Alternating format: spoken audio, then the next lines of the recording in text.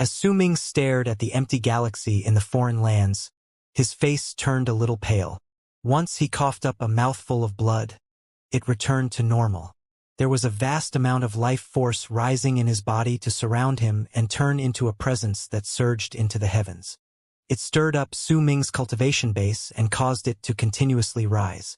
Behind him, the gray, red, and golden moons appeared at the same time. They flashed continuously, and Su Ming's long hair, which had reached his feet, flew up to form a circle behind him. It filled him with an incredibly strange and enchanting air.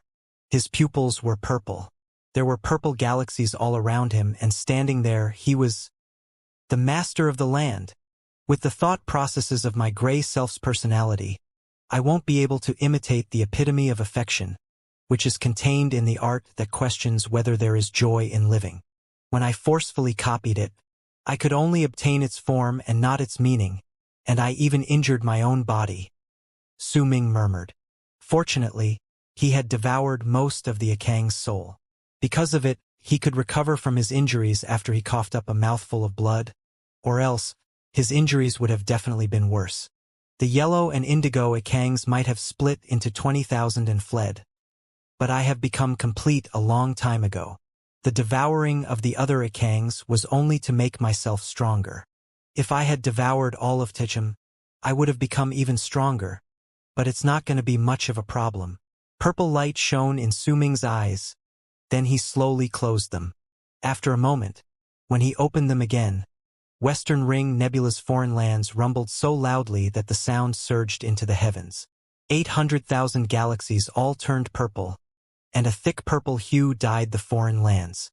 I am already complete, so I will not have 200,000 galaxies lacking in this place because of the yellow and indigo Akang's departure. Su Ming raised his right hand and swung it towards the galaxy before him. With it, the galaxies in Western Ring Nebula's foreign lands shuddered and started dividing. As they split up, loud rumbles reverberated in space, and the missing 200,000 galaxies took shape. Because of it, there were still 1 million galaxies in the place. However, they were no longer of 10 colors like before. Instead, there was only one color, purple. The purple had become the master of the area. The purple had become the paragon in that place. Su Ming lifted his head and stared at the galaxy. His gaze seemed to be able to penetrate Western Ring Nebula's foreign lands and see the universe beyond. The 20,000 fragments born from the yellow and indigo Akangs, I look forward to the day when you will rise in power and be able to overturn the heavens. Then devour one another until all you will mold yourself to perfection. I look forward to that day greatly. Su Ming smiled faintly. Within Western Ring Nebula were 20,000 faint long arcs charging forward before disappeared in the galaxy. Faint booms reverberated in space at that moment. It was the self-destruction of 20,000 cultivators. That was where the real Akang's ruthlessness lay. To prevent Su Ming from chasing it down, it gave up on the 20,000 cultivators as nourishment and chose others to serve its purposes. At the instant the bodies of the 20,000 cultivators collapsed, nearly 20,000 male and female cultivators shuddered. It did not matter what they were doing, be it fighting or meditating, all of them trembled at once. It was as if an invisible force had rushed into their minds, taken root, and hidden itself to start growing in peace. On one planet, the cries of an infant echoed in the air. In a corner, a woman lay on the ground. Blood pooled all over the ground beneath her as she stared upwards with her eyes wide open. But she was no longer breathing. The infant climbed out of his mother's body by himself. When his cries rang out, his body suddenly shuddered. He quietened, and a yellow glow shone in his eyes. That glow lasted for only a moment before disappearing, and his eyes returned to their usual hue. At the same time, there was a true guard in Western Ring Nebula, the area which belonged to true Sacredine World among the forces of power from the 4 great true worlds keeping watch over the place. He was originally patrolling, but a jolt suddenly wrecked his body. He lowered his head, and when he raised it again, an indigo light flashed through his eyes before it disappeared the next moment. Su Ming stepped in space within Western Ring Nebula's foreign lands and disappeared from the purple galaxies. When he reappeared, he was already in the land with the 100,000 stone monuments. However, by then there were only 80,000 of them. The land was dead silent. All the cultivators were pale. They stared at the empty spots where the 20,000 stone monuments had been with fear in their eyes. They had also noticed a long time ago that all the stone monuments had turned purple. When Su Ming walked out of thin air, a powerful, mighty pressure descended on all the people's hearts.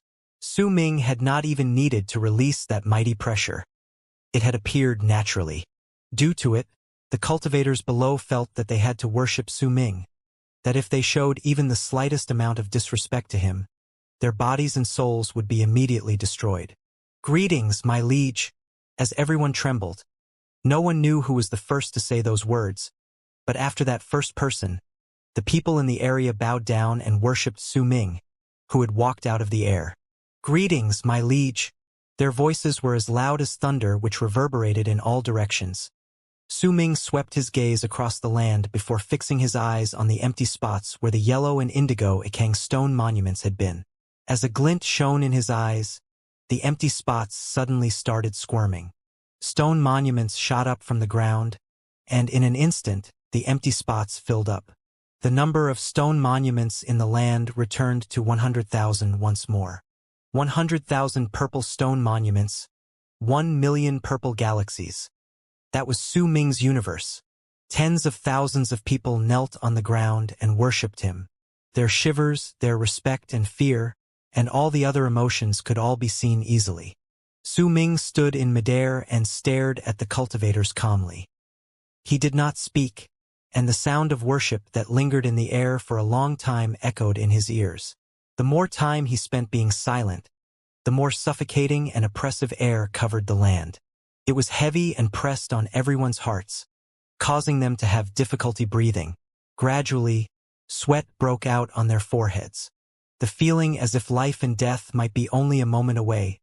Something they could not control became a powerful brand that was left deep in their souls at that moment. Their respect towards Su Ming reached an unprecedented height, though no one could see it. After a long while, Su Ming said faintly, "I am the master of this land." When he said those words, the tens of thousands of people beneath him worshipped him together again. Their voices echoed in the air, and Su Ming spoke again with cold indifference. "Do all of you wish to go out?" His words fell into everyone's ears, but no one dared to speak. All of them remained silent. "I will give you some time. Perhaps it will be a few decades or a few centuries, but when I return, I will take all those who have reached the later stage of world plane out of this place. They will be by my side and we will fight against the heavens, and I will also bring them out of the barren lands of divine essence to wage war against the four great true worlds. Then, I will grant you your freedom and the glory you deserve." The impact from the words, "out of the barren lands of divine essence," and "freedom," instantly shook the cultivators' hearts. They lifted their heads at the same time, and when they looked at Su Ming, there was an unrestrained desire shining in their eyes. "Your ancestors were all in the barren lands of divine essence. Entering my universe was your fortune. Train towards the later stage of world plane realm, because I am the only one who can bring all of you out of the barren lands of divine essence in the most forthright manner. When I return, it will be the day where I will bring you out."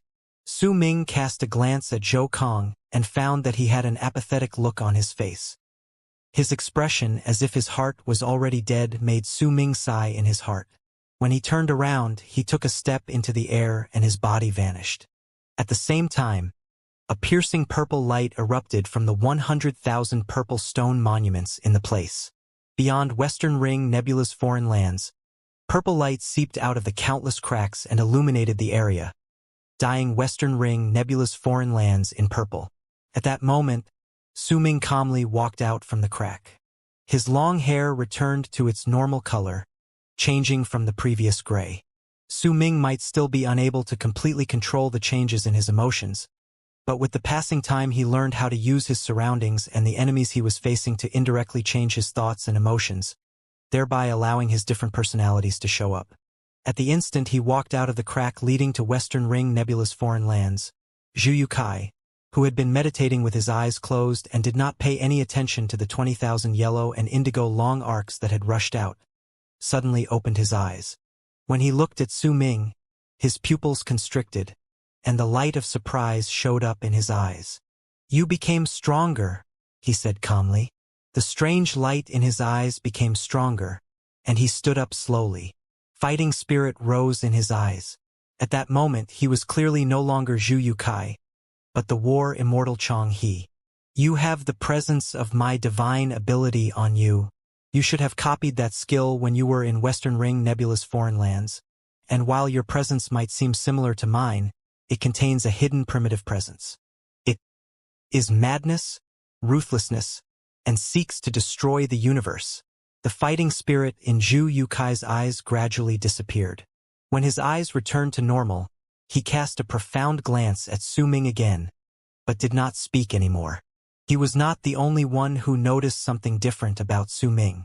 Beside him, Flame Fiend's progenitor's heart filled with fear. He had always regarded Su Ming with great respect before, but when he saw other than, his body started trembling. The mighty pressure coming from the young man actually caused him, an almighty in mastery realm, to feel terror and fear. It was as if there was a monstrous malice hidden in Su Ming's body. That malicious power wanted to destroy the universe, and it was spreading out a boundless pressure on all forms of life. Flame Fiend's progenitor couldn't help but shudder at it, and when he looked at Su Ming, there was great wariness contained in his gaze. If it was any other cultivator, perhaps they would not feel it so greatly. However, Flame Fiend's progenitor was not any other cultivator. He was a member of an alien race, which was why his spiritual sense was much stronger than that of a cultivator who was at the same level as he. Because of that, he could see things that were hidden deeper. I could still fight against him in the past, but now, if he attacked with his full strength, I wonder how long I would be able to last. Flame Fiend's progenitor instinctively bent his back and put on a fawning expression towards Su Ming. When the bald crane saw Su Ming, it sensed the least. It strutted over to Su Ming's side, and when it turned around, it had its head held high while casting a sideways glance at Flame Fiend's progenitor. "I only obtained a small serendipity in Western Ring Nebulous Foreign Lands," Su Ming replied faintly. Once he swept his gaze past Zhu Yukai. He fixed his gaze on a distant galaxy. Over there, the forces of power from the four great true worlds were stationed. A brilliant light shone in Su Ming's eyes. "Baldy, do you want to retrieve your physical body?" The bald crane was holding itself in a smug manner, but the instant it heard Su Ming's words, it shuddered before turning around swiftly to look toward him. "Let's go. In the past, I did not have enough power to help you retrieve your physical body, but now, I believe that I will be able to." There was no killing intent in Su Ming's gaze while he stared into the distant galaxy, just a strange and enchanting light. He charged into the area ahead of him. At that moment, the bald crane no longer cared about quarreling with Flame Fiend's progenitor and hurried over to follow Su Ming. "My physical body? Are you talking about my physical body? Within the camp of the forces of power from true Sacredine world is half of your physical body," Su Ming said calmly while taking a step forward. "Who has it?" A fierce glare appeared in the bald crane's eyes. "Huozhu!" Su Ming turned into a long arc and charged into the distance. In the past, Wu Lizi had used a green feather in hopes of luring the bald crane to the camp. That feather had been given to her by Huozhu, who was the person controlling her actions. Wu Lizi had been threatened by Huozhu, which then resulted in the bald crane being lured to their camp. Huozhu's final goal was to unravel a certain mystery contained in the bald crane's physical body. In the past, Su Ming might have already known all of it, but he could not enter the deeper parts of the true world's camps in search of Huozhu. His level of cultivation was just not high enough, and he was forced out by the Almighty in Mastery Realm who appeared later on. He had only escaped disaster after running into Western Ring Nebulous Foreign Lands. However, it could be said that the difference between the current Su Ming and his past self was like heaven and earth. Besides, he did not intend to use his power to win. He had an even more persuasive thing that would allow him to enter the place. His status as a direct descendant of Morning Dao sect Dao Kong. They charged forward with a whistle. Su Ming was in front, and the bald crane by his side. Zhu Yukai followed behind them, while Flame Fiend's progenitor was the last. The group charged forward through the boundless galaxy, straight toward the place where the forces of power from the four great true worlds were stationed. Time trickled by. With their speed, they had already shot through the endless galaxy in just one day and saw the barrier formed by shattered stars which Su Ming had passed through in the past. At the instant he saw the barrier, he brought up his right hand. The bald crane had been with him for many years, so it naturally understood what he intended to do. With one move, it immediately turned into a long arc that entered Su Ming's storage bag, and he took a step towards the barrier formed by the shattered stars. A loud bang rang out. The sound might have billowed into the sky, but it did not stop Su Ming in his tracks. A rampaging force spread out from the runes serving as a barrier, but at the moment it touched him, it turned gentle, and the sacred constellation robe appeared on his body. During that instant, he was no longer Su Ming, he had transformed into Dao Kong.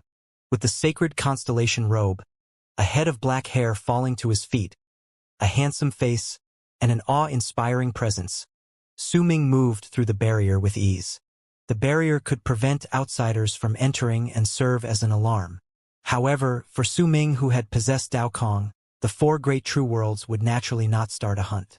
As for Zhu Yukai, at the moment the rampaging force touched him, it was as if he had turned into empty air. The rampaging force did not seem to have noticed his presence, allowing him to calmly walk through the barrier. Flame Fiend's progenitor was the weakest, but he was, after all, an almighty in Mastery Realm. There was no way he would be stopped by a rune that had not been fully activated. At the instant the rampaging force came towards him, he let out a cold harumph, and that force instantly tumbled backwards with a bang, allowing Flame Fiend's progenitor to step into the territory where the forces of power from four great true worlds were stationed. However, the instant he touched the rune, all the almighty stationed from the four great true worlds instantly noticed him. When Su Ming initially arrived, they remained in isolation and continuing to be in deep sleep. He was strong, but in truth he could not attract their attention. However, the arrival of Flame Fiend's progenitor was completely different. With his status of being an almighty in Mastery Realm and his power, the instant he stepped through the barrier, three powerful presences stirred up a loud bang that surged into the heavens in the territory where the four great true worlds were stationed. It caused all the cultivators in the camp of true sacred Een world to become apprehensive, and the three presences rose swiftly from the depths of the ground. In the blink of an eye, they turned into three wills in front of Su Ming. The galaxy trembled, and the three wills turned into three people. They allowed their vast presence as great as the universe to spread out without restraint. It was so strong that it caused the cultivators in true sacred Een world to tremble. When they looked towards the sky, zealousness and respect appeared on their faces. They knew that this was the presence that belonged to the true saints stationed to keep watch over the barren lands of divine essence. Progenitor Hua Kue, you've overstepped your boundaries. Booming sounds came from one of the three people. It turned into a thunderous roar that rang out in all directions. As the voice spread out, a large amount of lightning swept through the area. The person who spoke was an old man. He was a big and tall and dressed in a long robe. His eyes looked to have lightning contained in them, which could make all those whose level of cultivation was not as great as his to feel their hearts and minds breaking down at the instant they stared into them. The two people standing beside him were a man and woman. They appeared to be middle-aged, but their power and the feeling of time from their presences made it clear that they were old monsters that had been alive for an unknown amount of time. The first one they looked towards was Flame Fiend's progenitor, then Zhu Yukai, and only then at Su Ming.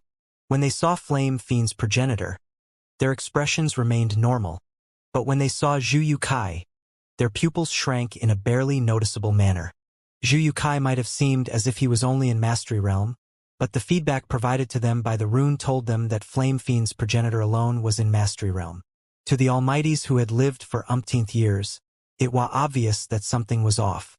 If this peculiarity had happened about someone who was not an Almighty, it would not have caught their attention, but if when it was regarding an Almighty, then this peculiarity would signify variance. It caused the three of them to be unable to help themselves but think of many things. Zhu Yukai's composure had also forced them to pay special attention to him. On the other hand, the three of them only swept their gazes past Su Ming before automatically overlooking him. A cultivator in Lunar Culpa realm simply did not deserve their attention. Besides, they naturally knew Su Ming's identity from the rune. My fellow Taoists, I wonder what is the meaning behind your journey to true sacred in-world's camp? And you even brought along a direct descendant from true Morning Tao World's Morning Tao sect. The old man with lightning spreading out of his entire body had a freezing glare. When he looked towards Huokue and Zhu Yukai, he completely ignored Su Ming. Zhu Yukai did not speak. As for Flame Fiend's progenitor, he only chuckled. With Su Ming around, he felt that there was no need for him to greet those three people. After all, this was the main camp that belonged to the forces of power from the four great true worlds stationed in the barren lands of divine essence. Besides, he was also making his guesses regarding Su Ming's connection with the people present. With a calm look on his face, Su Ming also did not spare the trio even a single glance. He simply walked forward. However, his act of walking forward caused displeasure to the Almighties from true sacred in-world. The old man did not say much, his gaze still fixed on Huokue and Zhu Yukai, but the middle-aged woman beside him smiled faintly. Morning Tao sex brat. This isn't the camp of true Morning Tao world. It's not some place where you can come and go as you please. Go and wait by the side until the people from true Morning Tao world can come to pick you up. Su Ming did not seem to have heard her and continued walking forward. In other people's eyes, the three people were superior almighties and true saints, but in Su Ming's eyes, killing them was easy. The middle-aged woman, who was not too fond of true Morning Tao world in the first place, frowned. While the four great true worlds might have seemed connected, there was ceaseless internal strife among them. The hostility, however, was not so bad that they would kill a direct descendant from another world when there was no necessity, especially one of such status. Besides, the three of them were not the only ones to have sensed the rune. The Almighties from true Morning Tao world would have definitely noticed the new arrivals the moment Su Ming stepped through the barrier as well. By then, they might already be hurrying over, but it was not impossible for them to teach the disrespectful boy a lesson about respecting his elders. She raised her right hand and pointed towards Su Ming. Then let me teach you the price of disrespecting your seniors on behalf of the elders in your family. At the instant the woman pointed to him with her right index finger, Su Ming turned his head around and cast a cold glare her way. So noisy, are you asking for death? While his voice was still echoing in space, he disappeared. When he reappeared, he was already in front of the woman. He raised his right hand, and with a calm look on his face, slapped her. A loud smack rose into the air. The middle-aged woman coughed up a mouthful of blood. Many of her teeth were shattered by the slap. As she fell back, her left cheek instantly swelled up. Disbelief appeared in her eyes, but she did not have time to be angry before her expression turned into one of shock. She saw Su Ming's action just then, but did not manage to dodge. It was not that Su Ming was fast, but that the instant he looked at her, a loud bang had rang out in her mind, and she lost all her senses. The old man beside her had whipped his head around and stared fixedly at Su Ming. There was a grim look and an expression of shock that had never appeared before on his face. The middle-aged man beside them sucked in a sharp breath. When he looked towards Su Ming, his gaze was filled with shock. He also saw that strike, which was definitely not a divine ability that a person in Lunar Culpa realm could execute. Detain these three here. Injuring them will do. We'll let them keep their lives for now, Su Ming said flatly. Those who dare disrespect my master should indeed have their mouths struck.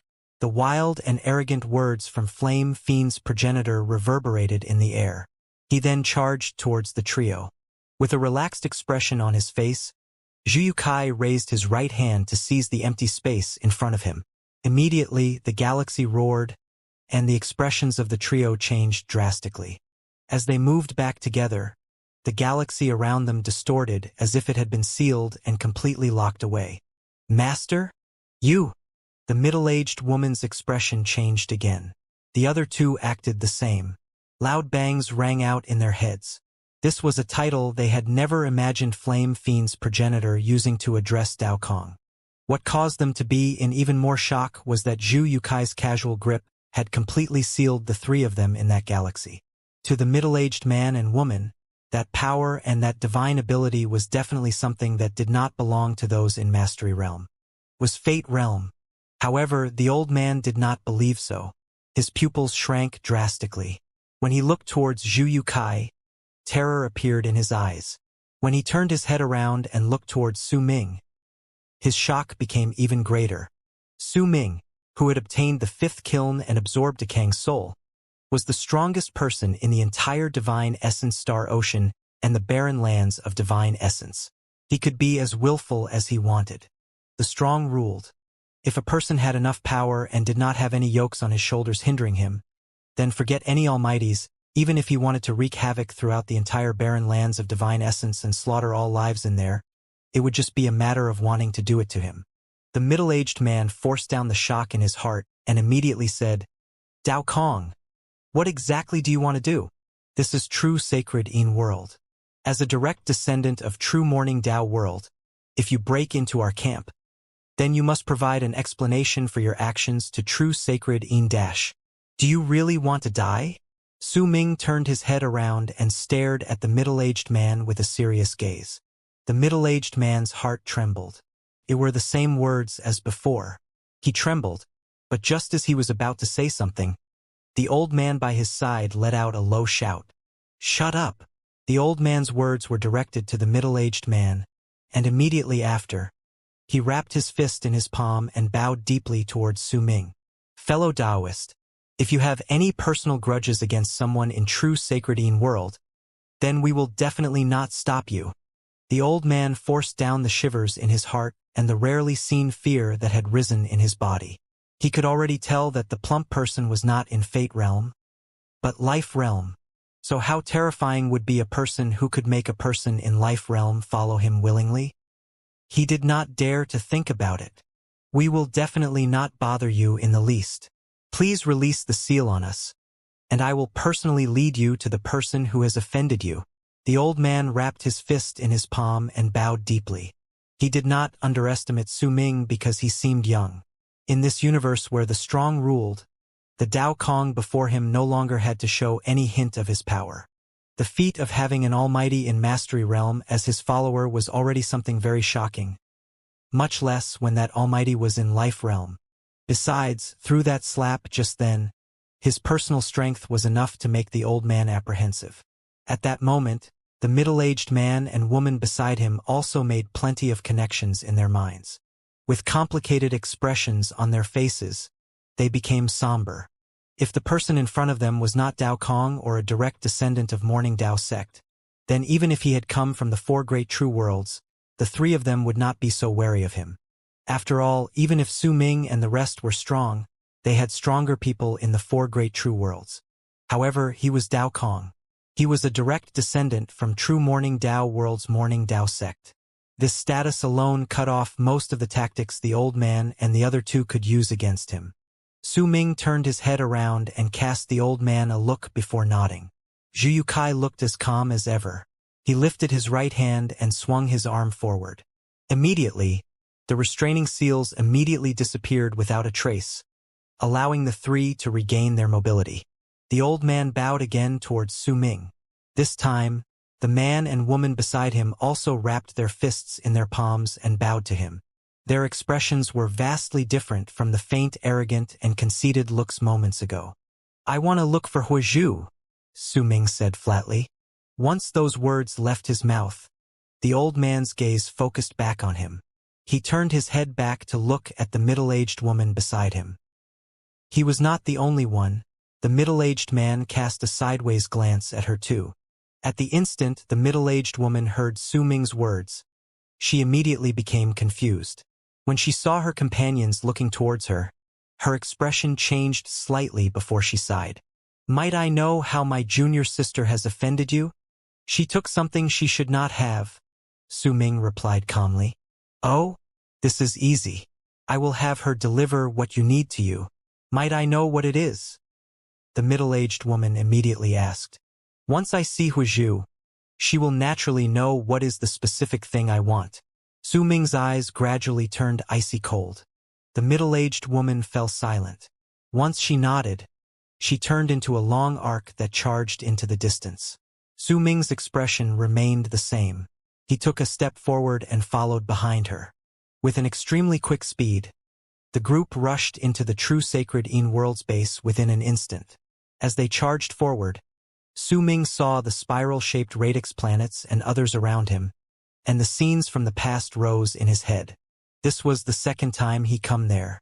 There was a relaxed air around him compared to the first time. His power was also vastly different from before. Besides, this time, he had in his hands complete dominance over the situation. Soon, Su Ming saw the farthest he'd went back then, which was the planet where Wu Lizi was located. They moved past it, and as the middle-aged woman continued guiding them forward, gradually, a vast vortex appeared in front of Su Ming. That vortex spun with loud, rumbling sounds, looking incomparably radiant.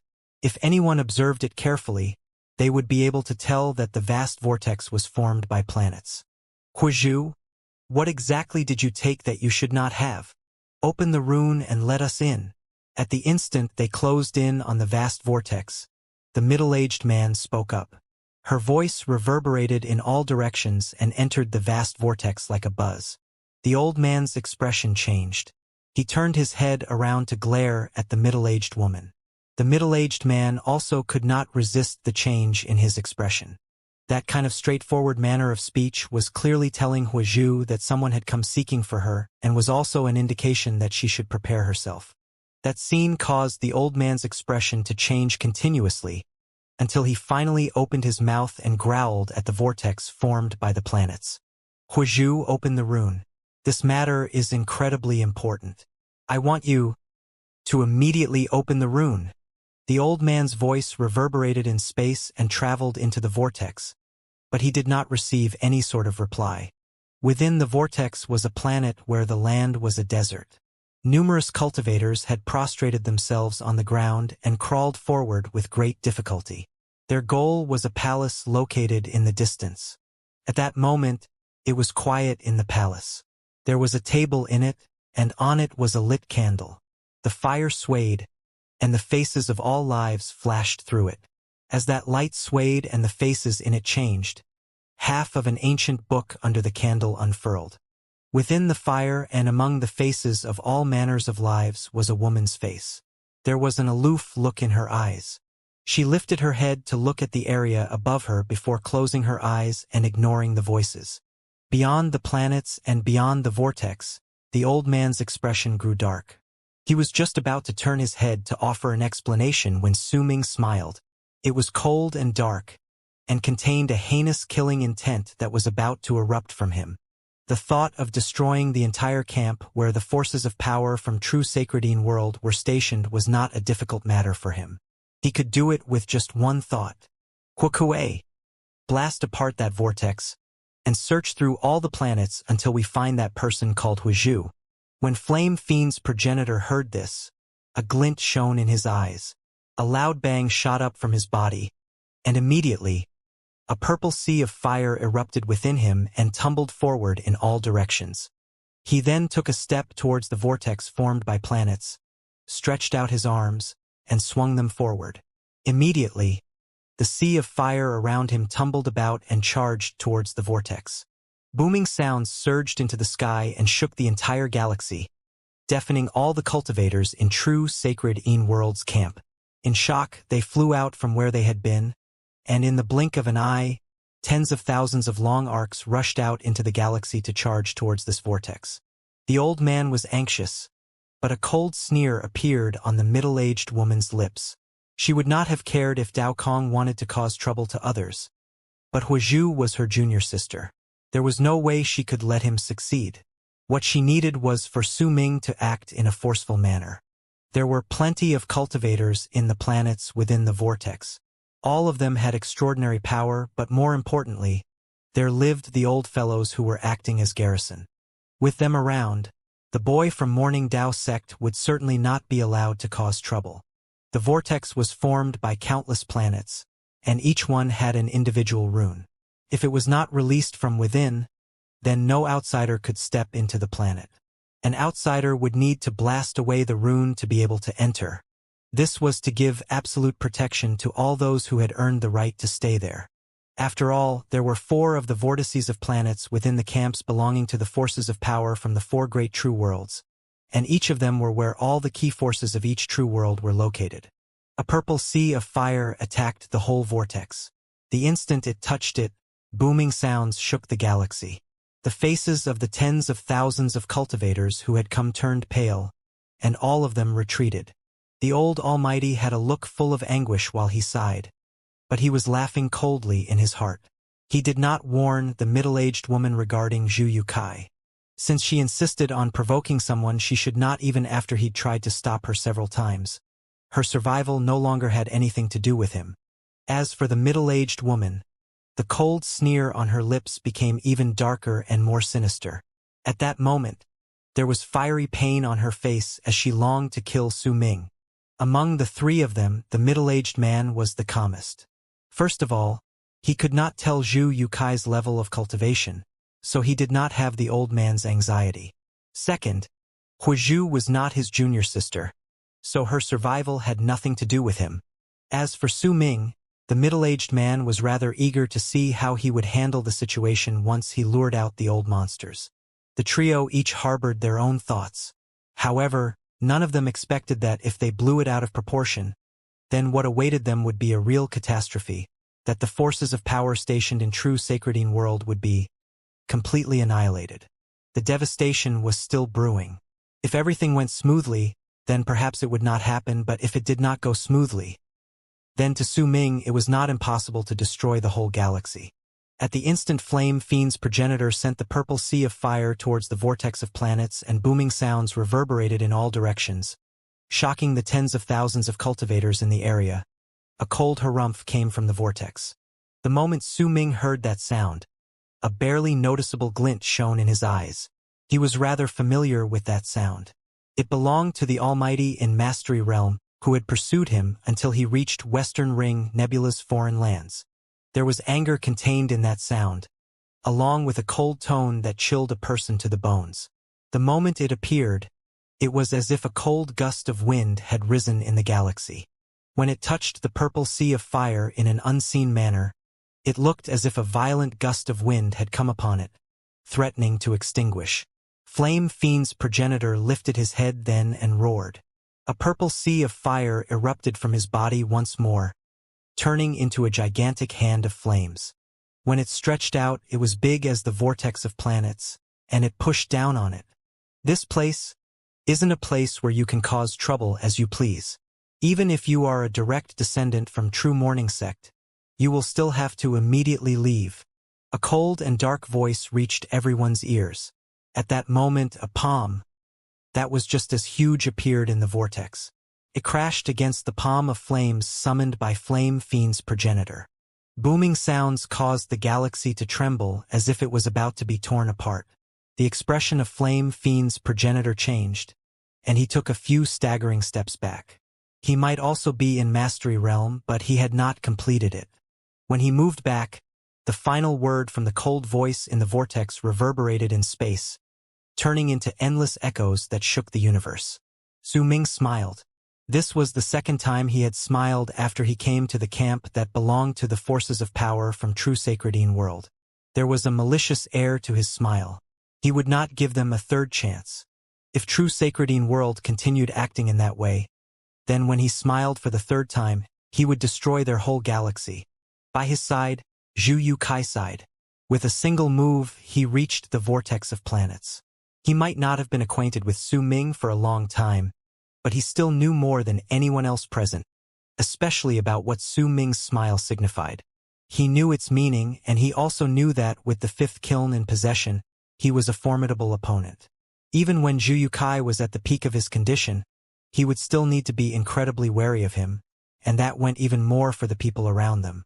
And no matter what, he was still from True Sacredine world, which was why, without even needing Su Ming to order him, he walked out. Open the rune, we will only take a single person. At the instant Zhu Yukai walked forward and approached the place, he had his true power erupt from his body. When it took shape, the galaxy roared, and all the people's expressions changed drastically. At the instant the power belonging to Life Realm spread out, the galaxy instant trembled with a loud rumble, causing the tens upon thousands of cultivators in the area to have their expressions change drastically. Their hearts trembled simultaneously, as if there was an invisible hammer striking fiercely at their hearts, causing the tens upon thousands of people to be shocked. Their cultivation bases also seemed as if they had been completely suppressed. Their minds roared, and they were completely blank. The old man was in a better state. At that moment his face was pale, but he was still composed.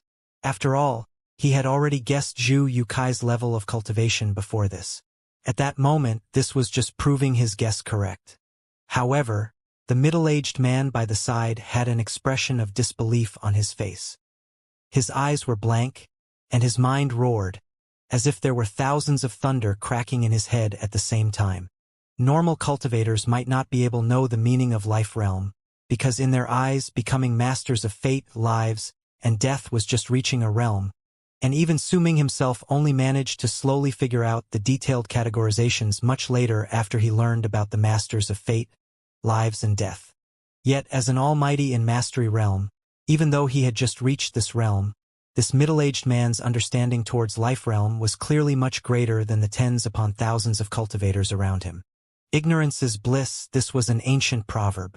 It meant that if a person did not know of the terrors about a certain thing, then they would not be afraid of it. Even though it was a rather one-sided view of things, but there was also some form of logic in it. On the other hand, the more someone understood the terrors of a certain matter, the more afraid they would be of it. This was boundlessly magnified on the middle-aged man at that moment. While he trembled, great astonishment and shock appeared in his eyes. He came to understand swiftly why the old man by his side tried so many times to stop the middle-aged woman from provoking this group of people. If a person could make an almighty in Life Realm follow him willingly, then even if it was not because of his power that made that almighty be his follower, it was still enough to make a person shocked and make all powerful warriors to regard him with great importance. He also came to understand swiftly that Su Ming's threat of asking them whether they were seeking death were not just empty words. He had his own methods of carrying out his threat. If he was already in such a state of shock, then it was even more so for the middle-aged woman who caused all of this. This woman might be an almighty in Mastery Realm, but just like the middle-aged man, she had just reached that realm, and she could not be considered to have reached completion in Mastery Realm.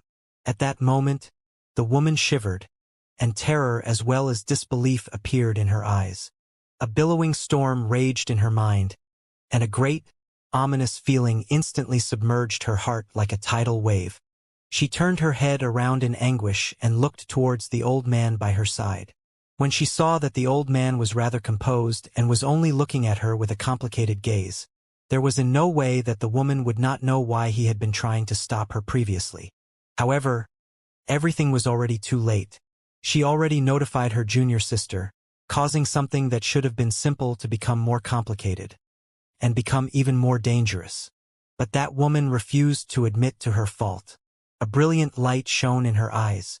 So what if this person was an almighty in Life Realm? It was not as if there was no almighties in Life Realm among the forces of power from the 4 great true worlds stationed here. Based on what she knew, at the core of the vortex of planets was one of the progenitors from True Sacredine World. This person had already not appeared for a long period of time and had always been in isolation to train. Besides major events linked to the place's survival or a powerful enemy so strong that the others could not fight against appearing, this person would not come out of isolation. There was an old monster like this existing within each of the forces of power from the 4 great true worlds stationed here. They were the strongest defense left here by the 4 great true worlds in the barren lands of divine essence. Because of it, they could control the barren lands of divine essence to its utmost possible limit. Unless an almighty in Death Realm appeared in the barren lands of divine essence. However, those in Life Realm from the 4 great true worlds only numbered to nearly about a dozen people. As for almighties in Death Realm, they were even more scarce in number. Those people were already at the level of culpa lords from each true world, and they were existences that were only second to the true progenitors. There were less than 10 of them. Under the limitations set on the barren lands of divine essence, it was impossible for a person here to arrive in this realm, which was already very difficult to reach in the first place. Even if that person truly appeared, several almighties in Death Realm would immediately come forth from the 4 great true worlds to directly attack, kill, or seal him, which was why the middle-aged woman still believed that she would be able to escape unscathed by a stroke of luck. Zhu Yukai sent his power outwards. As his words reverberated in the air, the old man's voice from the vortex of planets instantly disappeared. After a long while, when the vortex rotated about, an old man dressed in a long robe made of sackcloth walked out. The old man's expression was grim. When he walked out, he instantly trained his gaze on Zhu Yukai before he wrapped his fist in his palm and bowed to him. "Senior, with your power, might I know just who you are searching for from this place?" The old man raised his head and said slowly, "Huizhu." Zhu Yukai did not want things to let things escalate to a point where there was no turning back and said with a low voice. The old man waited for a moment. When he saw that Huizhu did not take the initiative to come forth from the vortex of planets, he frowned slightly and spoke to Zhu Yukai. "This is the main camp of the forces of power from the 4 great true worlds stationed in this place. All the people who stay here have complete freedom to do whatever they want. It is not convenient for me to interfere too much. Since this person does not want to appear, then please leave and do not disrupt true sacred in-world's peace." A brilliant light shone in Zhu Yukai's eyes when he heard these words. He believed that he had already given enough consideration to the people in this place. If it was not because he was a member of true sacred in-world in the past, he would not have bothered about this. When he saw the old man before him saying such words, he could not help but let out a cold harumph and took a step forward. The old man in a long robe made of sackcloth turned his body sideways and did not even stop him. He, too, knew that with his power, he had no right to stop this almighty in life realm before his eyes, but this was the main camp of the forces of power from true sacred in-world stationed in the barren lands of divine essence. When he moved back, the old man had a calm expression on his face, and there was not a hint of change in emotion on him. As Zhu Yukai approached the vortex, he brought his right hand up and seized the space in the direction of the vortex of planets before him. With it, the vortex trembled with a bang. The sound was so loud that it reverberated to all directions, causing the galaxy to have endless ripples appear while it shuddered. Boom! While the vortex and the galaxy shuddered, Zhu Yukai raised his arms, and as if he was tearing apart space, he tore at the vortex with a fierce yang. With it, the tremors in the galaxy grew even more intense. Countless planets trembled, and a vast layer of fog shot out. A gigantic crack appeared swiftly in the galaxy with a vicious rip. When it swept past, it looked as if it wanted to tear the vortex into half. His power in life realm spilled out without him holding back any of it. It filled all the corners in the galaxy, causing the countless planets in the vortex to tremble furiously and shocking awake plenty of the people who were in isolation. The desert on the planet where Huizhu was located trembled. The sky was in chaos. The lamp in the hall swayed viciously to reveal a woman's face. With a dark expression on her face, her eyes sparkled, and a cold sneer appeared on the corners of her lips. "You overestimate yourself. So what if you are in life realm? If this was the world outside, then I would definitely die, but this is true sacred in-world's main camp. The laws in this land say that if I don't want to go out, then no one can force me to leave. If I am forced to leave this place, then all of true sacred in-world's dignity will be shamed. If the rune in the vortex is ripped apart, then all of true sacred in-world's dignity will still be shamed. To a true world, their dignity is incredibly important. As long as I don't go out, no one can do anything to me." At the moment the woman's sullen face in the candle flame laughed coldly. She immediately heard an ancient voice traveling into all directions slowly from the depths of the vortex of planets to spread out of the vortex. At the moment she heard the voice, the cold sneer on her lips became greater. "You now have your consciousness formed, but your body is yet to be. You can be considered to half of an associate of mine in life realm, since you must have experienced much difficulty in your path in cultivation. and, on account of our past, I will not pursue the matter of you breaking into true sacred in-world's main camp. Leave. The old voice sounded as if its owner had not spoken in many years. The words were lacking slightly in fluency, and there was an endless, ancient air in them. When it traveled into space, it caused all the people who heard it to feel as if time was flowing away from that voice. Along with that voice came a misconception that made them feel as if all their blood, essence, and even their life force as well as cultivation base was about to wither. It was especially so for Zhu Yukai. His body trembled swiftly, and a complicated look appeared in his eyes. That person had clearly recognized him, and he had also recognized the person who said those words. That belonged to one of his elders in true sacred in world. In his silence, a brilliant light shone in Zhu Yukai's eyes. He did not retreat, but instead moved forward and charged towards the vortex of planets. I am only going to retrieve a person today. If you don't open the rune, I will not leave. However, at the moment Zhu Yukai approached the vortex of planets, a sigh traveled out of the vortex, and what appeared immediately after was a propelling force that brought it with a supreme, mighty pressure. With a bang, it landed on Zhu Yukai. Zhu Yukai shuddered and took a few staggering steps back.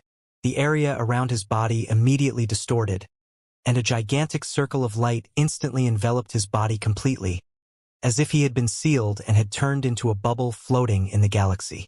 Kill the one in Mastery Realm. Chase away the one in Life Realm. Disable the boy from Morning Dao sect as a warning to others. When that old voice appeared again, a mocking smile appeared on the middle-aged woman's face. She took a step forward and charged towards Su Ming. The middle-aged man by her side also sighed in relief in his heart.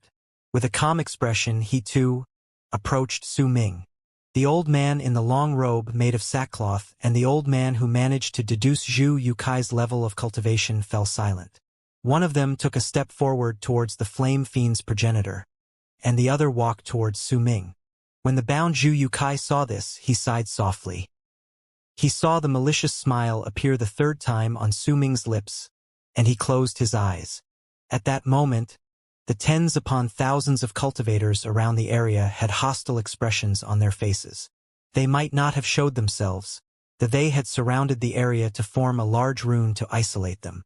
As they circled around the area, the rune started roaring and turned into a powerful propelling force intending to sweep up the trapped Su Ming and the flame fiend's progenitor and shift them out of the camp where the forces of power from true sacredine world was stationed. Several gigantic radix planets also drifted over from the perimeter at that moment. The light from them reached hundreds upon thousands of feet. Terrifying presences spread out from them. This was true sacred in-world activating all of their power accumulated in their camp. With this power around and without Zhu Yukai's help, it would seem like they were capable of killing Su Ming and the Flame Fiend's progenitor. There was not even the slightest hint of fear on the Flame Fiend's progenitor. Instead, he started laughing coldly. When an elated expression appeared on his face, the smile on Su Ming's face grew wider. If that's the case, then one of the four forces of power stationed in this place should disappear. Su Ming brought up his right hand and pointed swiftly at the galaxy above him. With it, his long hair swiftly changed color and turned crimson red. Red light shone in his eyes, and a heinous, murderous aura erupted swiftly from Su Ming's body with a bang. As the murderous aura erupted from him, the galaxy above them shuddered furiously during that instant as well. An invisible force from space pressed down swiftly on the ground with a loud rumble. The galaxy shuddered. As rumbles shook the sky, the Almighties in the land had their expressions changed drastically in a manner that had never happened to them before. And then, in the galaxy, a corner of the fifth kiln appeared. This is the fifth kiln. That's impossible. Why is the fifth kiln here? The expression of the old man who had chased after Su Ming and forced him to flee into Western Ring Nebula's foreign lands with the power of one palm in the past changed drastically. His body also started trembling furiously. There was no way he would not recognize the fifth kiln. It was a phenomenon hailed as one of the greatest mysteries that had existed in Divine Essence Star Ocean for a long time. It was an item he had seen with his own eyes in the past and which he'd only escaped by a hair's breadth after obtaining a serendipity within. An item he regarded as something incredibly sacred in his heart. The old man had a supreme treasure in his hands that he rarely used, only taking it out when he ran into extremely major events. That supreme treasure was what he had obtained from the fifth kiln. He wasn't the only one who reacted like that, though. The other 3 people beside him also looked as if they were suffocating while staring at the galaxy above them in shock. Their faces were pale with disbelief. It was the most unimaginable thing they had experienced in all their lives, up to the point that they were so shocked that they could not describe what was going on. The old man who had deduced Zhu Yukai's level of cultivation was pale-faced. He then started laughing brokenly. Only at that moment had he come to a realization that he had still underestimated Dao Kong. He thought that having an almighty in Mastery Realm obey him and another almighty in Life Realm as his follower would mean that he would have something exalted about himself, but he did not expect that there was more to than that. It was actually absolute power. It was being invincible in the universe. The middle-aged man had thought that it had nothing to do with him and intended to be an onlooker and watch the fun by the side. But at that moment, he shuddered and his breathing quickened. He had also seen the fifth kiln before, but he had only seen it from the distance, not having the courage to step inside. Instead, he had retreated at the time. But he had still seen the fifth kiln and saw how it stood tall in the universe. Right then, the awe and fear he'd experienced when it let out the sea of fire that even Divine Essence Star Ocean had to regard as a disaster rose within from the bottom of his heart. Yet the person with the most ghastly expression was still the middle-aged woman. All blood had drained from her face, and panic as well as great regret and fear filled her eyes. Everything that had happened had a great connection with her. If she had not warned Huizhu, she would not have stirred up Su Ming's desire to destroy the galaxy. If she had not acted presumptuously, then the scene of the fifth kiln descending would not have occurred. A loud bang rang out in the woman's head. As her body trembled, she took a few staggering steps back. Her eyes lost their focus. Not even in her dreams would she have expected that the weakest among the trio would actually be Huokue, who was in Mastery Realm, and the strongest was not the currently sealed Almighty in Life Realm. Instead, it was Dao Kong, who by then had crimson hair and a murderous aura that radiated off of him. Compared to the Almighties whose expressions changed drastically, the tens of thousands of cultivators around the area mostly looked perplexed. With their levels of cultivation, they might have heard about the fifth kiln or read about it in some ancient books detailing Divine Essence Star Ocean, but none of them had ever personally witnessed it. Which was why when they saw a corner of the gigantic kiln appear in the galaxy and sensed its mighty pressure that caused their hearts to tremble, they still charged towards Su Ming. The instructions from the person with the most sublime status in the main camp was to them the greatest order. Scatter in haste. A low roar with a force that could make people to tremble came in a hurry from the vortex in the planet. It belonged to the most powerful Almighty in the land who had sealed Zhu Yukai and ordered to kill Huokue as well as incapacitate Su Ming. Booming sounds surged into the heavens from the vortex of planets. 6 planets rushed out in an instant. When they dashed out, they turned into 6 figures that charged towards the group. This is just a misunderstanding. Fellow Taoist, please calm down. The old voice swiftly spoke again, tumbling out from the mouth of a middle-aged man leading the group of 6. He was the person who had sealed Zhu Yukai and was the strongest person in that place. At that moment, his heart was thrown into great turmoil. He had absolutely not expected that the direct descendant from Morning Dao sect could summon the fifth kiln. There were men and women among the 5 following behind him, and all of them were almighties in Fate Realm. However, at that moment their expressions were ugly. They could not hide the shock and astonishment. They were all almighties from true sacred in realm stationed in the barren lands of divine essence, acting as garrisons fending against the galaxy. The 10 of them rarely appeared at the same time, unless the alien races from Divine Essence Star Ocean invaded. But when the fifth kiln descended, they could no longer care about anything else in the mid of their shock. The greater their level of cultivation was, the more they knew about the terrors of the fifth kiln, and all of them had gone to it before to obtain a supreme treasure. the universe changed its color. The 6 previous air of supremacy instantly turned into panic, and all of this was because Su Ming had called down the 5th kiln upon them. A misunderstanding? The crimson-haired Su Ming had a bloodthirsty smile at the corners of his lips. Sealing my war immortal was a misunderstanding? Su Ming lifted his right hand into the air and pointed at the incoming 6 long arcs. Immediately, the 5th kiln above released a vast and mighty pressure.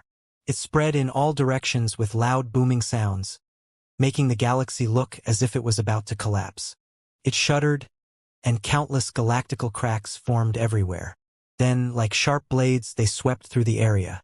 This was the sign of the galaxy about to collapse because it was unable to withstand the force of the 5th kiln descending.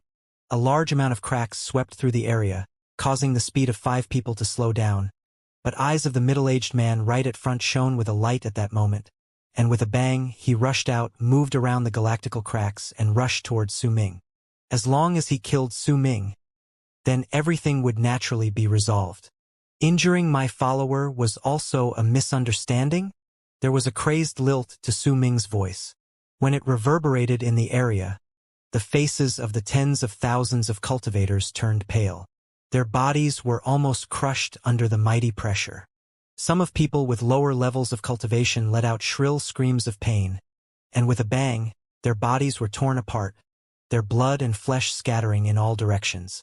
Trying to disable me is also the misunderstanding you spoke of? As Su Ming laughed, the strongest progenitor, the Almighty in Life Realm who had sealed Zhu Yukai, closed in. When they were 1,000 feet away from each other, he lifted his right hand. Killing intent flashed in his eyes, and he pushed his palm in Su Ming's direction through space. The galaxy trembled. At the instant the middle-aged man pushed his palm forward, an indistinct outline appeared around Su Ming. That outline was of a much smaller 5th kiln. The middle-aged man's palm then crashed into it. With a bang, the 5th kiln's outline trembled, but it did not break. Su Ming was completely unharmed within, but the middle-aged man's expression changed, and he moved several steps back. When he lifted his head, there was anguish and disbelief on his face. The cultivators here wanted to kill me just now, but this is also a misunderstanding, right? That strike of yours is part of that misunderstanding you spoke of too, no doubt. Su Ming licked his lips. His bloodthirst became even clearer, and when he raised his right hand to swing it forward, a loud bang resounded in space. A monstrous sea of fire erupted from the 5th kiln in the galaxy above. The color was purple right off the bat, which was the fire that even almighties in Mastery Realm would have to face with caution. At the slightest carelessness, their forms and spirits would be destroyed. The purple sea of fire tumbled outwards with loud rumbles. This was the first time the fire from the 5th kiln burned in an area beyond Divine Essence Star Ocean. In the past, the disaster was only limited to over there. It was the first time it had appeared beyond Divine Essence Star Ocean's borders. No matter how quick the tens of thousands of cultivators in the area were, they could not outrun the tumbling fires from the 5th kiln. In an instant, nearly 10,000 cultivators were submerged, and before they even had the time to scream, they were reduced to ashes. They were burned completely, and their forms as well as their spirits were destroyed. The flames that were known as a catastrophe by those in Divine Essence Star Ocean could easily kill all the cultivators. Nearly 10,000 of them died. As dense flames from the sea of fire roared, killing intent rose in the eyes of the 10 almighties in the area, especially those of the strongest almighty in Life Realm. He glared at Su Ming, and a strong wave of regret rose in his heart. Dao Kong, those people had no grudges nor harbored any animosity towards you. Yet you, no grudges or animosity. If a vicious dog shows malice to me, then I will definitely strike it down. If a poisonous snake bares its poisonous fangs at me, I will crush it.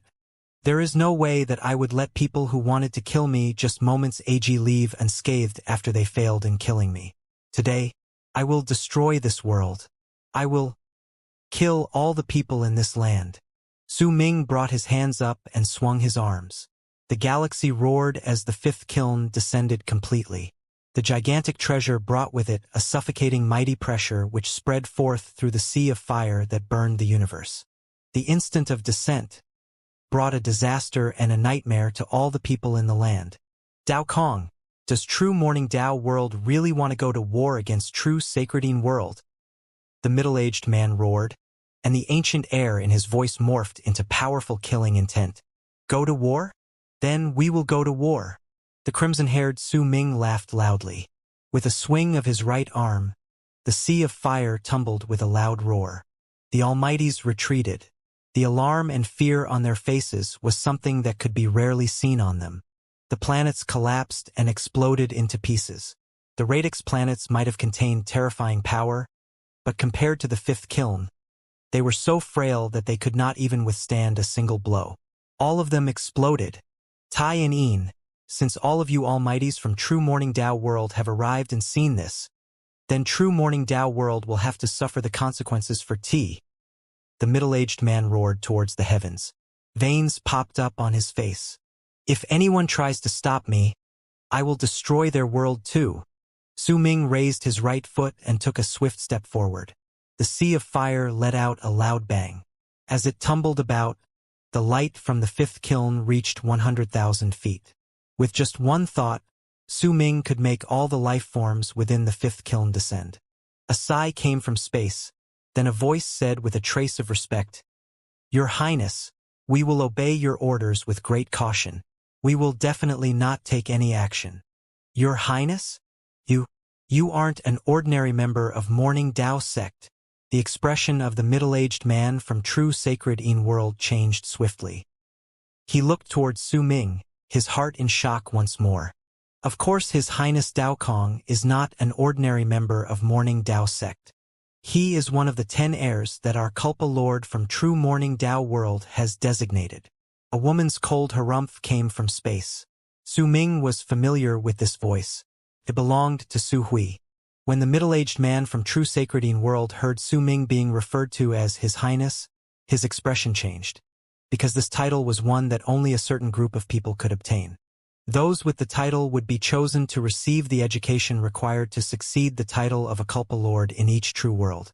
That was why they were addressed as His or Her Highnesses, and were also known as dynasts. One of such people was Chong He.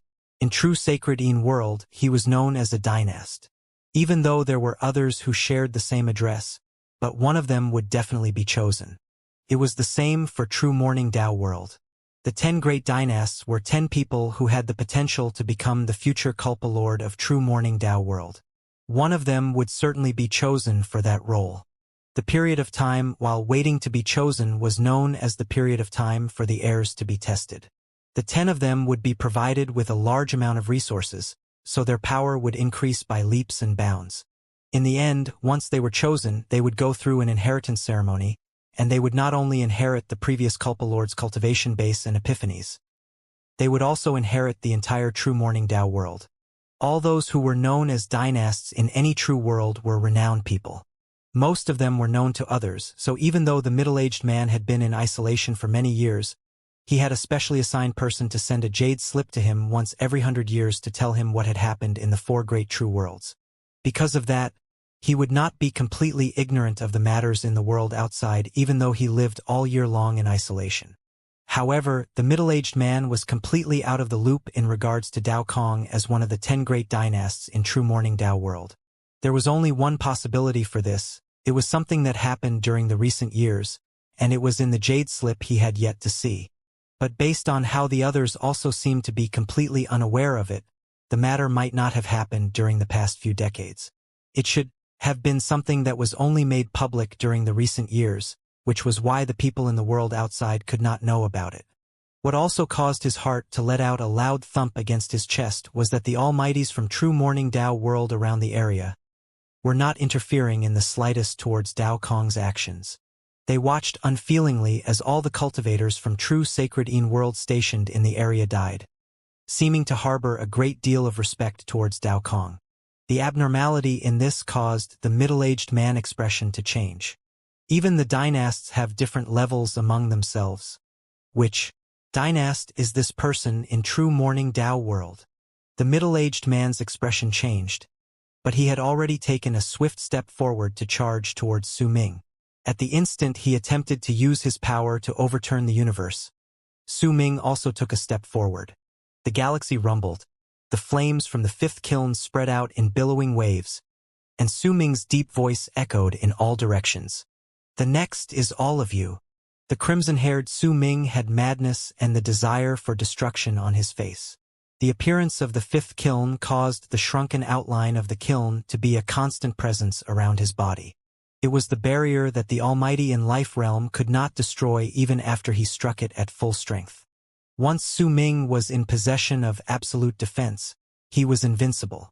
The purple sea of fire that surged into the heavens and which could burn Almighties in Mastery Realm became only the first disaster he stirred up. As Su Ming took a step forward, he immediately collided with the Almighty in Life Realm in the galaxy. With a loud bang, the middle-aged man's body was sent staggering backwards. He was continuously forced back several hundreds of feet, and his expression was incredibly dark. Attack at full strength. Even if he possesses the fifth kiln, if we attack at full strength, we can still shake his foundation.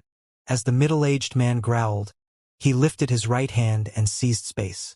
Immediately, a thick layer of green appeared on his palm.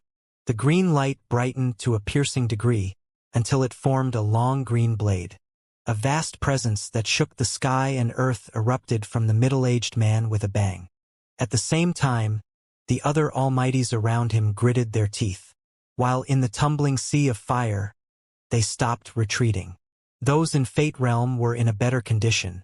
They could control their bodies and move about in the sea of fire. Even if it tumbled about around them, they could all avoid it. However, the mighty pressure from the fifth kiln caused their aura to become chaotic. As for the Almighties in Mastery Realm, they suffered the most in the sea of fire. They had managed to stop with much difficulty, but they did not dare to remain still for too long. Resolve burst forth in their eyes. Booming sounds rose into the air, and all sorts of lights in a variety of colors flashed, and those Almighties brought out their strongest enchanted treasures. Soon, a great power erupted from everyone's bodies. There were 10 people in total, and all of them rushed to Su Ming. The instant the 10 long arcs closed in on him as if they were breaking through the sea of fire, a bloodthirsty smile appeared on Su Ming's lips. "You want to attack me when I have the kiln with me?" Su Ming lifted his right hand and formed a seal. He pointed at the outline of the kiln around him. Booming sounds immediately rang out. As they reverberated in space, the supreme treasures in the hands of 6 out of 10 people who rushed towards Su Ming from all directions instantly shuddered. As their expressions changed, the supreme treasures fell out of their hands, and once their connections were broken off, they immediately floated over to Su Ming. They surrounded him and let out buzzing sounds as if they were worshipping him. As they spun around the area, light flashed around Su Ming's body, giving him a supreme mighty pressure at that instant. The expressions of the 6 people who had lost their supreme treasures changed, and 3 of them tumbled backwards before immediately choosing to retreat. Determination surfaced on the faces of the other 3, and without any hesitation, they rushed towards Su Ming.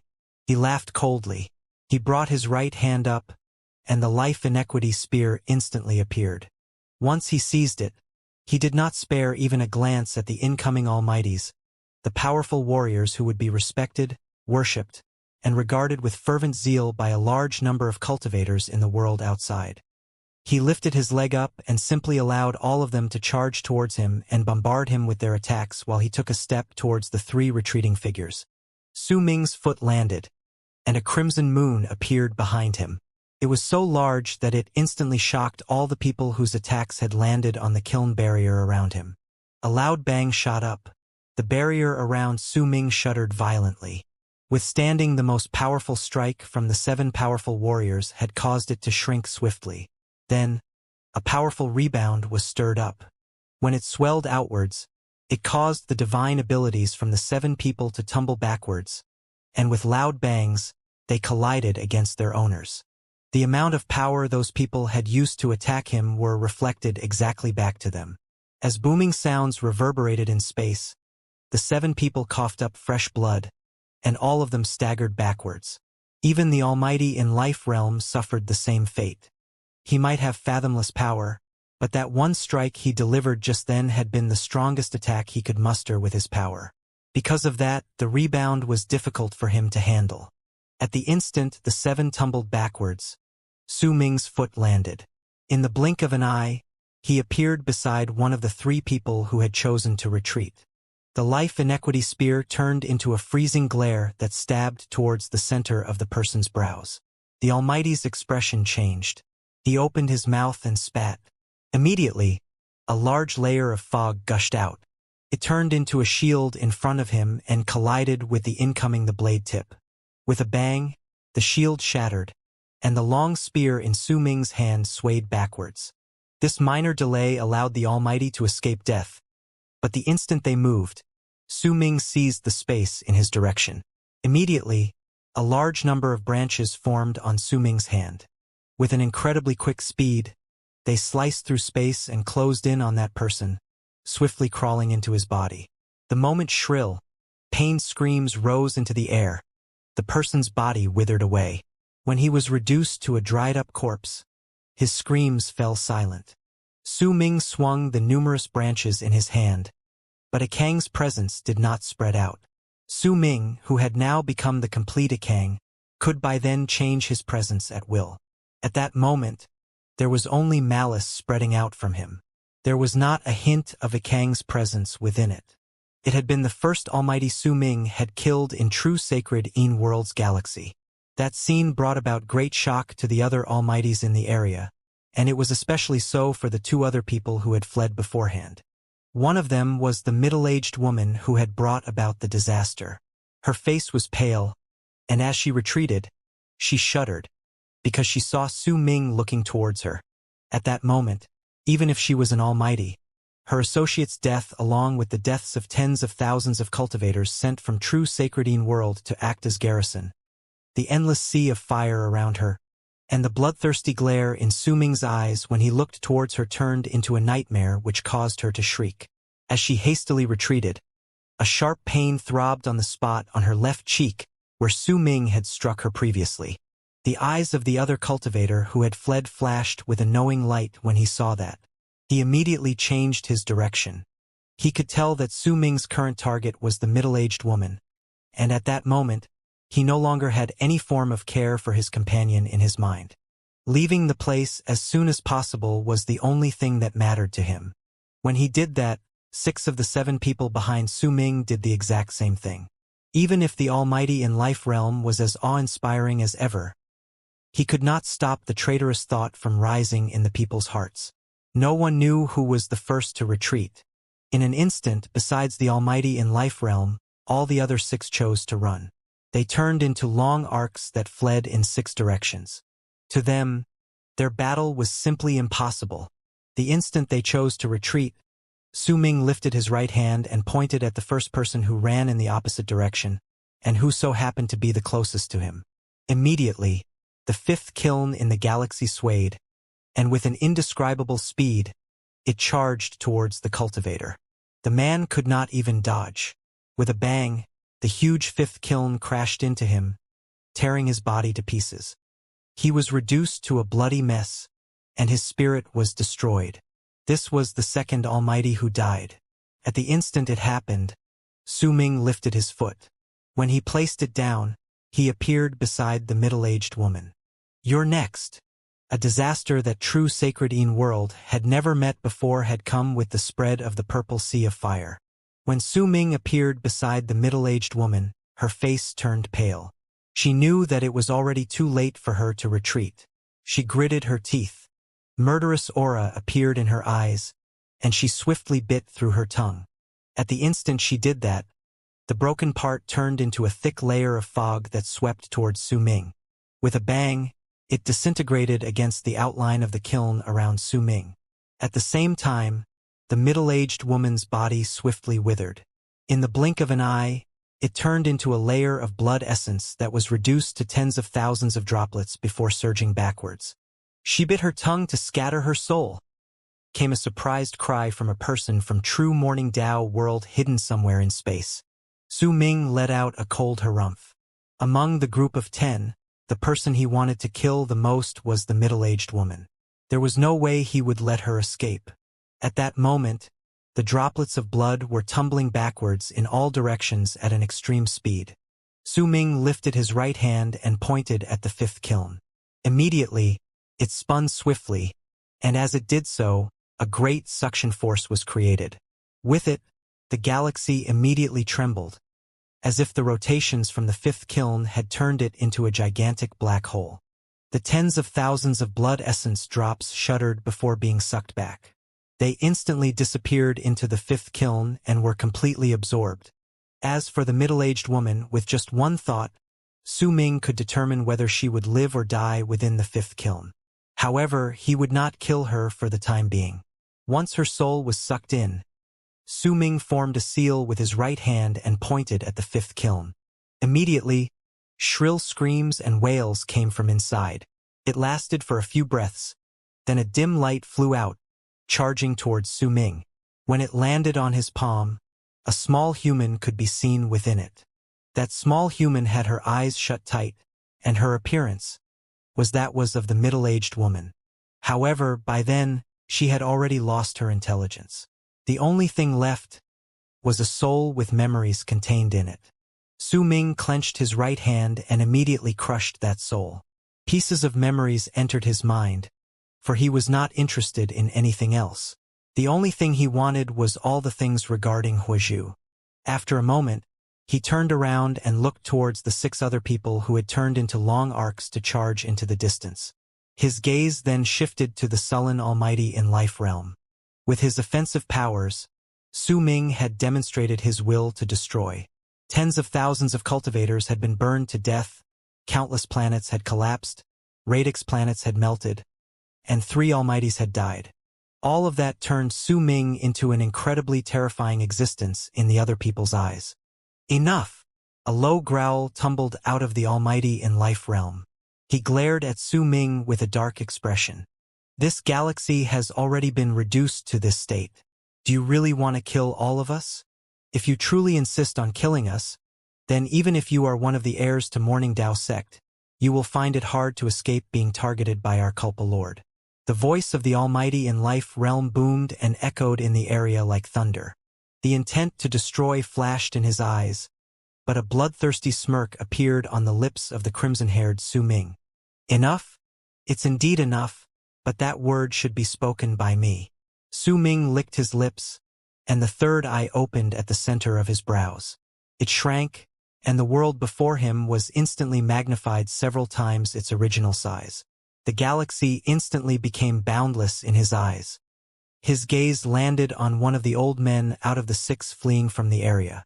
He was not the cultivator who was the first to deduce Zhu Yukai's level of cultivation. Instead, he was the first Almighty in Mastery Realm Su Ming had ever met in his life, the person who had chased him with the power of one palm, forcing him to flee into Western Ring Nebula's foreign lands. At the instant Su Ming looked towards him, the rapidly fleeing old man felt a chill creep up his spine. He turned around and saw Su Ming in the distance watching him. A dark light shone in Su Ming's third eye at that instant. He lifted his right hand and pointed towards the 5th kiln. It let out a loud bang, and with an incredibly quick speed, charged towards the old man. His face turned pale. As despair appeared in his eyes, the 5th kiln closed in on him. At the instant it was about to touch him, he roared, lifted his right hand, and pushed towards it. That one push caused the space in front of the old man to tumble about. As it did, a gigantic illusory palm appeared, swelling up instantly to the size of the 5th kiln and knocking into it. Boom! When the two collided, the kiln did not even shudder, and its speed also did not reduce. However, that palm shook violently before it was torn to pieces. The old man's bloodied right hand shattered. He laughed brokenly, and the 5th kiln crashed into his body with a bang. Immediately, a layer of blood appeared in the galaxy. When it disappeared, the old man's nascent divinity also disappeared, sucked into the 5th kiln. Now it's enough, Su Ming declared flatly. When he did so, the color of his hair gradually turned from crimson to gray. When he turned around, He looked towards the true sacred In realm's almighty in life realm with calm gray pupils. That old man stared at Su Ming with a dark look. After some time, he turned around without a single word and took a step towards space. But just as he was about to leave and the remaining 5 people in the distance were about to disappear, the 5th kiln let out a hum, and a layer of ripples spread out to cover the area like a seal. It froze up the whole galaxy, causing the people to come to an abrupt halt. What is the meaning of this now? The almighty in life realm rarely felt so outraged in his life. At that moment, he turned around swiftly, and suppressed rage appeared in his eyes. Before I, Dao, retrieve the item I need and locate that person called Huizhu, just wait here, Su Ming said calmly, and his gaze fell on the area in front of him. The sea of fire surrounded the place. The collapse of the planets and the melting of the radix planets caused the galaxy to be an empty space. Only, the vortex formed by countless planets continued rotating slowly. All the living creatures in the vortex had fled during the disaster just then. Perhaps she had also fled during the chaos, but she would have definitely ended up dead then. If she did not die, there were only 2 possibilities. One of them was that she was still in the vortex of planets, and the other was that she was hiding among the almighties who were about to escape.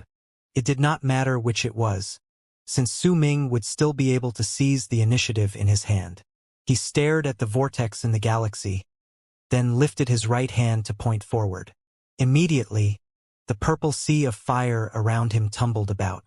As it swept outwards in all directions, it went surging towards the vortex of planets with a loud bang. He did not care whether Huizhu was still in there nor what her wishes were. He simply decided to use a crude method to forcefully melt those planets and blast her out if she was there. With a loud bang, the rune in the vortex of planets crumbled. The planets were then immediately burned to ashes. As they were destroyed, a planet was revealed several breaths later. When Su Ming looked towards it, a cold sneer appeared on his lips. He took a step forward, and his body instantly disappeared. When he reappeared, he had already closed in on the planet. He took another step and stood on the land in the planet. The place was a desert, but it was burning with purple flames at that moment. In the distance was a hall. There were great waves of resentment spreading out from inside it. Su Ming stared at that place, then saw a distorted shadow beyond the hall. It had the shape of a woman's face, and she was glaring at him. "I have never offended you, Senior. Why did you do this?" A shrill voice came from the shadow of the woman's face beyond the hall, no longer possessing any composure. Clearly, the things that happened in the world outside had already stunned Divine General Huizhu, so much so that she was shivering to the point that her soul had almost shattered from fear. She could not think of when she had brought about such a disaster upon herself. In fact, she was certain that she had never met the young man in front of her, and it had been a long time since she left her planet. With a calm look, Su Ming took a step forward. Each time his feet landed on the desert sand, the planet would tremble. As he approached the hall, the illusory face beyond it continued to look at him with resentment. Su Ming walked forward. Just as the woman was about to interrogate him again, he said flatly, "Bring Kong Mo's physical body here." His sentence caused the expression of the woman, who had been about to speak, to instantly change. Disbelief appeared in her eyes. When she looked towards Su Ming, dark light shone in her eyes, and when she opened her mouth, a piercing howl rang out. As she howled, the illusory face broke down with a bang to turn into the faces of tens of thousands of men and women, the elderly and the young.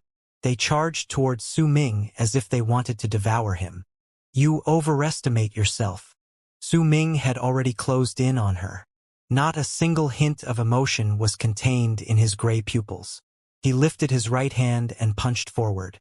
At the instant he did so, the world roared. Before the tens of thousands of faces could get close, all of them tumbled backwards and collapsed with a bang. In fact, even the hall fell into pieces. When it exploded, it revealed a table and the burning candle on it. As the candle's flame distorted, a woman's face showed up, and she spoke urgently towards Su Ming. "Who is Kong Mo? I don't have his physical body. This is a misunderstanding. Senior." Do not believe in other people's slander. We will know whether or not this is a misunderstanding once I extract your soul and search through your memories. Su Ming stepped into the collapsed hall and moved towards the candle flame. The 1,000-something years was a long time. But if anyone would go back it, then when everyone was on this spot in the past, in the same camp belonging to the forces of power from true sacredine world, in the same vortex of planets, in the same planet with the desert, and in the same hall, the cultivator from true sacredine world who once chased down Su Ming would be kneeling on the ground, telling Huizhu the story of a person called Mo Su in Western Ring Nebula. He would even tell her that there was a crane by his side. In the past, Huizhu stood in a superior position. Her voice was filled with an awe-inspiring might and could make the person kneeling tremble in respect. With just one sentence, she could decide whether Su Ming would live or die in Western Ring Nebula. In truth, if anyone was to get to the bottom of things, then in the past, Su Ming had been forced into Western Ring Nebula's foreign lands. Because of that conversation, 1,000-something years had passed since then. Su Ming returned and stood in front of Huizhu once more. Echoing by his ears was her quivering voice addressing him as senior. It was a pity that Su Ming did not know of what had happened in the past, or else he would definitely feel a great amount of emotions. It was a pity that Huizhu, too, did not know that the Mo Su whose fate she had decided in the past with just one sentence was standing before her right then, having destroyed her world and the galaxy in which it was situated. Destiny was that confusing, that troublesome, and would cause the people involved in it to shift places without their knowledge. It was also why it could make people so persistent and addicted to it. It made them struggle and fight against it in an attempt to escape the setups. But that struggle and resistance was akin to moths trying to avoid flames. In the end, those who could be reborn in the fire would not be those who ran away, but those who were willing to fall in fire, the undying phoenixes. Su Ming approached the woman. When he lifted his right hand, there was an aloof look on his face. At the instant he seized the air in the direction of the candle flame. A piercing screech came from it. It was not unpleasant to the ears, sounding like a ballad. Even though Su Ming could not hear the lyrics clearly, all those who heard melody would still know that it was a ballad. At the same time, the ancient book on the table started unfurling swiftly. As its pages turned, it was as if the flow of time around Su Ming was swiftly flowing away at a pace of thousands of years in an instant. This was Huizhu's divine ability, the one which allowed her to stay in that place. Time is akin to a song. Su Ming's lifted right hand started withering away rapidly right before his eyes as if 1,000 years had passed while he stretched it out. Huizhu had executed that divine ability many times in her life. Every single time she used it, an astonishing effect would be seen, but this time, a child's play. The instant Su Ming's right hand began to wither, he let out a cold harumph.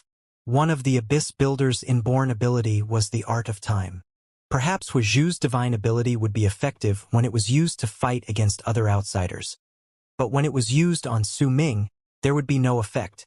When he let out the cold harumph, his right hand immediately returned to normal. The power of time around him instantly disappeared in an unseen manner.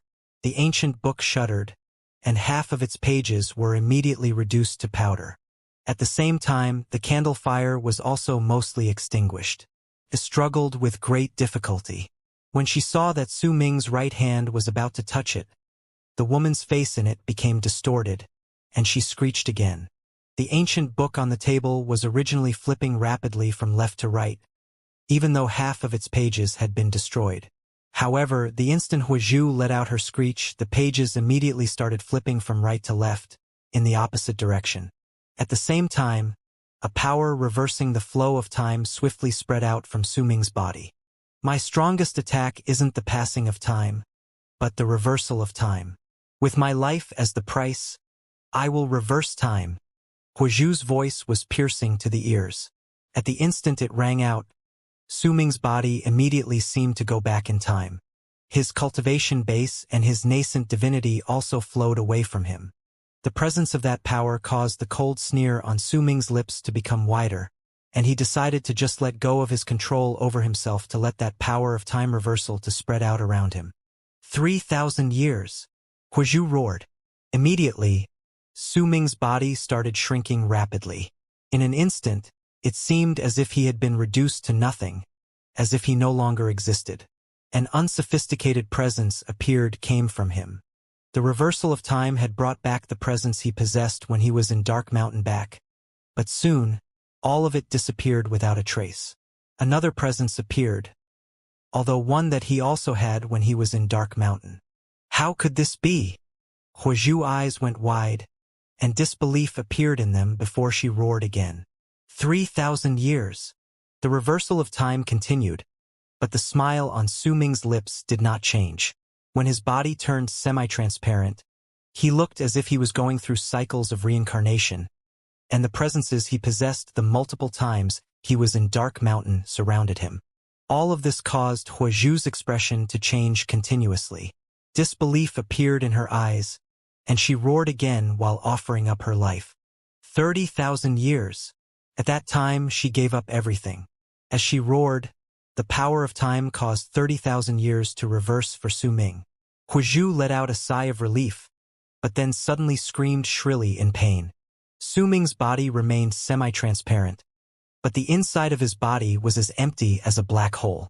This was time returning to the point when he had not been born, when the power of the curse had surrounded him in his mother's womb.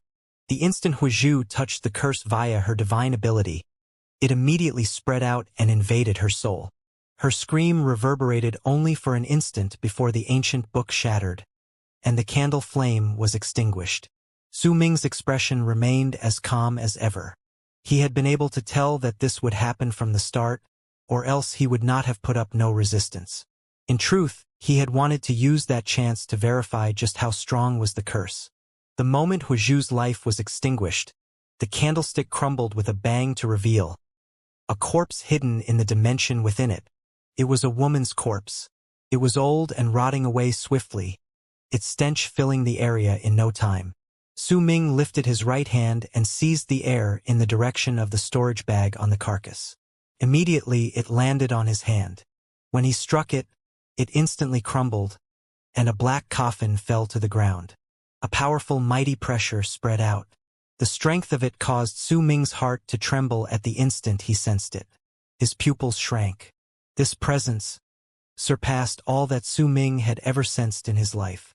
In fact, the only presence that could compare to this was the one whom Su Ming had seen in the pictures provided by the fifth kiln, Xianxia's master, the sublime paragon from true sacred Yin world.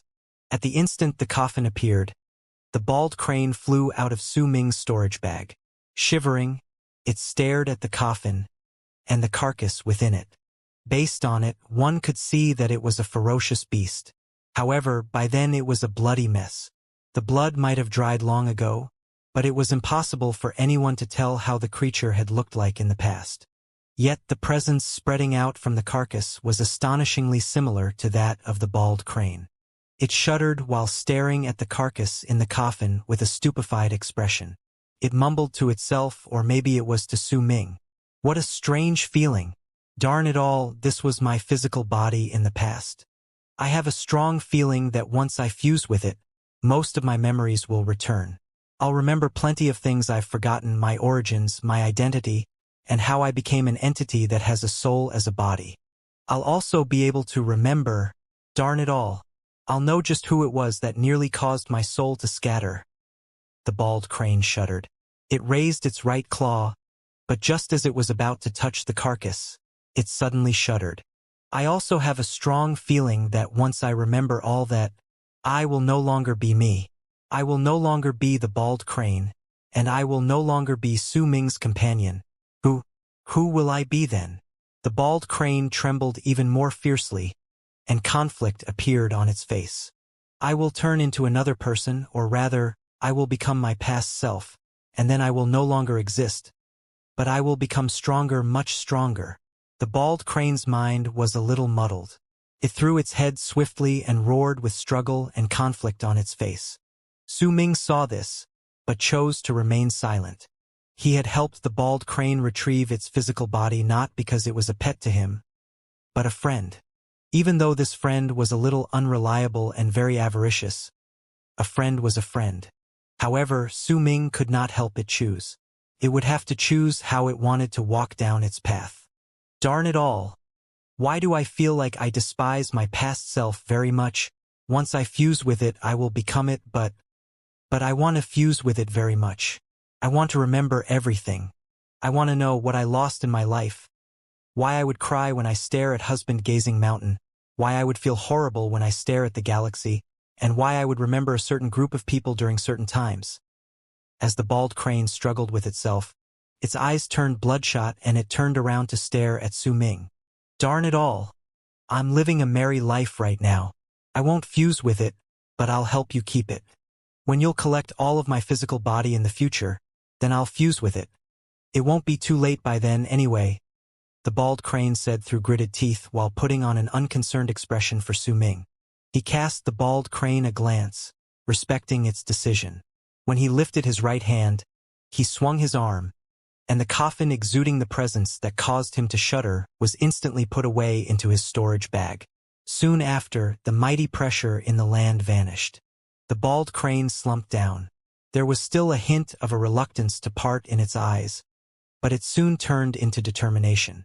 As Su Ming turned around, the bald crane transformed into a long arc with Su Ming and left the planet. Everything ended. When Su Ming left the vortex, he released the seal from the fifth kiln placed on the galaxy that was previously the camp for the forces of power from true sacred world. The Almighty from Life Realm cast Su Ming a deep glance before turning around and disappearing. He left the galaxy. The other 5 people in the distance also disappeared to flee from all the wreckage. Su Ming stood in the galaxy and stared at the group heading into the distance with an aloof expression. As the space behind him distorted, around a dozen people walked out. Among them was Su Hui, the 9 old frail darknesses, as well as 6 old men with complicated expressions. One of them was an old man with a purplish-black face. The mighty pressure spreading out from his body was the thickest, and it was on par with the Almighty in Life Realm from true sacred realm. It was clear that he was someone with the same status in the camp that belonged to the forces of power from true Morning Dao world as the middle-aged man from true sacred world. Greetings, Your Highness. We welcome you back. The 9 old frail darknesses had excited looks on their faces. They bowed together towards Su Ming. They had followed him into Divine Essence Star Ocean in the past, and though they remained at the periphery, they had still experienced quite a number of things. They were incredibly worried about Su Ming, and even though they had returned to the camp where the forces of power from true Morning Dao world were stationed, they were still worried about his safety. At that moment, when Su Ming saw their excitement, he could not help but wrap his fist in his palm and bow to them as well. When Su Ming turned around, the color of his hair had already changed to its normal shade. He also saw Su Hui. At that moment, there was a smile on Su Hui's lips. It was so gentle that it looked as if it could melt anything. I am Tai Anin. Greetings, Dynast Dao Kong. The old man with the purplish-black face wrapped his fist in his palm towards Su Ming and bowed deeply.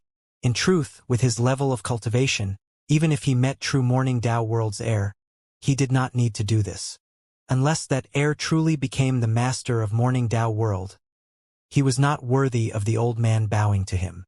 However, the things that happened just then had shocked him deeply. At that moment, he was not bowing in respect to Su Ming as the heir, but was using the form of greeting for those of equal status. No one in the area felt that there was anything amiss about him choosing that. The 5 people behind him also wrapped their fists in their palms and bowed simultaneously. Greetings, Dynast Dao Kong.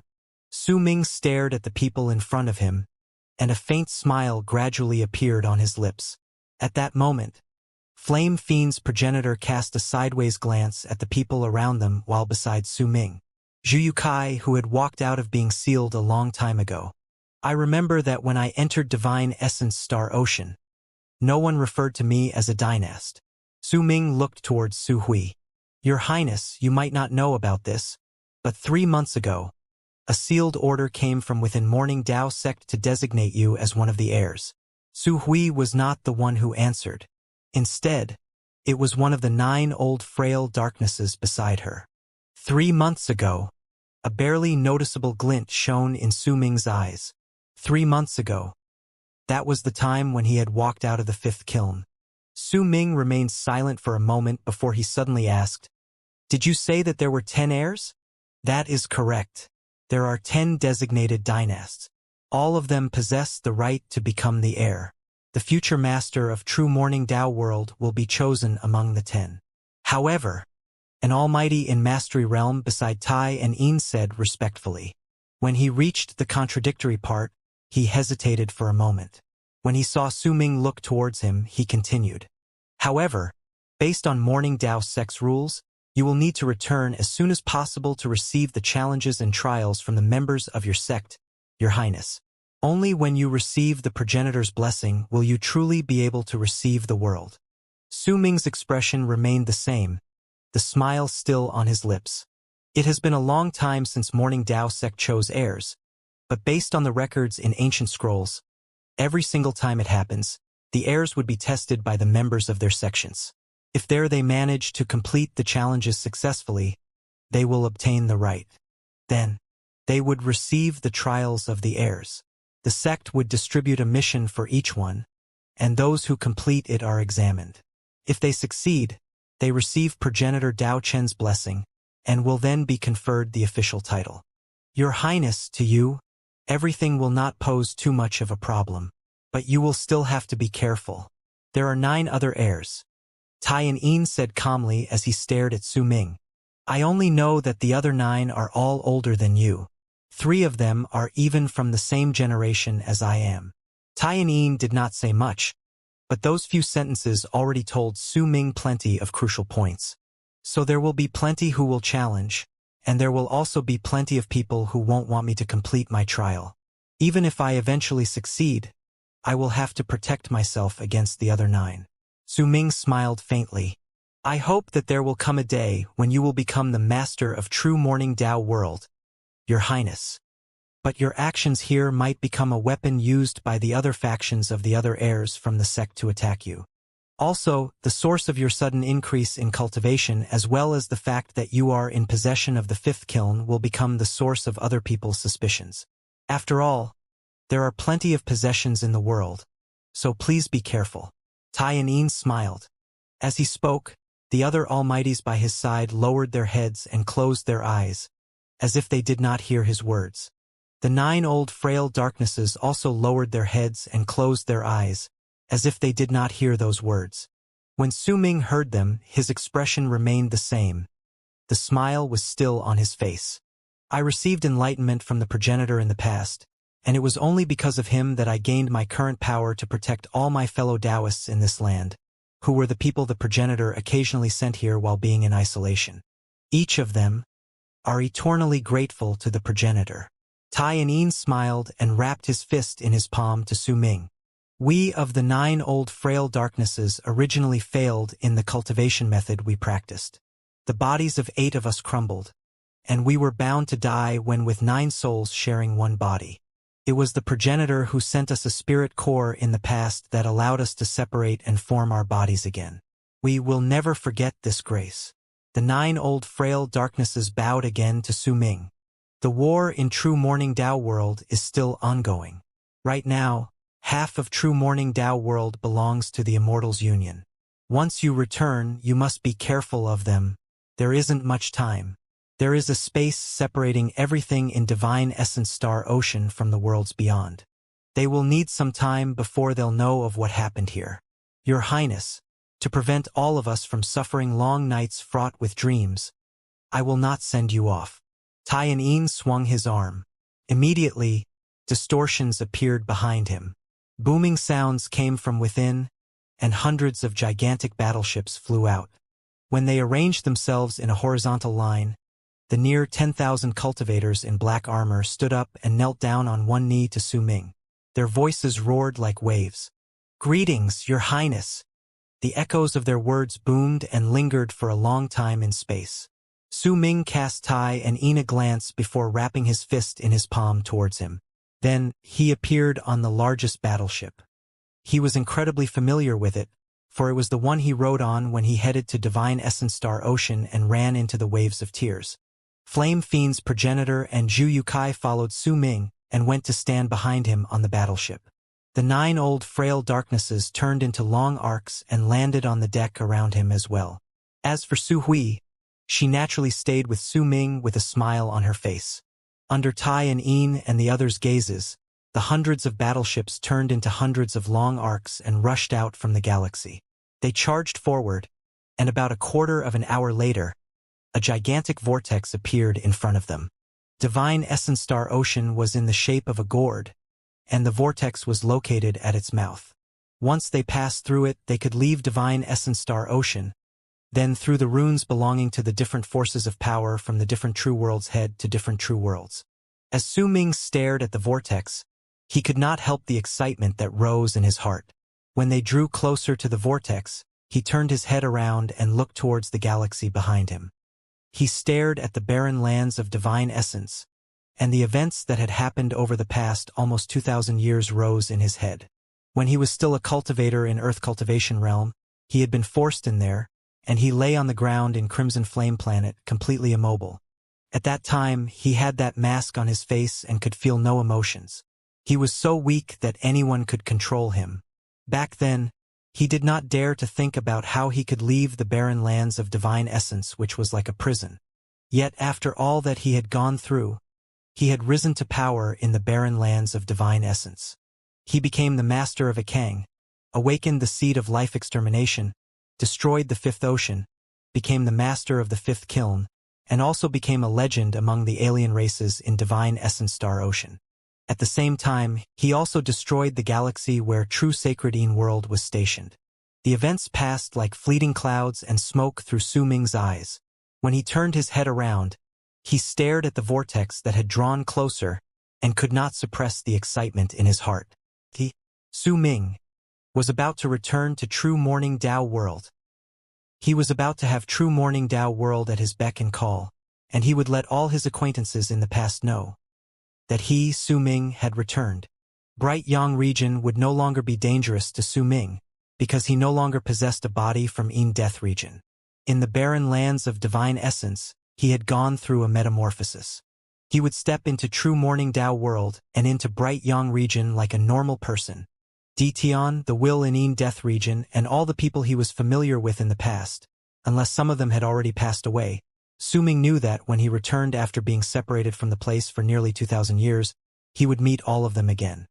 His childhood playmates, the prodigies from the sects, and his elder as well as Lei Chun, whom he had yet to meet. Su Ming believed that he would be able to find traces of all of them in true Morning Dao sect. His eldest senior brother, who possessed the blood of 9 Li, was headless, and who swung his battle axe to fight against the heavens. His second senior brother, who was the Phantom King, but looked like a flower, was gentle and liked the sun to shine on his side profile. His third senior brother, who was formed by the vessel spirit of the rune sealing Yin Death region, who snored while he slept, who looked as if anger was contained in his eyes when he opened them, who had an honest and straightforward demeanor when he laughed, who loved wiping the corners of his mouth when he drank, who taught himself everything about runes, and who practiced the Tao of entering dreams. Once all of these people flashed past Su Ming's eyes, he remembered Fong Tsonglan, Tian Lan Meng, and the sacred lady, Wan Qiu, from the shamans. When Su Ming remembered Fong Tsonglan's gentleness, the image of a person always standing facing the sea breeze rose in his head. Tian Lan Meng's quiet personality and the faintly discernible thread between them always seemed to be connecting them with a sigh of regret. There was also Wan Qiu. The pride the woman possessed in the past caused him to constantly think of a fish flying in the sky when he remembered her. There was also a woman who had left behind an incredibly deep impression in his mind, and who was a person Su Ming could not forget. Her name, her face, and all her smiles turned into one single sentence in Su Ming's memories. Do you know why I'm called you Xian? The meaning for Xian is daylily. I'm a daylily in the rain. My mother wanted me to forget sadness in my life and be happy forever. Su Ming closed his eyes. The last person he remembered was a woman standing beside his physical body with an aloof expression that held no emotions, but whose words were the exact opposite, because they were born from a desire to confuse Su Ming's mind and cause him to harbor deep affection for her. I've come back. The hundreds of battleships shot through the vortex without a single sound. There was an unfamiliar air in the galaxy. It was empty, unlike how galaxies were usually. Within that emptiness was some dazzling starlight. A gigantic vortex appeared to the northwest of True Morning Tao World. As it vortex rotated, the sound echoed in all directions. There were 99 giant stone platforms floating around that vortex. Complicated runic symbols were carved on all of them. When they shone with a dark light, 99 cultivators could be found sitting on them. There was a rotten presence spreading out from all of them. Their expressions were of indifference, as if they had been sitting there for countless years. There was a huge black sword stuck into the stone platforms, and it was positioned right in front of each person. The weeping of the swords could be heard faintly. They were crying, roaring, because they were in a state akin to being abandoned. It had been many years since they had drunk a living being's blood. They could only stay there and accompany their masters in silence, protecting the area for all eternity. The 99 stone platforms formed a circle. Anyone who looked over would feel as if the vortex had been formed by those stone platforms. As it spun about, the 99 cultivators continued sitting and meditating as if they were deep in slumber and completely unbothered by everything around them. Time trickled by. When the time taken for an incense stick to burn had passed and booming sounds shook the galaxy, the vortex's rotation stopped, and battleships came out from within. Once they appeared, wave after wave of mighty pressure spread through the galaxy. The cultivators on the battleships had already stood up with serious expressions on their faces. The mighty pressure instantly reached an incredibly high level, but even so, it still could not make the 99 people on the stone platforms open their eyes.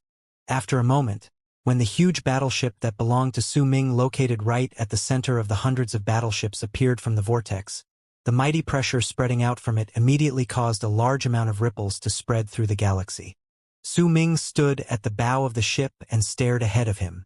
The galaxy was unfamiliar to him, but at the same time he knew it well. He had never seen it himself, but Dao Kong had possessed many memories regarding the place. Su Ming knew that it was True Morning Tao World. It was the universe in which he had never stepped into, but was where his homeland was located. When the hundreds of battleships appeared from the vortex, the mighty pressure that was formed instantly caused the ripples spreading out to become stronger. That was not only due to the collection of power from the near 10,000 cultivators from the hundreds of battleships, but also due to Flame Fiend's progenitor, Zhu Yukai, and Su Ming. The mighty pressure spreading from them alone was enough to make the galaxy tremble. Su Ming's eyes were calm, but there were emotions hidden within them that no one else could see. He knew that the moment he stepped inside, he would be reduced from the strongest in Divine Essence Star Ocean to an ordinary cultivator. The fifth kiln had to remain in Divine Essence Star Ocean. Without it, if Su Ming came face to face with Almighties in Life Realm again, he could not push his will on them. It was precisely because of it that when he was about to leave the barren lands of Divine Essence, he did something as mad as destroying an entire galaxy. He believed that before long, this matter would be known to all four great true worlds. As countless people would be stunned his audacity, his name would instantly ring through all true worlds.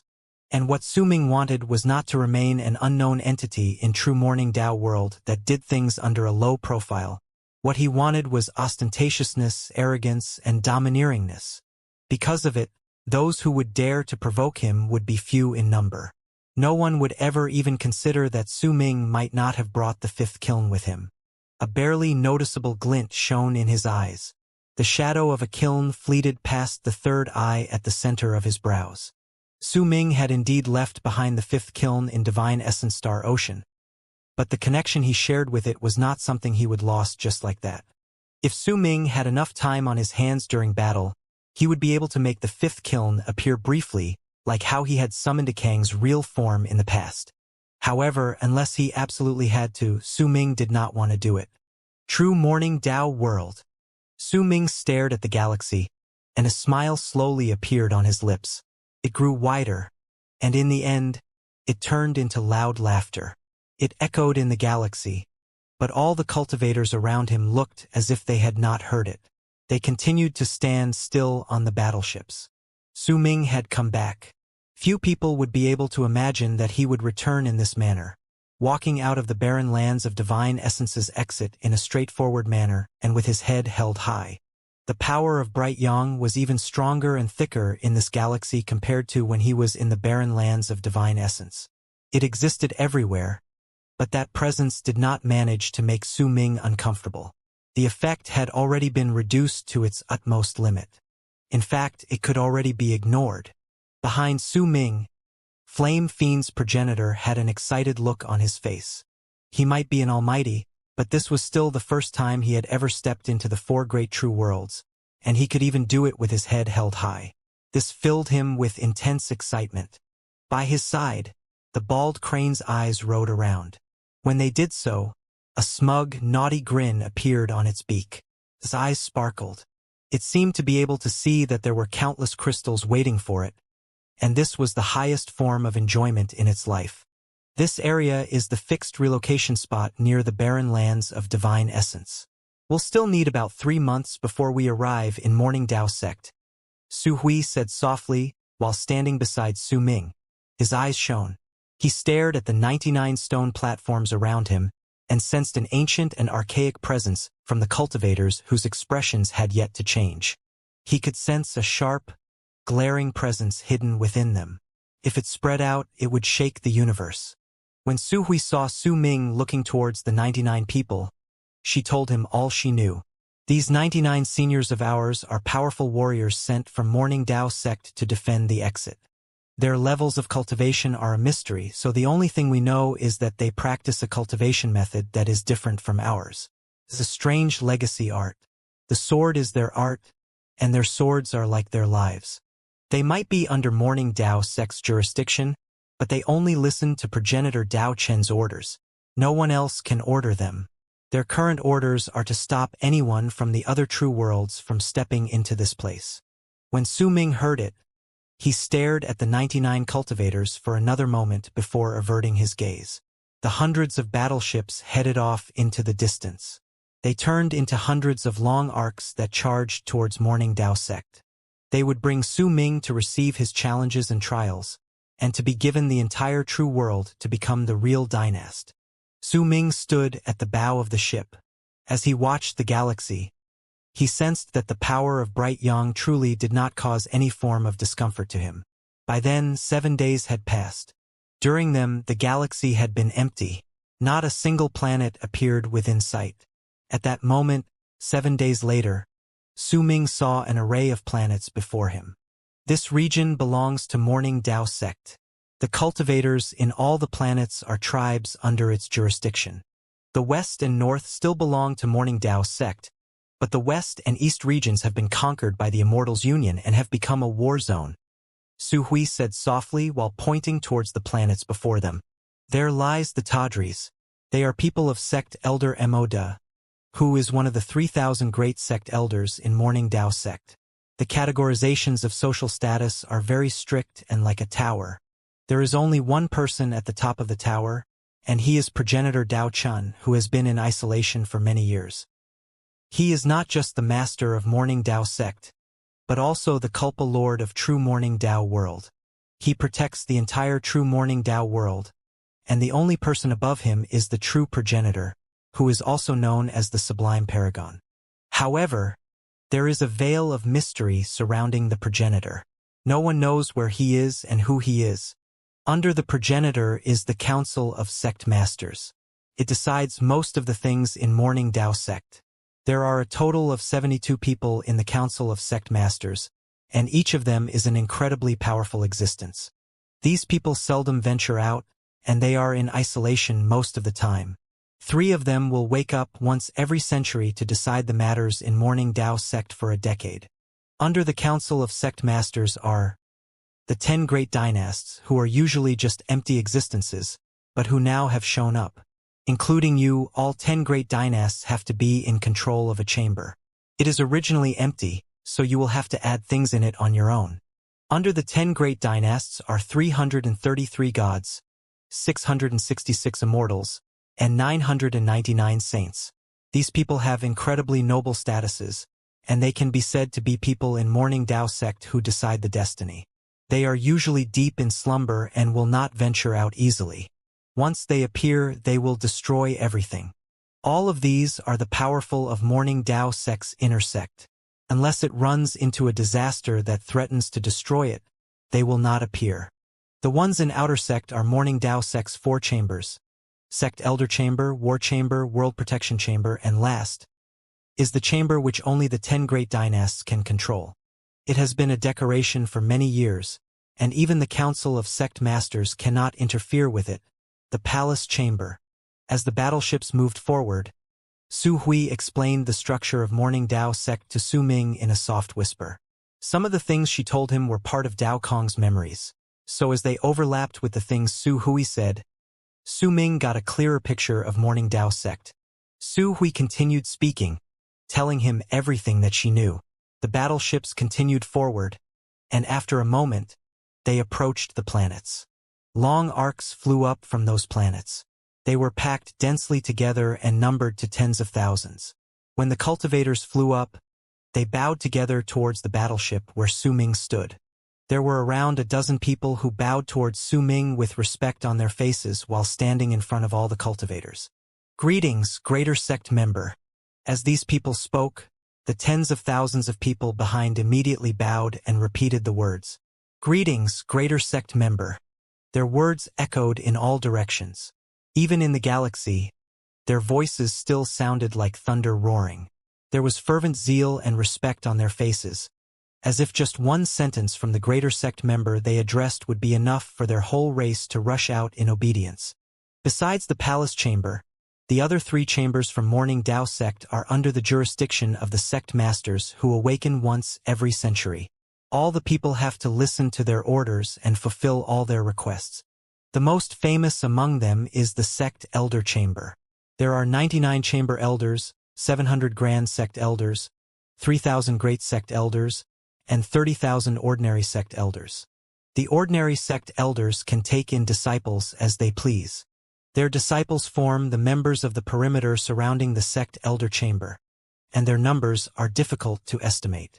While Su Hui spoke of Morning Dao Sect's structure, Su Ming stared at the tens of thousands of cultivators worshipping him near the planets in the distance and remembered his master, Xianxia.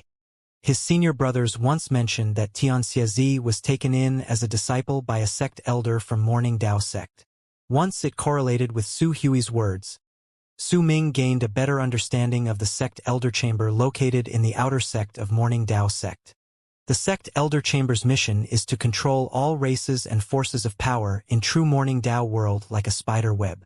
With the passage of time, they had turned the entire true Morning Dao world into a gigantic net. The chaos brought by the Immortal's union was out of Morning Dao Sect's expectations, which is related to the Sect Elder Chamber. The War Chamber is a force of power that makes all races in Morning Dao Sect tremble. They are like a sharp blade, and whenever it strikes, blood will flow out in rivers. The war cultivators number to 1 million, and they execute destruction.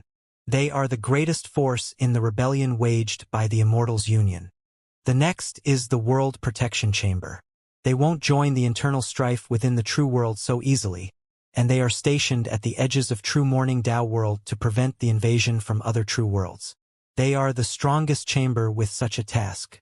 Only when Morning Dao Sect is close to destruction will they take action, because when they take action, then there is a high possibility that true Morning Dao Sect will be invaded by the other true worlds. The 99 people you saw just now were members from the World Protection Chamber. As long as they are not asked to leave their spots, they will defend the exit to the barren lands of divine essence. The last are the 10 great palace chambers. Since they have only existed in name for ages, not even I know what sort of mission they'll have once Morning Dao Sect activates them. As Su Hui spoke, Su Ming stared at the planets getting closer to them. He watched the cultivators worshipping him, and he could sense the strength and size of Morning Dao Sect. The people before him clearly were their own race, and they were definitely not small in number. If there were tens of thousands of cultivators who possessed the power to fly out of their planets, then there would definitely be even more people who remained below. Even though they did not possess the power to fly out of their planets, they would definitely possess combat abilities. Su Ming even saw quite a number of people who were lords of world planes among who had flown out. Some of the dozen-something at the forefront of the group were clearly in the later stage of world plane realm. In fact, there were 3 among them who were in lunar Kulpa realm, and one of them was in solar Kulpa realm. These people far surpassed what power the berserkers possessed in Su Ming's memories. Yet, when that powerful race saw the battleships from Morning Dao sect, all of its people came forth to pay their respects together.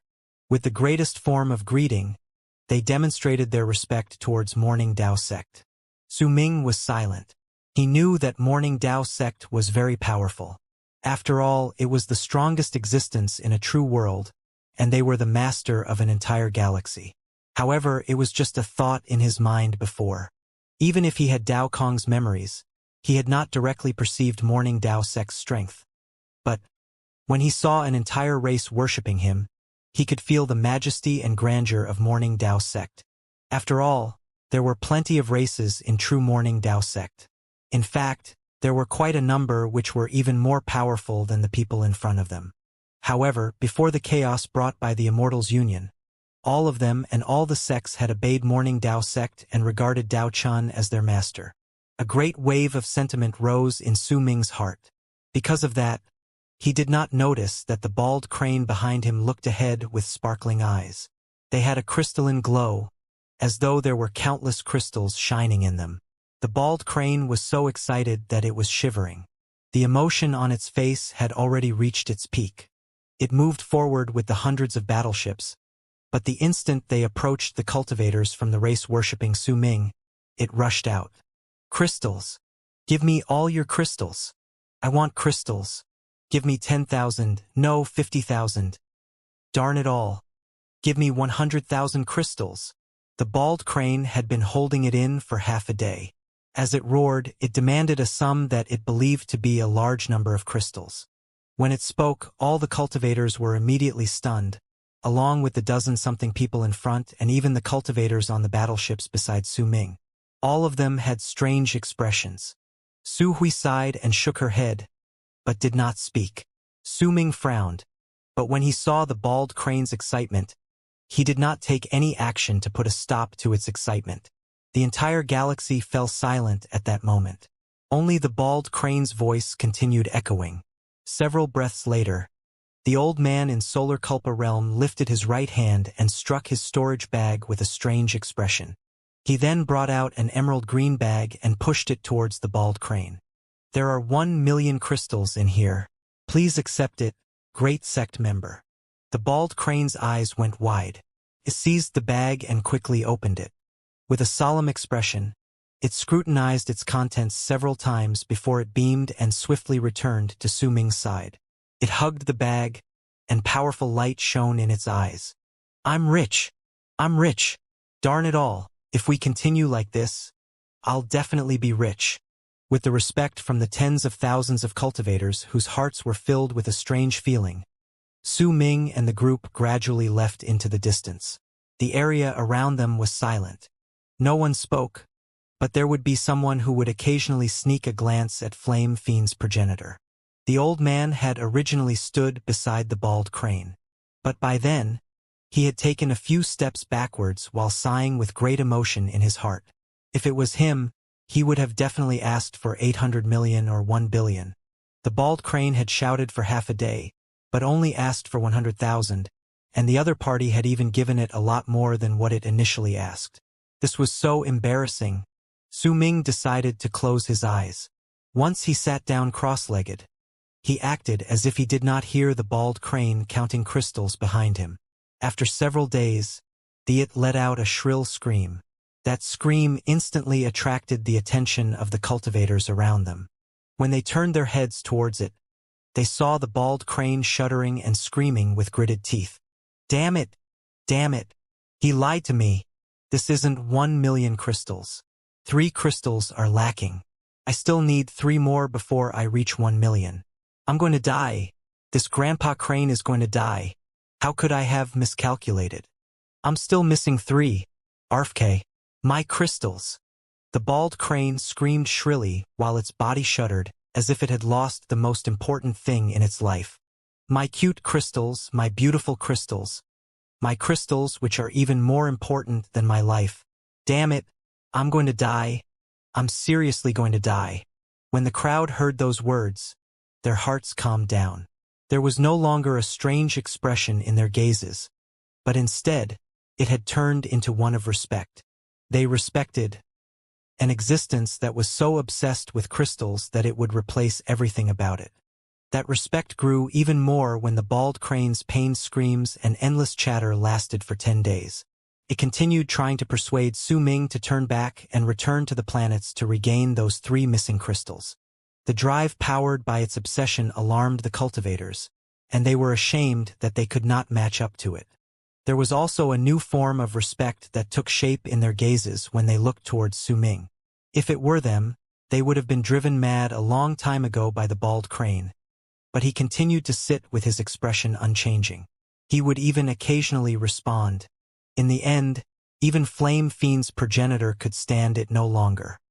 He seized his bosom with his right hand and brought out 3 crystals to the bald crane. That's yours, not mine. Even if you give me 3 crystals, I'm still missing 3. The bald crane caught those crystals, but its piercing voice still echoed in space. Su Ming was already used to it. It was not the first time the bald crane had showed its extreme obsession towards the crystals. Time passed by slowly like that, and another month passed with the hundreds of battleships charging forward through the galaxy. They passed by various planets, and the bald crane would extort each one, which made it more and more excited. However, even so, it was still obsessed with the 3 crystals it had missed because it had miscalculated.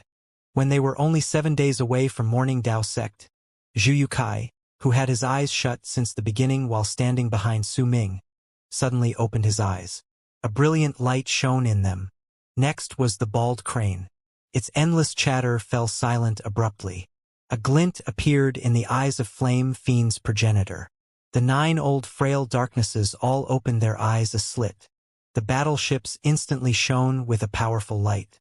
The expressions of the cultivators on them became grim. All the people's gazes instantly landed on the planet before them. More accurately speaking, it was not a planet, but a gigantic egg. Its surface was uneven. It was just like a gigantic stone, which was why it looked like a planet, but in truth it was a huge egg. The mighty pressure spreading out from it was so strong that even Zhu Yukai had opened his eyes, a telling sign of how strong was the life being nursed in it. There were dozens of cultivators flying around at that moment. One of them stood in space with his arms over his chest and was watching Su Ming approach the area with a cold sneer. There was a half-naked young man sitting on the huge egg. In his hand he held a beast bone and was biting on it, making crunching noises. His hair spilled all over his shoulders, and a primitive, savage presence spread out from his body. His eyes were narrowed and starting the fleet of battleships before him. What a grand parade! So you are Dao Kong, one of the people who belong to those who can be considered my grandchildren, but one who still managed to become a dynast and whom I have never met before. The young man's eyes were as sharp as blades. They instantly swept past the people on the battleships to land on Su Ming. As he spoke, he bit through the beast bone in his hand. Once he ate all of it, he picked up the constellation robe beside him and wiped his hands on it before wiping his mouth. With a glare, an awe-inspiring presence came from his body, and he held none of it back. I've seen plenty of your ancestors. How dare you not pay your respects to me? When your father was still a nobody, he did not have the courage to not kneel before me. Go back and ask that damn mother of yours whether she still remembers Dao Feifeng, having seen me in the rain 1,000 years ago. Who even are you? Get over here. Dao Feifeng, he is... Su Hui's pupils shrank. She was about to introduce him, but Su Ming was faster. Take his head and hang it on the bow of my ship. We'll bring it back to Morning Dao Sect.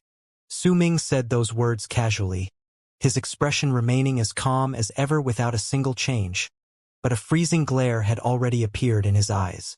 The arrogant young man in front of him was not enough for Su Ming to feel an emotion change to the point where one of the 3 personalities would appear, or more accurately speaking, this young man did not have the right to see the gray or crimson Su Ming. His voice was still echoing in the galaxy. Even though he had not spoken loudly, it sounded as if there was thunder roaring in space, and the young man with the primitive and savage presence was momentarily stunned. He then started laughing loudly. The dozens of cultivators beside him had mocking smiles, and there was an air of those who were thought themselves supreme in their expressions. A contemptuous attitude towards Su Ming and his group. Interesting, you want to hang my head on the bow of your ship? Have you trained so much that you went mad? Or is it because you've become so excited after you were conferred the title of a dynast that you forgot yourself? Who gave you the right to talk to me like that? Powerful killing intent rose swiftly in the young man's eyes. As he spoke, the arrogance in his laughter became even stronger. In truth, it was hard to blame the young man for being so arrogant. At that moment, Flame Fiend's progenitor had restrained his power upon stepping into true Morning Dao world. He was dressed in a crimson long robe with his head covered. After all, they were in true Morning Dao world, and as a member of the alien race from Divine Essence Star Ocean, he was filled with uneasiness towards that place. He had instinctively hidden his presence. As for Zhu Yukai, if he did not have the mighty pressure formed by his cultivation base spreading out from his power, other people would find it hard to figure out his level of cultivation. At that moment, he only seemed like he was around World Plane Realm. In the young man's eyes, besides Su Hui being in Lunar Culpa Realm, only Su Ming alone could pressure him slightly, but since he had dared to come there, he would naturally have confidence in himself. As his words echoed in the galaxy, Su Ming replied flatly with a calm expression. I'll give you 10 breaths. Kill all of his followers first. Su Ming's calm words were filled with a harsh tone. They echoed in the people's ears, but only appeared in the heart of Flame Fiend's progenitor, so he would understand that they were directed at him. A wild and untamed laughter came from beneath the crimson long robe, and the instant it spread through the galaxy, it stirred up a large amount of ripple. Flame Fiend's progenitor wrapped his fist in his palm towards Su Ming. Don't worry, Your Highness. Once he finished speaking, he took a step forward. When his foot landed, he stepped into the galaxy. It roared, and a huge vortex appeared beneath his foot. The vortex's appearance immediately caused the galaxy around him to start moving backwards like flowing water, and the pupils of followers beside the young men shrank. When Flame Fiend's progenitor stepped into the galaxy, his wild laughter spread out, and he slowly raised his head. He stretched out his claw-like, dried-up right hand and slowly pulled back the crimson hood over his head to reveal the emaciated, ugly face. His red pupils seemed to contain burning flames in them, and at that moment, he looked like an evil monster who had descended into the world. At the instant he revealed his face, his power also erupted from his body without any holding back. The power of an almighty in Mastery Realm spread out through the galaxy with loud booming sounds, causing the young man's expression to change drastically. His followers had derision on their faces, but at that moment, their expressions changed into shock and disbelief. It brought great joy to Flame Fiend's progenitor. Just as he was about to say something while laughing wildly, 7. The bald crane was someone who craved nothing but chaos in the universe. At that moment, a thought formed in its head, and it immediately shouted a number in correspondence to Su Ming's order just then. Once the bald crane shouted the number, all the people besides Su Ming looked towards it with a strange expression. Flame Fiend's progenitor shouted loudly and took a step forward to close in on the young man. All of this happened at lightning speed. The young man's face instantly turned pale. A master of fate, lives, and death. No matter what, he had not expected that there would be an almighty who was a master of fate, lives, and death beside Dao Kong. Almighties were incredibly noble existences in his heart. He might be a direct descendant of Morning Dao sect, but he did not have the right to have the sect send this sort of person to his side. His mind was blank at that moment. It was also during that moment that shrill screams of pain came from one of his followers' mouths. That man's body was engulfed in flames before being reduced to ashes. Only his pain screams were still echoed in space. Flame Fiend's progenitor licked his lips and walked out of the space where the cultivator had disappeared. 9! The bald crane immediately shouted at the top of its lungs. Anger appeared in the eyes of Flame Fiend's progenitor. He did not have time to talk about anything else and brought his arms up before swinging them sideways. A purple sea of fire erupted from his body and turned into a gigantic palm of flames. It seized the space upwards. If anyone was to look over from the distance, the palm of flames that was around 1,000,000 feet big would look as if it occupied the whole galaxy. As it went to seize the space upwards, the galaxy rumbled. Ripples spread out. When the universe trembled, all the followers beside the young were reduced to ashes. Beside the young man and the gigantic egg under his feet were gone. In fact, they did not even have time to scream in pain before their bodies and souls were destroyed. When the palm of flames disappeared, there was a smug tone in the bald crane's piercing screech as it reverberated in space. 10, darn it all. It's been 10 breaths. And you didn't complete your orders. Flame Fiend's progenitor turned his head around and glared at the bald crane. At that moment, Dao Feifeng, who was on top of the huge egg in the galaxy in front of Su Ming, looked at them with pale face. Shock and panic was in his eyes. When the palm of flames had closed in on him, he had a strong feeling that he was about to die. If the strange egg had not sent forth its gentle power to surround him at the end, then the strike just then would have been the final scene he saw in his life. He suddenly felt that he was a laughable fool. He had been so arrogant and had even specially waited for Dao Kong and his group with the intention of intimidating him so that he would give up on his title as a dynast on his own. To him, no matter how strong Dao Kong was, he was not his opponent. Most of the followers he brought were in the later stage of World Plane Realm. There were even 3 of them who were in Lunar Culpa Realm, and Dao Feifeng himself was between Lunar Culpa Realm and Solar Culpa Realm. Such a level of cultivation and force of power had caused him to be incredibly confident. In fact, he had even thought that Dao Kong's words just then had been ridiculously funny. His orders about beheading him and putting his head on the bow of the ship had brought out a need to mock him, and he had also wanted to see just what caused Dao Kong to be so confident. However, Dao Kong's expression had never changed. He only mentioned casually that he would only give 10 breaths to complete his order, and Dao Feifeng had lost all his followers in a moment. Flame Fiend's progenitor glared at the bald crane. When he saw that Su Ming's expression remained the same and did not change, he became nervous and quickly turned around with killing intent to stare at Dao Feifeng, who was the only one left. Damn it! Why didn't you die just now? Flame Fiend's progenitor might be an almighty, but he was not a cultivator and had not come to possess his level of cultivation through epiphanies. Instead, with his inborn ability from his race, he had gained his power by devouring plenty of his people. Only then did he obtain his power, which was why his emotions fluctuated a lot more. At that moment, he was worried that Su Ming was already displeased with him, which was why he directed all his resentment on the young man who did not die. As he spoke, he charged towards him. I am a direct descendant from Morning Dao sect. This is a fight between us in the family. Senior, please don't interfere. This is a competition between the members of Morning Dao sect. Dao Feifeng's expression changed. The huge egg beneath him swiftly retreated while his pleas tumbled out of his mouth. Senior, which chamber do you belong to? I have the order from the sect elder chamber with me. Please do not attack. As Dao Feifeng retreated, he brought out a white plate from his bosom while speaking loudly. He was anxious and nervous, but he was also confident that once he brought the plate out, the Almighty from Morning Dao sect before him would hesitate for a moment. Darn you and your sect elder chamber! Flame Fiend's progenitor roared, subconsciously using the bald crane's catchphrase. He rushed forward, and in Dao Feifeng's disbelieving gaze, he closed in on him. The huge egg shuddered, and a gentle screen of light appeared. So Flame Fiend's progenitor attack landed on it and not the young man.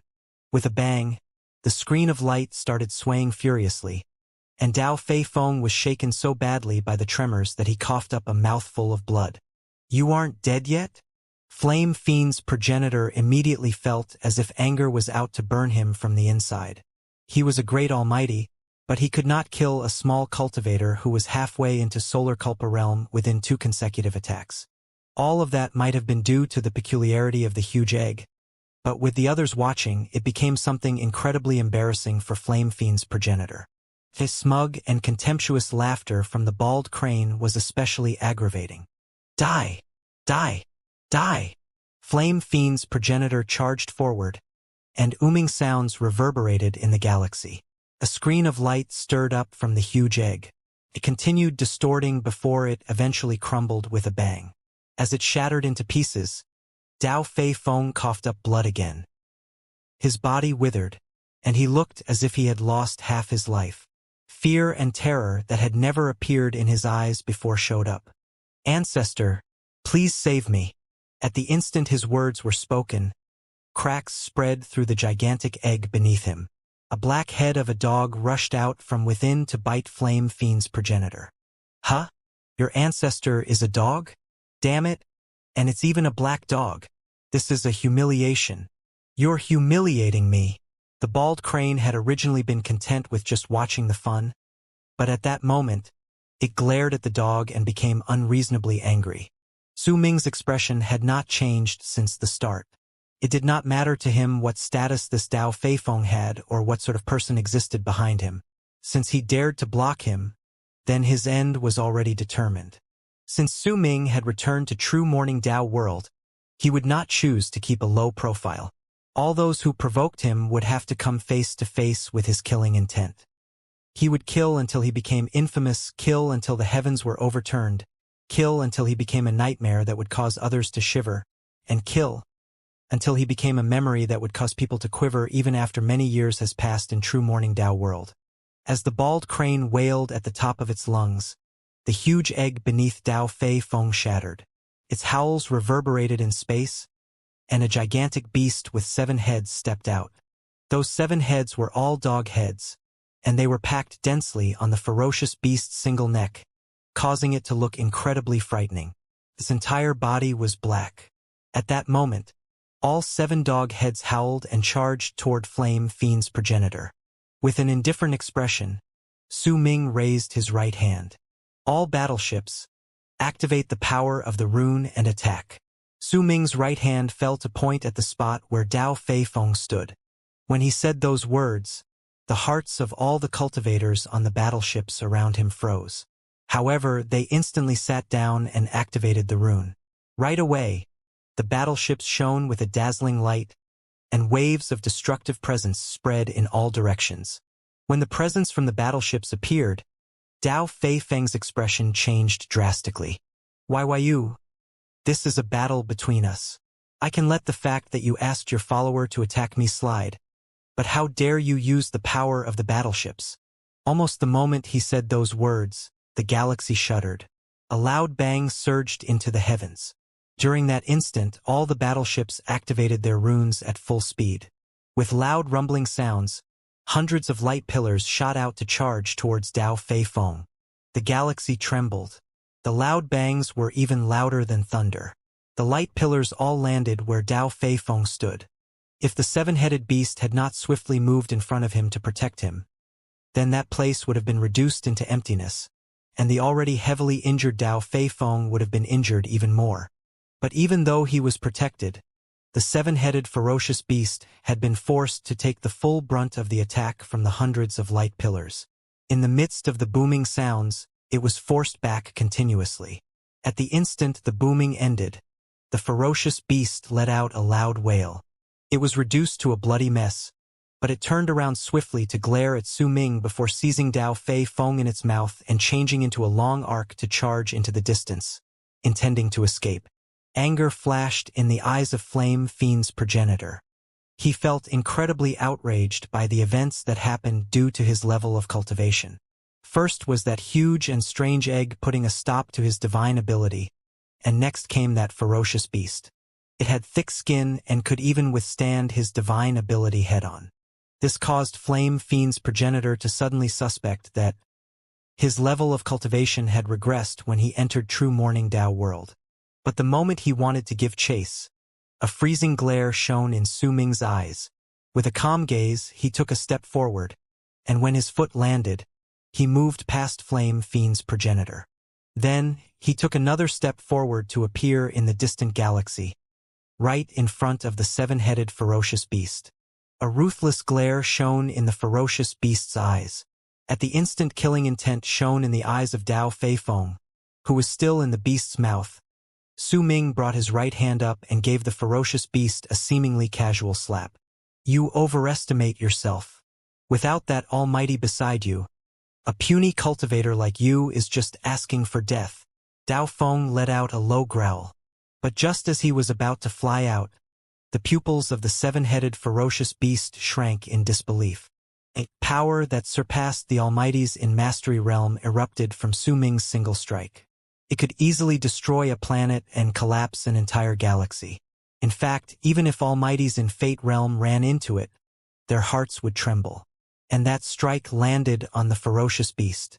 With a bang, Su Ming's palm pressed on space, and the ferocious beast screamed shrilly in pain. Its body fell backwards as blood gushed out of it. 6 of the 7 heads exploded at the same time. As they were reduced to bloody mess, even Dao Feifeng was affected by the remnants of that power. He coughed up fresh blood, and his body was flung outwards. This scene caused Dao Feifeng to shudder. Blood flowed out non-stop from his mouth, and when he looked at Su Ming, his gaze was filled with disbelief and stupefaction. The ferocious beast, which only had 1 head left, had a muddled consciousness at that moment. There was no longer any thought about saving Dao Feifeng in its head. The only thing that remained was to run. With every ounce of its strength, it had to run away. It sensed a presence that caused it to tremble from Su Ming. That presence might be barely discernible, but it was a power that seemed to be able to destroy the entire universe. Su Ming had an indifferent expression on his face.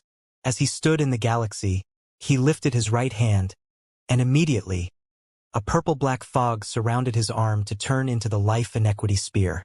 Once he held it in his hand, he threw it towards the dog-headed beast fleeing into the distance.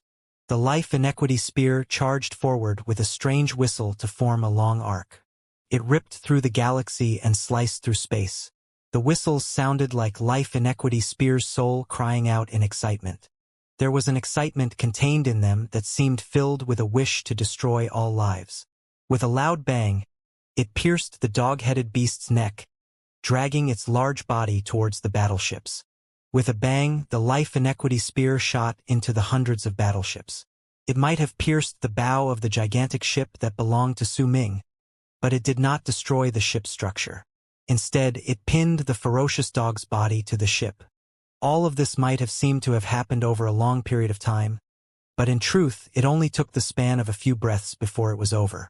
It was so quick that it caused the people in the area to instantly fall into dead silence. With a calm expression, Su Ming turned around and looked towards the dazed Dao Feifeng not too far away. Su Ming's previous words surfaced once again in Dao Feifeng's mind at that moment. The words which he had thought were ludicrous and had even regarded with derision and scorn were incredibly sharp when they appeared in his head again. They made him tremble and realize that he had been incredibly presumptuous. An expression of anguish appeared on his face. When he saw Su Ming taking a step forward, about to approach him, he swiftly retreated while speaking urgently. Direct descendants from Morning Dao sect are forbidden from killing each other. This is my fault, and I'm willing to suffer the consequences for it. Before he could finish speaking, Su Ming's foot had already landed, and he appeared in front of Dao Feifeng. He did not say a single thing, but lifted his right hand to seize Dao Feifeng's throat. Behead him and hang his head on the bow of the ship.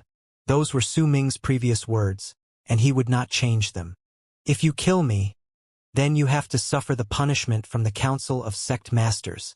Dao Feifeng's face turned pale, and despair appeared on his face. As he screamed forlornly, he wanted to dodge his grip.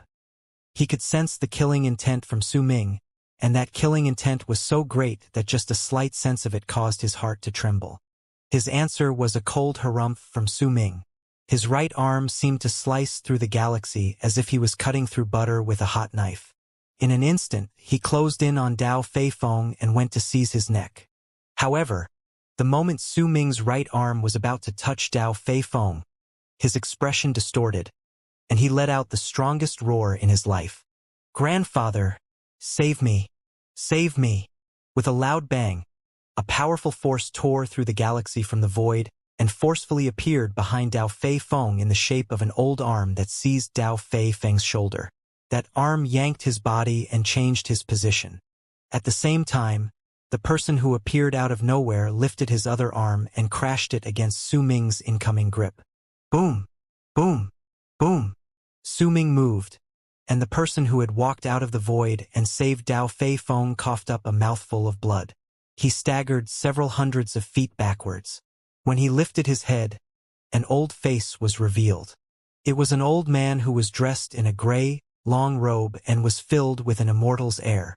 He stared at Su Ming in shock, and there was astonishment in his eyes. As he yanked Dao Fei Feng to retreat with him, he spoke urgently, "I am a Dao Hualin, a great sect elder in Sect Elder Chamber. Your Highness, please allow me to save face. I will definitely repay you in the future." "Help you save face?" Su Ming said faintly. When he lifted his foot, a gigantic moon appeared behind him. At the instant it did, a great commotion rose up. It came from the cultivators on the hundreds of battleships, and it also came from the old man in gray and also Dao Fei Feng, who was stupefied again while coughing up blood due to the severe injuries he had suffered. At the instant the gigantic moon appeared, Su Ming took a step and instantly closed in on the old man. He brought up his right hand, formed a seal, and the moon behind him shone with a piercing tricolored light. The old man's expression changed drastically. Immediately, he bit the tip of his tongue, and after he coughed up blood, he shouted towards the blood he coughed up. It shuddered and turned into blood fog before turning into a gigantic ferocious head that had its mouth open to swallow Su Ming. Boom! At the instant his finger touched the head made of blood fog, it collapsed into bits. The old man's face turned pale. He was forced back again, and during that process he roared, "You aren't the real dynast yet. You killed your fellow sect members and disrespected the sect elder chamber. Don't blame me for working with the sect elders to strip you off of your right as a dynast. Would you want another friend or another enemy? Dao Kong, give me an answer." The old man might have looked a little disheveled and pathetic, but as he spoke, there was an air of him standing high above others. Clearly, as a great sect elder from the sect elder chamber, he had become used to such an attitude, since it was his usual bearing on normal days. "Who even are you?" Su Ming asked flatly. "You." When the old man heard it, anger immediately appeared in his eyes. Since he was one of the great sect elders in the sect elder chamber, every single person who met him in the galaxy would be polite to him, trembling in nervousness, and when they spoke, there would be caution and respect in their voices. Since he had Dao as his family name, which meant that he was a direct descendant of the Dao family, he still had quite a high status. There were very few people who would refute him. He was used to people obeying his every word when he spoke, for most people cared about helping him save face.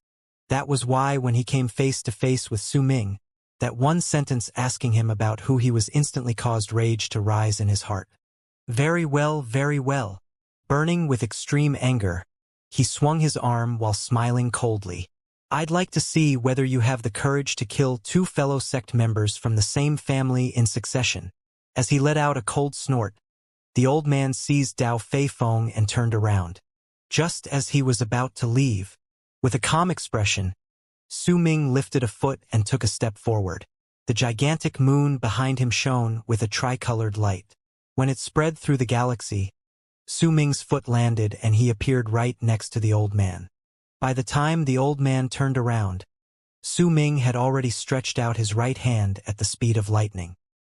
He went to seize the old man, who roared loudly, bit the tip of his tongue, and coughed up a layer of blood fog. However, almost at the moment that fog formed, Su Ming declared flatly, "Scatter!" When he said that, the gigantic tricolored moon behind him shone even brighter. Immediately, the galaxy around him looked as if its laws had scattered before gathering together again. As the invisible laws changed, the blood fog scattered at the speed of lightning. The moment it happened, Su Ming's right hand appeared in front of the old man. He seized Dao Fei Feng, and when he yanked him backwards, He dragged the pale-stricken and despair-filled youth from the old man's hands. "Grandfather, save me, save me." Dao Fei Feng was scared out of his wits. The fear in his heart had reached its peak, for he could sense a merciless coldness from Su Ming. As he was pleading for help forlornly, Su Ming flung his right arm, and when he unfurled his fingers, Dao Fei Feng's body was swept away by a great force. He turned into a long arc and rushed toward the fleet of battleships. With a bang, his pained screams reached their loudest point, and then he was impaled by the hilt of Life Inequity spear, which was nailed to the bow of the ship. His chest was pierced through, and together with the dog-headed beast, he was impaled at the bow of the ship. His body convulsed, and a large amount of blood trickled out from his mouth. His eyes gradually grew dull, his head rolled to the side, and he breathed his last. His nascent divinity and soul had been crushed the instant he was stabbed by the Life Inequity spear. The area was filled with dead silence. Even the cultivators who belonged to Su Ming on the battleships did not make a sound, staring at Su Ming in shock. After all, killing fellow sect members was strictly prohibited within Morning Dao sect, so Su Ming had clearly committed a great offense. However, Su Hui's expression remained the same.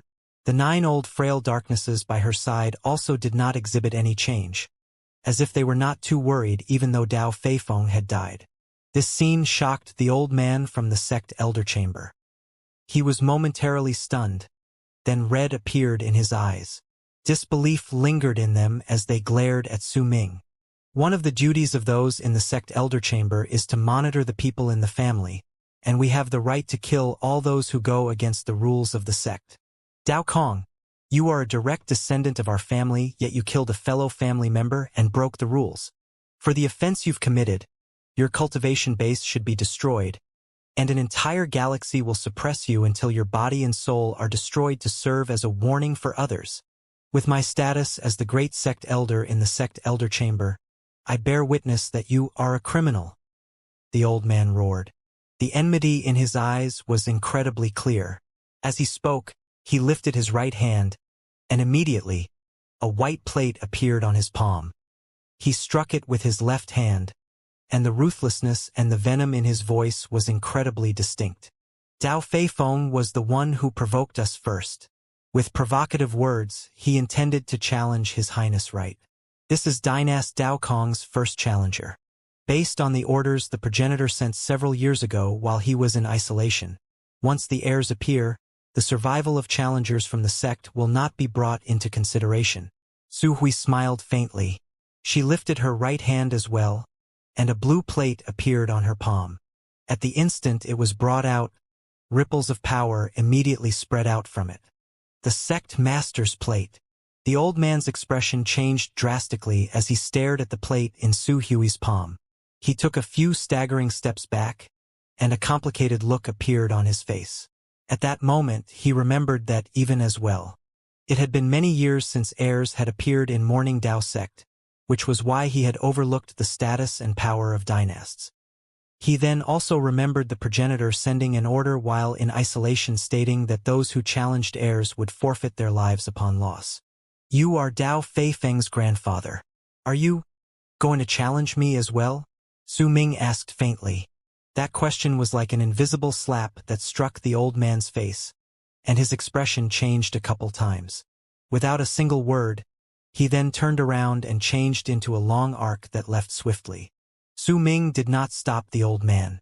He stared at him leaving into the distance before turning around to walk toward the fleet of battleships. When he reached Flame Fiend's progenitor, he came to a halt. Flame Fiend's progenitor heart let out a thump. There will be no next time, Su Ming said faintly, and Flame Fiend's progenitor quickly lowered his head to show his obedience. While doing so, he let out a huge sigh of relief in his heart. When he first came into contact with Su Ming in their journey to the fifth kiln, he had regarded the other in derision. But when he showed hostility towards him, his physical body was destroyed, and derision turned into wariness. Then, he plotted against the descendant of ancient Wu with Su Ming, and the series of things they went through made Flame Fiend's progenitor to be incredibly wary of Su Ming. At some point it had changed into respect, and then to fear when they left the fifth kiln and headed to the fifth ocean. In fact, a strange sort of thought had risen in him. As long as he followed Su Ming, then no matter how great the danger they ran into, he would be able to resolve it. Because of it, Flame Fiend's progenitor decided to follow Su Ming willingly after just one sentence. With time, his respect became grown greater, and it had already become etched into his soul. At that moment, as he stared at Su Ming's back, he lowered his head and pulled the crimson hood over his head before return to the battleship. After a moment, as the hundreds of battleships rumbled, they continued in the direction of Morning Dao sect. They sliced through space and charged forward. At the center of the battleships was Su Ming's gigantic battleship, and on its bow was the Life Inequity Spear, nailing the dog-headed ferocious beast and Dao Fei Feng's corpse. Time trickled by slowly, and 5 days gradually passed. During them, Su Ming and his crew passed through several planets, and all the races they ran into would all venture into the galaxy to greet him. They had also run into several direct descendants of the Dao family, but when they saw Dao Fei Feng's corpse hanging on the bow of Su Ming's ship, their expressions changed drastically, and all of them turned around and left without any hesitation. The dead bodies were a blatant deterrent. With them, Su Ming could get rid of many unnecessary disturbances, so the fleet of battleships intimidated everyone wherever he went. When the 5th day was over, Su Ming stared at the galaxy in the distance, and his pupils shrank slightly. When he stood near the railing, he could vaguely see a crimson light in the distant galaxy. That light might be faint and rather far from them, but Su Ming could not help but think that the place was filled with an air of slaughter and bloodthirst. Clearly, that spot where the crimson light was coming from was going through a large-scale slaughter and battle at that moment. There are at least 100,000 cultivators fighting against each other. A glint appeared in the eyes of Flame Fiend's progenitor, who licked his lips. Crystals. Darn it all. How many crystals are there? The bald crane's eyes sparkled. A solemn expression appeared on Su Hui's face. The 9 old frail darknesses also stared at the distant galaxy with scrutinizing looks. With the battleship's speed, we might need about a day to reach that battlefield. Based on its position, it should at the relocation spot for which we are heading. Su Hui raised her right hand and flipped it over. The sect elder's plate appeared on her palm, and when she sneaked a glance at it, she shook her head. I haven't received any warnings. This battle should have just recently broken out, but based on the location, it is indeed the place to which we are going. That's one of the 108 relocation spots Morning Dao sect has in the galaxy. When we reach it, we should be able to return to Morning Dao sect with the relocation power there. Su Hui stood beside Su Ming while speaking softly. There aren't any other paths to enter Morning Dao sect from the areas beyond the sect. The only way is through the 108 relocation spots, and we need Morning Dao sect to correspond with us to activate it. Because of that, even if outsiders took control of the relocation spot, they won't be able to enter through it. It's much easier to leave Morning Dao sect. We just need to walk to the end in any direction, and we'd be able to move through space to the galaxy of true Morning Dao world. The relocation spot in front of us is the closest one, but it is also located quite near to the region which belongs to the Immortals Union. But if we circle around this place, we'll need another month or so to enter. Su Hui looked towards Su Ming. True Morning Dao world was so big that even if Su Ming had lived for many years in the barren lands of divine essence, he was still awed. It was much larger than the barren lands of divine essence. In truth, if Su Ming was alone, he could shift and soon close the distance. However, there were hundreds of battleships with him, and because of it, his travel speed was naturally slower. But Su Ming was not in a hurry.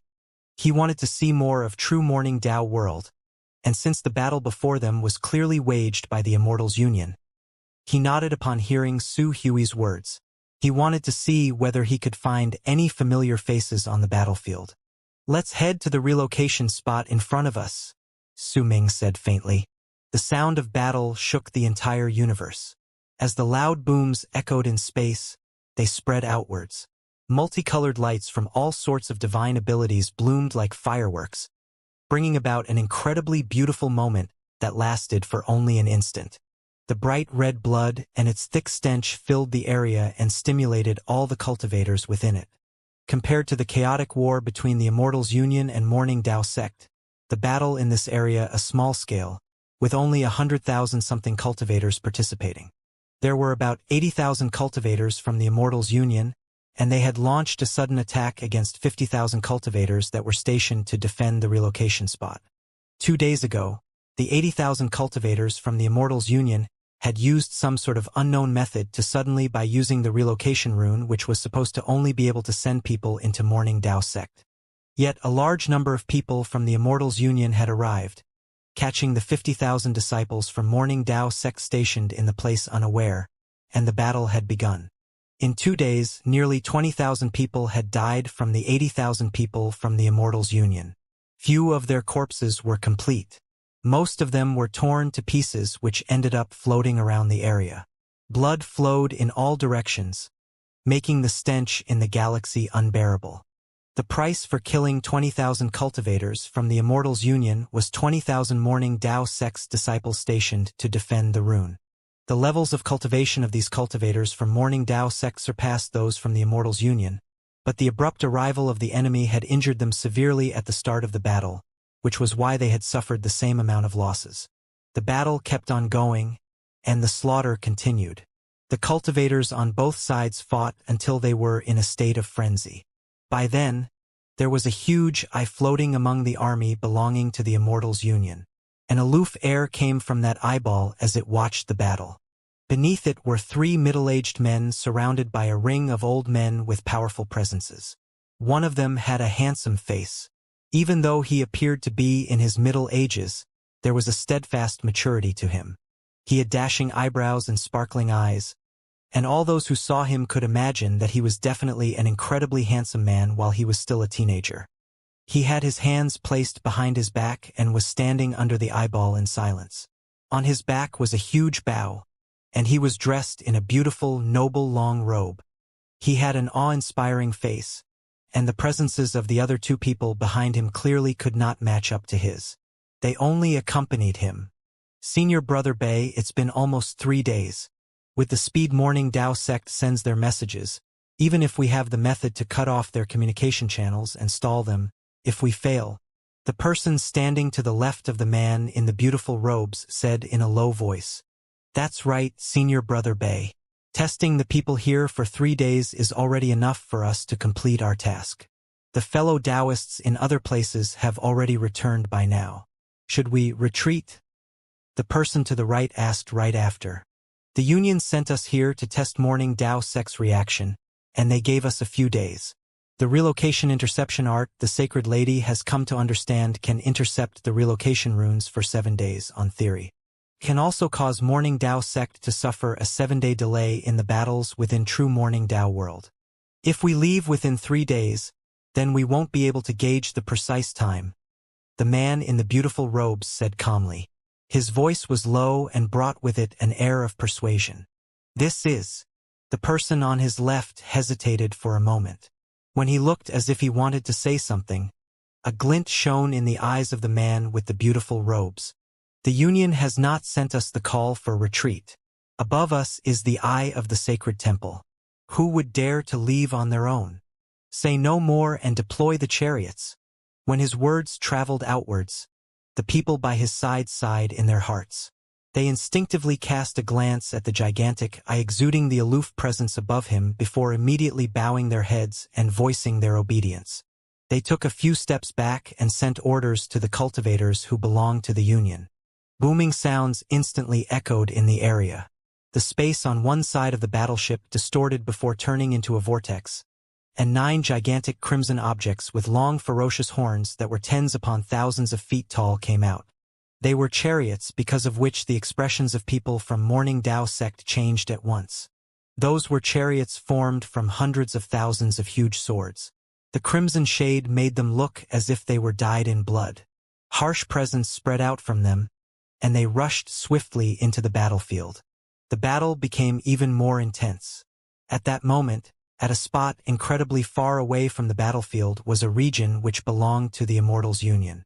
A gigantic planet formed by nearly 100 planets gathered together was located there, and on it was a huge palace floating in midair.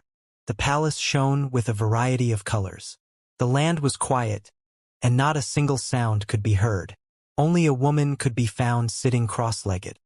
She was dressed in white and beautiful, but not a hint of emotion could be detected on her. She was as cold as ice, and floating before her were 9 balls of light. In each of them were different pictures flashing continuously. If anyone took a closer look, they would be able to see clearly that there were 9 battlefields contained in the balls of light. In the 3rd ball was the region where the man named Bei was located. The woman in white stared at the balls of light calmly. Occasionally, she would fix her gaze upon one of them. Runic symbols would flash in her eyes, as if she was calculating something. Time trickled by. As the woman occasionally paid attention to the battles in the balls of light, the 3rd day passed for the galaxy where the man named Bei was located. The small-scale battle had reached an incredibly devastating state there. Many of the people within the Immortals Union had died, but the people from Morning Dao sect had also paid a large price. There were only about 10,000 left from the original 50,000. Fatigue filled their hearts, and despair enveloped their bodies. Their associates had died one by one, and the thick stench of blood around them, as well as the crazed slaughter launched by the cultivators from the Immortals Union from all directions, caused them to feel as if they were about to break down from fatigue and despair. Why isn't the sect sending anyone to help us? Usually, when we're fighting against the Immortals Union, reinforcements arrive within a short amount of time, but 3 days have already passed, so why is no one here yet? This is a relocation spot, so it's an incredibly important place to Morning Dao sect. Why are they still not here? These questions were shouted loudly in the hearts of the 10,000-something cultivators from Morning Dao sect as they continued fighting. What happened?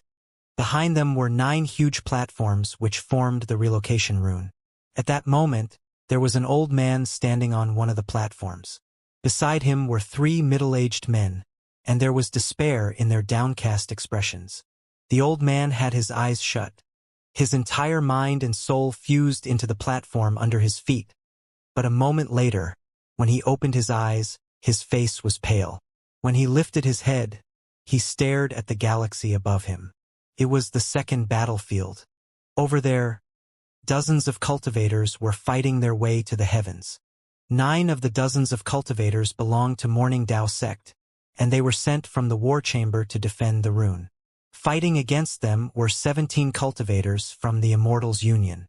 They had launched a fierce battle against each other in the galaxy above and were holding each other back. They were all in Lunar Culpa realm, and they were the strongest cultivators in the place. I've already sent a message to alert the sect, but it's been 3 days, and there isn't any reply. Just what happened? How could this happen? It's enough that they don't send any reinforcements. But why is there no reply for the message I sent back to the sect about the dangers we're facing after I activated the relocation rune? If no one from within the sect activates this damn rune, no one from outside can be sent back. But these damn cultivators from the Immortals Union used the rune to be sent here. How did they do this? The old man's eyes were bloodshot. He was the sect elder stationed to defend the place with the disciples, and he was one of the great sect elders in the sect elder chamber. But at that moment, no matter what status he had, it was of no use. Just now, he had tried to initiate contact with the sect again, but there was no response. Despair filled his body and soul. If he ran, then forget whether he would be lucky enough to escape. Even if he did, he would definitely be punished according to how Morning Dao sect dealt with deserters. Unless he switched sides and joined the Immortals Union. But what about his kinsmen? They stayed in the galaxy under Morning Dao sect's jurisdiction. If he fled, then his kinsmen would face annihilation. Great sect elder, what should we do? The 3 middle-aged men beside the old man looked towards him. I'm afraid the reinforcements from the sect won't be coming, the old man said in anguish. The 3 men fell silent. The sounds of battle by their ears and the forlorn cries from their disciples before they died stabbed them in the heart. Great sect elder, perhaps we'll have reinforcements. Suddenly, one of the 3 middle-aged men lifted his head. I remember that 10 days ago, I received an order from the Direction of Divine Essence Star Ocean. It told us that Dynast Dao Kong and his group were coming to this place to use the relocation rune to head back to Morning Dao Sect, and we were to make preparations beforehand to activate the rune. Judging by the time, they should arrive soon. Dao Kong. Forget his level of cultivation. Even if he really arrives, how many followers would he be able to bring with him? It won't be enough. The blood light has grown so strong it reaches the sky. With the personalities of all direct descendants in Morning Dao Sect, he might have already turned around to head to another relocation spot. He wouldn't come here. But no matter what, he is a dynast, one of the 10 great dynasts. So what? I met him many years ago. He might seem kind, but in truth, he's incredibly cold. The group then fell silent. Even if we have to fight to death, the old man laughed brokenly.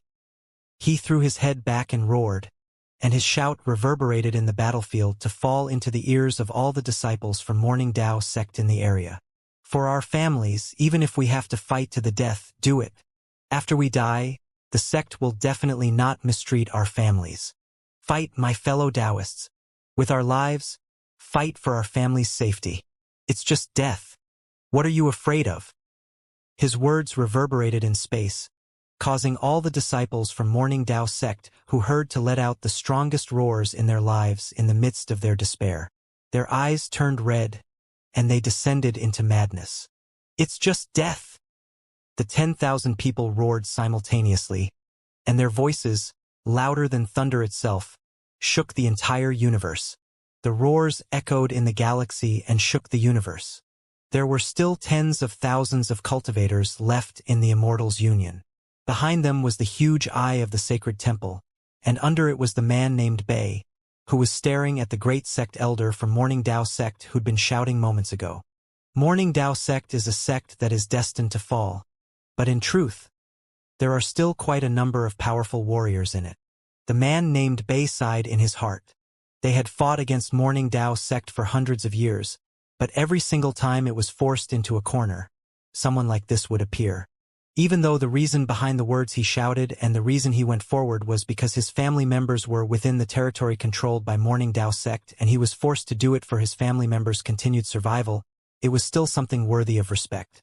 The Immortal's union might seem like it had great power, but in truth, no one like this had ever appeared among them. A pity. The man named Bei shook his head. Have the chariots self-destruct. Since these people are in a frenzy, make them wake up from their madness.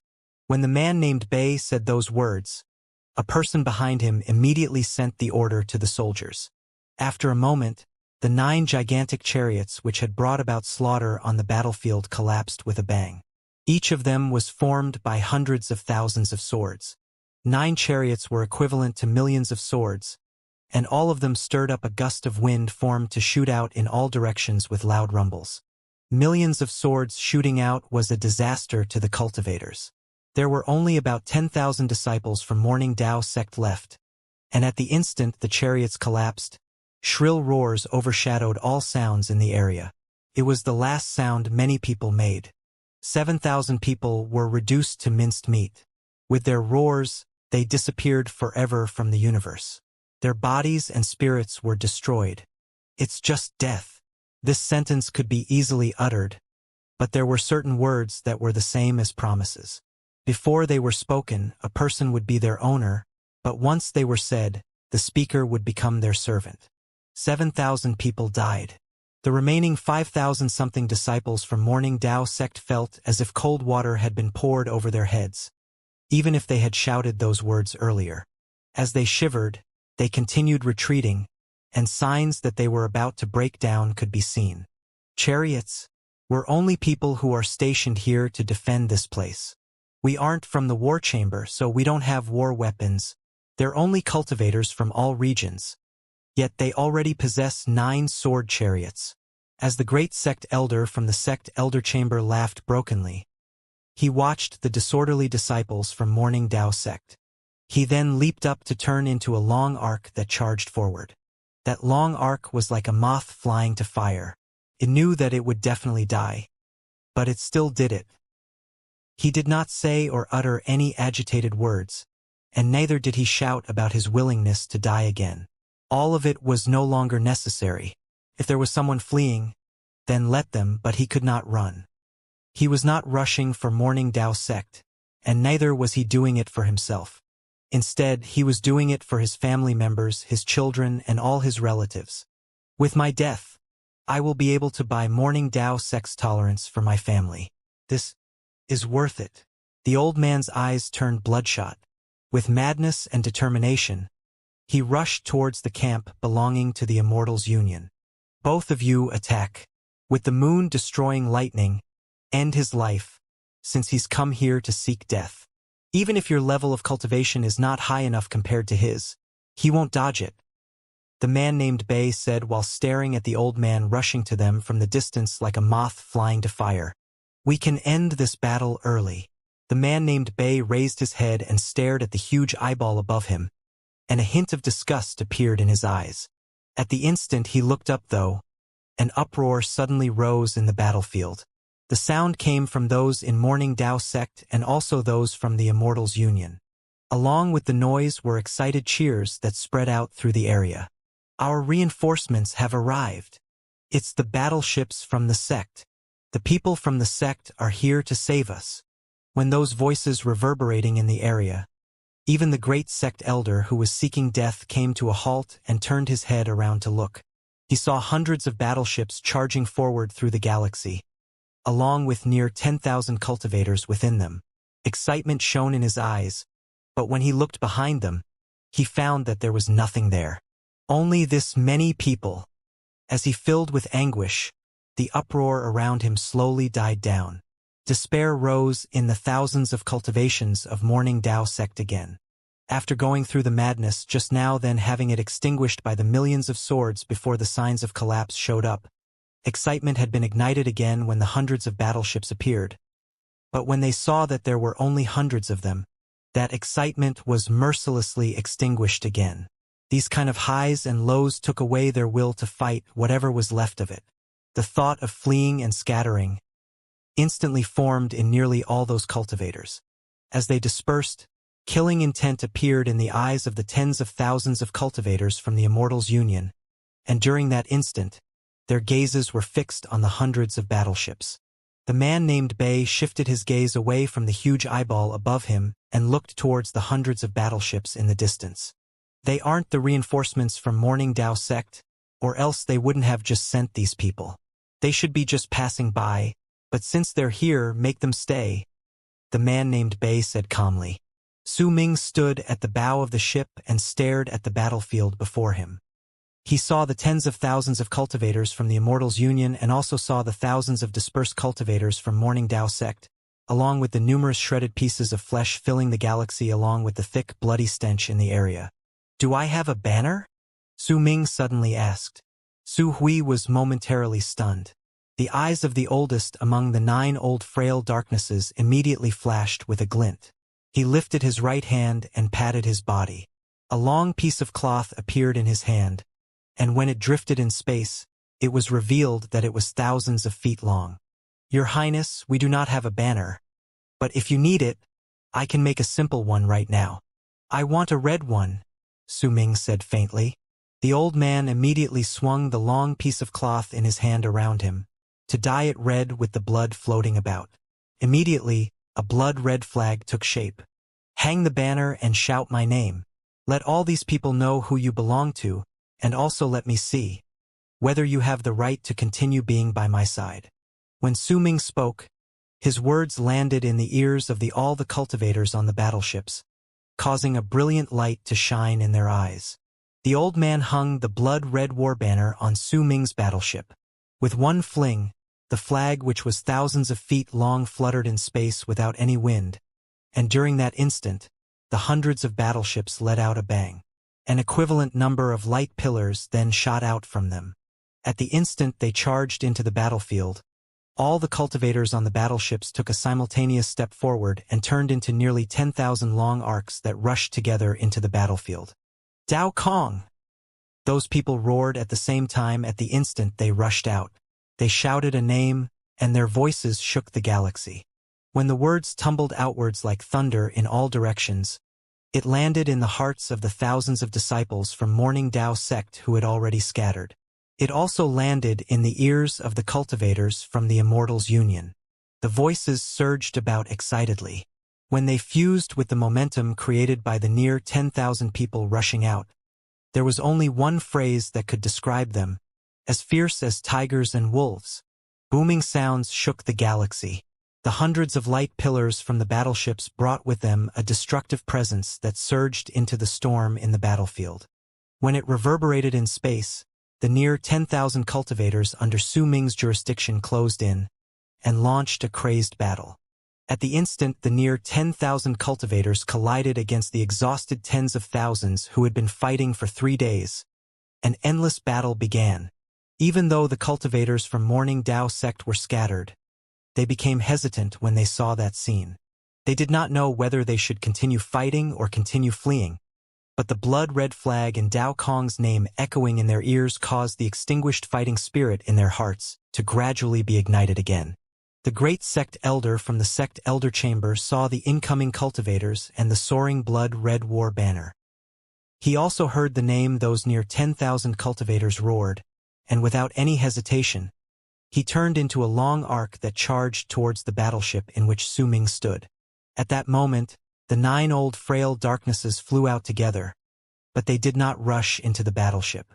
Instead, they flew into the galaxy above them, where the dozens of powerful warriors were fighting fiercely. The bald crane's eyes sparkled. With a single move, it disappeared without a trace. Only Su Ming could see half of an arm swiftly approaching the battlefield while traveling among the shredded pieces of flesh and torn limbs with almost no presence. Flame Fiend's progenitor snickered while fiercely licking his lips. Bloodthirst appeared in his eyes. He looked towards Su Ming, and when he saw him nodding, he let out a long string of laughter and decided not to spread out the full extent of his power. Instead, he only showed power that was about Lunar Culpa realm. He left with a single move, clearly not willing to reveal the mighty pressure which belonged to an almighty and would cause the others to flee. Instead, he wanted to relish in the enjoyment of being a wolf in sheep's clothing. "Is this all right?" Su Hui chuckled softly while giving Su Ming a glance.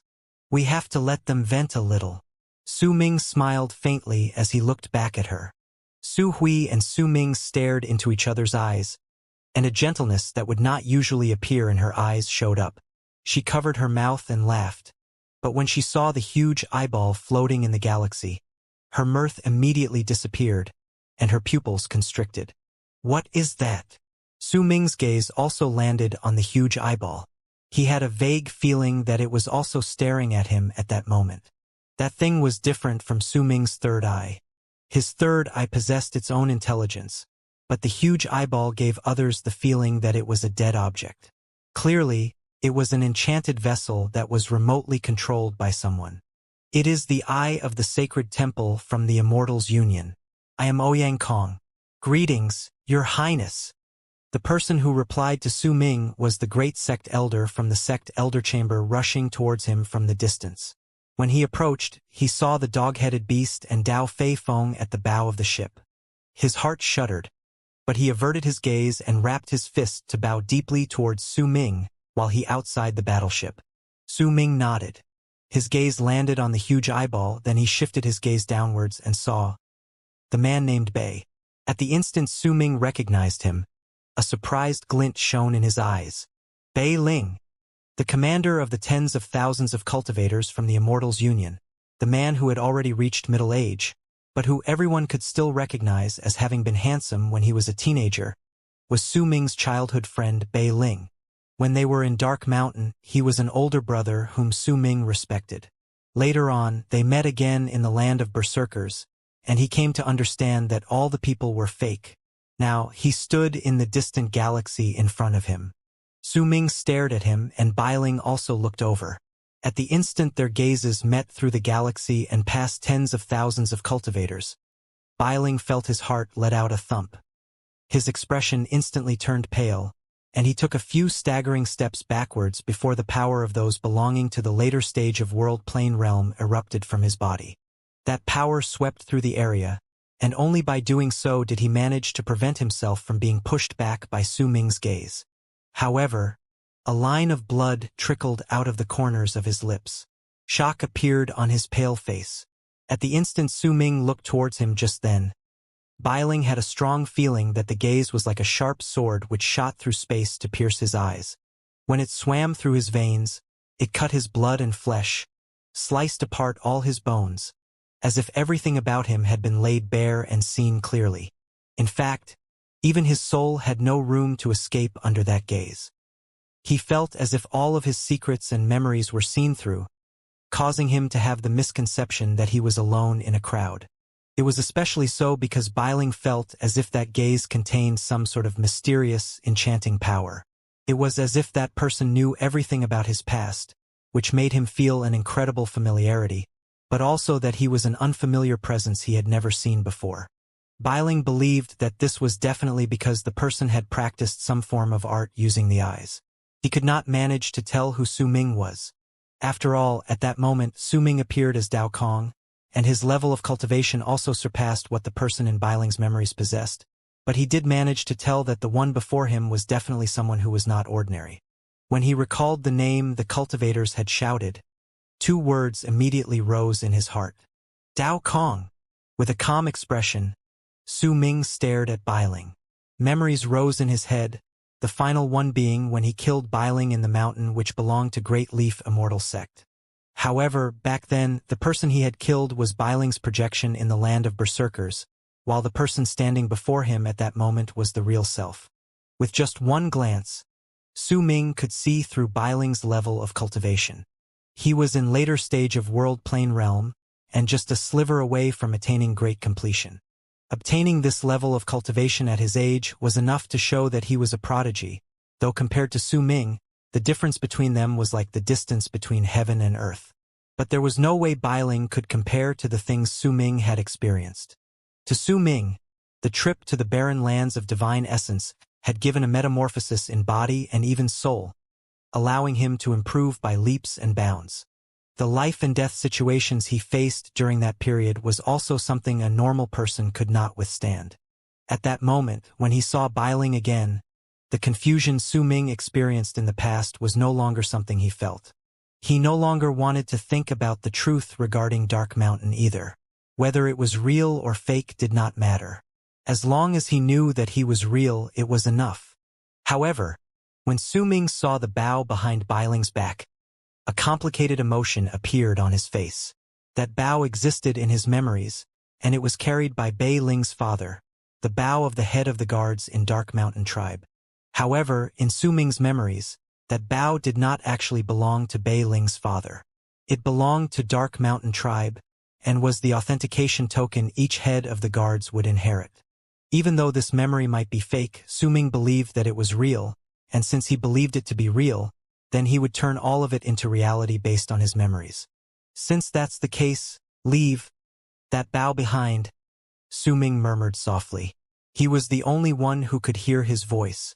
It did not matter who were beside him, be it Su Hui or Zhu Yukai, none of them heard it. He sighed softly, then stepped on the bow of the ship and walked into the galaxy ahead of him. When his foot landed, he had already reached the battlefield. His expression was calm, and at a moderate pace, he walked towards Biling. The tens of thousands of cultivators before him seemed not to exist before his eyes as he continued walking in a relaxed manner. At the moment Su Ming walked over, Biling's pupils shrank swiftly. He took a few steps back again, and his expression kept on changing. Offer up the sun-destroying lightning. The both of you, go and gauge that person's level of cultivation. The two people standing behind him hesitated for a moment before gritting their teeth and voicing their obedience. They immediately turned into long arcs and charged forward to attack. Su Ming had a placid expression on his face.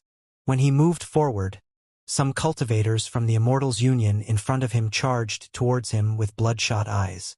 When he cast his gaze across the area, he found that those cultivators were packed densely together. With all sorts of divine abilities and arts as well as light shining from their enchanted treasures, they charged towards him as if they were rain pouring in the galaxy. Su Ming lifted his right hand and took a step forward. He immediately closed in on one of the cultivators. His lifted right hand casually seized the cultivator's neck, and when he dragged his arm downwards diagonally, a loud crack rang in space. The cultivator could not even dodge. His eyes instantly became dull, his neck broken by Su Ming. At the same time, red flames spread out from his hand, and he instantly reduced the cultivator's physical body to ashes. Even the nascent divinity could not flee, having been instantly killed. However, a single cultivator's death did not pose as a threat to a battlefield with tens of thousands of people. More cultivators roared and rushed towards Su Ming. Booming sounds shook the sky and earth. Countless divine abilities landed simultaneously on Su Ming, but they could not stop him in the slightest. Those divine abilities disintegrated upon reaching him, unable to make him suffer even the tiniest bit of damage. Just his physical strength alone was enough for him to sweep through the area with brute strength. A large amount of enchanted treasures charged towards him, but the instant they touched Su Ming, the sounds of metal collided with metal rang in space. The enchanted treasures of various appearances all shuddered and tumbled backwards simultaneously. Their lights instantly became dull, as if the rebound from Su Ming's physical body had shaken the vessel spirits. This scene shocked the incoming cultivators, and Biling's expression changed drastically. At that moment, Su Ming took a step forward again. When his foot landed, a loud bang rose in the galaxy. A large amount of ripples stirred up under Su Ming's feet. When they spread out, all the cultivators who came into contact with them shuddered before being instantly torn to pieces. Su Ming's footsteps retained a fixed rhythm. It was not fast, but neither was it slow. He walked at the same pace, moving forward one step at a time. Gradually, a thick trail of blood formed behind him. The cultivators in front of him retreated, and for a time being, no one dared to block him. Su Ming's level of cultivation far surpassed what the other cultivators in this land possessed. If it was any other powerful warrior or someone else with status standing in his place, they would find attacking to be beneath them. However, this principle did not exist for Su Ming. No matter who it was, as long as they blocked his path, they would have to suffer the fate of being destroyed. The strong preyed on the weak. This was the law in the universe. If the powerful found it beneath them to attack when they saw the weak and would only confront those who were equal to them in power, then the universe might seem to follow a law, but to Su Ming everything was chaos. Or else, what sort of motivation would make someone weak do everything they could to become strong at all cost? Sometimes, relying on the strong and browbeating the weak was a desire people craved badly in the depths of their hearts, even though they did not want to say it out loud. As Su Ming walked, the tens of thousands of cultivators from the Immortal's union opened up a path for him. When they looked towards him, their gazes were filled with terror. The river of blood behind him was the testimony of what would happen to all those who dared to block his path. Suddenly, two long arcs shot out from the crows. Before they closed in, they flung out 4 dark rays of light. At the instant they flew out, piercing screeches rang out, then turned into 4 dark birds that exuded the power akin to those in Solar Culpa realm. They charged towards Su Ming in the blink of an eye. Sun-destroying lightning. This was one of the weapons which belonged to the Immortal's union. It shared the same name as the moon-destroying lightning, and during the past 1,000 years, they were created by the Immortal's union. It was rumored that only the sacred temple had mastered the method to create those vessels. They were so mighty that they would shine with the most dazzling light during the battles between the Immortal's union and Morning Dao sect. Their name was Sun-destroying lightning. Even though it could not really kill those in Solar Culpa realm, it could force down all the cultivators of that realm. In fact, if there was a sufficient number of the vessels, then it was not impossible for them to possess the power to kill them. In truth, during the many battles between the Immortal's union and Morning Dao sect, the almighties of Solar Culpa realm who died due to the sun-destroying lightning were already in the dozens. Each time, hundreds of sun-destroying lightnings would rush out at the same time. The power to blast through heavens would echo in space, and it would make all who saw them to tremble. Their destructive power was enough to make all the people instantly lose their will to fight. As Su Ming watched the 4 dark birds formed by the dark rays of light charge towards him as if they had locked onto him while letting out piercing screeches, he did not dodge. He simply allowed those 4 dark rays of light to close in on him. Under the sinister gazes from the 2 middle-aged cultivators who had turned into 2 long arcs, Su Ming raised his right hand and grabbed one of the dark birds. Boom! Boom! Boom! The 3 consecutive loud bangs instantly attracted the attention of all the cultivators who were fighting. When they looked over, their hearts trembled. 3 sun-destroying lightnings had exploded on Su Ming, but as they collapsed, he remained as composed as ever. Not even a single strand of his hair flew up. In his hand, the last dark bird formed by the sun-destroying lightning struggled ceaselessly, but it could not escape. Su Ming stood in the galaxy with his head lowered to stare at the dark bird. As his eyes sparkled, thin branches that no one could see appeared on his right hand. They shot through the dark bird and started analyzing it. It fused with shamanic spells and used the universe's laws. These are created by cultivators in Solar Culpa Realm, triggering the explosion in their blood and essence. A cultivator in Solar Culpa Realm can create about 1,000 of these sun-destroying lightnings. Perhaps, ferocious beasts akin to those in Solar Culpa Realm could be used to create them as well. But the power of the blood in here is rather unfamiliar. Su Ming furled his right hand, and the dark bird started melting layer by layer. Under the shocked gazes of the people around him, a drop of golden liquid was revealed from the melted dark bird. The thick stench of blood was proof which showed that it was a real drop of blood. As Su Ming stared at it, a glint shone in his eyes. He raised the drop to his mouth and touched it gently with his tongue. A surprised sparkle appeared in his eyes. There's not a hint of negative presence on it, and it can even be used to nourish the soul, making a person feel as if they're under a warm sun. What creature could possess such blood? How could it have this sort of effect? Almost the moment Su Ming melted the sun-destroying lightning, gathered up the golden drop of blood from within and licked it with his tongue, the pupil of the huge eyeball above Biling shrank and fixed its stare on him. At the same time, the incredibly beautiful and aloof woman in white sitting in the large, floating palace above the gigantic cultivation planet formed by numerous planets far away from the galaxy where Su Ming was suddenly focused her eyes on him. She ignored all the scenes within the other balls of light and leveled her gaze on the third ball one. Within it was Su Ming with a look of surprise in his eyes. She stared at Su Ming, then lifted her right hand to form a seal before swinging it to the side. Immediately, another ball of light appeared on her right hand.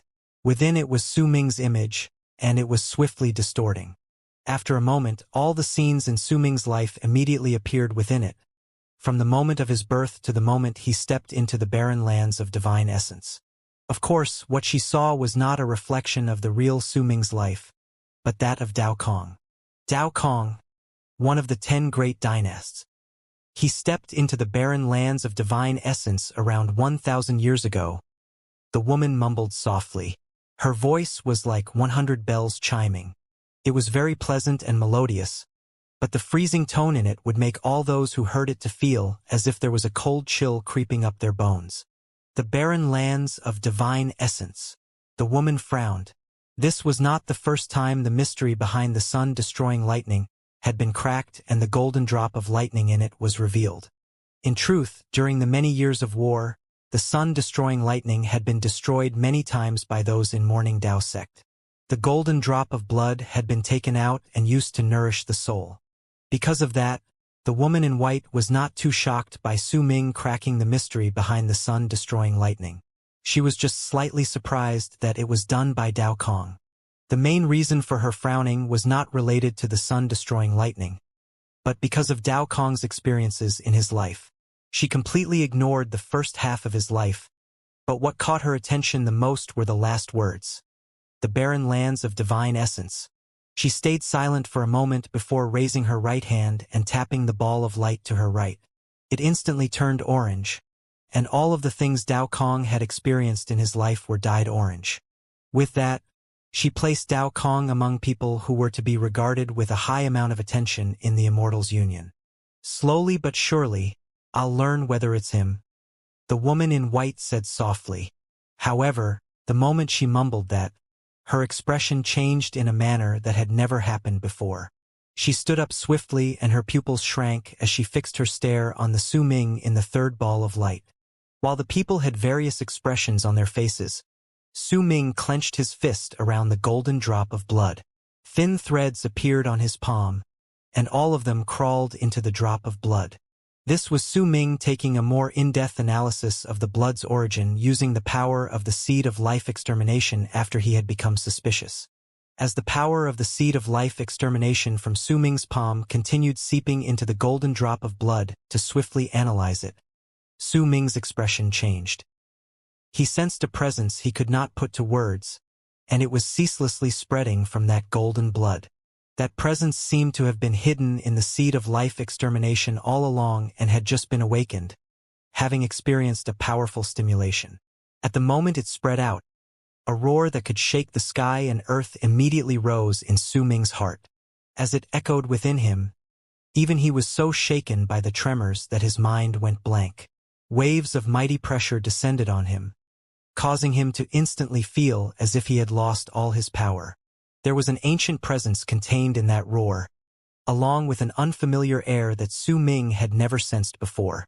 It was as if it did not belong to this universe, and in fact it felt as if it did not belong to the four great true worlds, much less arid triad expanse cosmos. Because at the moment that presence and roar echoed in Su Ming's heart, endless ripples appeared out of nowhere in the galaxy around them. It was the law of the universe descending on them. This law had no form, and as it spread out, it caused all the things in the galaxy to freeze. Flame Fiend's progenitor had been having fun being a wolf in sheep's clothing as he fought in the galaxy above. But at that instant, he shuddered. The will of the universe.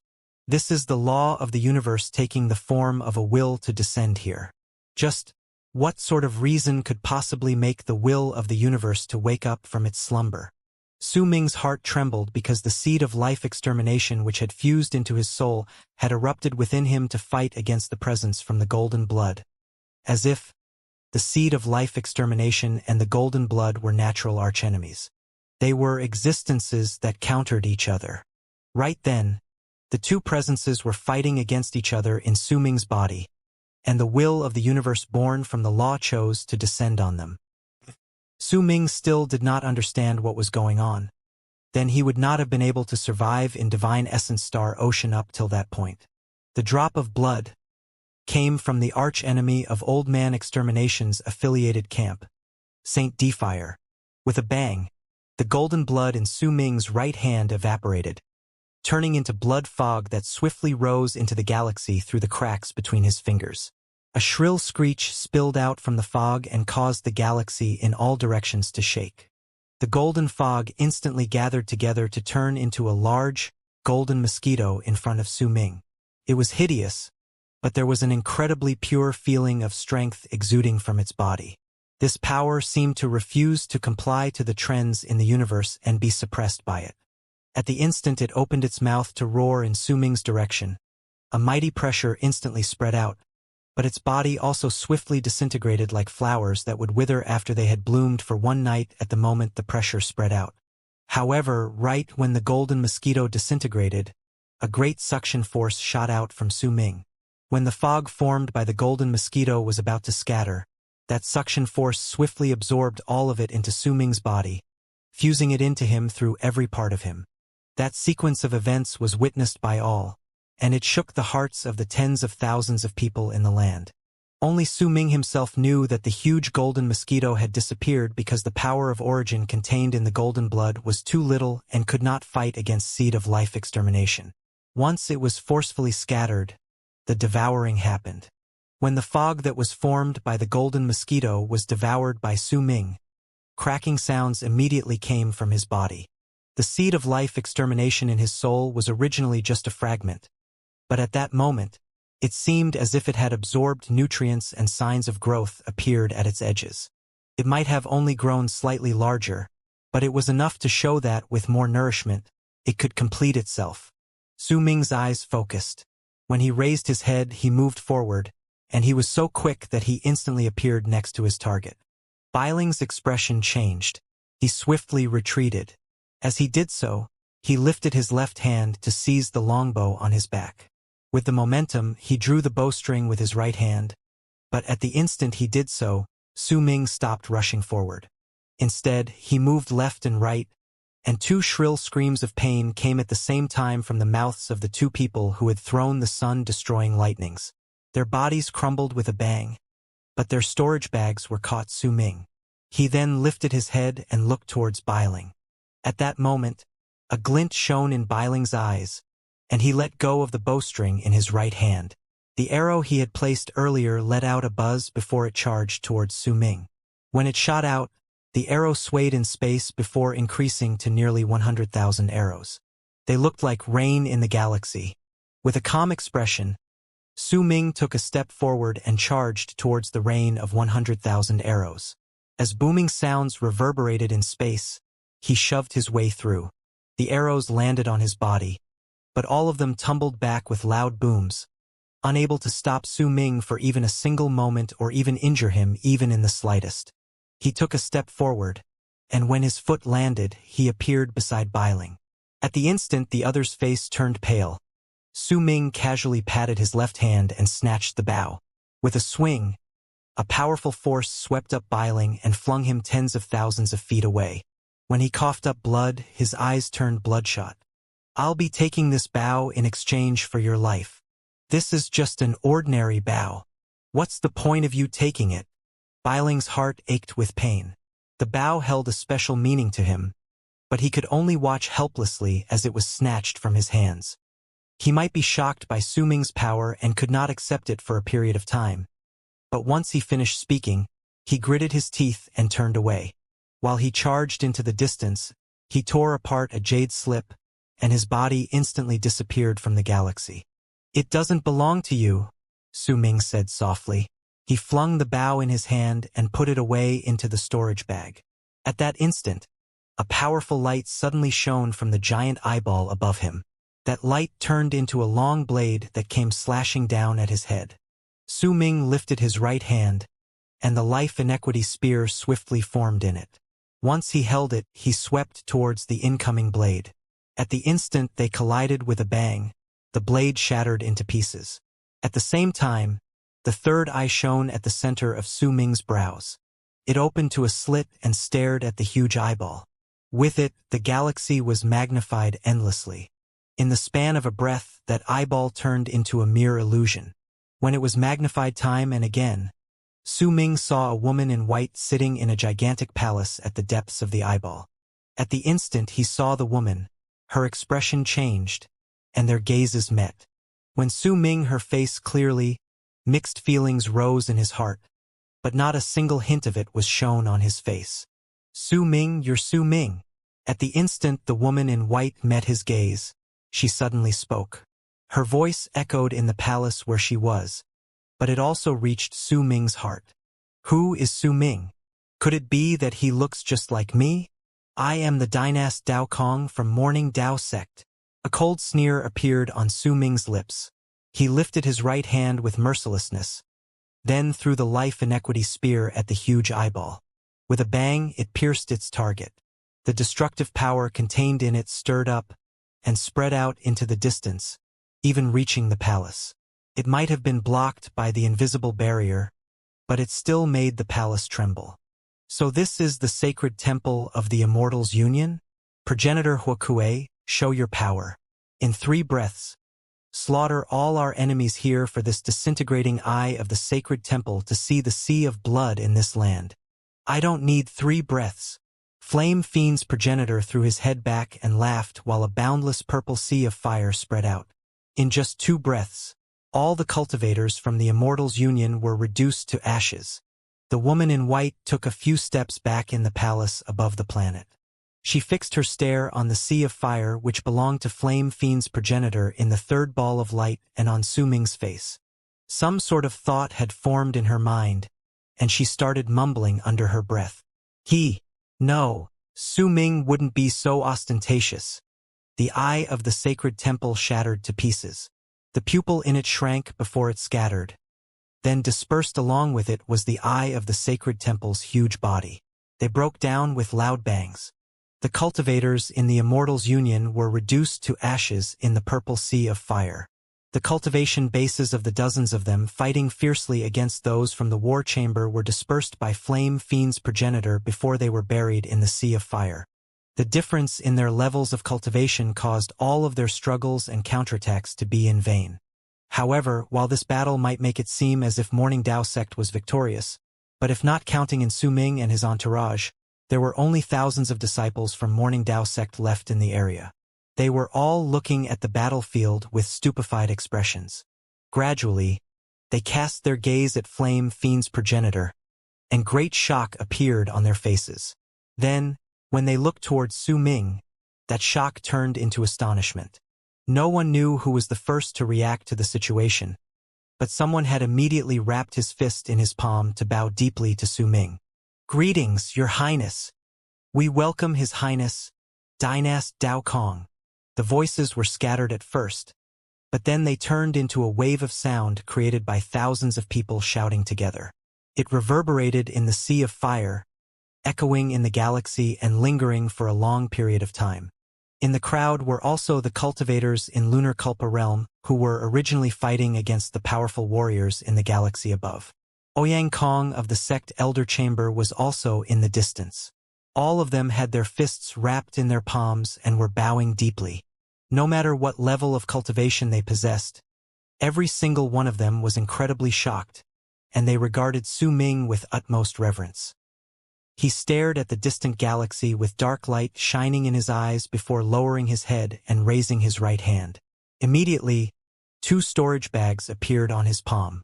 When he scanned them with his Atman, he brought out 2 bolts of sun-destroying lightning from inside. These were the only 2 bolts left. While in contemplative silence, Su Ming did not immediately absorb them, but instead placed them back in the storage bags before turning around to return to his battleship. He then set up camp right outside the relocation spot. After all, some problems had arisen in this area, making it difficult to activate the relocation rune immediately. After about 3 days, light spread out from it, and only then did the news of the relocation spots being attacked was made known to Morning Dao sect. The connection between them was only restored at that moment. This time, the Immortals Union attacked 9 relocation spots.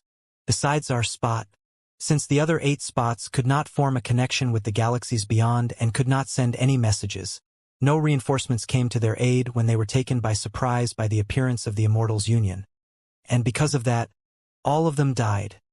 Ouyang Kong said softly in front of Su Ming while on his battleship. Over the years, the army of the Immortals Union had continued conquering one region after another. Wherever they go, most of the races they visit become part of the Union, and most of them have the intention to devour Morning Dao sect in one go. And once in a while, treasures that have never appeared before in true Morning Dao world show up in the Immortals Union, such as the sun-destroying lightning. In fact, several decades have passed since then, and I'm certain that some other supreme treasure has already appeared in the Immortals Union. Ouyang Kong said in a deep tone, sharing everything he knew with Su Ming. The Immortals Union has 3 different forces. One of them are the Immortals, the second is Phoenix sect. When he said this, Ouyang Kong instinctively cast a glance at Su Hui, who was standing next to Su Ming. The third is the Council of Races. This is a temporary union formed by many races. Along with the other powers, they are known as the Immortals Union. Among them, the Sacred Temple is similar to the sect Elder Chamber in Morning Dao sect. They formulate war strategies and plan the distribution of resources, and was built by Phoenix sect. Each battle has a different number of eyes of the Sacred Temple, and usually the commanders of the battles are from Phoenix sect. Right now, the Sacred Lady of the Sacred Temple is the Sacred Lady from Phoenix sect. The Council of Races is similar to the War Chamber. They are the ones who deploy the most soldiers in each battle. As for the Immortals, they are an incredibly mysterious existence in their union. They are different from the Immortals we were used to in the past. Right now, the Immortals' territory has been completely locked down. No outsider can enter it. But every single time, most of the powerful warriors deployed during battle come from the Immortals. They seem to have mastered another method of cultivation, and their levels of cultivation have increased by leaps and bounds. The divine abilities they use are also rarely heard of, such as What the black-robed man the Immortals had sent 300 years ago in a battle with more than 1 million people. That person was clearly not an almighty, but he used a divine ability that turned the galaxy into a void and the battlefield into a black hole. With blood as water, the battlefield in the galaxy was turned into a well. Our cultivators had the mark of a moon branded at the center of their brows while in that well. Hundreds of thousands of people were forced to group together to form a gigantic moon. The black-robed man only gently lifted his hand after that, and as if he had scooped them out, he took away hundreds of thousands of nascent divinities. If progenitor Taishan had not rushed to the battlefield and used his great power to severely wound the black-robed man, then before the battle even started, we would have failed. But the price of severely wounding the black-robed man was that progenitor Taishan was also heavily wounded. He had to return to Morning Dao sect to isolate himself to recover. And then there was also a small-scale battle 500 years ago. Morning Dao sect had an extreme advantage at first, but at the instant the Immortals' union was almost wiped out, they sent out a creature that all of us will never forget in our lives. A giant. That person was hundreds of thousands of feet tall. There were 7 planets spinning in a circle at the center of his brows. With just one punch, a wary look appeared in Ouyang Kong's eyes. That giant's level of cultivation was clearly only at the later stage of world plane realm, but the power that erupted from him was as terrifying as that of the black-robed man. They were both similarly unbelievable, and they could only be suppressed by people with levels of cultivation that surpassed theirs by more than a couple times. Ouyang Kong's voice reverberated in space as he spoke. While listening to him, a fierce look appeared in Su Ming's eyes. Your Highness, you must have already guessed the answer. The strange sights over the years allowed all of us to understand clearly that there is a power that doesn't belong to true Morning Dao world in the Immortals' union. In fact, it doesn't belong to the forces from the 4 great true worlds. This power that descended among us gave the Immortals' union power to fight against Morning Dao sect. Otherwise, how would a mere Immortals' union be able to remain even after 1,000 years and even occupy half of the galaxy in our true world? Ouyang Kong said bitterly. What about the true progenitor? Su Ming suddenly asked. The true progenitor status is mysterious and transforms frequently. No one knows precisely who he is, but no one similar has appeared in the war up till now. Forget you, Your Highness, even us, from all races are also in a state of anxiety and nervousness. Besides, progenitor Dao Chun is still in isolation, not having come out once. The Almighties in Morning Dao sect and all the powerful seniors haven't appeared either, making all of us think that perhaps there is some other secret that we don't know of around. As Ouyang Kong spoke, he looked towards Su Ming, as if he was hoping to obtain an answer from him. Su Ming narrowed his eyes. He remembered how the golden mosquito and the seed of life extermination in his body had countered each other as if they were mortal enemies. Old man extermination came from Dark Dawn. Then the force that countered him and was him mortal enemy was naturally from Saint Defire. If that was the case, then there were plenty of questions in Su Ming's heart that were answered. The giant with the rotating planets at the center of his brows, the huge golden mosquito, and the black-robed man with the strange divine ability, along with those who had yet to appear but definitely existed. The power hidden behind all these creatures who descended in true Morning Dao world and were the reason why the Immortals' union could wage war, came from the 180 expanse cosmoses from Saint Defire. The battle between the 180 expanse cosmoses from Dark Dawn and the 180 expanse cosmoses from Saint Defire over arid triad expanse cosmos had already reached an intense state.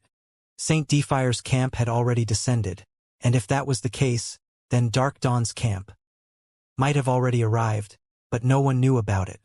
How could arid triad expanse cosmos hope to fight against those two huge powers?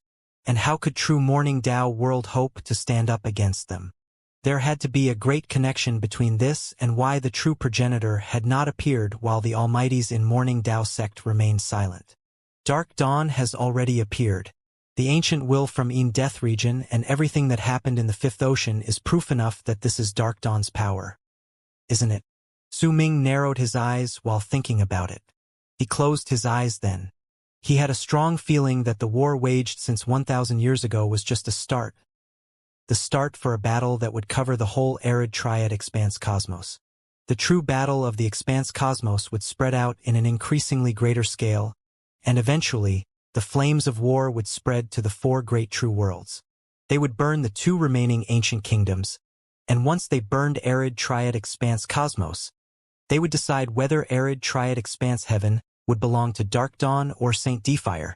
When Su Ming opened his eyes, the flames of wild ambition were hidden in them. Those flames were invisible, but they burned his body, his soul, and while they might seem naive and perhaps a little beyond his ability, they became a resolve in Su Ming's heart. Perhaps it will not belong to Dark Dawn or Saint Defire, but will belong to... Su Ming did not continue that thought, but the flames of determination in his heart had already risen to a point that they were crackling even louder than before. This time, the attack from the Immortals Union caused each relocation spot to lose its ability to send messages. If Morning Dao sect doesn't think of a solution soon, then I am certain that multiple battles will be waged in the true world in the near future. Your Highness, when you return to the sect, then with your status, please relay my worries to the sect elder chamber. My race is still within Morning Dao sect's jurisdiction, and I don't want for there to be a day when the Immortals Union will conquer Morning Dao sect's current territory, then offer up the blood of my people as a sacrifice. Ouyang Kong wrapped his fist in his palm towards Su Ming, then bowed deeply to him again. I will do it. Su Ming's gaze landed on Ouyang Kong, then shifted to look at the galaxy. In his heart, he murmured aloof words that no one could hear. If there was no destruction, then from where would new life come? Within true Morning Dao world was Morning Dao sect, which was situated in a spot that did not belong to the universe but had been opened up in another dimension by true Morning Dao world. There was an altar in that place. On it was a dimension that looked as if it wanted to tear through the galaxy, and within it was a world that was isolated from the universe. In this land lived true Morning Dao world's Culpa Lord. It was the isolation grounds which belonged to progenitor Dao Chun. Within the indistinct light inside was a man whose back was the only thing visible. The same words as those in Su Ming's heart also came from his mouth. If there was no destruction, then from where would new life come? He did not say it because he knew what Su Ming had thought. It had absolutely nothing to do with Su Ming, but instead, it was because of a gigantic galactical map that lay before him. That galactical map showed true Morning Dao sect's territories. Half of them had turned crimson, and that color symbolized the Immortals Union. In the depths of the crimson region was a pillar of light that descended from above. It stood vertically in the region which belonged to the Immortals Union, and it was incredibly distinct. When arid triad expanse cosmos is destroyed, the day for my race's rise to power will arrive. Even when the person murmured those words in a deep voice, he sat still, as if his body had grown rigid. Oh! Su Ming, his group, and the hundreds of battleships slowly moved towards the relocation rune under the gazes of Ouyang Kong and his thousands of cultivators. Through the rune they could head to Morning Dao sect. The trip had lasted for about a month. Ever since Su Ming had stepped into true Morning Dao world, he had cut down Dao Fei Feng and also shone with a brilliant radiance through his axe while he was in the place. He killed a large number of cultivators from the Immortals Union, and when the relocation rune was restored, Ouyang Kong sent word of it to Morning Dao sect, so many people learned about it. Dao Kong's name had faded away from many people's memories around 1,000 years ago, after he entered the barren lands of divine essence. But when that name resurfaced, there was a bloody stench surrounding it, along with a murderous aura that could not be ignored. Dao Kong had killed Dao Fei Feng. This might not be the first internal fight among the direct descendants, but it was usually done in the dark. No one dared kill one of their own so blatantly, but not only did Dao Kong do it, he also hung Dao Fei Feng's corpse at the bow of his ship. The shock brought by this scene was incredibly great. This was also an unspoken threat to all the direct descendants in Morning Dao sect. Don't provoke me. If there was anyone who provoked or challenged him, they would end up like Dao Fei Feng.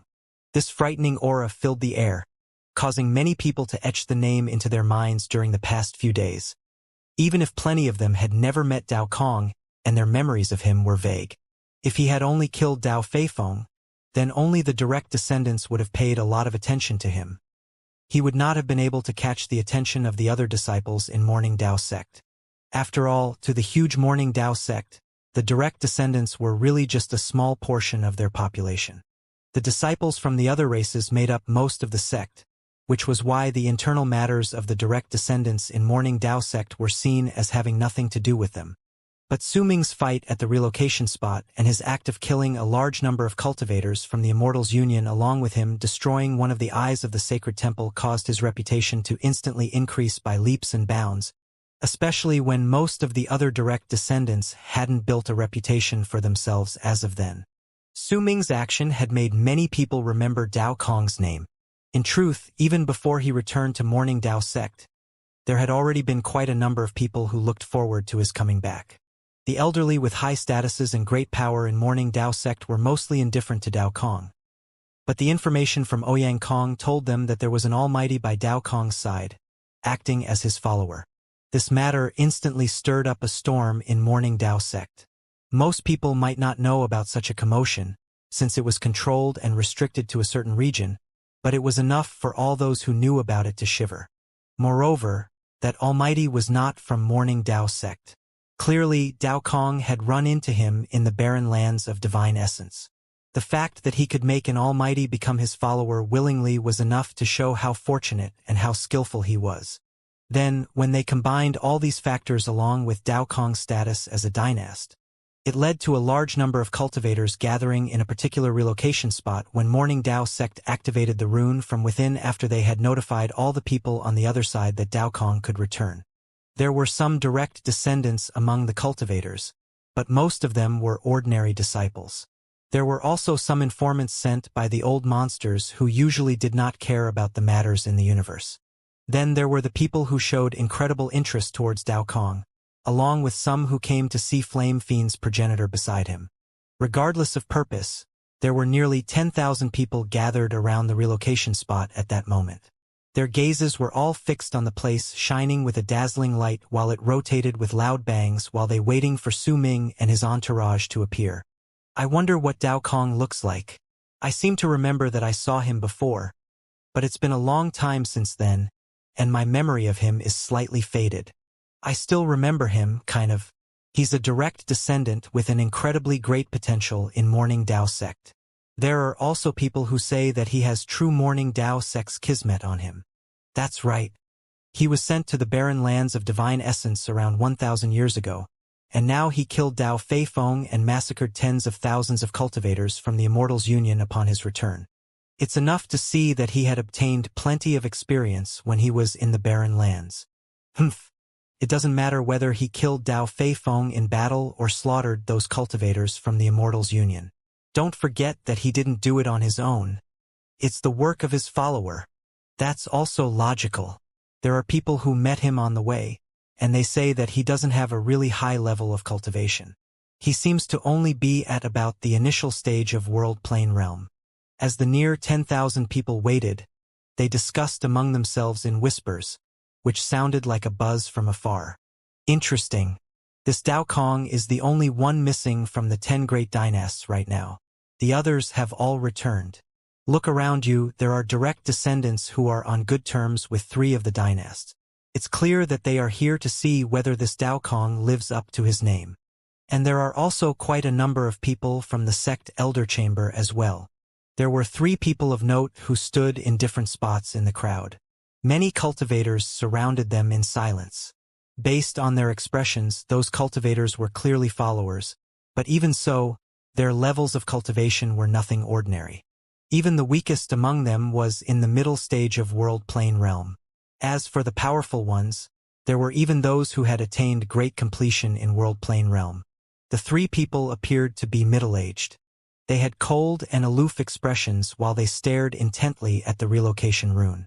The 3 of them came from 3 different dynasts, and just as the other people had said, they had come to see whether Dao Kong lived up to his name. The light from the relocation rune shone even brighter. Gradually, vague shadows appeared within it. They slowly gained corporeal form, and all the cultivators in the area understood what it meant. Dao Kong of the 10 Great Dynasts was about to arrive. The sounds of discussion in the area slowly calmed down. At the instant, all the people's gazes were gathered on the relocation rune. Ripples spread out from the galaxy in the distance. A long arc could be seen charging forward. At first glance, it was in the distance. But when the group lifted their heads to look, their expressions instantly turned into one of respect. Even the 3 direct descendants who were on good terms with their respective dynasts lowered their heads, wrapped their fists in their palms, and bowed. "Greetings, Senior Taishan. Greetings, Senior Taishan." The voices of nearly 10,000 people rose and fell. Above them, the long arc turned into an old man. There was a thin and frail teenager beside him. That teenager had a face as white as snow, clean and elegant. However, that teenager looked rather sickly and had her head lowered, looking like she didn't want to speak. The teenager did not have an Adam's apple on the neck, making it clear that she was a girl. But because she was too thin and frail, her feminine features weren't very clear. As for the old man, he had a head full of long hair. With a calm expression, he stood in midair and nodded towards the crowd before he cast his gaze on the relocation rune. The people immediately started discussing among themselves quietly. Senior Taishan actually came? Could this Dao Kong have some sort of connection with Senior Taishan? Otherwise, with his status, he wouldn't have come here. There were some people in the crowd who had learned that Su Ming had an almighty acting as his follower through their own methods. All of them speculated that this was the reason behind why Taishan had come. Gradually, the light from the relocation rune grew brighter. The crowd calmed down again, and their gazes gathered on the light. A few breaths passed, and in about the time it takes for half an incense stick to burn, the light from the relocation rune suddenly reached a piercing degree. At the instant it became blinding to the eyes. All the cultivators in the area immediately knew that Dao Kong had arrived. With a bang, the tip of a battleship was the first to appear from within the relocation rune. As it came out slowly, the battleship was fully revealed before the crowd's eyes. It flew out, and at the instant it floated in midair. The hundreds of cultivators dressed in black armor standing on it immediately stood up and knelt down on one knee in the direction of the relocation rune. They did not speak a word, but the grim presence from their bodies instantly filled the whole area. That grim presence was naturally formed after those cultivators had went through the trials in the barren lands of divine essence. They were in the first battleship, and the instant it showed up, some of the cultivators in the area focused their gazes on it and scrutinized it. But there were still many people who had indifferent expressions on their faces, not at all shocked by the grim presence. After all, there were plenty of people who had killed to a monstrous degree during the past 1,000 years of war between Morning Dao sect and the Immortals Union. Boom! The second battleship appeared from within the relocation rune. Then came the third, the fourth, and hundreds of battleships came out, filling up the area. The near 10,000 cultivators on them knelt in worship. Their expressions were filled with fervent zeal, and a thick, grim presence came from their bodies. This scene affected the onlookers' emotions. Gradually, their emotions were stirred up, causing different lights to appear in their eyes. At that moment, a shocking boom reverberated in the air, and the bow of a gigantic battleship came from within the relocation rune. At the instant the crowd's gazes landed on its bow, the sound of sharp intake of breath instantly rolled through the crowd, because everyone saw Dao Fei Feng's corpse, and behind him the dog-headed beast's carcass. There were times when knowing about something was a different matter from seeing it with one's own eyes. At that moment it was the case for the cultivators in the area. They could sense an arrogance from that ship with the 2 dead bodies hung at its bow for all to see. They also sensed a threat aimed against all those who were hostile towards the owner of the ship. A powerful killing intent was contained in that very blatant threat.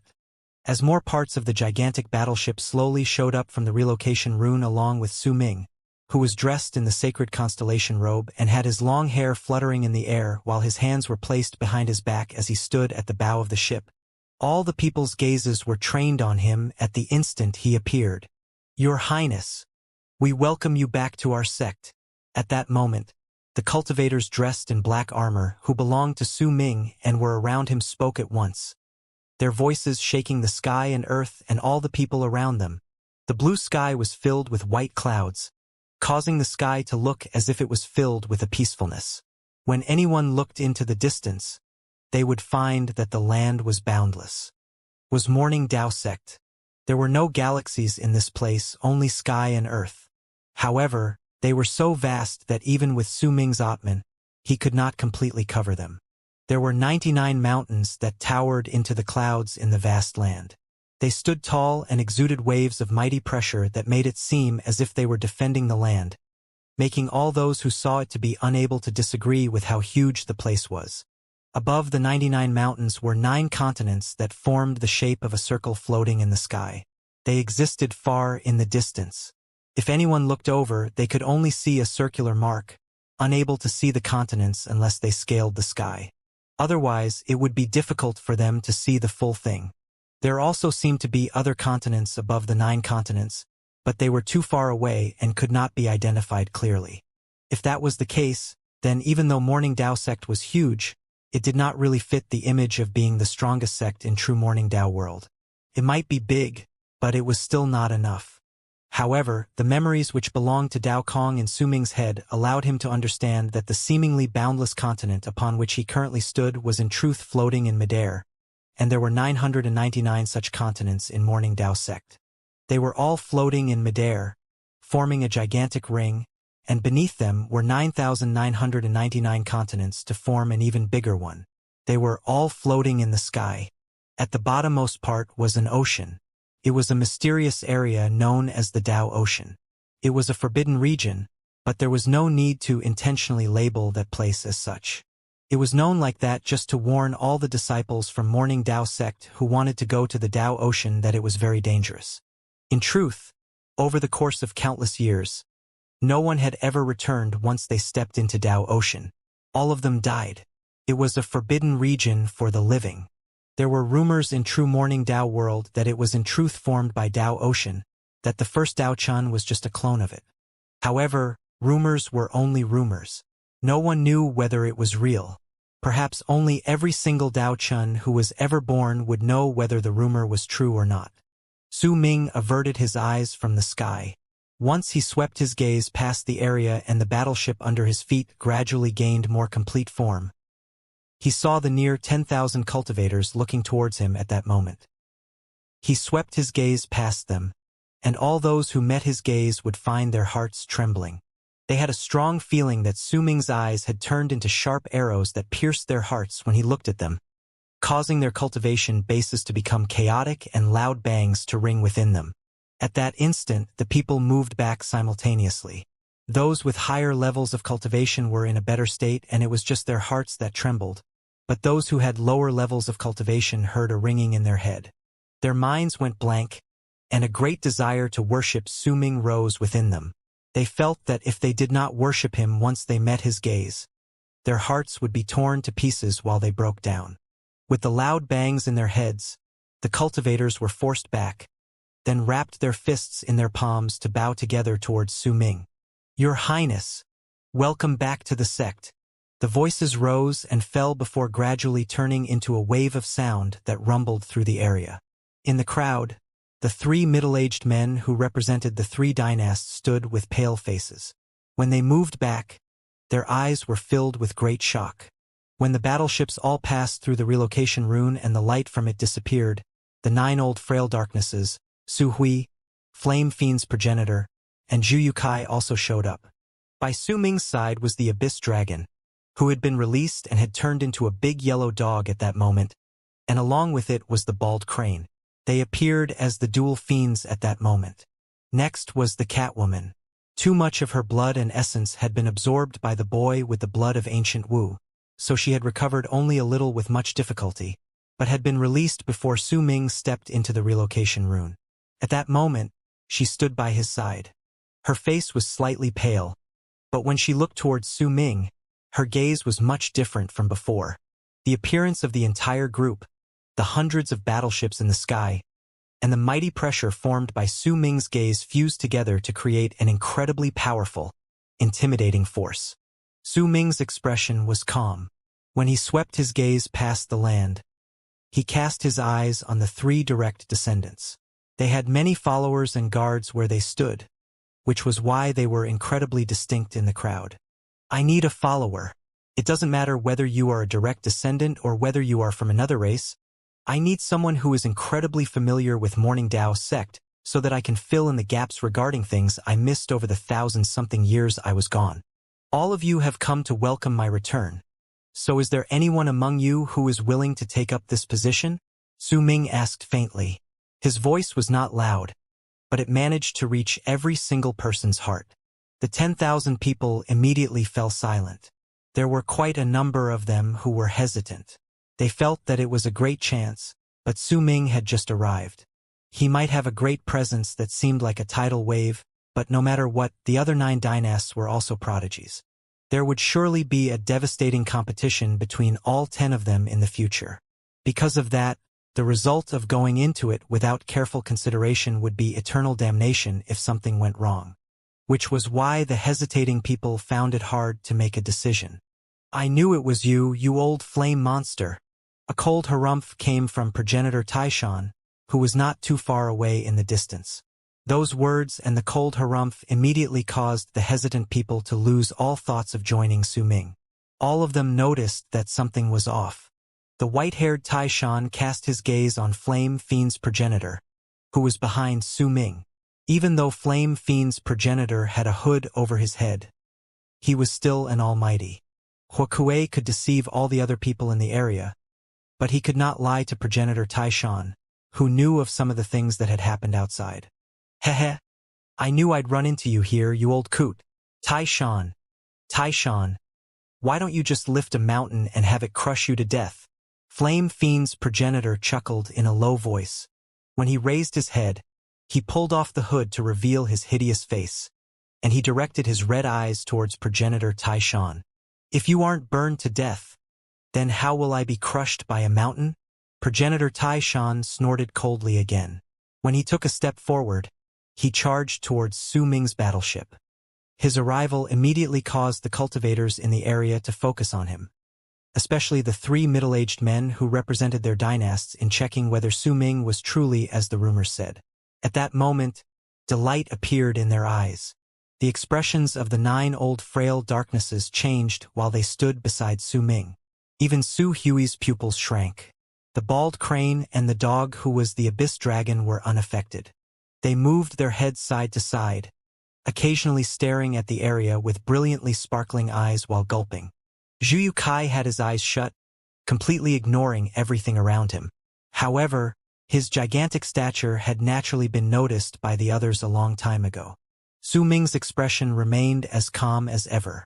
He watched progenitor Taishan approach them and listened to the echo of the words, suddenly reminded of the first time he had met Huokue and Zhu Kai. Huokue had similarly used such biting words on Zhu Kai, but in truth, their relationship had been pretty good. At the instant progenitor Taishan turned into a long arc and closed in on them, Flame Fiend's progenitor let out a long howl and rushed out to charge towards him as well. The 2 of them closed in on each other in midair, and their palms struck each other with a loud bang. They were forced back, and while Flame Fiend's progenitor moved back 8 steps, progenitor Taishan only took 4 steps back. You did this on your own accord? Progenitor suddenly asked. Su Ming had a calm expression on his face. He could tell with just one glance that progenitor Taishan's strike had not been an attack, but was aimed to test whether there was some sort of seal in the body of Flame Fiend's progenitor. Similarly, the palm strike from Flame Fiend's progenitor might have looked like he had attacked, but in truth, it was used to hide the divine thought he sent to Taishan at the moment they clashed. Rubbish. If I was unwilling, who could make me leave my nest? Flame Fiend's progenitor grinned. A smile also gradually appeared on Taishan's face. His gaze fell on Su Ming, and after a moment of scrutiny, he narrowed his eyes before wrapping his fist in his palm towards Su Ming. I am Taishan. Greetings, Your Highness. This old flame monster and I are acquainted, and I owe him my life. If he had not lent me a hand when we were in the 5th kiln within Divine Essence Star Ocean, I would have died. I attacked him just now to test him, I hope that you will not mind. As for the follower you will need, there is no need for you to search for any other outsider. I have a disciple with me who is completely up to the task. Fei Heir, come here quick and greet His Highness. Smiling, progenitor Taishan called out to the thin and frail teenager who had her head lowered in the distance. When he looked towards the girl, there was only loving affection in his eyes. The teenager was of course a girl. She moved over with great reluctance and stood beside the old man. Once she cast a glance at Su Ming, she spoke in a lackadaisical manner. I am Ma Fei. Greetings, Your Highness. Oh, this child. Progenitor Taishan glared at the girl. When he turned his head back to look at Su Ming, he spoke with a smile. She is my only disciple. She's had a weak constitution since she was young, but she is very intelligent. There is nothing that she does not know of in Morning Dao sect. If you have anything that you do not understand, you can ask. If she misbehaves, you can discipline her as you please. I will hand this foolish disciple of mine to you. Please teach her well, so that she will gain more experiences in her life. Progenitor Tai Shan's expression became serious. He wrapped his fist in his palm towards Su Ming, then bowed deeply. Su Ming cast Tai Shan a glance. He might not know what sort of message Huakue had delivered to him, but clearly that message had caused the old man to push his disciple on him, and there were plenty of underlying meanings with that outsider he mentioned just then. If Su Ming still did not understand what he meant, he wouldn't be Su Ming. He smiled faintly, willing to accept this gestures of goodwill. He swept his gaze past the thin and frail girl, but just as he was about to speak, he suddenly turned his head around and cast a glance at the distant sky. Dao Kong, you killed my older brother. Now, do you dare step up to fight against me by yourself? An enraged roar came from the distance. Along with it, a sword sliced through the air towards the battleships. The sword shone with a green light. As it charged forward, it instantly closed in on the area. Without a hint of intending to stop, it rushed towards Su Ming, and it was so quick that it looked as if it was about to slice through space itself to appear in front of him. There was no one on that green flying sword, but it looked as if it was held by someone. It rushed to the center of Su Ming's brows with incredible agility. Killing intent instantly erupted from it and turned into an endless chill that filled the area. Waves of green aura also spread out from the flying sword. It smelled sweet, but once someone breathed it in, it would turn into a strange bitterness that would leave a taste on the tongue. Dao Fei Xian. It's Dao Fei Xian's will of the sword. Cries of surprise from the crowd immediately rose into the air. Su Ming's expression was calm as he watched the incoming green flying sword. He did not make any move to dodge, but instead turned his head around to look towards the thin girl to continue with what he had wanted to say. Then over the next few days, I will need you to introduce Morning Dao sect to me in detail, Miss Ma Fei. The moment Su Ming said those words, a cold glare shone in the eyes of progenitor Tai Shan, stood beside them. He let out a cold snort, then raised his right arm and swung it. Immediately, an invisible gust of wind swept up the incoming flying sword, which made it shudder and instantly fall back. I am meeting up with an old friend here. Who dares to interrupt me? That was Tai Shan not being ruthless. Otherwise, it would have been far too easy for him to just break the sword and injure the owner's soul. Su Ming might not have paid any attention to the incoming sword, but he did take note of the attack progenitor Tai Shan performed while he swung his arm, almost into fate realm, and can even control a bit of the fate around him. This Tai Shan has extraordinary power. He was injured badly when he fought against the black-robed man in the past. Based on this and Ouyang Kong's words, he should have been slightly weaker than what he is now when he fought against the black-robed man in the battlefield. Black robes. When Su Ming heard about a black-robed man appearing in the battlefield from Ouyang Kong, he had already linked some things in his mind.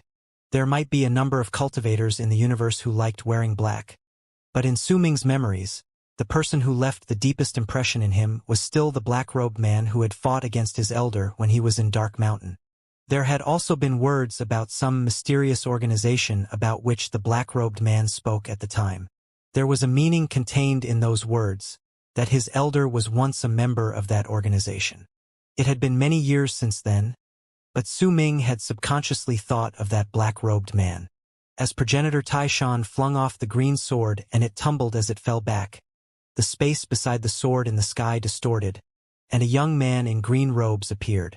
His face was filled with pimples, and he looked incredibly hideous. Once he appeared, he seized the flying sword and glared at Su Ming. "Senior Taishan, I once heard that you ran into a black-robed man a battle?" Su Ming suddenly asked while looking at progenitor Taishan.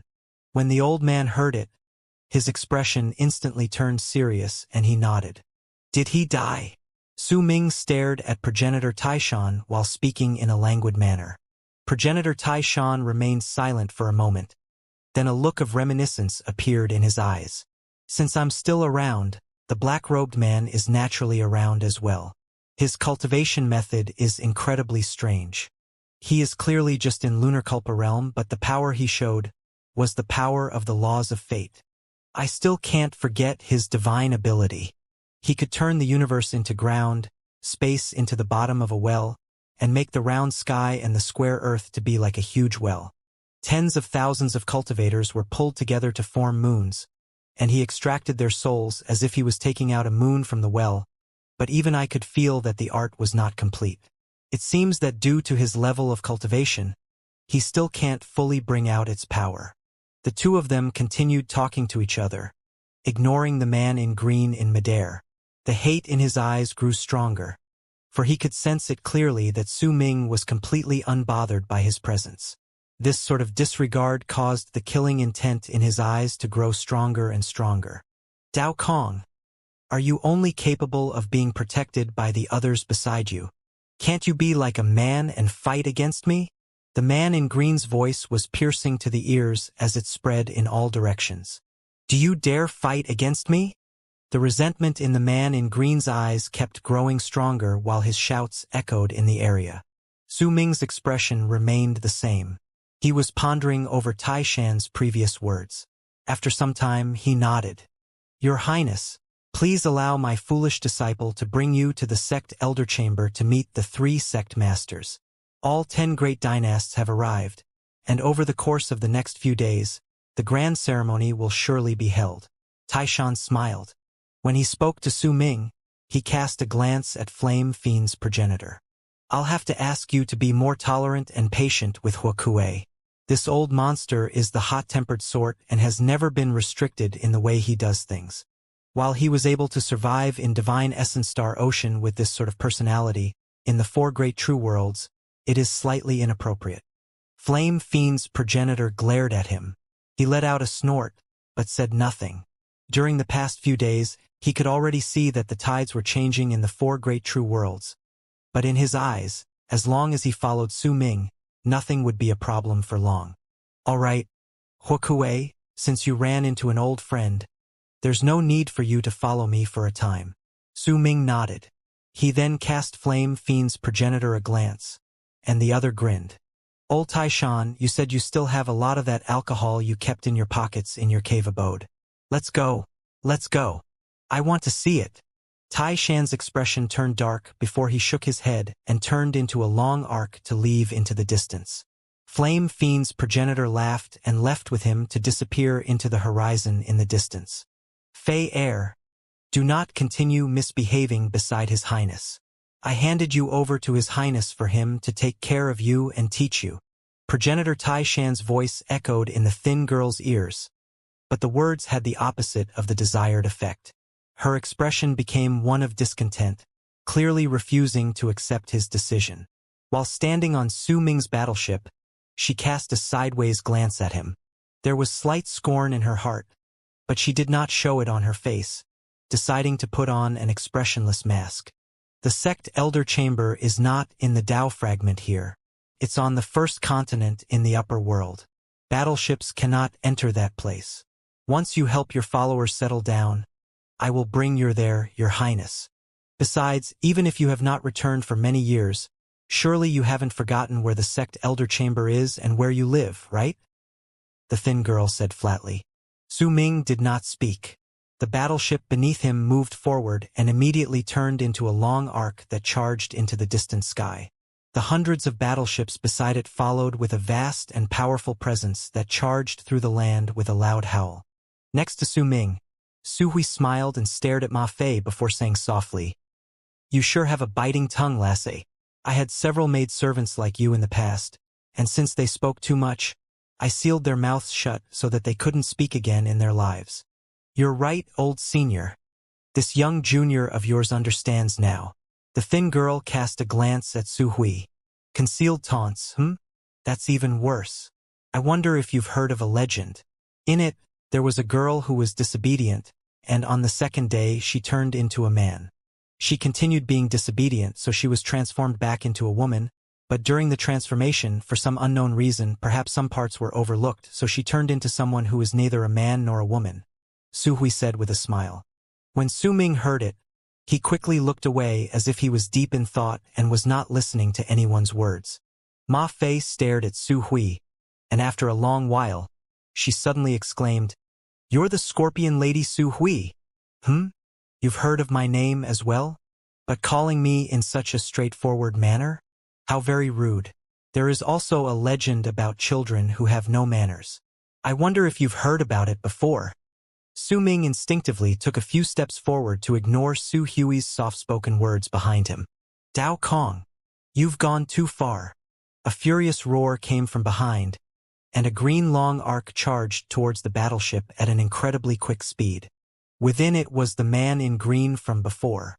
He felt that Su Ming was humiliating him. The scene before made him feel as if everyone had been treating him as if he was air, as if he did not exist. Every time he spoke, he felt like he was just talking to himself, and this form of disregard was something that he could not accept. He might not be a dynast, but he still had quite a high reputation among the direct descendants. That reputation had been built and spread due to his brutal methods and all the people he had killed. In fact, his level of cultivation was also slightly higher than that of his older brother, Dao Feifeng. However, his furious roar still did not stir up any form of interest within Su Ming. His battleship still moved forward, and the speed of the young man's flying sword could not catch up to that of the battleship. When some distance had been widened between them, the man in green roared at the sky. "Dao Kong, you!" The young man in green gritted his teeth and lifted his right hand. A medicinal core immediately appeared on his palm. When he swallowed it, he struck the center of his brows with his right hand. With it, his whole body immediately turned crimson. Killing intent shone in his eyes, and he moved forward.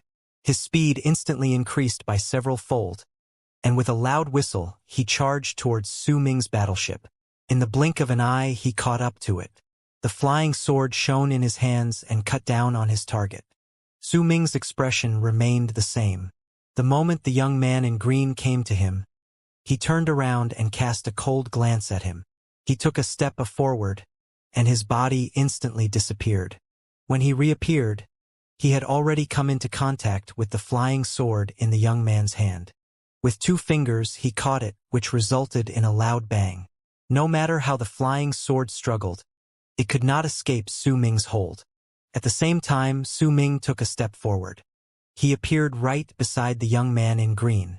At the instant his eyes went wide, Su Ming lifted his left hand, and without any difficulty, went to seize the young man's throat. The young man's expression changed drastically. The constellation robe on his body swelled up. Cracking sounds echoed in the air, and several jade amulets shattered, turning into a screen of light around him. But at the instant the screen of light crashed against Su Ming's left hand, it shattered. Shattering along with it was the green constellation robe that the young man wore. Su Ming seized the young man's throat with his left hand without any form of resistance in his way. Once he lifted the youth up, he locked his fingers around his neck, and a destructive force rushed into the young man's body, instantly destroying all of the venous pathways within him. All of this happened in the span of a few breaths, and it was so fast that before the near 10,000 cultivators in the area could react, it was already over. It was so quick that even the thin girl sucked in a sharp breath of air, her eyes going wide. "I'll give you the span of 3 breaths to tell me who sent you here," Su Ming said flatly while he stared into the young man's eyes, which were now filled with shock, terror, and disbelief. You. The disbelief in the eyes of the young man in green grew even stronger. Never in his dreams would he have thought that within just a few breaths, he would not have even a hint of power to fight back, that Dao Kong would be able to decide whether he would live or die. In fact, the mighty pressure exuding from Su Ming's body right then might not have been spreading through the area, but it was enough to make the young man in green feel a great, suffocating pressure. And while Su Ming's words were spoken in a calm manner, the murderous intent in his voice was cold and brought with it a hint of bloodthirst. All of these caused a loud bang to ring out in the young man's mind. He instantly turned pale and realized how ludicrous he had been just then. He was like a little lamb challenging a huge dragon, and he even really thought that he was stronger than the dragon. After all, he had not paid any attention to Dao Feifeng at the start. He had only caught up to his own death after he swallowed the secret pill and stimulated his speed. The young man in green shuddered. When he was about to continue speaking, "It's a pity, but time's up." Su Ming shook his head. He released his grip on the young man's neck. The instant the young man in green breathed in a mouthful of air, Su Ming's 2 fingers sliced across his neck at lightning speed as he spun on his feet. The green flying sword Su Ming held between his fingers sliced across the young man's throat in an instant. Fresh blood gushed upwards, sending a head flying into the air. When it spun in the air, disbelief could be seen still lingering in the young man's eyes. Su Ming's expression remained the same. He squeezed the 2 fingers of his right hand together, and with a crack, the green flying sword shattered to pieces. When they fell to the ground, Su Ming turned his head to cast a glance at the sky to his right before averting his gaze and taking a step forward to return to his battleship. It was as if nothing had happened, as if the corpse that plunged to the ground and the pieces of a flying sword were just an illusion. Su Ming stood on the ship indifferently as it left into the distance. What remained were the near 10,000 cultivators in the land who stared after him with shocked gazes, surrounded by seemingly dead silence. When the hundreds of battleships belonging to Su Ming disappeared into the distance, an uproar immediately rose in the land. The buzz of discussion rose and fell, and the right side of the sky in which Su Ming had sneaked a glance before he left distorted. 3 people walked out from it. One of them was a middle-aged man. He was dressed in a blue robe, and he wore a coronet on his head. There was an awe-inspiring expression on his face, and he looked imposing, which gave him an invisible presence as he stood in the air. The 2 people beside him were old men. At that moment, they were staring in the direction Su Ming had left with sullen and dark expressions on their faces. Very powerful. Those rumors were no exaggerations. Forget just one Dao Feifeng. Even if there were 10 or 100 of them, they wouldn't be his opponent. The sect elder chamber is also keeping quiet about this. It's a telling sign about Dao Kong's level of cultivation and his influence. Your Highness, you shouldn't have sent someone to test him just now. Before he left, it's clear that he discovered us. The 2 old men behind the middle-aged man spoke in low voices. The middle-aged man stared in the direction in the sky in which Su Ming had left. After remaining silent for a moment, he asked in languid manner, "How confident are you in killing this person? Without that Almighty by his side, without Su Hui in the way, without the 9 old frail darknesses forming the rune, we would need to borrow a sealing treasure and have 3 other people in Solar Culpa realm before we could kill him. We can only kill him with 5 people." One of the 2 old men said after being quiet for a moment. "How great are the chances of success?" The middle-aged man frowned. 9/10, the other old man replied calmly. There was a hint of pride on his face. 9/10 is still too little. If I try to kill him, no accidents can occur. If he doesn't die and tries to take revenge, it'll be very troublesome. Is there a way for us to be absolutely in being able to kill him? The middle-aged man asked while shaking his head. There is. We have to ask for help from an Almighty. Even if it's an Almighty who has just become a master of fate, lives, and death, we can easily and certainly kill this person. But the condition is that his almighty follower is not beside him. The old man on the left answered in a ghastly fashion. Let's observe how threatening this person is later. If there is a need, then while asking for an almighty who has become a master of fate, lives, and death for many years will be slightly bothersome. I know one senior among us who would fit the description. The middle-aged man smiled faintly. It sounded as if he could decide Su Ming's fate, but first wanted to determine whether Su Ming's actions would pose a threat to him. Once he proved to be in the way, he would end Su Ming's life. He felt that he had that within his grasp. So what if you have an almighty as your follower? Dao Kong, your foundation isn't solid enough. Your ancestor is no longer the sect master in charge. He has already gone back to isolation. No one knows how long it will be until the next time he wakes up again. Without a foundation and a pillar of support, what right do you have to be a dynast who can stand on equal grounds with us? The middle-aged man laughed coldly. He turned around and moved to disappear into the air. He had his own reasons as to why he had sent someone to provoke Su Ming, even though the two old men had said that he should not do so. I intentionally used someone as stupid as Dao Feifeng. If he could humiliate Dao Kong with his power and status, it would have been a successful test. If he couldn't and got heavily injured, it had let the other dynasts know about Dao Kong's level of cultivation. Now that one of them died, it's even better. The competitors who are on equal footing with me will pay attention to Dao Kong. With that being the case, everyone's attention will move away from me, and I'll be able to relax a little. As the middle-aged man left and the near 10,000 cultivators in the land dispersed, the event of Su Ming killing Dao Feifeng immediately spread out, courtesy to the cultivators who sent word to the others via letters. Su Ming stood on his battleship. He remained composed all along the way as he observed the mountains and rivers in the land as well as the sky and earth. But he did not pay any attention to the thin Ma Fei who was observing him with a strange gaze at that moment.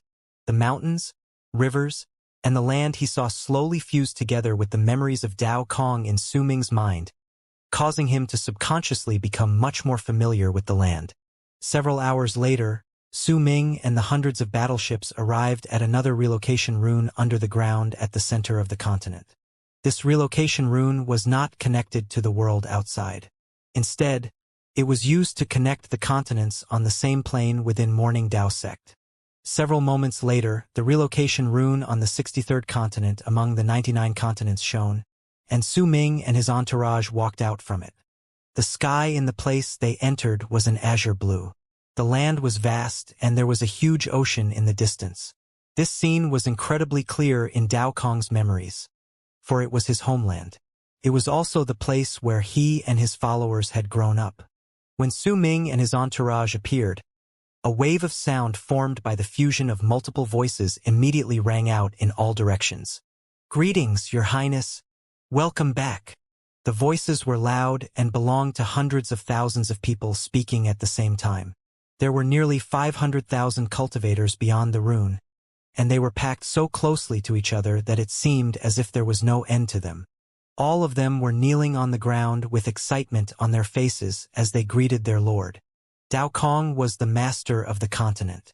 He was the master in the past, and now, after he became a dynast, he was fully deserving of the title.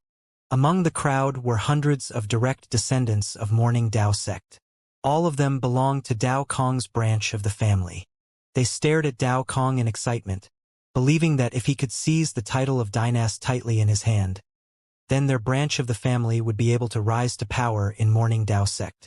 Su Ming cast his gaze on the people closest to him, and he found that he could remember all the names of those who belonged to his family in Morning Dao sect within this land. When he stared into the distance, Su Ming saw the lineup of 500,000 cultivators, and he was shocked once more by Morning Dao sect's size. It was just one of the 99 continents. If anyone made some calculations, they would know that the continents would amount to the vast power of 50 million cultivators, and that was not accounting the people of the 999 continents beneath them. Living there were direct descendants who were slightly weaker than them along with the branch families as well as a great number of people from other races. If Su Ming had to count them, he'd find it difficult to estimate just how great was Morning Dao sect's power. Morning Dao sect did not deploy all of their forces in this war. Why not? Could it be that they're waiting for something, or perhaps, are they using this war to train their disciples? A barely noticeable glint shone in Su Ming's eyes. As the hundreds of thousands of people welcomed him, the battleships landed on the ground. When they descended, the ground trembled, and the cultivators in the ships flew out. This was their homeland. They had left with Dao Kong to the barren lands of divine essence, and they had not come back for around 1,000 years. When they returned at that moment, slight excitement appeared on their faces. Let's go to the sect elder chamber. Su Ming swept his gaze across the area before rising into the air to charge into the sky. Su Hui and the others were not direct descendant, so they did not have any plates which would give them the right to go to the sect elder chamber. However, the thin Ma Fei had such a plate. She sized up Su Ming, but did not ask him anything on the way. As they flew up, they reached the highest level of the continent, and an invisible barrier appeared to stop them. A gentle, mighty pressure spread out from the barrier, but even though it was gentle, Su Ming's pupils still constricted at the instant he sensed it. The mighty pressure was equivalent to the power of an almighty inflate realm, and an ordinary person would definitely not be able to get through it easily. Judging by its looks, it covered the entire boundless sky over the 99 continents. Su Ming remained composed. When the constellation robe on his body touched the gentle power, the light from the constellations on the robe immediately neutralized it, making the barrier to disappear. The thin girl by his side brought out a blue plate. It shone, and the blue light spreading out from it covered her, allowing her to move through the barrier as well. Su Ming continued rising. At the instant he passed the invisible barrier, he saw a white sky. All of it was in that single color. When he cast his gaze across it, he found 9 continents. All of them were incredibly large, and they formed a gigantic ring in the sky. At the center of each continent was a circulating 5-colored light. Each of them formed a gigantic pillar that charged into the white sky above it, and quite a large number of dragon-shaped creatures could be seen swimming about them and the continents. 9 continents, 9 pillars of light. These are the 9 striking lands of Morning Dao sect. There are 9 different trials of different levels among them, and each disciple who can clear the trials will be able to obtain an incredibly great reward, Ma Fei said softly. Striking lands. Su Ming's gaze landed on the 9 pillars of light formed by the 5-colored circulating lights. Once he swept his gaze past every one of them, the sight gradually overlapped with Dao Kong's memories in his head. With his level of cultivation, Dao Kong could only head to the first of the 9 striking lands, rockslide wastelands, and only managed to clear up to the 6th stage. As for the 7th stage, he had no hope with the strength he possessed at that time. However, just by clearing 6 stages had allowed him to obtain a serendipity core. It was precisely it that had allowed him to avoid hundreds of years of meditation. As for the remaining stages in rockslide wastelands, there were few people who could clear them. In Dao Kong's memories, there were only about 300-something people who had managed to clear all 9 stages in the first striking lands. Some of them were direct descendants, but most of them were from other races and were disciples of Morning Dao sect. However, compared to the direct descendants who could come to the 9 striking lands at any moment they wanted, those from the branch families and the disciples from the other races would need to apply for permission from their elders before they could enter. 300-something people might not seem like much, but in truth, they were all who had managed to clear rockslide wastelands over the course of hundreds of thousands of years. If that number was spread through the years, then it would mean that there was practically only one disciple in Morning Dao sect who could clear the first striking lands once every century or two. However, this was just the first striking lands. There were 9 of them, and each of them was more difficult than the last, just like how it was with the stages. Those who wanted to challenge the next land had to clear all 9 stages of the first striking lands before obtaining the right. It did not matter whether they were from the branch family or disciples from other races. Even the direct descendants had to obey this rule. The other 9 dynasts who were conferred the title have already cleared the 9 stages of rockslide wastelands. I remember that you are ranked in the thousands of those in the first striking land, Your Highness. You seem to have cleared the 7th stage, and then you failed about 400-something times at the 8th stage, right? The thin Ma Fei said with an apathetic expression as she cast him a deliberate look. Su Ming did not speak. He averted his gaze from the 9 striking lands and turned to look towards the 9th continent before he spoke based on Dao Kong's memories. On which continent are the sect masters who egressed this time? There was a sect elder chambers on each of the continents. One of them would be chosen by the 3 sect masters to handle the matters of Morning Dao sect. Unless multiple sect elders egressed at the same time, only one sect elder chamber was activate at any given time. The remaining 8 sect elder chambers would be in a sealed state. Dust Spirit Chamber, the 3rd continent. The thin Ma Fei winked. Without another word, Su Ming moved forward. He immediately turned into a long arc that charged towards the 3rd continent with a roar. If someone only used numbers to label the continents which were located in a ring, it would be difficult for outsiders to identify them. However, with Dao Kong's memories, Su Ming did not hesitate, and he traveled so quickly that he instantly closed in on the 3rd continent. The land was vast, filled with tall mountains and forests. The trees were lush, and there were several cities built on the ground, looking like gigantic beasts deep in slumber. Waves of terrifying mighty pressure spread out in an indistinct manner from many spots on the continent. Su Ming charged forward without stopping for even a moment. Gradually, 3 tall towers appeared at the easternmost part of the continent. Those 3 towers formed a triangle. There were threads of light connecting their tops. From the distance, those threads of light flashed, and as they connected with each other, they formed a triangle as well. A gentle screen of light surrounded the area. It was round in shape, enveloping the 3 towers. As it stood above the ground, it looked like an air bubble. There was a glossy shine to it, and there were lightning sparks swimming through it. This scene made it seem as if there was a triangular foundation built under a huge crystal ball, or like it was a living creature's brain. As Su Ming approached the place, waves of mighty pressure spread out. They went through the entire area, causing the place to become silent. Su Ming stopped and landed on the ground. He stood on the earth, and a barely noticeable glint shone in his eyes while he wrapped his fist in his palm to bow towards the strange chamber. I, Dao Kong, would like to meet the 3 sect masters. Only at that moment did Ma Fei arrive while gasping for breath, but she did not approach the place. Instead, she glared at Su Ming in an indignant manner while she was tens of thousands of feet away. Just then, when Su Ming charged through the air, he was so fast that, in the blink of an eye, he had already disappeared without a trace. If she did not have the treasure her master had given her, she did not know just how long she would have needed to catch up to him. Yet at that moment, the thin Ma Fei's pupils suddenly shrank. She took a few successive steps backwards with bewilderment and surprise on her face. In her eyes, she could clearly see a powerful light erupting from the sect elder chamber.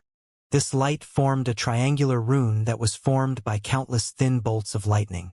It rose from the sect elder chamber and charged towards Su Ming. All of this happened at an incredibly quick speed and could be said to have occurred in an instant. The triangular ring of light instantly landed on the spot where Su Ming stood. When it descended on the ground, it enveloped his body. The rune was several hundreds of feet wide. At that moment, a screen of light made of lightning rose from all 3 sides of the triangle, and booming sounds roared without end. Su Ming remained as calm as ever. There was not even the slightest change of expression on his face. When he lifted his head, he did not even cast a glance at the triangular lightning rune which had surrounded him, but instead stared at the sect elder chamber. Might I know what is the meaning of this, sect masters? A cold harumph came from the sect elder chamber. Who are you? As the cold harumph reverberated in the air, an old man with a grim and frightful air came out from the chamber, causing the area to instantly turn cold. Su Ming remained as composed as ever. Not a single change could be detected on his face. He did not reveal a single thought in his mind. After going through all the things in the barren lands of divine essence, he had already perfected a level of control which he could execute as he pleased. I wonder what you mean by your words, sect masters. Su Ming smiled faintly. You're not answering? The ghastly voice echoed in the air, and the triangular lightning rune around Su Ming spun swiftly. Waves of piercing light shone, and a presence that could make even Su Ming feel that it was dangerous came from within it.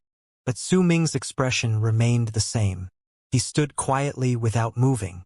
He simply allowed the triangular lightning rune to shrink around his body. Based on the rune's aura, it looked like it wanted to dismember Su Ming. He was betting on that the sect masters in Morning Dao sect were just suspecting him, but did not know for certain that he was not Dao Kong. If he was just a normal direct descendant, they would not have bothered, but he had just been conferred the title of a dynast. With that being the case, even if the three were sect masters, they could not kill him just because they wanted. And more importantly, Su Ming was completely unbothered by the triangular lightning rune. Even if the mighty pressure spreading from it made him feel incredibly threatened, if Su Ming had all his power erupt and had a Kang's true form appear, the rune would only be able to deal superficial damage to him. It would not be able to cause anything real injury to him. After all, it was just a rune that could seal an almighty in Mastery Realm. It was completely out of the three sect masters' expectations that while Su Ming might seem like he was in Lunar Culpa Realm, he was an unprecedented case among all those in Lunar Culpa Realm. His physical body was so strong that he surpassed the tenacity of physical bodies possessed by those in Mastery Realm. Once he fused his cultivation base together with his clones, he could fight against the Almighties in Fate Realm. In fact, if he truly ran into a life-threatening crisis, Su Ming could call upon the fifth kiln and have it descend in true Morning Dao world. With all that in his sleeves, he was completely unbothered by the three presences who belonged to the sect masters who had completed Fate Realm. The only thing he was concerned about was the hidden existences in Morning Dao sect, as well as progenitor Dao Chun, about whose identity Su Ming was still uncertain. If his guess was correct, he could be as willful as he liked in Morning Dao sect, as if he was in his home. That was why he had the courage to take the gamble. While Su Ming's expression remained unchanged, the triangular lightning rune stopped an inch from him with a bang. The three of us are Morning Dao sect's sect masters. Your level of cultivation has become vastly different from your past self after you returned from the barren lands of divine essence. You also have an almighty by your side, so we have to suspect that you were possessed by a member of an alien race. We would not bother if you were a normal direct descendant, but since you are a dynast, then surely you would not refuse to receive the blood-soul fusion test. Another old man's voice came from within the sect elder chamber. It appeared to be much calmer and was not as ghastly and chilling as the one before. Without waiting for Su Ming to speak, the triangular lightning rune around him turned blood-red before charging towards him. At the instant it pressed against his body, it looked as if it had branded itself on him. At the same time, a presence which caused Su Ming's blood to boil spread through him. It fused into his blood, seeped into his bones, and swam through his whole body. During that time, Su Ming remained as calm as ever. When that presence swam through his body once, a dense, blood-red light immediately spread out from him with a bang. As it shone, a long arc flew out from each of the three corners before turning into three pearls the size of a fist in the air above Su Ming. These three pearls are bloodline pearls which were sent out from progenitor Dao Chen's isolation grounds 10,000 years ago. The power of our bloodline is strong in those pearls, and if we use them for the test, there will be no margin for error. You can rest assured. The third old man's voice came from one of the three towers. There was a gentleness to it as it echoed languidly in the air. When Su Ming heard that sentence, a strange expression appeared briefly on his face. The three pearls swiftly absorbed the blood-red light above Su Ming. After a moment, red light instantly shone from them, but it was slightly darker. It made Su Ming's pupils constrict. He could clearly sense that at the moment the three blood-red pearls appeared, his blood and soul started surging furiously. If Su Ming had not suppressed the force from those surges would have erupted from him at full force. It was as if there was a presence within the three blood-red pearls which caused Su Ming's heart to tremble fiercely. It was a presence that was incredibly familiar to him, but also somewhat unfamiliar, and a feeling rose in the depths of Su Ming's heart. In silence, he suppressed the surging blood and soul. When they calmed down slightly, a loud bang rang out in his head. The blood-red pearls immediately started absorbing all the blood-red light spreading out from Su Ming's body. Then, a piercing red light erupted from them, and it was so dense that it looked like it couldn't get any brighter. Then, it changed into silver. That silver light dyed the sky and earth, enveloping the entire region, and it became the most impeccable color in the area. The silver light spread in all directions. The eyes of the thin Ma Fei tens of thousands of feet away widened at that moment. She had grown up in Morning Dao sect, and while she might appear obedient and quiet beside her master, she was in truth a very popular figure among the younger generation of Morning Dao sect. Through her master, she also got to know plenty of secrets other people did not know. One of them was the blood-soul fusion which she was seeing at that moment. Not a single accident or secret could be hidden from its view. Since the elders had used 3 of the Morning Dao blood pearls, the progenitor had left behind to test the fusion level of the blood and soul on a fellow family member, and especially so when the test was directed by the 3 sect masters. The blood-soul fusion could detect whether a person had been possessed and whether there was another soul in the body. After all, the soul and blood complemented each other. If there was a difference in them, then there would be hints of it even if they had fused within together. No perfect fusion existed, and it could be seen how much a person's soul and blood had fused together based on how thick the light which would shine from them would be. It would also allow for other to learn if the person tested was who they said they were.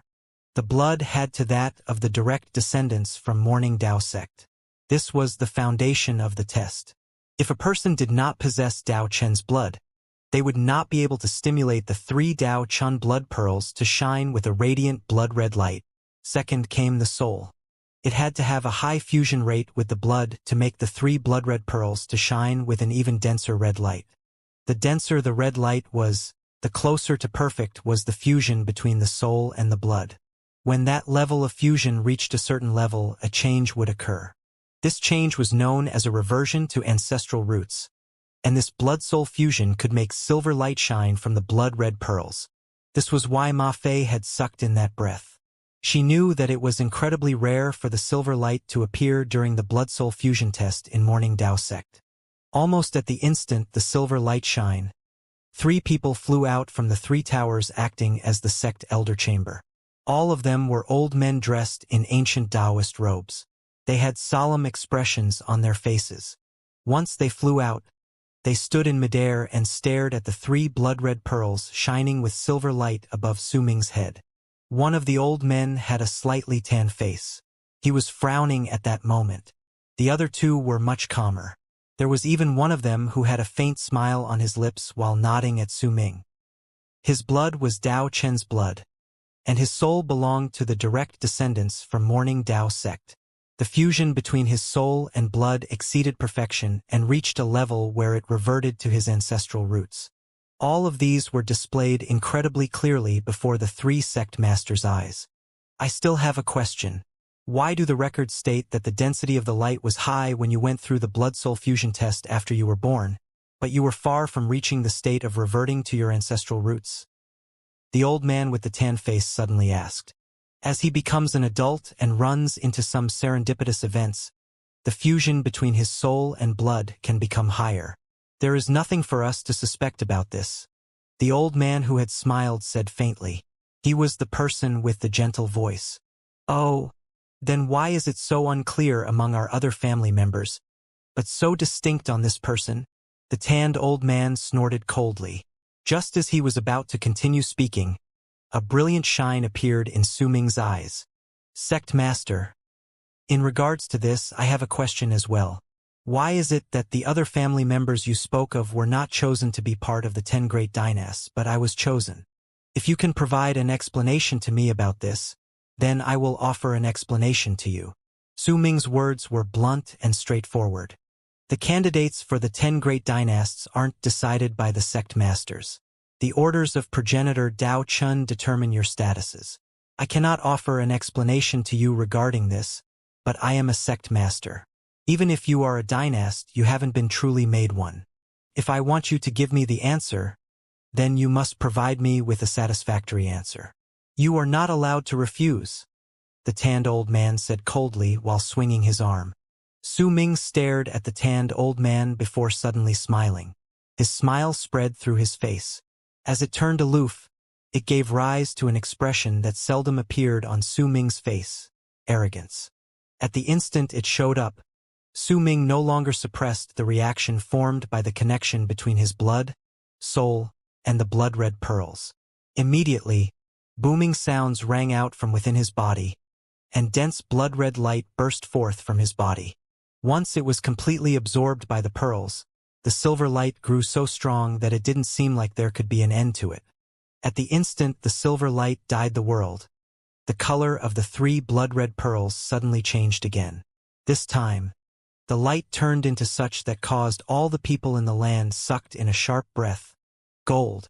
The golden light spread out and enveloped the land as well as the entire sky over the 3rd continent, dyeing it gold and making all the people on the other continents to look over in disbelief. It was especially so for the people on the 99 continents beneath them. All those who raised their heads could see clearly that a golden light akin to sunlight had erupted from the 3rd continent far above them. Red is perfection, silver is a reversion to ancestral roots, and gold is surpassing ancestral roots. Who is going through the blood-soul fusion test? How could that person reach such a state? This is impossible. This is, among the countless mountains, cave abodes, and numerous cities on the other 8 continents were members of Morning Dao sect. At that moment, all of them walked out to look towards the golden light shining over the 3rd continent. Over the course of numerous years, no one has ever had golden light when they went through the blood-soul fusion test in Morning Dao sect. The golden light symbolizing surpassing ancestral roots is just a legend. But now, this is... Once the golden light symbolizing someone surpassing ancestral roots appears, the entire world must worship the person. This is a teaching from our ancestors. Uproars rose and fell in the other 8 continents. Compared to them, the noise in the 99 continents beneath them was so great that it caused booming waves of sound to spread in all directions. The other 9 dynasts swiftly walked out of their chambers and stared at the sky. They could sense an incredibly great threat from that golden light. Who is it? Who is it? Is it Dao Kong? He is the only person in the sect elder chamber right now. It can't be him. It's impossible for it to be him. If it's really him, then since he has the golden light from the blood-soul fusion test, what right do we have to fight against him? On the 56th continent among the 99 was an incredibly lavish palace. The man who had previously made arrangements for Dao Feixian to test Su Ming had an incredibly sullen expression at that moment while standing outside the palace and staring at the golden light from the 3rd continent in the plain above him. His expression distorted. When he clenched his right fist, veins popped up on the back of his hand. There's a high chance that it's that Dao Kong. The sect elder chamber would only cast the blood-soul fusion test so suddenly only for him. Grandfather must have wanted to intimidate Dao Kong. So that's why this happened. But, damn it, why does he have the golden light? How could he have the golden light? The man unfurled his fist. With a bang, the lavish palace behind him collapsed. When it shattered, it was reduced to countless pieces that tumbled backwards, at his servants who had slightly weaker levels of cultivation and were standing outside the palace. All of them were reduced to bloody mess amid the rubble. Make arrangements. Send the 5-colored stone as a gift to Senior Lin Luo and ask him to attack. When the middle-aged man mentioned the 5-colored stone, he felt pain in his heart. But a glint appeared in his eyes, and he lifted his right hand, in which a jade slip appeared. He furled his hand tightly, and his divine thought was instantly branded inside it. With a fling of his arm, the jade slip split into 8 parts before spreading out to charge towards the other dynasts. All besides Su Ming, who had equal status and who were located in different spots on the 99 continents. At the same time, on a continent covered in an ocean which was Dao Kong's homeland, an excited look appeared on Su Hui's face when she saw the golden, sun-like light from the 3rd continent. As she stared at it, she was certain that it was due to Su Ming, even though she did not know how Su Ming managed to do it. But the appearance of the golden light would chase away all the fog of doubt. From then on, no one would question his bloodline. From the moment Su Ming became a dynast, the 9 old frail dynasts, the direct descendants in the land belonging to Dao Kong's family, and all the other cultivators from the other races already had their fates tied to him, so at that moment they were also incredibly excited. If the continents below were already in a state of extreme excitement, then it would be even more so for the third continent. The thin Ma Fei was flabbergasted, and her mind was blank. Her body had also turned gold due to the light dyeing it in such a color. The three sect masters, including the tanned old man, were also stunned to their feet by the golden light surging into the sky from the blood-red pearls above Su Ming at that moment. Even if they had extraordinary power, it was especially so for the tanned old man. Disbelief had appeared on his face. As his expression changed, he found himself unable to accept what he was seeing. No matter what, he would have never been able to guess that the fusion between Dao Kong's blood and soul might be so perfect that it reached such an unimaginable and almost unprecedented state. Now, do I still need to explain myself to you? With a placid expression, Su Ming sensed his blood boiling. The tanned old man's expression changed. He sucked in a deep breath, and a complicated look settled on his face. All his suspicions, his guesses, and his doubts had disappeared without a trace at the instant the golden light spread out. If anyone still wanted to suspect Dao Kong to have been possessed, then it would be the same as suspecting that morning Dao sect's progenitor Dao Chun had been possessed. This would then add another speculation: the person who possessed progenitor Dao Chun had a blood connection with Dao Kong, or else this scene would not have appeared. That was why. No one would dare to suspect him, and no one would dare to doubt him. They simply couldn't do it. I remember that there is a teaching from our ancestors in Morning Dao sect, Su Ming stated flatly, and his gaze landed on the tanned old man. Greetings, Your Highness. The two old men beside the tanned one had excitement on their faces at that moment. They were certain that Su Ming was a direct descendant of Morning Dao sect, and he was also the future hope of Morning Dao sect. Even if their levels of cultivation were high, they still obeyed the teachings from their ancestors and wrapped their fists in their palms to bow towards Su Ming. Greetings, Your Highness. The tanned old man hesitated for a moment before he lowered his head and wrapped his fist in his palm to bow towards Su Ming as well. Su Ming let his eyelids fall slightly. Several breaths later he opened them. Immediately, booming sounds rang out around him. The triangular lightning rune shattered, and he walked out in a relaxed manner. It was just a mere triangular lightning rune. Even if it had extraordinary power, it could not seal Su Ming, who had replaced the completed Ikang.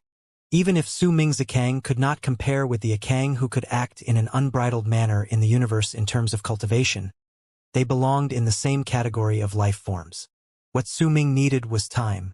As it passed, his Ikang clone would grow until he reached the state of Ikang in the past and surpassed it, reaching a pinnacle that no one had ever reached before. After all, Su Ming had another status besides Ikang's true form. He was someone who belonged to Old Man Extermination. Based on Su Ming's understanding, Old Man Extermination was an old man from Dark Dawn's camp.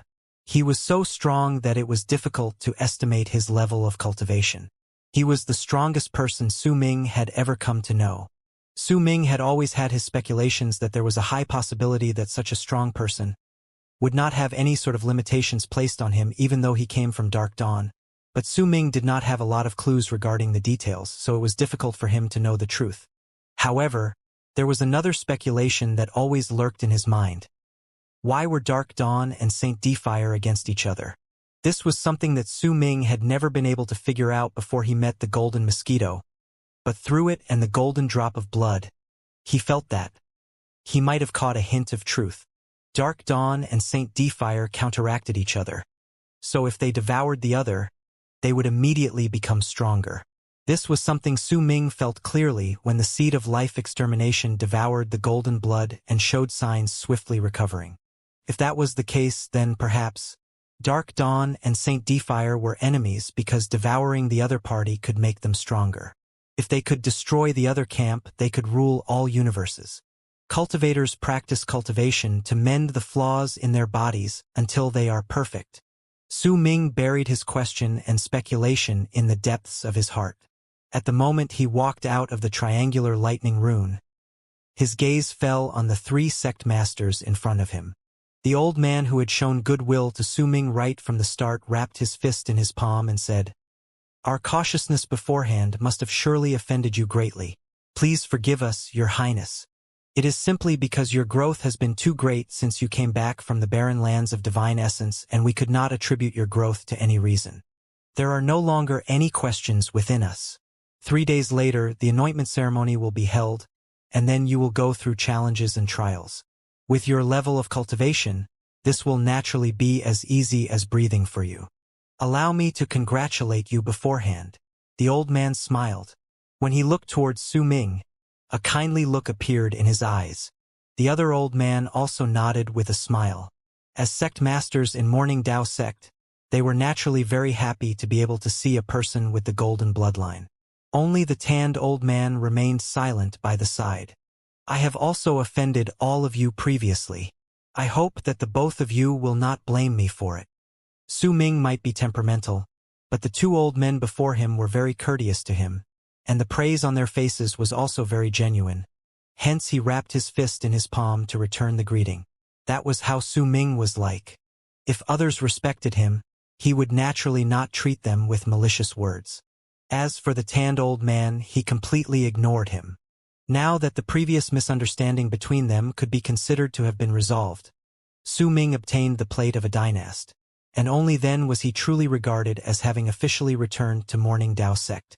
Once he wrapped his fist in his palm to thank the 2 sect masters, he turned around and left in the form of a long arc. The Fin Ma Fei had been shocked by what Su Ming had done. At that moment, she quickly followed behind him, and with wide, flashing eyes, she occasionally sized up Su Ming. There was an expression of interest on her face.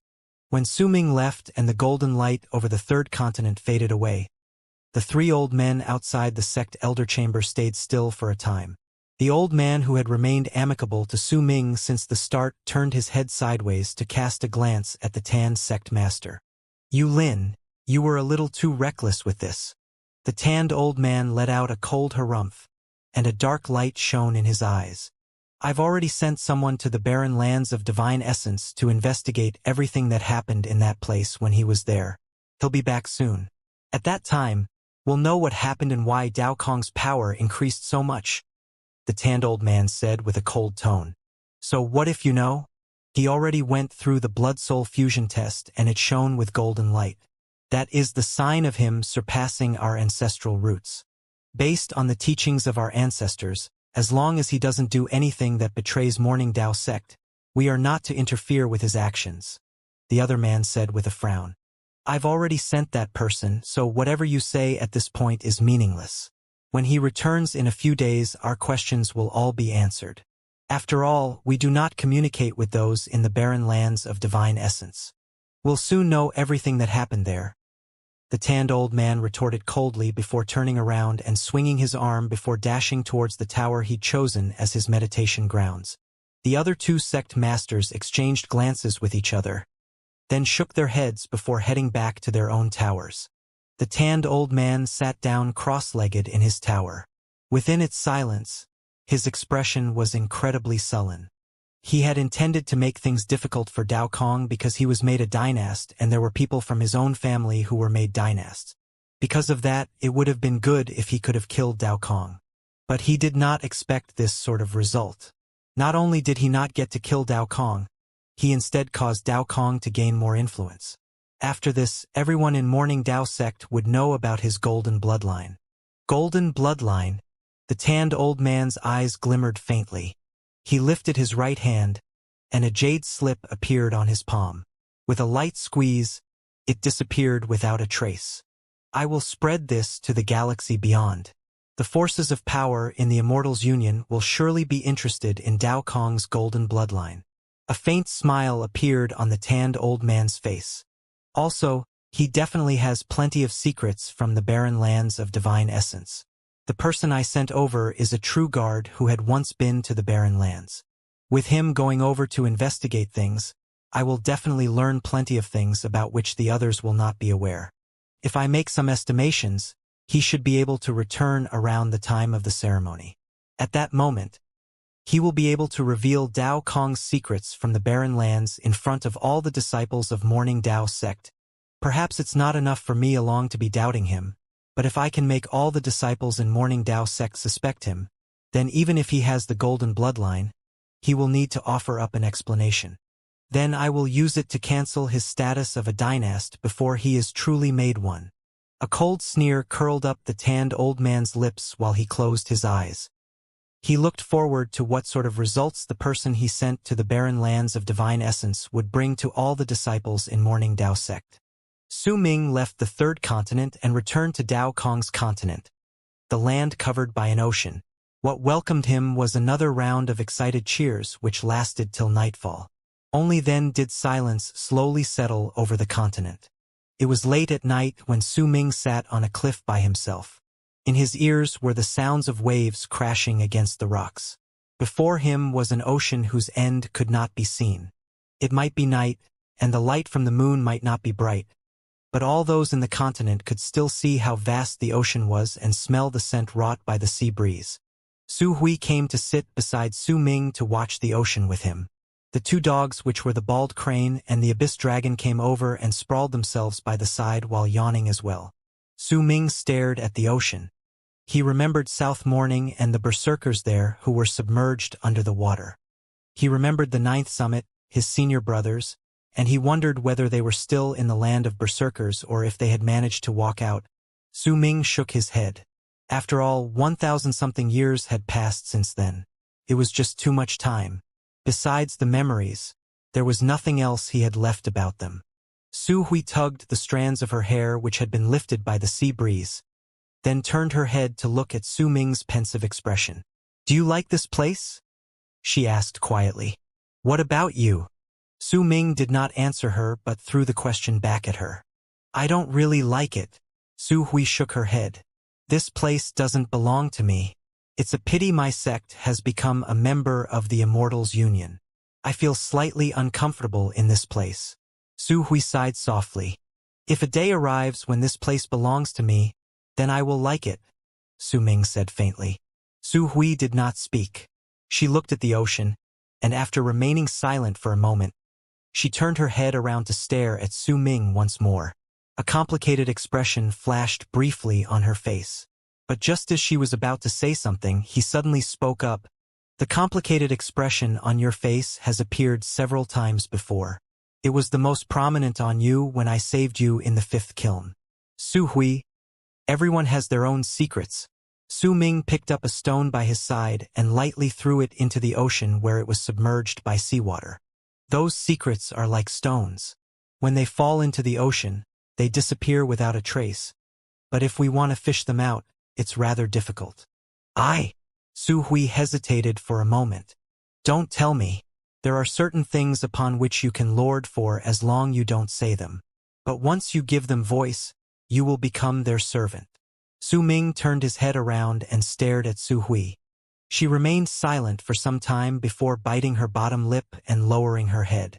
In a few moments, she asked faintly, "Once you are made a true dynast, I'd like to leave your side for some time to settle some personal matters. Do you need me around?" Su Ming asked with sincerity. "Not for the moment, but if I really need your help, you'll know." Su Hui lifted her head and looked at Su Ming with a smile. There was an unrestrained, free air to it. The shackles that had always held her from the shadows were gone. This sort of smile is the most beautiful. Even if you have quite a lot of moles, you're still very beautiful. Su Ming smiled.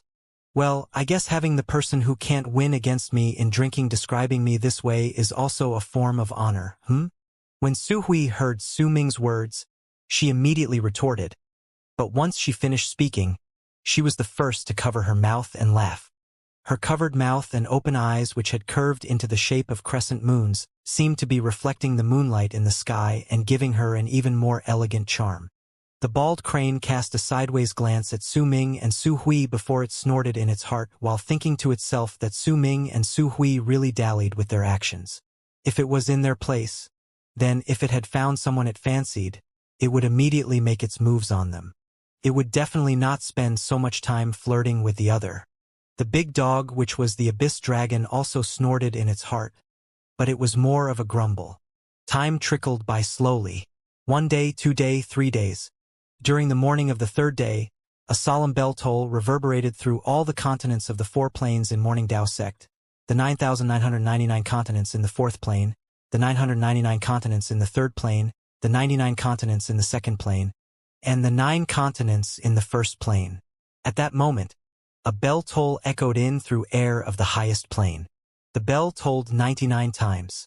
It signified the peak of all numbers as well as the start of the anointment ceremony, which was the center of attention for all disciples in Morning Dao sect. The ceremony would last for some time, and during it, besides the war chamber which remained in the galaxy beyond to prevent the Immortals' union from invading their world, all other disciples would rush back to Morning Dao sect through the relocation spots to attend the anointment ceremony. The place where the ceremony was held was the center of the 9 continents of the upper plane. On the day the ceremony started to the day it ended, all barriers around the 9 continents in the upper plane would be taken down, allowing all disciples to gain access to the place. In fact, they could even join the ceremony. At the end of the anointment ceremony, the 10 great dynasts would go through various challenges and trials. In the end, when they were truly made dynasts, the representatives from the other 3 great true worlds would come to bear witness to Morning Dao sect's 10 great heirs. There would be plenty of messengers from the other 3 great true worlds, and they would all be outstanding people. In fact, based on tradition, there would even be a competition between the heirs of the 4 great true worlds. This would be the liveliest event in many years within true Morning Dao world, and it would be an incredibly grand ceremony. When morning arrived and the bell tolls rang out, loud booms came from each continent. They shook the sky and earth, causing the universe to seem to tremble under the sound. Sound waves crashed against the surface of the sea within Dao Ocean, Morning Dao sect's forbidden grounds, as well as rising into the 9 heavens. Fusing with those sounds were the drums which were 100 feet big being struck on all 9,999 continents of the 4th plane.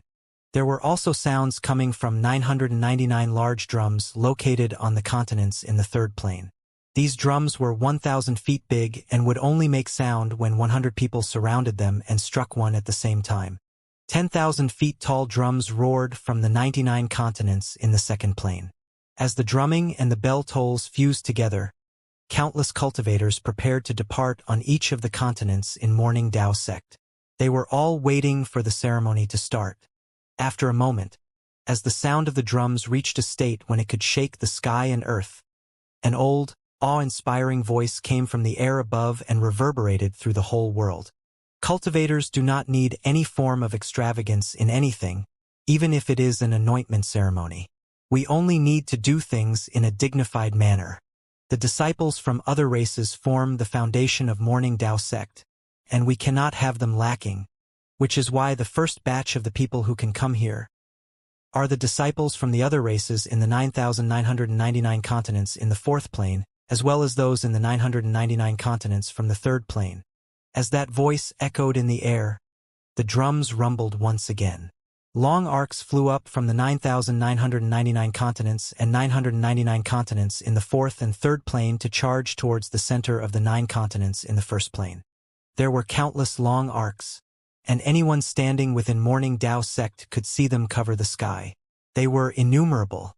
When anyone cast their gaze over them, they seemed like raindrops rising from the ground, making it seem as if the world had been turned upside down.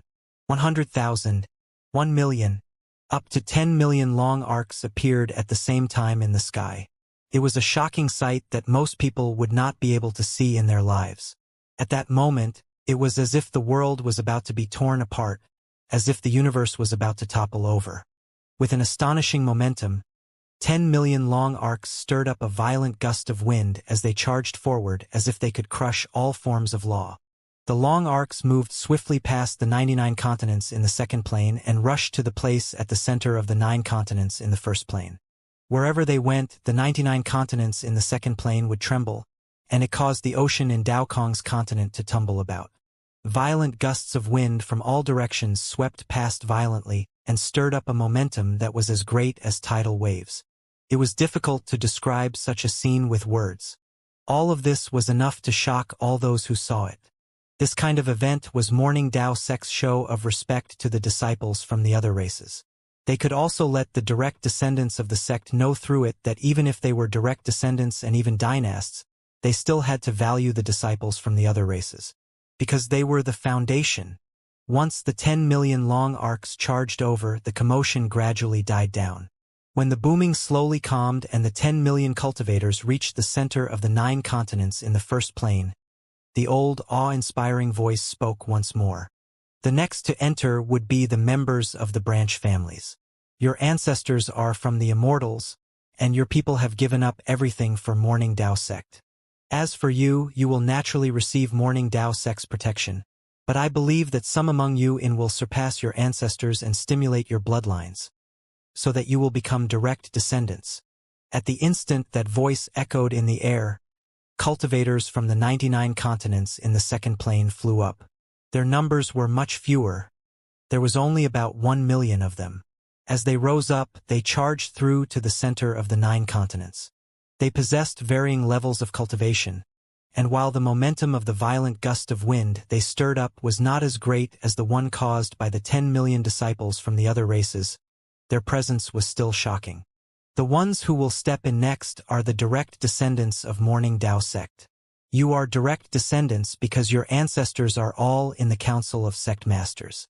As long as they are around, their bloodline will remain. However, if you are arrogant because of this and do not move forward, then when the day comes and your ancestor either dies in battle or passes away of old age, you will be reduced to a branch family and will lose your right to be proud. The awe-inspiring tone in the old voice was incredibly great at that moment. In fact, there was a hint of intimidation within it, and the hearts of most direct descendants trembled. Then, they immediately rose into the air, and with all their power, they brought forth the most dazzling presence they could muster. Long arcs of tens of thousands of people flew up from the 99 continents. The hundreds of direct descendants from the continent which belonged to Dao Kong also erupted with all their power. In the midst of the loud bangs, tens of thousands of people sliced through the air and charged towards the spot at the center of the 9 continents in the first plane. The last to come forth will be the 10 heirs who are to be anointed this time, the 10 great dynasts of Morning Dao sect. But you must remember you are now only quasi-dynasts, not true dynasts. You must all face challenges, and if you fails in them, they will lose your right to be a quasi-dynast. Any disciple who wins against you will be able to obtain your status. Even if that disciple belongs to another race or one of the branch families, as long as they win against you, they can take everything that belongs to you. Even if you manage to persevere through the challenges, you must still go through the trials. If you fail during the trials, you will lose your right to be a dynast. If 9 of you fail and only 1 remains, that 1 will be the sole dynast. And if 1 of you fails while the other 9 remain, then there will be 9 great dynasts in Morning Dao sect.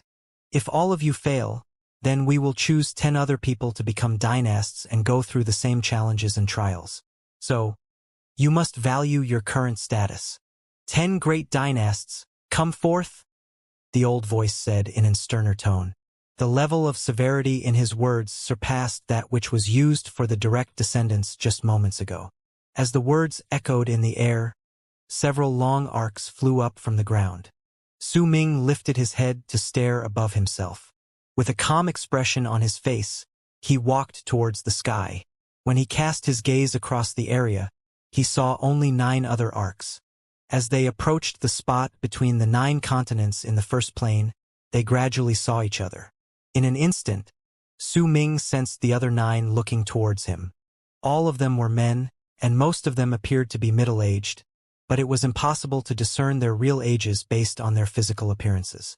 They were staring at Su Ming, and he was staring back at them. A glint appeared in their eyes before they averted their gazes. The 10 people then turned into long arcs and rushed upwards.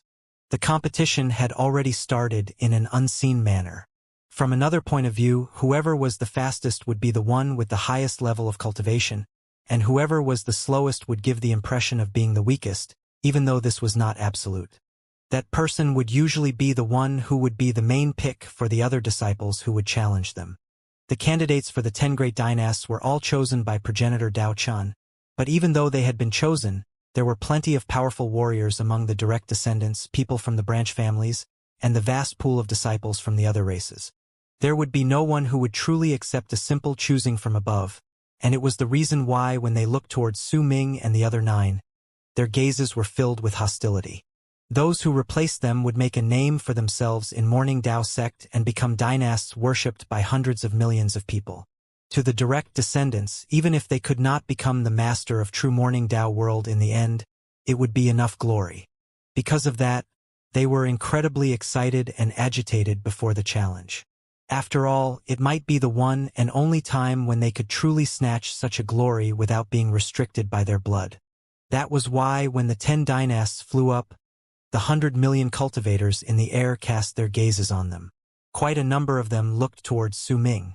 After all, compared to the other 9, he was more mysterious and rather unfamiliar. The 10 quasi-dynasts of Morning Dao sect charged forward.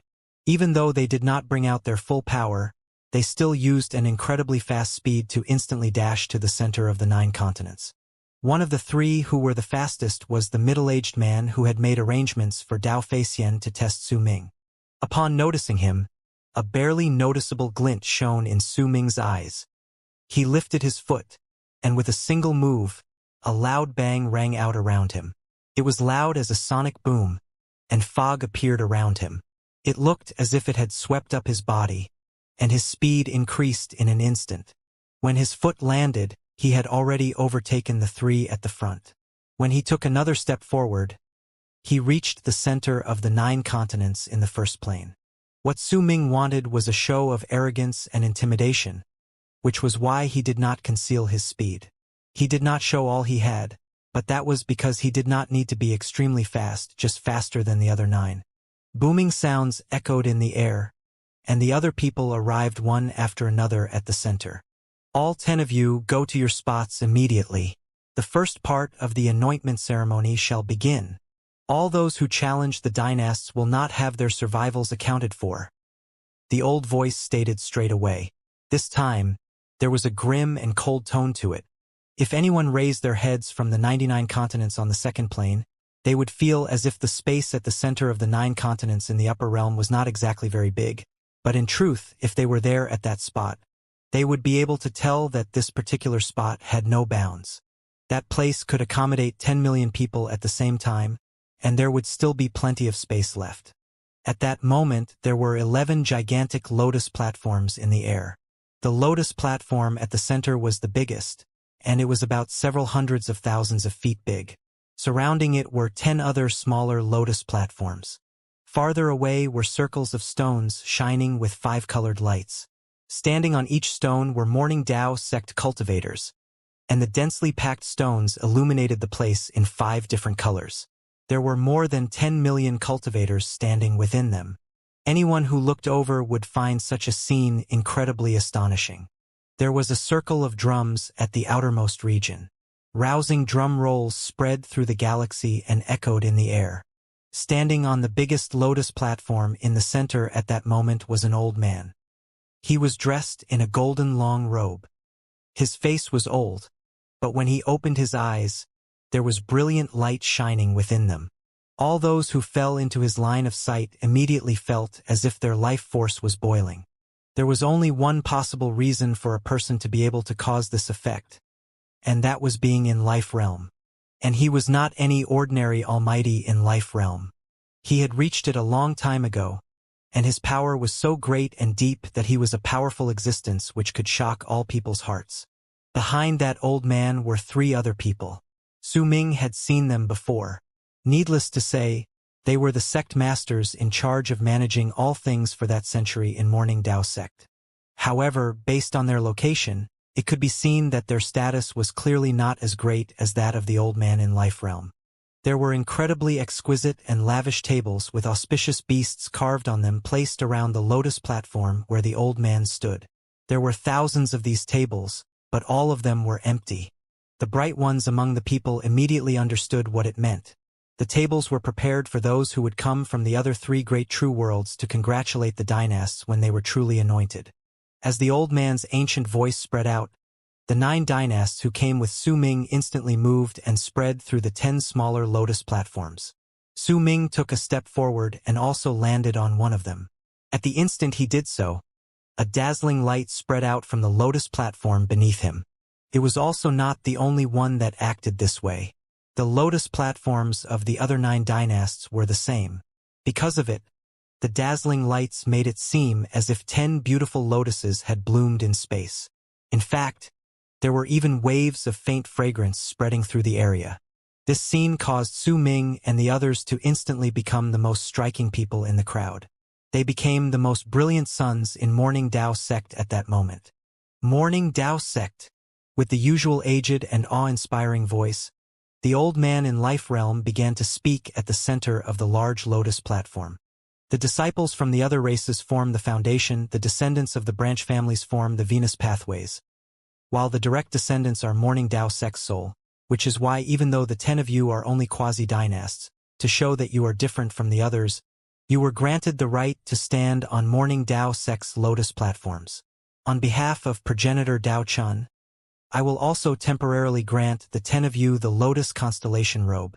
Whether or not you will continue to be in possession of this robe will depend on whether you can stand till the end of the ceremony.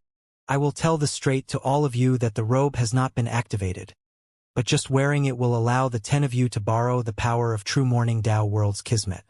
It will aid you in gaining epiphanies, and your growth in your path of cultivation will surpass that of the others by several hundred times. With this robe, practicing cultivation for 1 year will be equivalent to training for 100 years. When it is truly activated, its defensive properties will allow you to withstand a full-powered strike from an almighty in Mastery Realm. In fact, it also contains a hint of the will from progenitor Dao Chun. You can only use it once, but even if it is just once, it will still be enough for you to kill an almighty in Mastery Realm. When you have become true dynasts, you will be allowed to go to the progenitor's isolation grounds, and progenitor Dao Chun will personally activate the robe. As the old man's voice echoed in the air, the breathing of the 10 million people quickened. At the same time, the light from the 10 lotus platforms on which Su Ming and the others stood lit up with an even more dazzling and piercing light. When it reached a blinding degree, the lotuses bloomed. Petals appeared out of nowhere and surrounded Su Ming as well as the other 9. At the same time, the sacred constellation robe they wore shone with a dazzling light as if reflecting the light from the petals. In an instant, those petals charged towards Su Ming and fused into the sacred constellation robe. All of the robes, including Su Ming's, transformed. The stars in them moved to form a flourishing lotus made by countless stars grouped together. Su Ming's gaze focused. He immediately sensed waves of strange aura spreading out from his robe. That aura was nourishing his body. It not only refreshed his mind, but also made him feel as if he would swiftly recover from all injuries he suffered from then on. Su Ming could also clearly feel the power which allowed the wearer to obtain the progress equivalent to 100 years with just 1 year of training. The flow of time on the robe was clearly different from the world around it. Because of that, the wearers seemed to be shrouded in a fog when anyone looked at them, making it hard for them to see Su Ming and the other 9 dynasts' faces. They gave a feeling of being about to fuse with the air. The thin line between illusion and reality naturally resulted in a mysterious air that turned into mighty pressure. This was the great difference between the dynast's status and identities to those of the other people. Su Ming was not the only person who felt that way. At that moment, the other 9 dynasts also lowered their heads to look at the flourishing lotuses on their bodies as their expressions changed. At the same time, the gazes from the 10 million cultivators instantly focused on the 10 dynasts. In those gazes were greed, indignation, jealousy, and also envy. Various expressions and emotions could be seen, and it looked as if all that a person could possibly feel in their life could be found among the 10 million people. The 10 of you must have surely noticed the effects of the robes. I can tell you this, that flourishing lotus on your bodies is a supreme treasure which progenitor Dao Chun had personally created when he was in isolation. This supreme treasure has a terrifying divine ability. Its name is the same as that of the robe flourishing lotus. It is a divine ability progenitor Dao Chun had come to understand while he was in isolation. It has fused into your robes and you can activate it on your own, causing the robe to remember you at your strongest, as if time had been frozen at that particular moment. Then, when you are injured badly or have your life threatened, you can activate this art to turn back time and instantly return to the state the robe remembers when you were at your strongest, the old man in life realm said faintly. His words were relaxed, but while the others could not tell, he was in truth also incredibly tempted by the 10 flourishing lotuses. If he was tempted, then it would be even more so for the 3 sect masters behind him.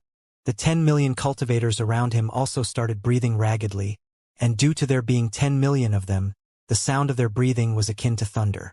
Gazes filled with powerful desire landed on the 10 dynasts, and it was certain that their owner's fighting spirit had been lit. Whosoever becomes the dynast will be able to obtain this. Even if you are a disciple from other races, and even if you cannot become the master of true Morning Tao world, you will still be able to obtain this lotus constellation robe. Now is the time for the first step of the anointment ceremony. The challenges. Your divine senses have already fused with this land, so you will only need to direct your gaze to the dynast you wish to challenge and spark your fighting spirit. The person with the strongest fighting spirit will be automatically sent to the lotus platform with the dynast they wish to challenge. Choose the quasi-dynasts you wish to challenge. All disciples who have arrived here and stand on the 5-colored stone platforms have the right to challenge them. However, I have to give you a final warning. Challengers are not allowed to kill, but the 10 dynasts who have been challenged have the right to kill. The old man cast a glance at the 10 million cultivators around them. When he turned his head around, he cast a glance at Su Ming and the other 9. Each time you manage to win against a person, the lotus platform beneath you and the robes on you will give life force for you to recover from all your wounds. I will provide that life force, so even if you are continuously challenged throughout the 7 days, you will not lack any life force. You can fight without any worry. The old man in life realm said flatly. There was no arrogance on his face, but his words were filled with confidence. When he swung his arm, his next words immediately echoed in all directions. The challenge begins. His voice rumbled, and some people among the 10 million instantly spread out their powerful fighting spirit. Once it fused with the air, they charged towards Su Ming and the other 9. It was at that moment that a loud boom came from Su Ming's lotus platform. A cloud and fog manifested swiftly above Su Ming, as if there was something powerful crashing against him. Most of the lotus platforms for the others went through the same thing, but the sound of something crashing against the fog and cloud were far less powerful than near Su Ming. In an instant, an ancient runic symbol appeared in the midst of those clashes. There were 10 platforms and 10 runic symbols, but they were all completely different from each other. The runic symbols were ancient letters. Each of them represented a number, and it meant just how many people were challenging the 10 people. They told the dynasts the approximate number of their challengers. As the runic symbols for the 10 lotus platforms appeared, an uproar rose into the air like a clap of thunder from among the 10 million people. Who is that? There are 7 million people challenging him. That person is an unfamiliar face, but he's definitely that Dao Kong. Looks like our fellow sect members are hesitant about the others, which is why they chose to challenge him. But it's rumored that this person killed Dao Feifeng and even tens of thousands of cultivators from the Immortals Union. Isn't it? So what? It's because he has a powerful follower that he could do it. As loud voices reverberated in the air, Su Ming lifted his head to look at the runic symbol representing a number which had formed after the fighting spirits had crashed against the fog and cloud above him. His expression was slightly dark. Compared to him, the other dynasts only had about 1 million or even couple tens of thousands of cultivators challenging them. As Su Ming frowned, a person appeared on his platform. At the same time, most of the other dynasts were sent their challengers as well. Only 2 platforms were completely empty of challengers from Morning Tao sect. One of the dynasts standing on the 2 empty platforms was a young man who had an aloof expression on his face. A freezing aura spread out from his body, and it seemed to have frozen the air around him. There was also a mark of a snowflake at the center of his brows. There were no challengers on his platform. There was another platform which was empty of challengers, too. On it stood a middle-aged man. His face was rather pale, as if he was sick.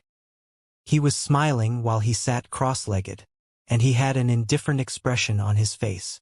In his hand was a blue ball of light shining with a gentle light. He gave off a completely different feeling from the young man, but still no one challenged him. Su Ming's expression was dark. If anyone was in his place, then having 7 million people challenging them right from the start would be equivalent to them issuing him a challenge letter. 7 million challenges was equivalent to 7/10 of the people in the place. It was especially frown-worthy when Su Ming saw the man who appeared on his lotus platform throw his head back and laugh the moment he appeared. There was an arrogant and smug undercurrent to his laughter, and he even had the gall to not first look at Su Ming.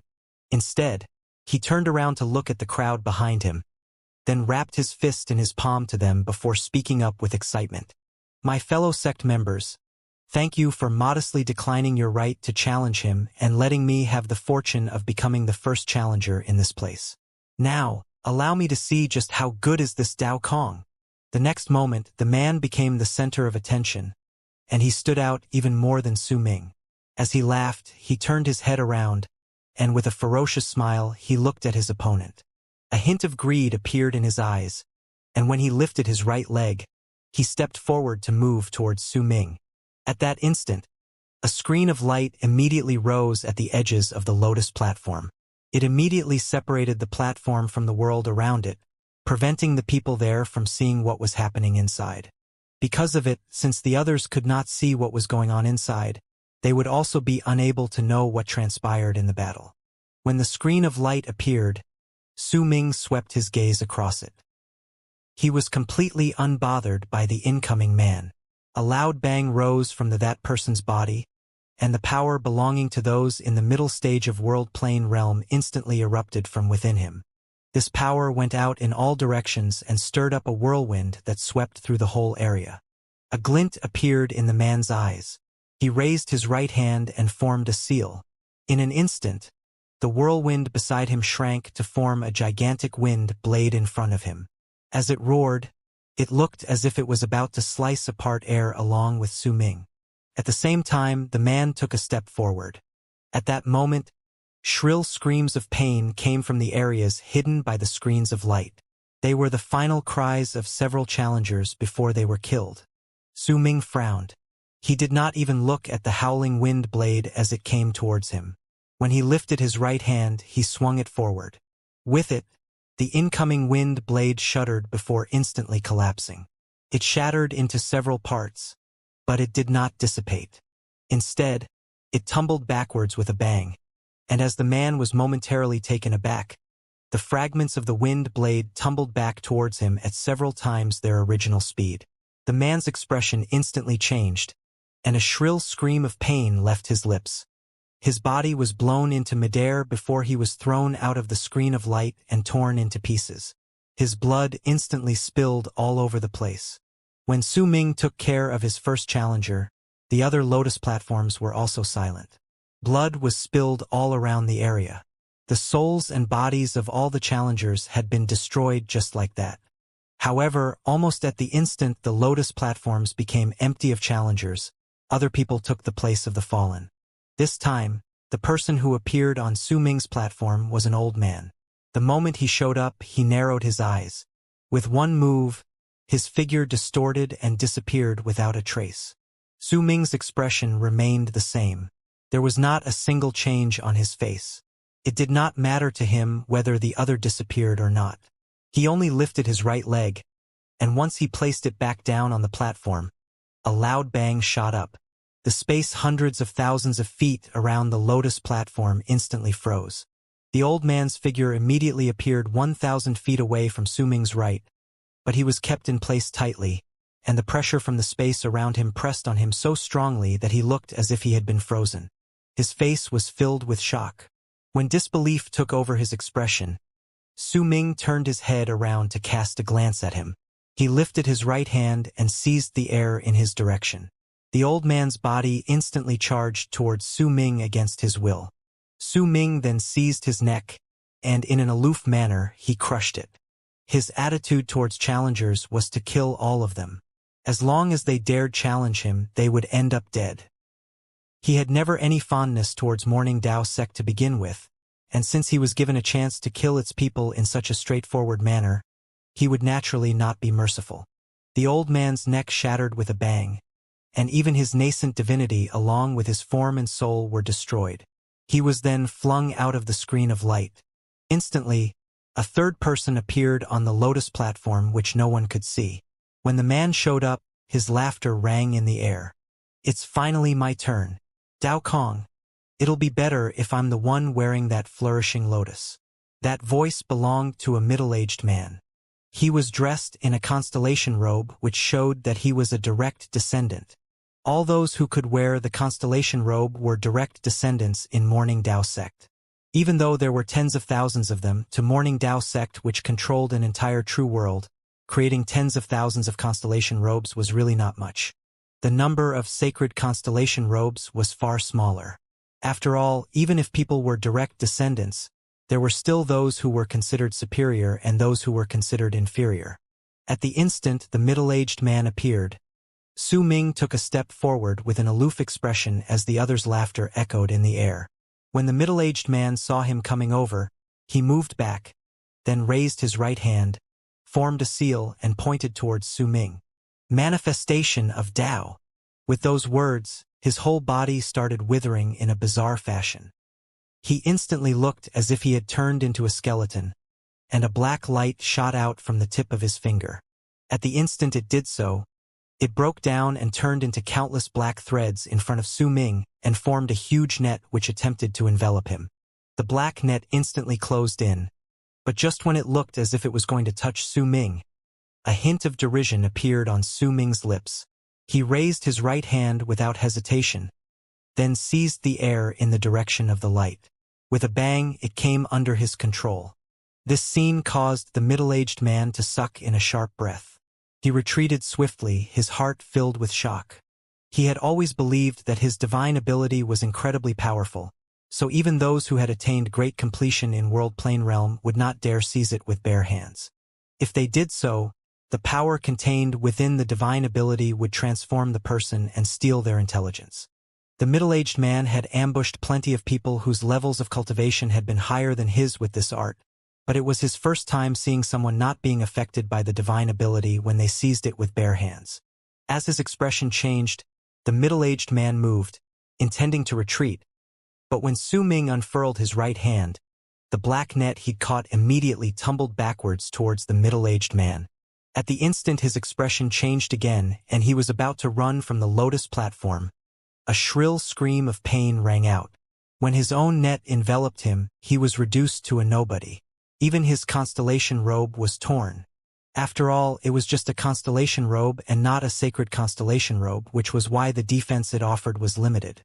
After he killed 3 people in succession, Su Ming also could not find any interest within himself to look at the lotus platforms belonging to the other dynasts.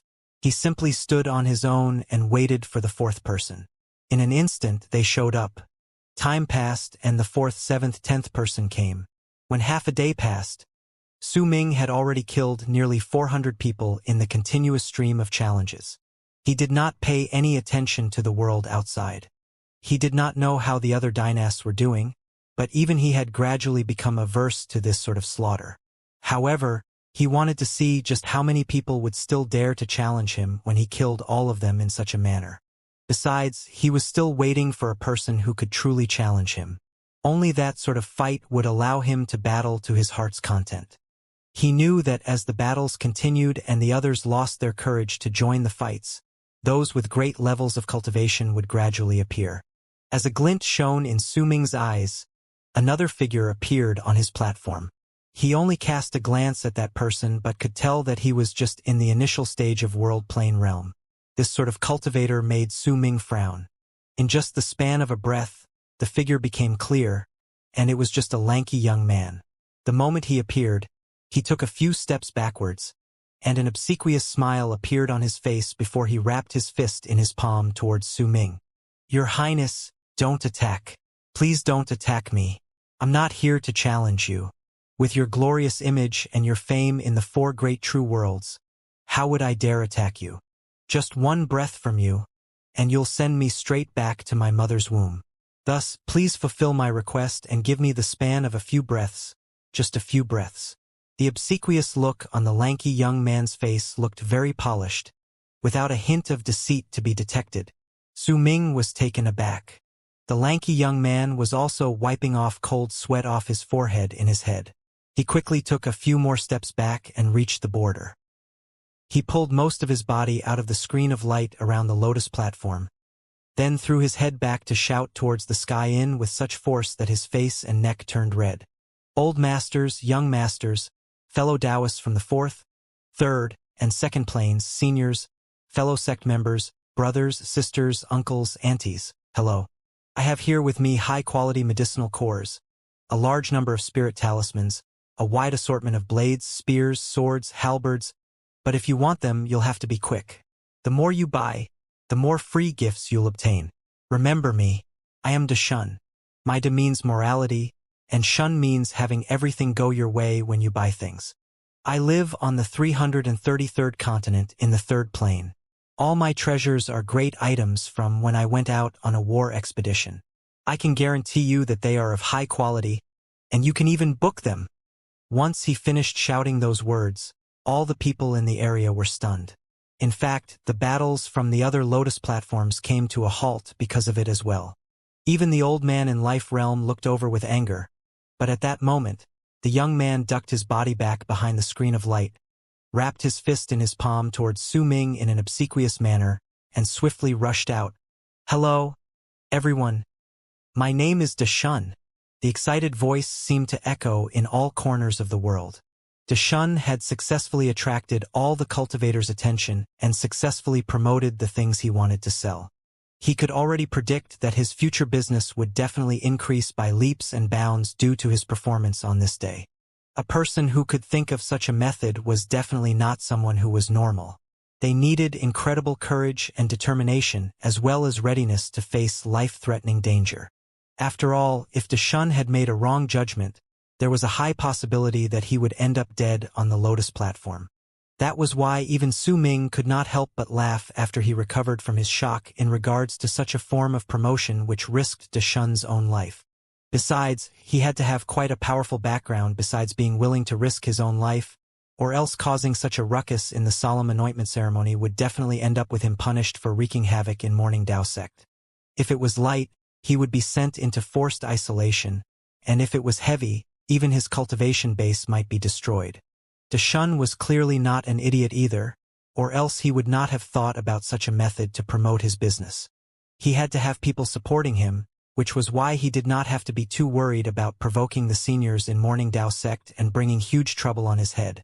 While standing at the center of the Lotus platform, the old man in Life Realm stared with eyes burning in anger at De Shun swiftly running away and returning to his own stone platform. With a cold harumph, he forced down his anger. A mere degenerate. If there is anyone else who imitates his actions, do not blame me for punishing you according to the rules of the sect.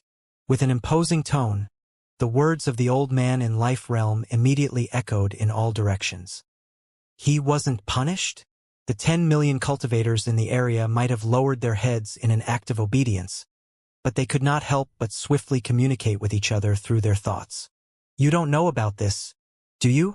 This person called De Shun has a blood connection to sect Master Bei Bang, the one organizing this ceremony. There's such a thing? Then it means that this De Shun fellow is a direct descendant. But why would a direct descendant stay in a continent on the 3rd plane? Why else would sect Master Bei Bang call him a degenerate? I know a little about this matter since I was living in the same continent as De Shun in the past, so I've heard about him. He has incredible potential, but he doesn't like training. He only likes making medicinal cores and spirit talismans to sell. He sneaked to the 3rd plane and chose to stay there permanently, refusing to leave. There are plenty of other things that happened in that period of time, but I don't know the details. The various divine thoughts caused a buzzing in everyone's heads. Even though Bei Bang knew about it, he only frowned and did not pay too much attention to it. With a sullen expression, he glared at De Shun, who was in the distance and currently busy with talking to the others in an excited manner while occasionally pulling away his outer robe to reveal a large number of medicinal cores and spirit talismans hanging on his inner robe. He then sighed in his heart.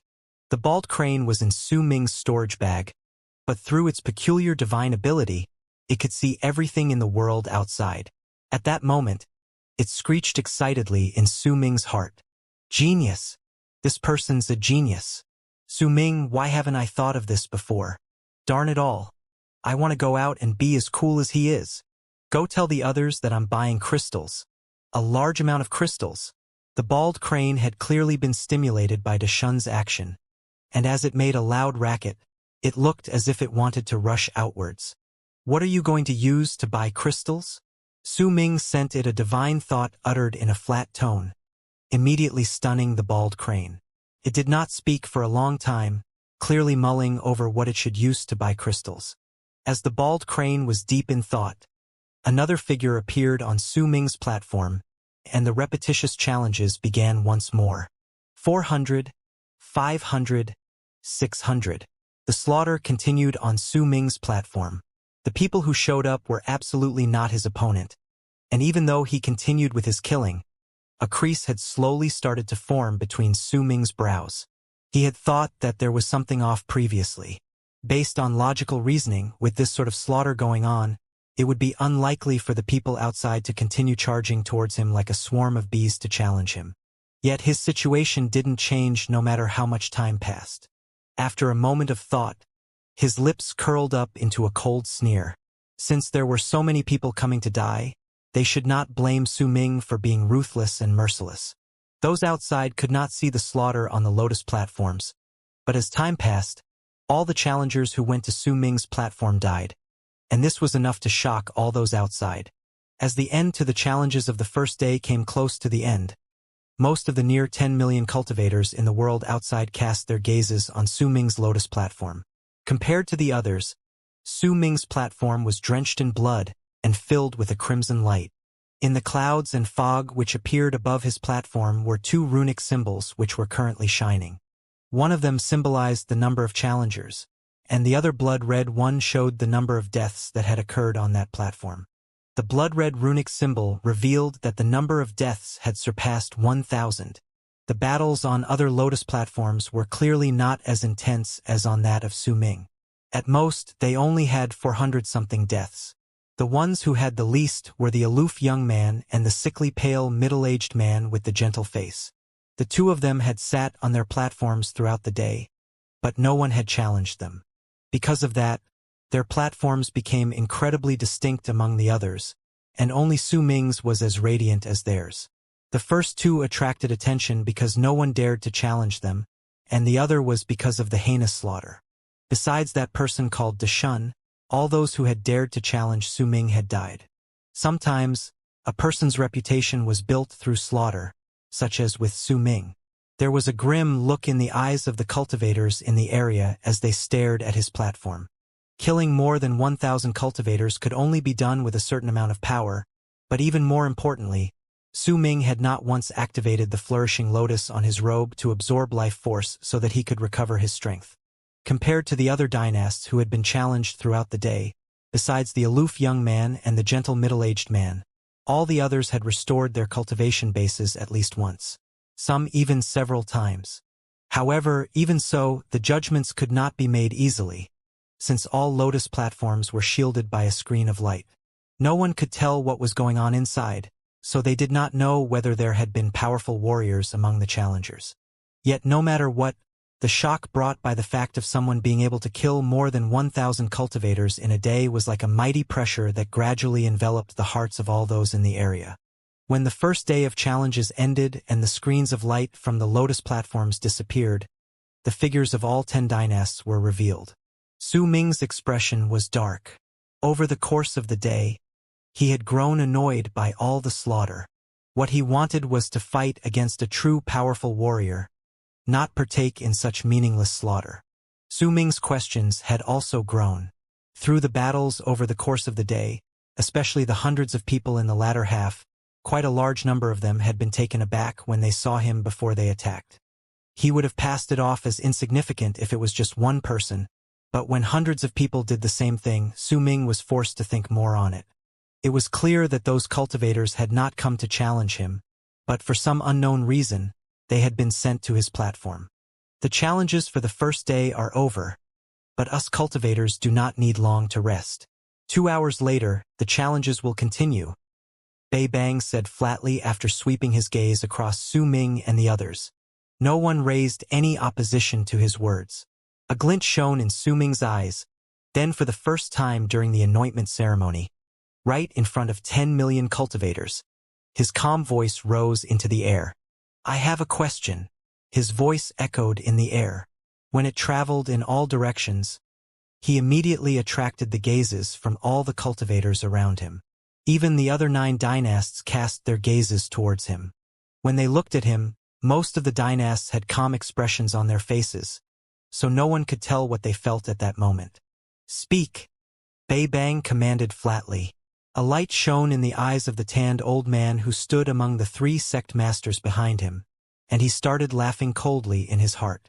There were clearly quite a large number of people who did not intend to challenge me today among my challengers. So why were they sent to my platform? Su Ming asked slowly while staring at the old man in Life Realm.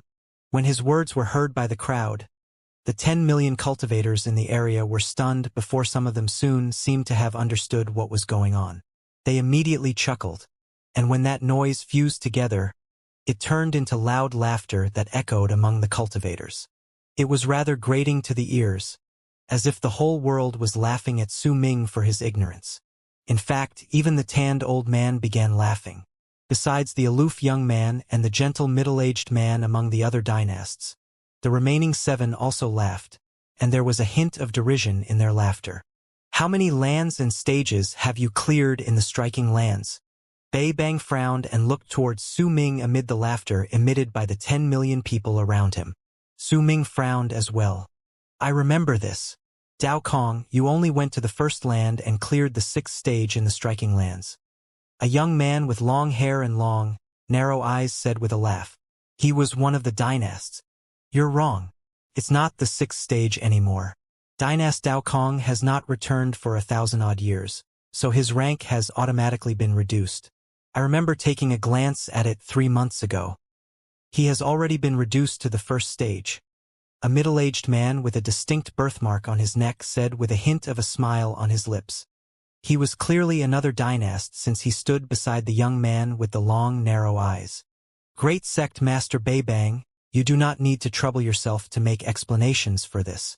I can provide answers for your question, Dao Kong. Your rank in the striking lands is too low while all of us have already cleared the 1st striking lands a long time ago. In fact, Dao Lin and Dao Fa are powerful warriors who have cleared the 2nd striking lands.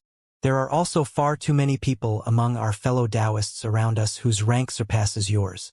That's why even if they challenge us, they are sent to your platform because their rank in the striking lands is not high enough. Another young man who was a dynast by the side said with a laugh. Bei Bang cast Su Ming a glance, then asked flatly in an unconcerned manner, Do you understand now? As everyone spoke, the 10 million people's laughter grew louder and even more grating to the ears, causing the faces of direct descendants and the disciples from the other races who were good friends with Dao Kong to turn incredibly sour. The thin Ma Fei shrank a little while she stood in the crowd and felt a cold chill on her back. She admitted that she had intentionally not told Su Ming the secret about the striking lands, because she wanted to see him make a fool of himself. After all, she was incredibly unsatisfied with the fact that her master had placed her beside Su Ming, preventing her from going on trips to the 3rd plane with her friends. And Su Hui's words had also made indignation rise within her, which was why she had hidden it. However, she did not expect that Su Ming would possess the golden bloodline, and that even the 3 sect masters would have to bow to him. While in a state of nervousness, she followed Su Ming back to the continent, totally forgetting to mention the matter about the striking lands. The grating laughter from the crowd continued to echo in the air. Since a rare chance for them to mock a dynast had arrived, the people naturally did not let it pass. Their laughter grew louder and louder, and they used it to express the jealousy and envy in their hearts. As for Su Ming, he remained composed and not a hint of change could be detected on his face. When he heard Bei Bang and the other dynast's explanation, he nodded in an indifferent manner. However, those who knew Su Ming would definitely feel a chill in their hearts if they saw it, because Su Ming had never been a magnanimous person. He was vengeful, and being temperamental was the best manifestation of his character.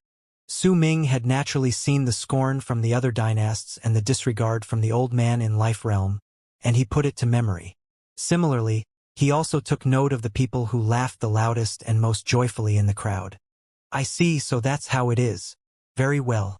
I have 2 hours of rest, yes? Allow me to take my leave first. Su Ming nodded, then lifted his foot and left into the distance amid the laughter around him. Could it be that he felt a little embarrassed here? That's why he left in a hurry? It must be. This dynast Dao Kong might look bright, but he actually asked such a stupid question. He was definitely asking to be mocked. He might have been so angered that he went to the first striking lands to return to his previous rank. This person could kill more than 1,000 challengers without stop, so he naturally has ability. He might be able to succeed. Succeed? He only has 2 hours. Unless he is a powerful warrior in Solar Culpa realm, he will at most be able to clear the 5th stage. He won't be able to reach his previous result, the 6th stage. The 10 million people's words and laughter was still echoing in the air. But at that moment, someone suddenly let out a cry of surprise. He really went to the first striking lands. He's so fast. This speed. As that cry of surprise reverberated in the air, the crowd looked over. They saw a long arc traveling so fast it could slice apart the air. With a speed that could not be seen clearly with the naked eye and a loud bang that shook the sky and earth, it rushed to the first among the 9 striking lands in the first plane. This speed, what level of cultivation does he possess? Perhaps he is only fast. After all, how many stages could he possibly clear in 2 hours? The dynasts who had mocked Su Ming previously on the Lotus platforms immediately cast each other a glance. However, almost the moment they sent their divine thoughts to each other and the 10 million cultivators cast their gazes towards the first striking lands, the long arc which was Su Ming had already landed in the first striking land. At that moment, a loud bang shook the world and caused the air to tremble. Bang! The sound was so loud that the hearts of all 10 million people trembled. Their expressions changed drastically, for they knew that there was only one explanation to that sound coming from the first plane, right from the first striking lands. It was the sound of the rockslide crashing down from the first stage and the sound of someone successfully clearing it. Even if we need to begin from the start every single time we challenge the striking lands, what is the fastest speed for someone to clear the first stage? I remember it was 7 breaths. How many breaths did he use? How could he be so fast? How did he go through it? As the 10 million people's expressions changed, the dynasts only laughed coldly. Some of them might have also been surprised, but they were not too shocked. After all, this was just the first stage. Any one of them could easily clear it. But the instant they laughed coldly, boom, boom, 2 loud bangs that shook the sky and earth reverberated in the world from the first striking lands. The wave of sound that was formed turned into a wave of ripples that swept through the area as if a violent gust of wind had been stirred up. At that moment, more people sported even changes in their expressions. Even the expressions of the dynasts who had been previously mocking grew grave. However, before the people in the area had time to think and cause an uproar, 3 loud, shocking bangs suddenly rose into the air again. They sounded as if they were connected to the previous 2. When their combination shook the world, the dynasts who had previously mocked Su Ming were finally shocked as well. What is this speed? Impossible! This is the 3rd stage. Even the person who cleared the 3rd stage at a record time used up the span of nearly 20 breaths. Commotion broke out. Quite a large number of people among the 10 million cultivators in the area stood up, and with astonishment looked towards the first striking lands. As their expressions changed, they looked as if they wanted to personally witness the sight of Su Ming clearing the area. At that moment, another loud bang shook all the people's hearts. This time, based on their speculations, there had to be 4 bangs rising into the air, but in reality it was not just 4. It was 15. 15 loud bangs shook the sky and earth, and when the loud rumbles made the world tremble, the cultivators felt as if the world was about to stop and as if time was about to freeze. All their thoughts came to a halt, and every single sound they heard with their ears was drowned by the noise coming from below. making it the only thing they heard. 15 bangs. How could 15 bangs ring out at the same time? This is the fourth, fifth, and sixth stages being cleared at the same time. How could this be? Unless this person isn't going by the rules and is just clearing them with brute strength. The commotion took over the whole area, and the expressions of the dynasts who had previously mocked Su Ming no longer looked like they were before. Besides the aloof young man and the gentle middle-aged man, all the others looked down with incredibly grave expressions. Many of the 10 million cultivators flew up swiftly to charge towards the first striking lands. They wanted to see how Su Ming did that feat from close proximity. However, at the instant the people flew up, another 15 bangs rose up and echoed furiously in the air. This time, even the aloof young man and the gentle middle-aged man beside him stood up to look towards the first striking lands. In fact, even the pupils of the old man in Life Realm shrank. The three sect masters all had different expressions on their faces. The second 15 bangs clearly represented the 7th and 8th stages being cleared instantly. While this was not something unprecedented in Morning Dao sect, it was still something that had not happened in over 10,000 years. Several millions of people had flown up from the crowd. With the fastest speed they could muster, they charged towards the first striking lands. There was shock on their faces, along with a hint of thrill and excitement. They were shocked by the speed at which Su Ming used to clear the stages and thrilled and excited because such an event stirred anticipation in their hearts. They were highly interested in just how many stages Dao Kong would be able to clear, since he was obviously using his actions to show how unstoppable he was. Could it be that there will be another person who will clear the first striking lands? Haha! The heavens have blessed Morning Dao sect. There were less than 1,000 people who cleared the first striking lands more than 1,000 years ago, but in just the past 1,000 years, a number of people several times the amount managed it. When the millions of long arcs charged towards the first striking lands, Su Ming had his head lifted to look at the sky in the continent. He was located in a gigantic circular platform several hundreds of thousands of feet wide. There were circles of carvings on the platform, and they resembled annual rings. At that moment, they were shining with a powerful light. Before him was the center of the circular platform, and there was a gigantic pillar of light rising into the sky from it. There were more than 1,000 names written horizontally on that pillar of light, and all of them represented the people who had successfully cleared the first striking lands. And there were large numbers of dragon-like beasts surrounding the pillar of light. They were all roaring at Su Ming, but he had an indifferent look on his face. At the instant he looked over with a cold glance. A piercing glare shone in his eyes, and the dragon-like beasts around the area threw their heads back and roared. Their bodies instantly turned into gigantic meteors that fell towards Su Ming with loud bangs. There was only one falling meteor in the first stage. Right then, the falling meteors had increased to 99. When they fell down, the force with which they crashed was equivalent to a full-powered strike from a cultivator in Solar Culpa Realm. This was equivalent to 99 powerful warriors in Solar Culpa Realm attacking at the same time. It not something that a normal person could fight against. In truth, people were not supposed to go through the test in the first striking lands through brute force. They were instead supposed to be dodging and relying on their speed. Only when they had a sufficient amount of speed and dodging abilities would they be able to gauge their potential. Figuring out this potential was the main focus of the first striking lands. This test could increase a cultivator's speed so that they could have a greater chance at avoiding an enemy's fatal strike. After all, there were times when they would not have enough power to face off against a powerful enemy with brute strength. At such a situation, with enough speed, they could still fight in circles against them. A cold sneer appeared on Su Ming's lips. The instant the falling meteors formed by the 99 dragon-like beasts, he lifted his right foot and stepped on the circular platform. With a loud bang, a powerful wave of impact spread out from his foot. His body shot up, and he lifted his right hand to throw a punch in the direction of the sky. The world roared, and the shadow of a gigantic fist rose from Su Ming's body. As it roared, it charged towards the sky. All the meteors it touched instantly crumbled to pieces. At the same time, right when all the meteors shattered, 9 loud bangs that meant Su Ming had cleared the stage rang out in the air. It was just as what the 10 million cultivators had guessed. Su Ming had completely ignored the rules of the test. He had simply decided to use his strength to clear the place through brute force. As the world roared and the cultivators in the area were in the process of going over, Su Ming had already leaped up to change to the second striking lands.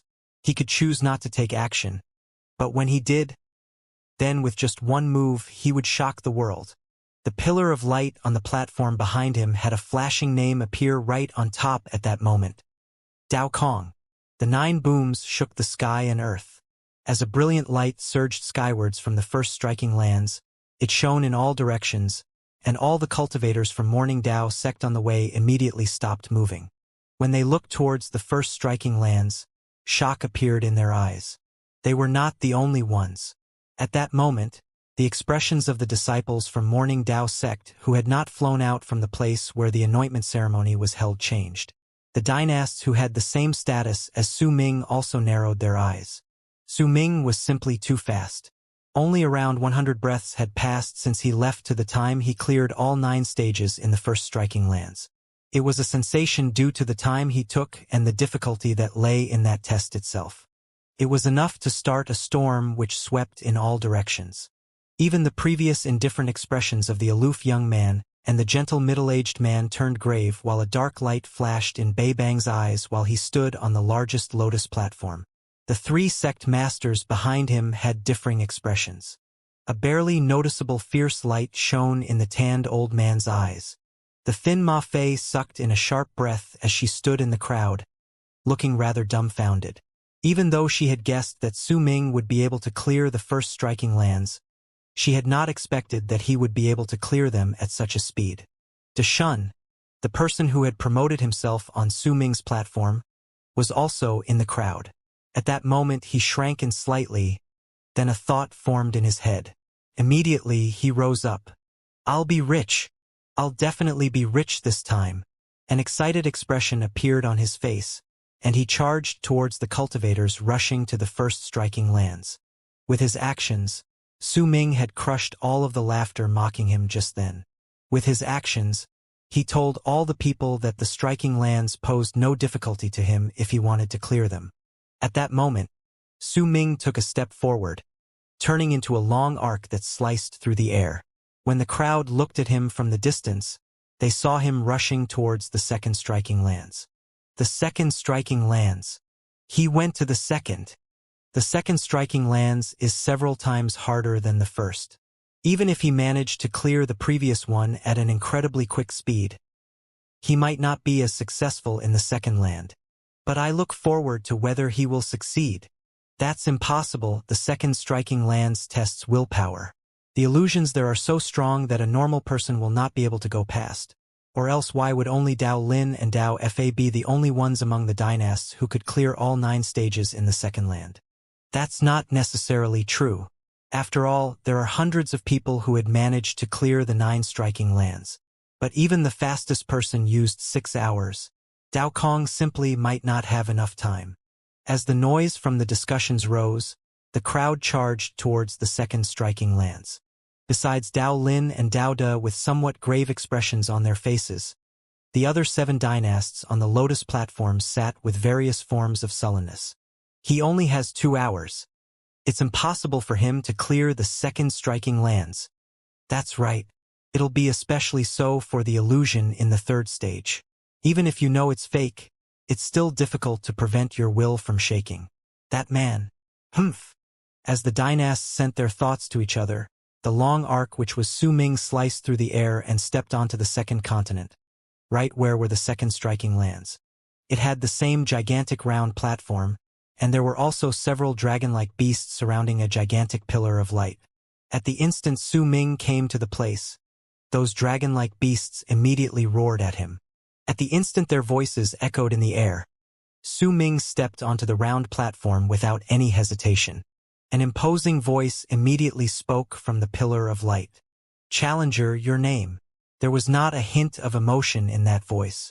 It echoed in the area and reached the hearts of all the cultivators who were rushing over at their top speed. "Dao Kong," Su Ming answered flatly. At the instant his voice rang out, a gentle light spread out from of the pillar of light. It enveloped Su Ming's body, and when it spread past him, the emotionless voice echoed in the air in the same imposing manner again. Dao Kong, the second striking lands, the stage of illusions, will henceforth be activated. When it finished speaking, the world before Su Ming's eyes changed and turned into emptiness. The darkness there was endless. Strange roars came non-stop from somewhere farther away. Stage of illusions. A cold sneer appeared at the corners of Su Ming's mouth. Perhaps such illusions would affect the others, but Su Ming had the illusion of stars, sun, and moon in his eyes. His own illusions contained the power of the illusion which would turn everything fake into real as long as he believed it. Using an illusion to test Su Ming was akin to a cultivator in Foundation Establishment realm testing a cultivator in Nascent Soul realm. To Su Ming, the most energy-saving method would be to sit down cross-legged and allow the illusions around him to change, become more vicious, stronger, and as he remained unshaken, they would break. However, this method was not arrogant enough, not ostentatious enough, and it was not what Su Ming wanted. The shadow of the sun, moon, and stars flashed in his eyes, and his lips curled up into a cold sneer. He wanted to use a method no one else could use to clear the second striking lands. This unprecedented method was not of the illusions in this place testing Su Ming, but him using his illusions to test the land. Illusion versus illusion. He would see whose control and skills over illusions was greater. When Su Ming stepped into the second striking lands, there were already millions of long arcs who had arrived at the sky beyond that continent. They surrounded the area and looked at the striking lands. Deshun's eyes shone as he stood among the cultivators. He swept his right hand across his bosom, and a spirit talisman shining with a blue light appeared on his palm. He stuck it to his neck, then threw his head back to roar. Old masters, young masters, brothers, sisters, fellow Taoists, do you remember Deshun? Maida means morality, and Shun means having everything go your way when you buy things.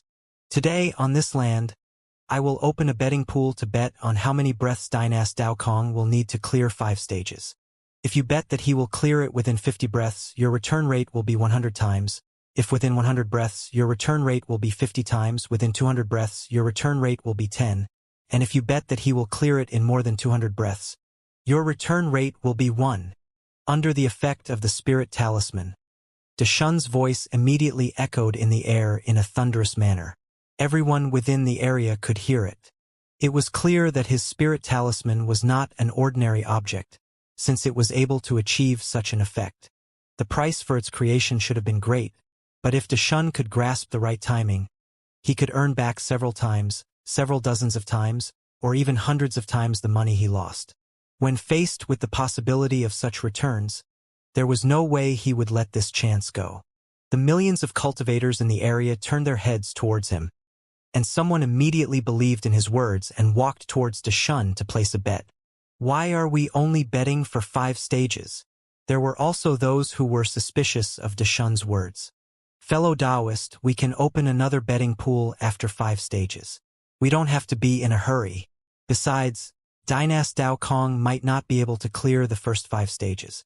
At that time, I will reimburse all those who bet on the final option.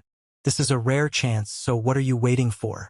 You only need a few crystals, and if you make the right judgment, then with 1 crystal you will earn 100 crystals. You can earn 50 crystals or 20 crystals, and at the very least anther crystal. Make your bets. My fellow friends, make your bets. Time is almost up. The 50 breath slot is almost closed, but I'll still take those for 100 breaths. Deshun spoke rapidly and shouted continuously. The commotion from the world outside could not reach the striking lands. At that moment, Su Ming's eyes sparkled, and the shadow of the sun, moon, and stars manifested in his eyes. Everything around him was dark while strange roars came from all directions. They sounded closer, as if there were plenty of malicious spirits charging towards him. Su Ming let out a cold harumph. The sun, moon, and stars shone powerfully in his eyes. Immediately, they reflected Su Ming's will in the form of pictures, and a layer of golden light spread out from his body. That golden light swept through the area, changing the space around Su Ming from darkness to another world. Beneath his feet was ground, and above his head was a sky. Beyond the continent was empty, black space, and the land upon which Su Ming sat down was spreading outward swiftly, as if it was replacing the emptiness in the land, since he was the dictator of the illusions in the land. The light was created by illusions, and the dark spaces in the area were also created by them. This was a battle of illusions. Those from the striking lands contained a power that could shake willpower, but Su Ming's illusion not only contained this power, but also the art from the ancestral spirits in Divine Essence Star Ocean, the power that would become reality as long as he believed in it. Because of it, the superior one was immediately decided. Almost at the instant Su Ming's world of light swept outwards, the black space dissipated layer by layer to reveal countless ferocious malicious spirits. They let out shrill screams of pain and tumbled backwards. In an instant, the world before Su Ming no longer had any darkness in it. Light stretched to 100,000 feet around him. The first stage has been cleared. Activate the second stage. When the aloof voice rang in the air again, the scene around Su Ming changed once again. This time, what appeared was a blue sea. Some mountains could be seen far in the distance. Together with the sea, they formed a familiar scene from Su Ming's memories. An art to bring out my memories, then manifest all that is familiar to me. You are not as familiar as I am with this art. A brilliant light shone in Su Ming's eyes. He raised his right hand, then swung it forward. As the sun and moon formed in his eyes, the sea instantly tumbled about. Waves surged upwards and roared. Bolts of lightning flashed with thunderous roars. When they descended, they looked as if they separated the world, tearing the sea and the mountains in the distance apart with one loud bang. As the whole world shattered and crumbled into fragments that tumbled backwards, what appeared after was a galaxy. Floating in it was a dull, lusterless planet. It looked as if it was dead, without a single hint of vitality that could be detected. There was no life force in the planet. It was like a huge meteor, dreary and dull. After a moment, a group of cultivators approached it from a distant galaxy. There were 8 of them, and they were charging forward as if they were about to come rest there. But the instant they stepped onto the dull planet, it turned into a gigantic heart. It pumped a few times, and when the cultivators screamed shrilly in pain, their bodies instantly shattered due to the beating of the heart. Their souls were immediately sucked by it. Then the bloody heart turned back into a dull planet. Su Ming was in the distance. He had watched the whole scene, and a cold smile appeared on his lips. All of it was an illusion, but it belonged to Su Ming, not the striking lands. The illusion was born from a memory, but not his. The memory belonged to the strange power which had created the illusion and which lay at the core of the striking lands of Morning Dao sect. Su Ming cast a cold glance towards the place, then raised his right hand to swing it forward. Immediately, hundreds of cultivators charged forward. Fear was on their faces because there were around 1,000 people hot on their heels. Both their expressions and their actions looked incredibly real, so not a hint of falsehood could be detected. The people were so fast that they instantly closed in on the dull meteor. After a moment, screams of pain rang out, and even the thousands of people chasing after them were crushed while their nascent divinities were absorbed by the planet which had turned into a heart. Based on my understanding, the pinnacle of illusions is not to pass falsehood as the truth, Su Ming said softly. He swung his right arm again, and the power of time surged forth, making the time flow without any sign or sound. In no time, 10,000 years seemed to pass. Then, gradually, an army made of tens of thousands of cultivators appeared in the area. They rushed forward, looking like they wanted to pass by the planet. The sound of a heart beating, cries of surprise, and shrill screams of pain rose into the galaxy once more. The tens of thousands of cultivators all died, and the dull planet became a size bigger. It is neither turning something false real. Su Ming shook his head. He swung his right arm again. As time flowed, all groups and individuals who passed by the planet, no matter what level of cultivation they possessed or what life form they happened to be, were all devoured by the planet. It grew larger with each feeding. In the end, it was 10 times larger than its original size. One day, a figure appeared in the galaxy.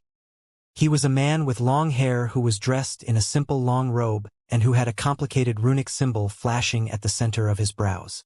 He was walking towards the planet from the distance. I didn't expect myself to be able to see an illusory meteor in this place.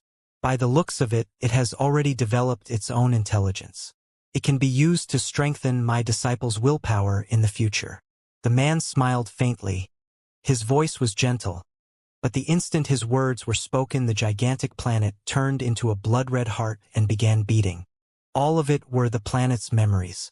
When it turned into a blood-red heart and the sound of it beating rose into the galaxy, a glint appeared in Suming's eyes, and he lifted his right hand to point at the space before him. During that instant, the galaxy became still. The blood-red heart no longer continued beating, and even the gentle man stopped moving. From what I understand, the pinnacle of illusory arts is to change memories, Suming said calmly while walking towards the galaxy. When he arrived before the man in the long robe, he lifted his right hand and swung his arm at him.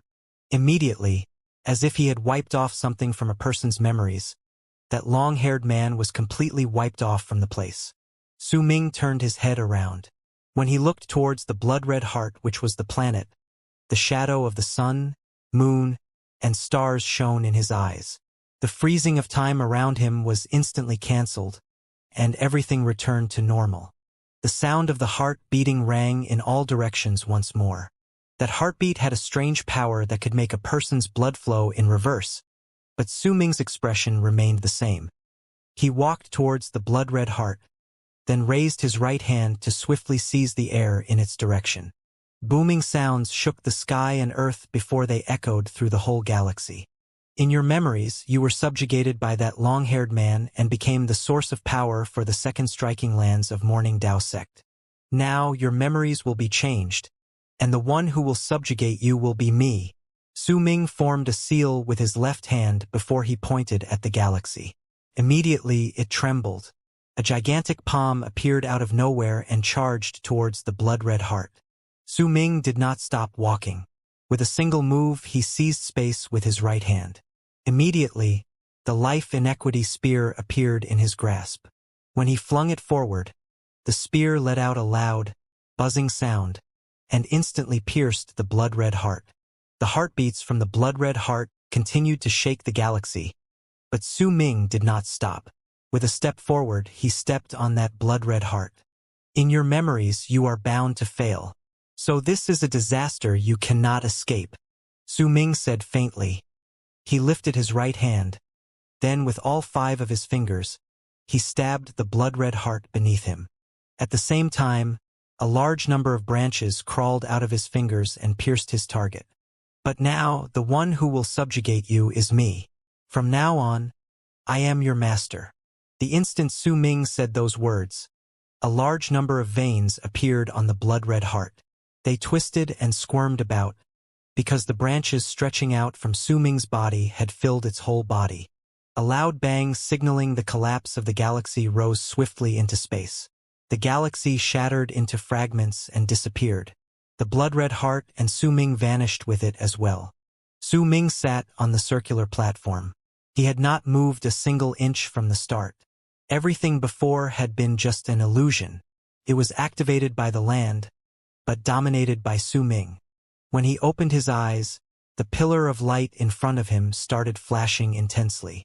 The names of the hundreds of people who had cleared the area were gradually becoming fainter. Greetings, Master. A cold voice that contained not a hint of emotion echoed in the area and Suming's ears. He laughed. Once he stood up, he turned around and took a step outside. In an instant, he walked out of the platform in the land. When he appeared in midair, the pillar of light on the platform behind him showed Dao Kong's name at its highest spot, above the hundreds of other names. And his name was not as dull as the other names. It was a brilliant shade of red.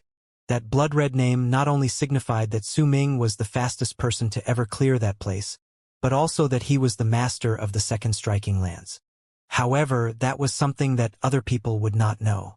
Only Suming would know about it, and if he wanted, he could even make the disciples from Morning Dao sect coming to clear the second striking lands die there.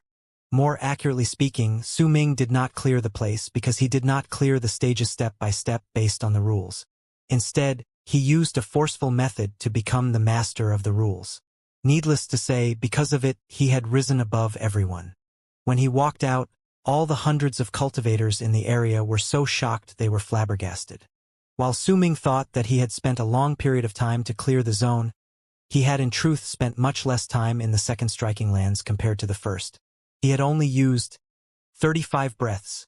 The people around the area had counted since when Su Ming had stepped into the second striking lands. In fact, before Deshan could amass a large number of bettors after he opened his betting pool, it had already ended. Su Ming cast a cold glance at the millions of cultivators around him. Then, with one move, charged towards the third striking lands. Only after he left did the people in the land react to the situation. An uproar much stronger than before rose up with loud rumbling sounds, as if a storm had broken out among them. 35 breaths? It's really just 35 breaths. He's too powerful. Dynast Dao Kong is too powerful. I remember now. Dynast Dao Kong is said to be the person with the greatest potential in Morning Dao sect in years. Even if he's been silent for more than 1,000 years, a person like him would definitely shock the world once he appears. Just what level of cultivation does he have? How could he do this? It's only been a few moments since he entered, and he already cleared the second striking lands. That is the stage of illusions. There are only hundreds of people who have cleared the place. Look, he's going to clear the third striking lands. I'm willing to bet that he wants to clear all 9 striking lands. In the mid of the uproar and disbelief, the millions of cultivators followed after Su Ming at the fastest speed they could muster and charged towards the third striking lands on the third continent. Ma Fei's breathing quickened as she stood with the crowd, watching Su Ming heading off into the distance. The shock on her face was a reflection of the fluctuation of emotions in her heart, which would become something that she would not forget in her life. Deshan might have also been incredibly astonished, but his heart was aching greatly as well at the thought of how he had miscalculated. He did not expect that Dao Kong would be so terrifying and manage to finish so quickly, preventing him from earning even more. But when he thought about it from another angle, he swiftly came to a decision. He could open another betting pool, but he'll have to do it sooner. The betting pool is now open. Let's continue betting. This time, it's the third striking lands. Everyone, you'll have to hurry. The instant Su Ming cleared the second striking lands, the couple million cultivators who had not followed after the crowd and were left behind in the spot of the anointment ceremony could no longer remain calm. With disbelief on their faces, they flew out and without any hesitation headed towards the third continent. Even the dynasts found themselves unable to continue staying behind. With sour expressions, all of them turned into long arcs and charged forward. Even Dao Lin and Dao Fa had grave expressions which had never appeared on them before as they rushed ahead at full speed. The originally lively spot used for the anointment ceremony only had 4 people left in the area. Besides Bei Bang, the others were the 3 sect masters behind him. The 4 people's faces were calm, and not many changes could be detected on them. However, they had all directed their gazes towards the long arc traveling into the distance. The long arc that was Su Ming. The tanned old man remained composed, but he was laughing coldly in his heart. He hoped that Su Ming would be as ostentatious as possible, because when the person he had sent to the barren lands of divine essence returned, the effect would be greater. He might have the golden light from his blood, and it might not be possible to shake his status, but what the tanned old man wanted was to shake human hearts. As long as the disciples of Morning Dao sect heard about everything that had happened to Dao Kong in the barren lands of divine essence and grew suspicious of him, the tanned old man would have reached his goal. He only needed the disciples in Morning Dao sect to suspect Dao Kong, for suspicions would naturally cause more rumors to be born. Because of it, even if he became a dynast, as long as there were people who suspected him, it would be no different from him not being made a dynast. There was no need to render a person useless by stripping them off their status. The best weapons were the doubts in human hearts and malicious gossip. As the tanned old man laughed coldly in his heart, Su Ming approached the third striking lands in the sky. As he closed in, He saw the platform at the center of the continent at first glance. There were less than 30 names shining on the pillar of light. There were 8 names at the highest part, while the other names were slightly smaller. They were placed lower. The 8 names signified the people who had cleared the land, and as for the smaller names, they symbolized the people who had cleared certain stages. Su Ming stared at the pillar of light. As whistling sounds reached his ears, they came from all 10 million cultivators charging towards him as they sliced through the air with their speed. He did not bother himself with the fact that he'd drawn a crowd. Su Ming lifted his foot and stepped onto the platform. At the instant he did so, a gigantic figure made of light appeared before him. It might be vague, but based on the outline, it was a man dressed in golden armor. He had a golden helmet, and his armor was shining with golden light. His arms were positioned before him, pressing on a gigantic golden sword which was stabbed into the ground. His eyes were closed. When his body slowly became clearer and his complete appearance was revealed, he opened his eyes, and a brilliant light shone from within them. At that moment, the cultivators arrived one after another in the area nearby. The people who arrived the quickest had solemn expressions on their faces. The power exuding from their bodies showed that all of them were not weak. Quite a large number of them were cultivators in Solar Culpa realm. The third striking lands is definitely not like the previous 2 lands. All 8 of the people who had cleared it might not have been appointed as dynasts, but all of them had attained great completion in Solar Culpa realm. In fact, there are people who suspect that they had broken through the limitation of their realm and become masters of fate, lives, and death. They might not be dynasts, but even the 10 dynasts have to be polite when they meet these people to win their support. That dynast Dao Kong might have the ability to clear the previous 2 striking lands, but he probably won't be successful in the 3rd striking land. That's right. After all, even Dao Lin and Dao Fa were forced to stop when they reached the 9th stage. No matter how strong this Dao Kong is, he will be forced to stop here. Indeed, those 8 are all people who have built quite a reputation for themselves. Perhaps they don't even find the title of dynasts worthy of them, which is why they did not come to the challenge this time. In fact, there are also direct descendants in Morning Dao sect who have great power, but are still in isolation. They have completely disregarded this anointment ceremony. That's because these 10 dynasts are not strong enough? Or else why do you think there were no powerful warriors who came to challenge them? As the crowd discussed among itself, it suddenly stopped talking and looked towards the platform. At that moment, the man in golden armor before Su Ming had completely opened his eyes. 2 bolts of lightning swam in them as the man stared at Su Ming coldly. This land is known as the striking land of the Battle of the Golden Armor. I am the garrison, Xianxia, and due to the protection bestowed upon me by Morning Dao sect, I am to train the disciples of the sect in battle. There are 9 stages, and I wilt release 1/10 to 9/10 of mine cultivation base to battle thee according to the stage thou shalt challenge. If thou art able to square off against me from the 1st stage to the 9th without stop, then thou wouldst earneth the right to challenge me at full strength. The old man in golden armor said in a booming voice, but no one in the area outside could hear it. Only Su Ming alone could hear his words.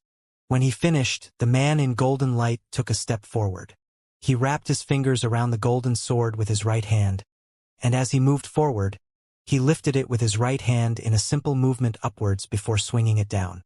With that action, the power which erupted from him was only at the middle stage of World Plane Realm. It might have seemed ordinary, but when it landed in Su Ming's eyes, he found that the golden sword's slash contained a will to cut through laws. This discovery made Su Ming swiftly stop himself from taking a step forward and move back instead. He gave up on attacking and just stared at the incoming slash while he retreated. His eyes flashed as he did that. The slash sliced through the air and descended on Su Ming in an instant. He had a vague feeling that the laws around him had changed during that instant to form an invisible ripple that charged towards the old man from all directions. It fused into the sword and slashed down along with it. This is the power to cut the laws of fate. A brilliant light shone in Su Ming's eyes. If he had not come to understand the execution of 3 evils, he would definitely not have been able to see the strange power contained in the man in golden armor's slash. Boom! The golden sword cut down swiftly.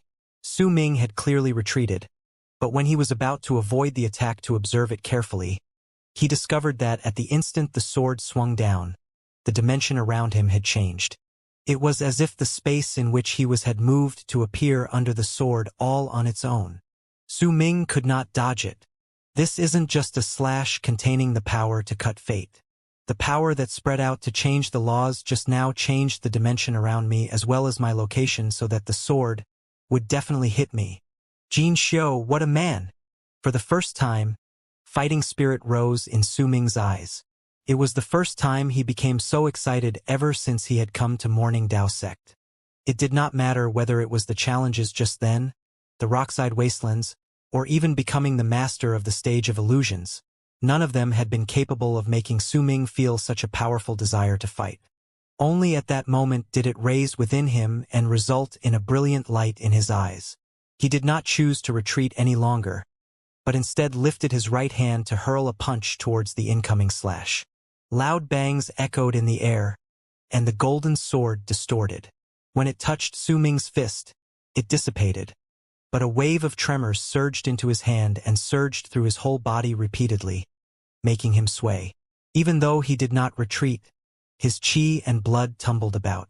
This caused the will to fight become stronger in his eyes, and at the same time, a determined glare appeared in them. What is this divine ability? Su Ming sucked in a deep breath, and his determination became stronger. After all, his physical body was strong enough to shock an almighty in Mastery Realm. But his qi and blood had went wild from one single slash containing the power of the middle stage of World Plane Realm. Before it, Su Ming had never thought such a thing was possible. There's no way a cultivator in the middle stage of World Plane Realm could win against this slash. Even those in the later stage of World Plane Realm would find it hard to fight against it. A cultivator who had attained great completion in World Plane Realm would be able to withstand the strike, albeit with great difficulty. The final tremor would definitely hurt them. No wonder there are only 30-something names in this place, and only 8 people have managed to pass. Those 8 people must have incredibly great power. A sword attack with 3 styles. This is the might of this sword. But if that's the case, could it be that there are divine abilities hidden in the 9 striking lands? If that's true, then what is hidden in the 1st and 2nd striking lands? It's a pity I didn't notice it sooner. A glint shone in Su Ming's eyes, and he raised his head slightly before the man in golden armor. I shall now use 2/10 of my power. The instant the man in golden armor spoke, he took a step forward. This time he remained in his previous posture. The golden light in his right hand began to shine, and when the golden sword appeared again, he swung at Su Ming. The power which erupted from him was no longer in the middle stage of World Plane Realm, but the later stage. In fact, a piercing golden light surrounded the golden sword. The sound of air being sliced apart reverberated around it. The man used the same sword style, but in Su Ming's eyes, it was much swifter and fiercer than before. Su Ming's eyes sparkled fiercely. He remembered the trajectory of the man's sword as it swung down, and when it was about to fall on his head, he lifted his right hand to swing it before himself. After a bang, Su Ming moved again. His qi and blood began to surge about even more furiously. Even though it went away in an instant, this sort of a powerful divine ability still made the determination in Su Ming's eyes become even greater. Again, Su Ming laughed loudly, then took a step forward. A barely noticeable glint shone in the eyes of the man with the golden armor. He nodded, and when he raised his right hand, he used the same sword style, the same action, but this time, he used the power of those who had already attained great completion in World Plane Realm in his attack. A loud bang rose into the air, and Su Ming actually took half a step back. When he raised his head, he could vaguely see a golden sword that seemed as if it was about to manifest. Again, a solemn look appeared in the eyes of the man in golden armor. He raised his right hand and struck the center of his brows, and cracking sounds came from his body. Immediately, the ripples of power which belonged to those in Lunar Culpa realm burst out from his body. A golden moon appeared behind him, and the golden light surged into the sky from the sword in his hand. This is me using 4/10 of mind power. Observe carefully. The man in golden armor moved. It was still the same sword trajectory, but the instant it landed, Su Ming had a strong feeling that the sword seemed to have shuddered in midair. When it did so, the sharpness of the sword immediately grew by leaps and bounds. The slash landed, and booming sounds surged into the air. This time, Su Ming took a step backwards, but the man in golden armor also trembled. He took a step back. When he lifted his head, a hint of astonishment could be seen on his face. "Dost thou understand? I'm still a little off." The image of a golden sword had already manifested in Su Ming's eyes, and it was flashing rapidly. Su Ming, determined to learn the sword attack, did not know that an uproar which surged into the skies had erupted in the area beyond when the 10 million cultivators saw him battle against the man in golden armor. Even the expressions of cultivators in Solar Culpa Realm and Dynasts changed drastically. "He's not defending. He's actually attacking." All the others who challenged the golden armor platform mostly prioritized defense. After all, the sword attack from the man in the golden armor is incredibly powerful, and it far surpasses the power which he shows. This is not the main focus. The main point is, Dynast Dao Kong actually made Xianxia take a step back. I wonder if you met him before, but over the years I've never seen anyone who actually managed to force Xianxia back. I've seen someone do it before, but the power needed is at the very least in Solar Culpa Realm. As the people in the area fell into discussions, the dynasts who had come to the area looked over with dark expressions. Hints of shock were in their eyes, and even Dao Lin as well as Dao Fa were solemn. "He's at the 5th stage now," Dynast Dao Lin, the young man with the aloof expression, said in a cold voice at that moment. "One of them has only released 4/10 of his power, and the other is fighting at full strength." "There's nothing worth any shock," said Dao Fa. The gentleman who was also a dynast and who was standing beside Dao Lin, faintly when he heard those words. On the platform, Su Ming lifted his head and stared at the man in golden armor before him. The image of the golden sword shone in his eyes. He had been able to make the man take a step back in the previous exchange because he had understood the power causing the rebound in that sword attack. That power could make all people's qi and blood surge. If they could not withstand it, their qi and blood would disintegrate, and they would die. But even if they could withstand it, the surging of their qi and blood could still make their bodies numb. "Thou hast cleareth the 4th stage. I wilt now release 5/10 of mine power." As the man in golden armor spoke languidly, golden light shone in his eyes. The power of those in lunar Culpa realm erupted from his body. His presence was so strong that it instantly formed a mighty pressure that spread through the area. At the instant that presence of lunar Culpa realm appeared, it erupted again. It was a power that was just a sliver away from Solar Culpa realm. Compared to the power the man had exuded when he was in the 4th stage, the difference was incredibly great, even though they were both in the same realm. A glint appeared in Su Ming's eyes as the man in golden armor lifted his right hand. It was still the same movement, and he still took a step forward. With a presence that seemed like it wanted to split apart space, the golden sword swiftly swung down on Su Ming. He took a step forward and did not dodge. When he raised his right hand, he positioned 2 of his fingers together to form a sword, then swung it from the ground to the sky. An invisible sword seemed to have formed in his hand, and with an upwards motion, it crashed against the incoming golden sword. Booming sounds reverberated in all directions. This time, Su Ming shuddered and staggered 3 steps backwards. The man in golden armor also shuddered and took 5 steps backwards. He stabbed the golden sword into the ground to stop himself and drew a long line in the land. A smile appeared on Su Ming's lips. The fighting spirit in his eyes had been ignited, and it was burning with bright flames. As he smiled, he stared at the man in golden armor. There seemed to be a golden sword manifesting and being crushed in the flames of his eyes, then manifesting again. This process repeated as if he was deducing the structure of the divine ability. Again, Su Ming moved forward. When he took the initiative to attack, the man in golden armor lifted the golden sword swiftly. A power which belonged to those in Solar Culpa realm erupted from his body. This was 6/10 of his power and also the 6th stage of the land.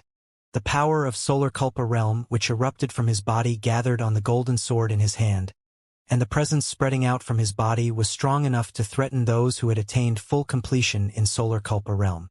At the instant Su Ming closed in, the man in golden armor let out a low growl at the sky before charging forward as well. He swept his sword sideways, instantly stirring up a violent gust of wind that rushed towards Su Ming. It lasted only the blink of an eye. Su Ming formed a sword with 2 of his fingers on his right hand and his attack collided against the golden sword again. With a loud bang, the 2 of them retreated.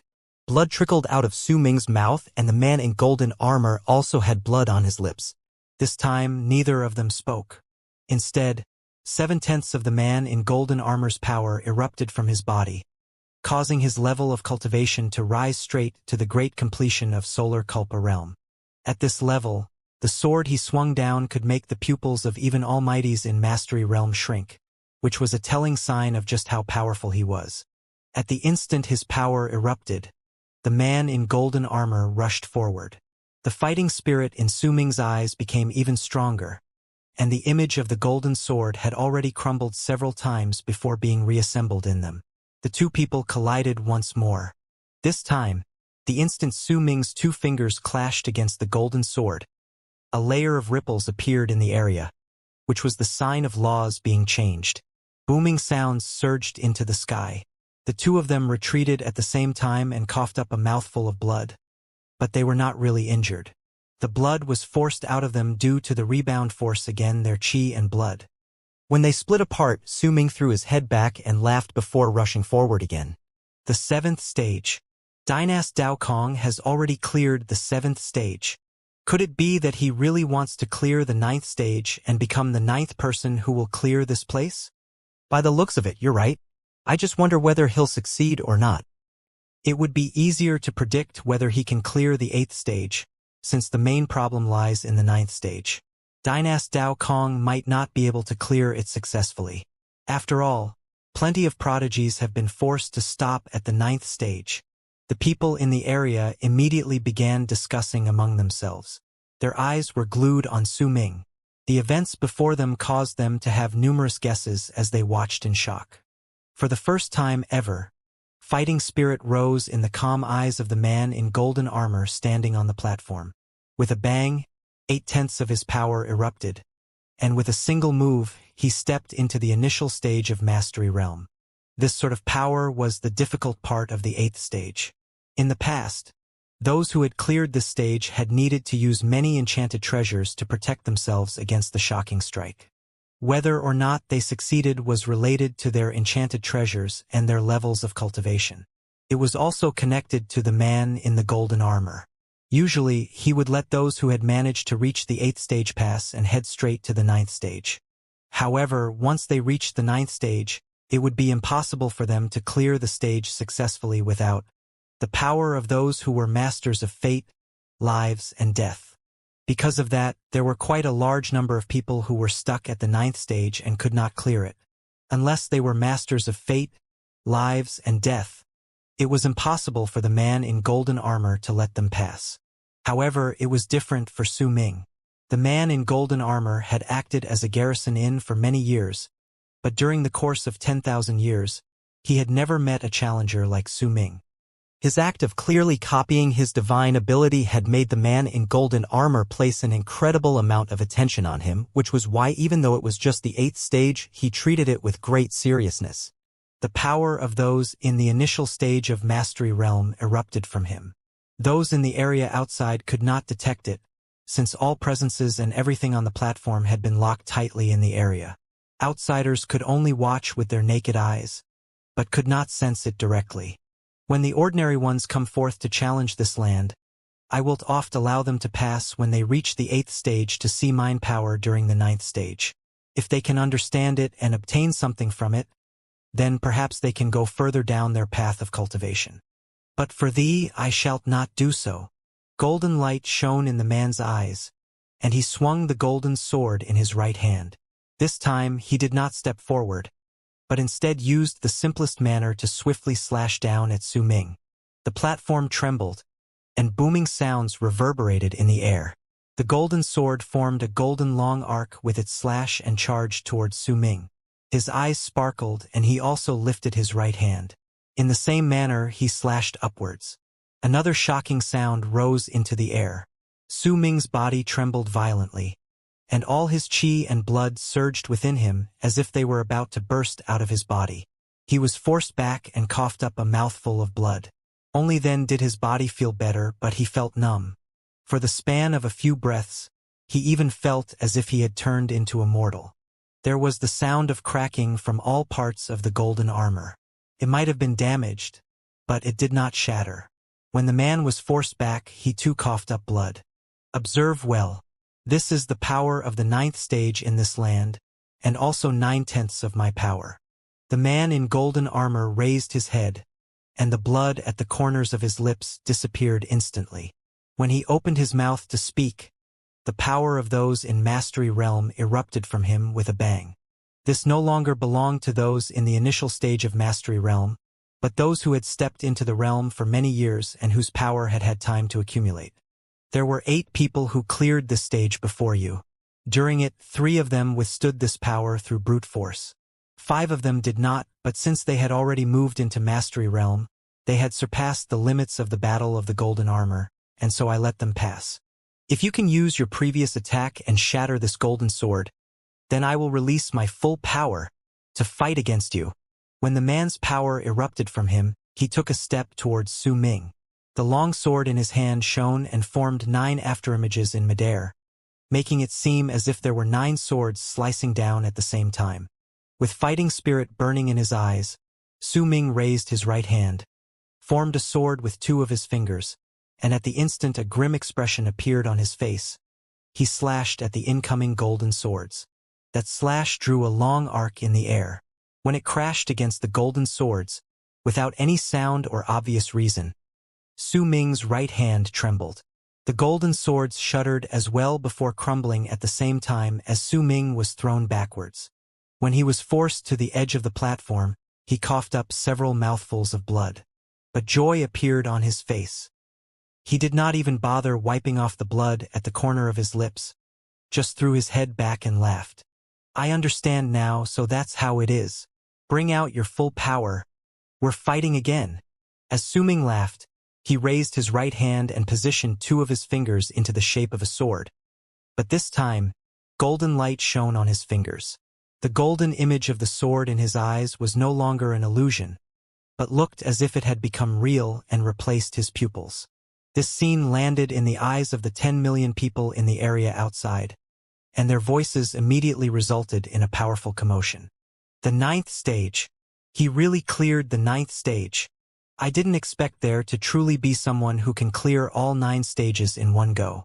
I remember hearing from someone before that if there was someone who could clear the 9 stages in the 3rd striking lands in one go, Xianxia would bring out his strongest power, and the hidden 10th stage would appear.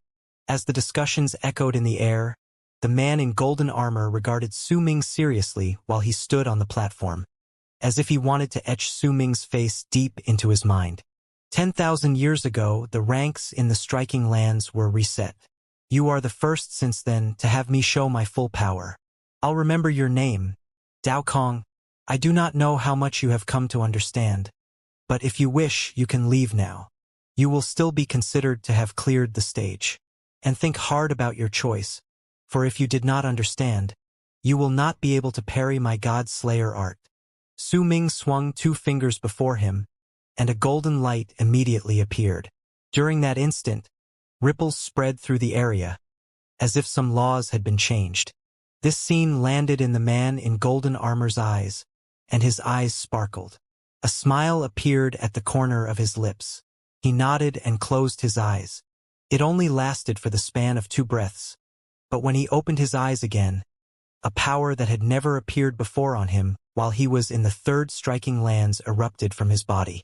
This power had clearly been sealed before, because when it burst forth, semi-transparent talismans started flashing rapidly at the center of his brows and chest, as if they were suppressing the release of his power. Is this all that I can manage? The man in golden armor sighed softly and mumbled to himself. When he lifted his head, His eyes had already turned gold. A presence which belonged to those in Fate realm spread out from him. Oh well, even if this is all that I can muster, it is what can be considered to be my full power now. I can bring out the God-Slayer art in its complete form. Dao Kong, the name of this sword style is God-Slayer. Observe well. The instant the man in golden armor said those words, he gripped the golden sword with his right hand, then moved his left to the handle as well. With both hands holding onto the sword, he lifted it, and during that instant, a low roar came from his mouth. Then with a presence of wanting to cut apart the world, he charged towards Su Ming. The will to fight burned brightly in Su Ming's eyes. As he laughed towards the sky, the golden light in his right hand reached a piercing degree.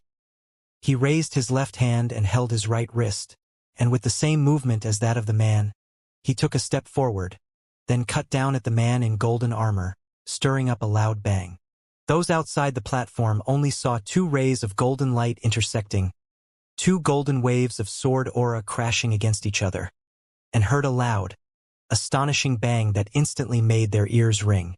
Their minds went blank. With a loud bang, the sword Su Ming had formed with two of his fingers had cut apart space. It cut down all laws of fate and slashed apart the man in golden armor's fate, while the golden sword cut down Su Ming's connection with the world. This was the first wave of contact once the two of them began fighting against each other at full force. It was a battle of two people cutting down fate. Then two types of transformed laws appeared behind Su Ming and the man in golden armor. They had been stirred up by the swords which brought chaos to a dimension by moving the target under their swings. It was the second wave of contact. Then, under a loud bang that surged into the sky, the third wave of contact, the rebound, erupted. Su Ming trembled violently, and in the midst of the loud bangs, he was flung out of the platform to land in the sky in the area outside. When he coughed up blood, the man in the golden armor also staggered backwards until he was at the edge where an invisible screen of light stopped him. It bounced him back, and he coughed up another mouthful of blood. You won. Remember its name, God-Slayer art. The man in golden armor smiled as he looked at Su Ming. As he spoke, he picked up the sword and swung it. Immediately, a name written in flourish appeared at the top of the pillar of light, surrounded by multiple dragon-like beasts, as if it had been carved there by a sword. Dao Kong. At the instant the name showed up, the light on the pillar of light instantly stretched to 100,000 feet. The dragon-like beasts around it immediately roared. With a smile on his face, the man in golden armor gradually disappeared from the platform. Su Ming stood in midair and wiped off the blood at the corners of his mouth. He lowered his head to stare at his right hand. Gradually, a hint of excitement and elation appeared in his eyes.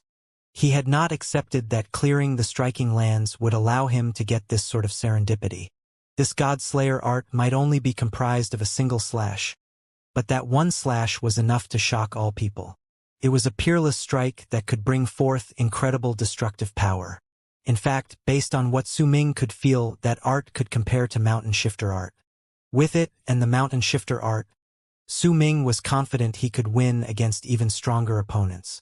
When the man in golden armor disappeared from the platform, the 10 million cultivators in the area fell into a state of dead silence. They had witnessed the entire process, and soon, a shocking boom erupted from them. The buzzing of voices spread through the crowd, revealing their shock as well as envy, and it continued boiling around them. It's only been a few moments. Only a small part of the 2 hours has passed, and he has already managed to clear 3 striking lands. Even Dynasts Dao Lin and Dao Fa could not do this. No wonder they said that Dynast Dao Kong had been able to kill more than 1,000 challengers previously. By the looks of it, these people had simply been reckless. Say, do you think he'll go to the 4th striking lands? As the crowd discussed among themselves, the Dynasts were silent. Even Dao Lin and Dao Fa stood with narrowed eyes. They stared at Su Ming standing in midair, and a pressure they had never felt before rose in their hearts upon him clearing the 3rd striking lands. In the spot at the center of the 9 continents in the first plane was the old man in Life Realm. As he waited on the Lotus platform, his expression had also changed. Let's go have a look. Looks like we've underestimated this dynast Daokong, but I'm also curious. How could a person's level of cultivation change so much in only the span of little more than 1,000 years? Sect Master Bei Bang, you do not need to be curious. I will give you the answer in a few days' time, the tanned old man behind him said with a smile, but his heart was already filled with shock. He knew deep down about how strong Xianxia of the Third Striking Lands was, and because he did, he was more shocked by Su Ming's actions than many others. The two sect masters by his side felt the same, but not a single hint of it showed on their faces. When they heard Bei Bang's words, they nodded in agreement. The four of them turned into long arcs that rushed towards the Fourth Striking Lands. Clearly in their eyes, Su Ming was definitely going to go there. Su Ming lifted his head when he was in the air near the Third Striking Lands. His eyes sparkled, and he cast a glance at the people around the area. He then moved, but he did not go to the Fourth Striking Lands. Instead, he charged towards the rockslide wastelands, which was the first striking lands he had cleared. While the crowd was stupefied, Su Ming moved with a speed so fast that he cut through the air. Once he closed in on the first striking lands, he stepped into the area. After a moment, when booming sounds rose into the air, he walked out, and there was surprised delight on his face. He moved again then. This time, he flew towards the second striking lands, the stage of illusions whose memories had been altered. It only lasted for about a couple dozen breaths before he flew out and threw his head back to laugh long and hard at the sky. Striking lands, what a place! Rockslide art, star illusion art, and this God Slayer art. Every single striking lands has a divine ability hidden within it. Su Ming's eyes sparkled, and he charged towards the Fourth Striking Lands. As Su Ming closed in on the Fourth Striking Lands, around a dozen people from the 999 continents in the third plane and the 99 continents in the second plane within Morning Dao sect opened their eyes in their isolation grounds. Brilliant light shone in their gazes. Among those people were the 8 who had cleared the Third Striking Lands. There were also some who were too old to enter the sect master chamber. Instead, they were powerful warriors of Morning Dao sect scattered in the land and training on their own. As they opened their eyes, waves of divine sense spread out from them and rushed to the 9 continents in the first plane. Clearly, someone had informed them about what was happening, and Su Ming's actions had attracted their attention. They wanted to go and have a look at what was going on. If those from 10,000 years ago were not mentioned, then during the period of the past 10,000 years only one person had managed to clear all 9 stages of the Fourth Striking Lands in one go. There were 7 others who had made it up to the other stages, but had not cleared all 9 at once. There were 8 people in total, and these 8 were the people who had cleared the Third Striking Lands. Nadir Grotto was the Fourth Striking Lands, and it was a name etched into the minds of all disciples of Morning Dao sect. Extreme darkness was a type of light that was said to have been formed by some unknown reason countless years ago to the north of true Morning Dao world. Later on, that light was taken away by Morning Dao sect to build the Fourth Striking Lands. There was a legend in Morning Dao sect that only those who were in Mastery Realm could have the right to clear the Fourth Striking Lands. If anyone went to challenge it recklessly, their soul would be injured by that light of extreme darkness. That was why, unless they were absolute confident, no one would come challenge that land. When the 10 million cultivators in the area saw Su Ming rushing to the Fourth Striking Lands, they immediately became excited and stirring up loud whistles. The crowd turned into long arcs and followed after him. The world shuddered at that moment. As Su Ming charged forward, he could see a gigantic pillar of light at the center of the Fourth Striking Lands, which was located far into the distance. The dragon-like beasts around the pillar of light were breathing out gusts of freezing air as they sat around it. Just looking at it would cause a freezing chill to creep up into people's hearts. However, Su Ming had decided to leave his mark in Morning Dao sect with this, to not keep a low profile. With that determination, he was so fast that he instantly closed in on the fourth continent, and when he was right beyond the striking land, he came to a stop, then cast a cold glance at it. He might have decided to challenge that land and didn't mind being ostentatious, but he would still be smart about it. Because of that, his gaze landed on the 8 names on the pillar of light. After a moment, cultivators arrived beside Su Ming in succession. Bei Bang and the other 3 sect masters had arrived a long time ago. At that moment, They too kept silent and only stood by the side to observe. Only when the dozen-something divine senses from the second and third place descended did Bei Bang turn his head around to cast a sideways glance in their direction. His expression remained calm, while the tanned old man behind him had a cold sneer on his lips. Gradually, more people arrived, and discussions began once more. Does Dynast Dao Kong intend to continue challenging striking lands? I reckon he's scared and doesn't have the confidence to do so, else why would he be so hesitant? He's worried that he won't be able to clear it. I don't think so. Look at how Dynast Dao Kong cleared the first 3 striking lands in succession and placing first in all of them. This is enough to show how strong he is. You might not know this yet, but Dao Feixian was also killed by Dynast Dao Kong earlier. As the sounds of people talking among themselves rose into the air, time slowly passed. A quarter of an hour later, Su Ming's eyes swiftly focused. He took a swift step forward, and at the instant the area around him fell silent, he stepped into the 4th striking land. Su Ming's movement immediately caused the area to fall into instant silence. All gazes were gathered on him and followed him as he entered the platform. But he did not pay any attention to being the center of attention of 10 million cultivators. What he wanted to do was to let all those people see how he would amaze them. He wanted to be arrogant, to intimidate all of them. When Su Ming was in the barren lands of divine essence, he had risen to power from being weak. So when he returned to true morning Dao world, there was no way he would allow himself to continue to be humiliated like he was in the past. Before, Su Ming had been observing the 4th striking lands. While scrutinizing it, he found some vague clues. When he moved forward and stepped onto the platform, he immediately sensed a freezing chill that was completely different from the area outside. That chill did not spread out from the air, and neither did it come from the platform beneath his feet. Instead, it was created by the laws of that land. It was as if the laws had made it so that the place had to be cold, and hence, it was compulsory for the place to be cold. Challenger, who are you? A cold and indifferent voice asked from the gigantic pillar of light. The next moment, ripples appeared near the platform, which was surrounded by the dragon-like beasts, and a vague existence with black wings came to being. It was dressed in a black robe. Its eyes were closed, and it looked like it was sealed in the pillar of light. That man was precisely the one who had changed the laws in the land and was the source of all the chill in the land. Dao Kong, Su Ming answered faintly. There are 2 paths in Nadir Grotto. One of them is where those who fail will definitely not die. If you pass through all 9 stages, you will be considered to have cleared this striking land. The second path is where you will certainly die if you fail. You will also clear the striking land if you clear all 9 stages there. Tell me your choice. The freezing voice was loud, but those in the area outside could not hear it. What's the difference? Su Ming asked in a languid manner while frowning. The difference is whether you want to die or live.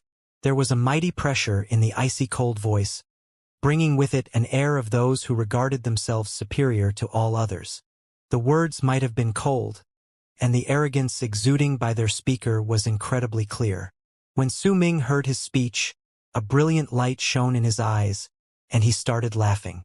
I choose the second path, he said faintly.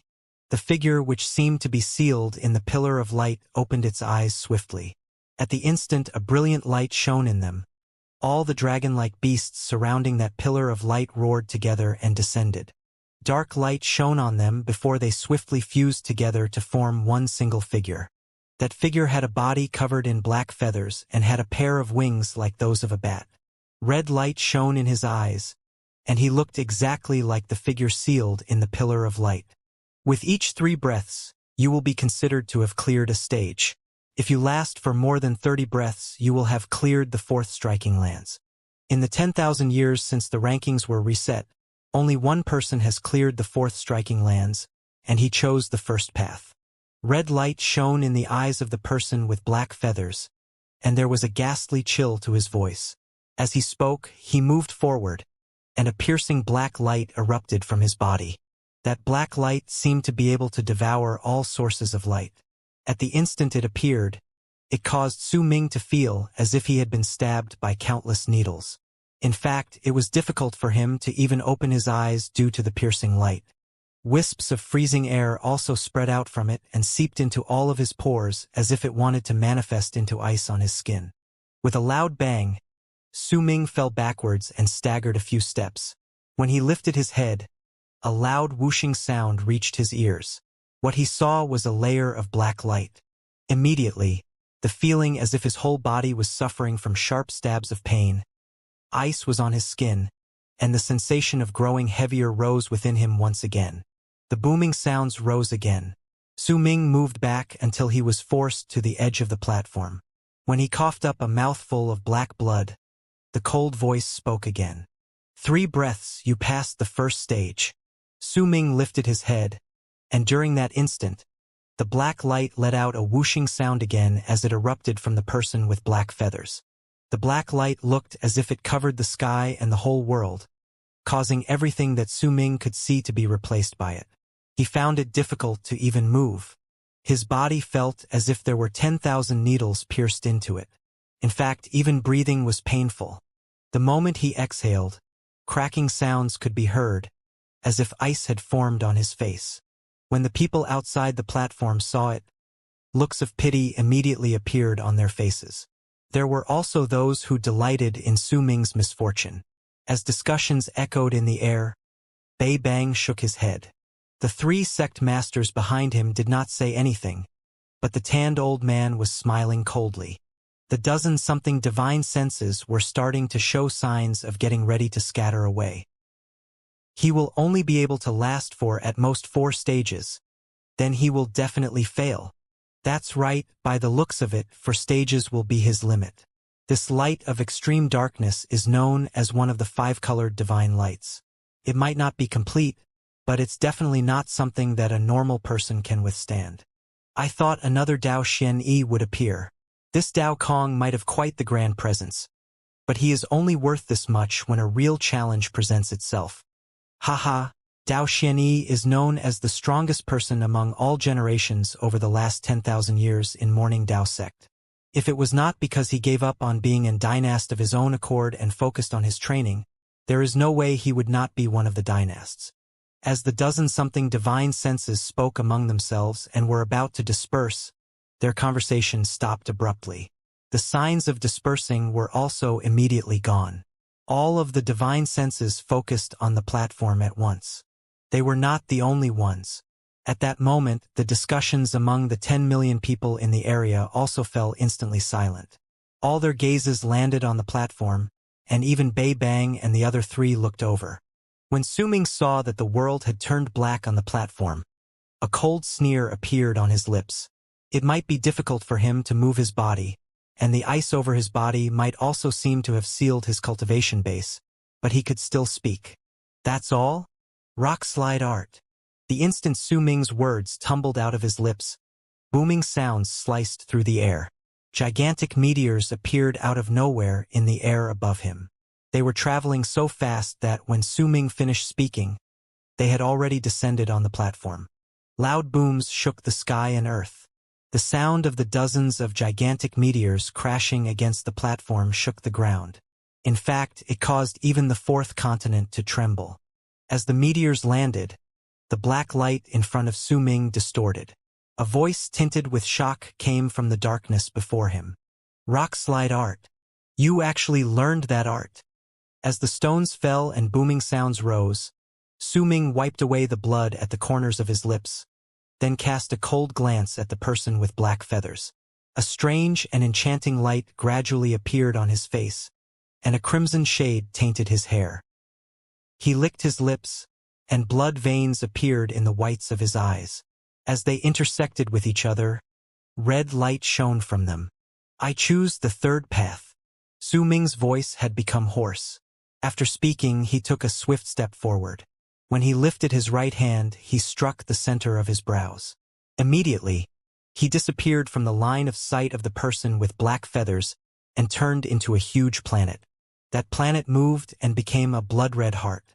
As it started beating with loud thumps, the expression of the person with black feathers changed, and black light immediately appeared around his body. It swept out in all directions to fight against the signs of collapse that were stirred up by the beating of the heart. Star illusion art. a low voice said. During that moment, a crack formed at the center of the blood-red heart, instantly causing the person with black feathers to feel as if his soul was about to be devoured. It lasted for only the span of a few breaths before that person with black feathers let out a loud bang, and his body crumbled to pieces. Black threads from its soul was devoured by the blood-red heart before it shone with a red light and turned back into Su Ming. His hair had turned completely red. Crimson light shone in his eyes, and there was an indescribable malice and strangeness within them, along with madness. As Su Ming laughed madly, he took a step forward without any hesitation. He charged towards the pillar of light where the real body of the person with black feathers resided. There was a glint in his eyes that shone with surprise, but there was still a cold sneer on his lips. However, at that moment, Su Ming seized the air with his right hand, and the life inequity spear appeared in his hand. Once he held it and leaped up, golden light expanded to an area of 100,000 feet. With a loud bang, the tip of Su Ming's life inequity spear crashed into the pillar of light. At the same time, the power of cutting fate spread out. The ripples formed by it crashed against the pillar. Some of them shot inside, and in it was the power that assured absolute accuracy of Su Ming's Godslayer art. It ignored the pillar of light and sent forth the second wave of attack at the person with black feathers. Booming sounds rose again, and the third attack from Godslayer art, the rebound, also shot out, causing the pillar of light to let out a buzz. As countless tremors shook it, even the expression of the person with black feathers changed. Rockslide art, Star Illusion art, Godslayer art. You actually learned all of them? And Mountain Shifter. A red light shone in Su Ming's eyes. He lifted his left hand and formed a seal before he pointed into the distance. Immediately, the fourth continent trembled. The tremors then surpassed all that the fourth continent had experienced previously. Under the shocked and flabbergasted expressions of the 10 million people outside, a mountain in the distance trembled and lifted off the ground, but no one would not have been shocked if only one was affected. As the sounds of people sucking in sharp breaths echoed in the air, the many mountains of the fourth continent all rose into the air one after another. The ground let out shocking booms, and nearly 1,000 mountains appeared in the sky, forming countless inverted images. When this scene was witnessed by the crowd, it was enough for the hearts of all people to tremble and the dozen-something divine senses to be shocked.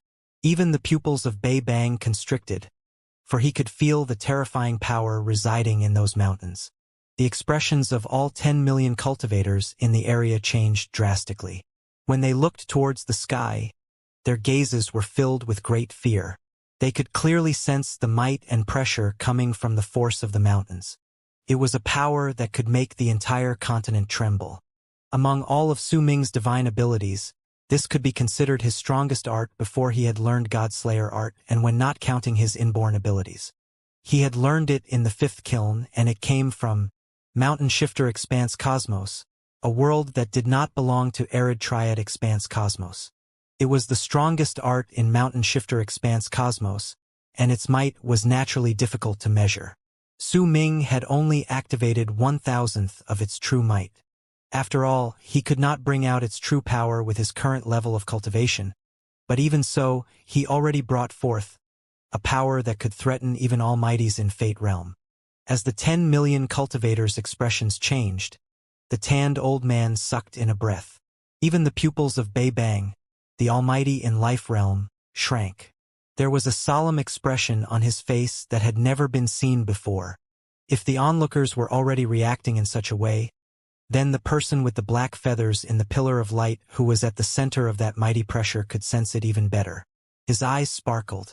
Immediately, black light burst from his body with a loud whooshing sound. When it surged into the air, the color of the pillar instantly turned completely black. At the same time, the black light spread out, and in the blink of an eye, the platform turned completely dark in the eyes of the 10 million cultivators in the area. Even if they were just looking at it, they felt sharp stabs of pain in their eyes. A chilling wave surged up their bodies, as if their organs had been frozen over. In fact, their limbs also became stiff under that light, and they felt as if they had lost their power and become mortal. but their cultivation bases still remained in their bodies. The light of extreme darkness was one of the 5-colored divine lights. Its power was so great that the expressions of all people who spoke of it would change when it resided in the northernmost region in true Morning Tao world many years ago. The instant the black light appeared and sharp pain assaulted Su Ming's body, causing him to feel stiff, the mountains in the sky rushed down to the ground. The shadows of the mountains not only enveloped the platform, but even all the cultivators in the area. As the mountains came down, their shadow continued growing bigger, and to the cultivators in the area, it looked like Su Ming and the person with black feathers had attacked at the same time. One of them froze the other's body, and the other sent down destruction from the sky. Bei Bang's expression changed drastically. He was also the only one who had his mobility under the light of extreme darkness. He swung his arm up to form a seal. At the same time, he let out a low shout. "Morning Tao seal!" Booming sounds immediately surged up, and the 10 million cultivators in the area shuddered. The sharp stabs of pain and stiffness instantly disappeared. At that moment, there was only one thought in their minds: retreat swiftly. In an instant, the 10 million cultivators tumbled backwards like a tidal wave. After withdrawing to a spot far, far away, they could still hear the loud booms. The ground trembled, and the mountains crashed into the pillar of light on the platform. In the mid of the booming sounds, the mountains struck down, and the black light spreading out from the pillar of light flashed. Whooshing sounds mixed with the booms. Each time they echoed together, a mountain would crumble. As the light of extreme darkness and the mountains fought against each other, Su Ming endured the sharp pain in his body and rushed forward swiftly. But just as he was about to thrust the spear in his hand into the pillar of light again, the bald crane suddenly screeched in his mind. "It's mine! It's mine! Darn it all! This is mine! This light is mine! It's mine! What's going on? I seem to have remembered something. Darn it all! I can't remember it. But I know that black light is mine. I should have a light with 5 colors. And when they're all together, I could overpower all the Immortal's Daos in the universe." There was an excitement and madness that had never appeared before in the bald crane's piercing voice. When it echoed in Su Ming's mind, he froze for a moment, and the crimson shade in his hair faded away to return to normal. This was not Su Ming recovering on his own, but the bald crane's screech containing a power that could shock hearts. It forcefully turned Su Ming back from his destruction-inducing state. As the bald crane screamed, the mountains fell, and the black light was defeated. At that moment, the bald crane flew out on its own from Su Ming's storage bag. With bloodshot eyes, it gritted its teeth and rushed to the pillar of light recklessly. "It's mine! You damn thief! That light is mine!" In Su Ming's memories, the bald crane had never been in such a frenzy before. Even when it was in the 5th kiln and was stimulated to seek new heights, it had not reacted in such a way. It did not have many feathers, but it had a few downy ones. At that moment they all stood up, with bloodshot eyes flashing in madness. The bald crane's twisted expression seemed to scream that the person with black feathers had stolen all of its crystals. "Just watch me. Your grandpa crane is going to teach you a lesson. You damn thief. You stole my black light while I wasn't paying attention. This light is mine." The bald crane screeched and swiftly closed in on the pillar. That black light swept out, and sharp stabs of pain immediately spread through Su Ming's body, but the bald crane was completely unharmed. Not only did it not stop, it even became faster. With a bang, it crashed against the pillar of light, and its gaze met that of the person with black feathers. When they looked into each other's eyes, the person with black feathers was first stunned. Then his expression changed drastically, in a manner that had never happened for him before. He shuddered, as if he was about to move back, but he was sealed in the pillar of light and could not withdraw. He then immediately let out a shrill scream. "It's you! Damn it! You're not dead! How could you not be dead? Why can't you just die?"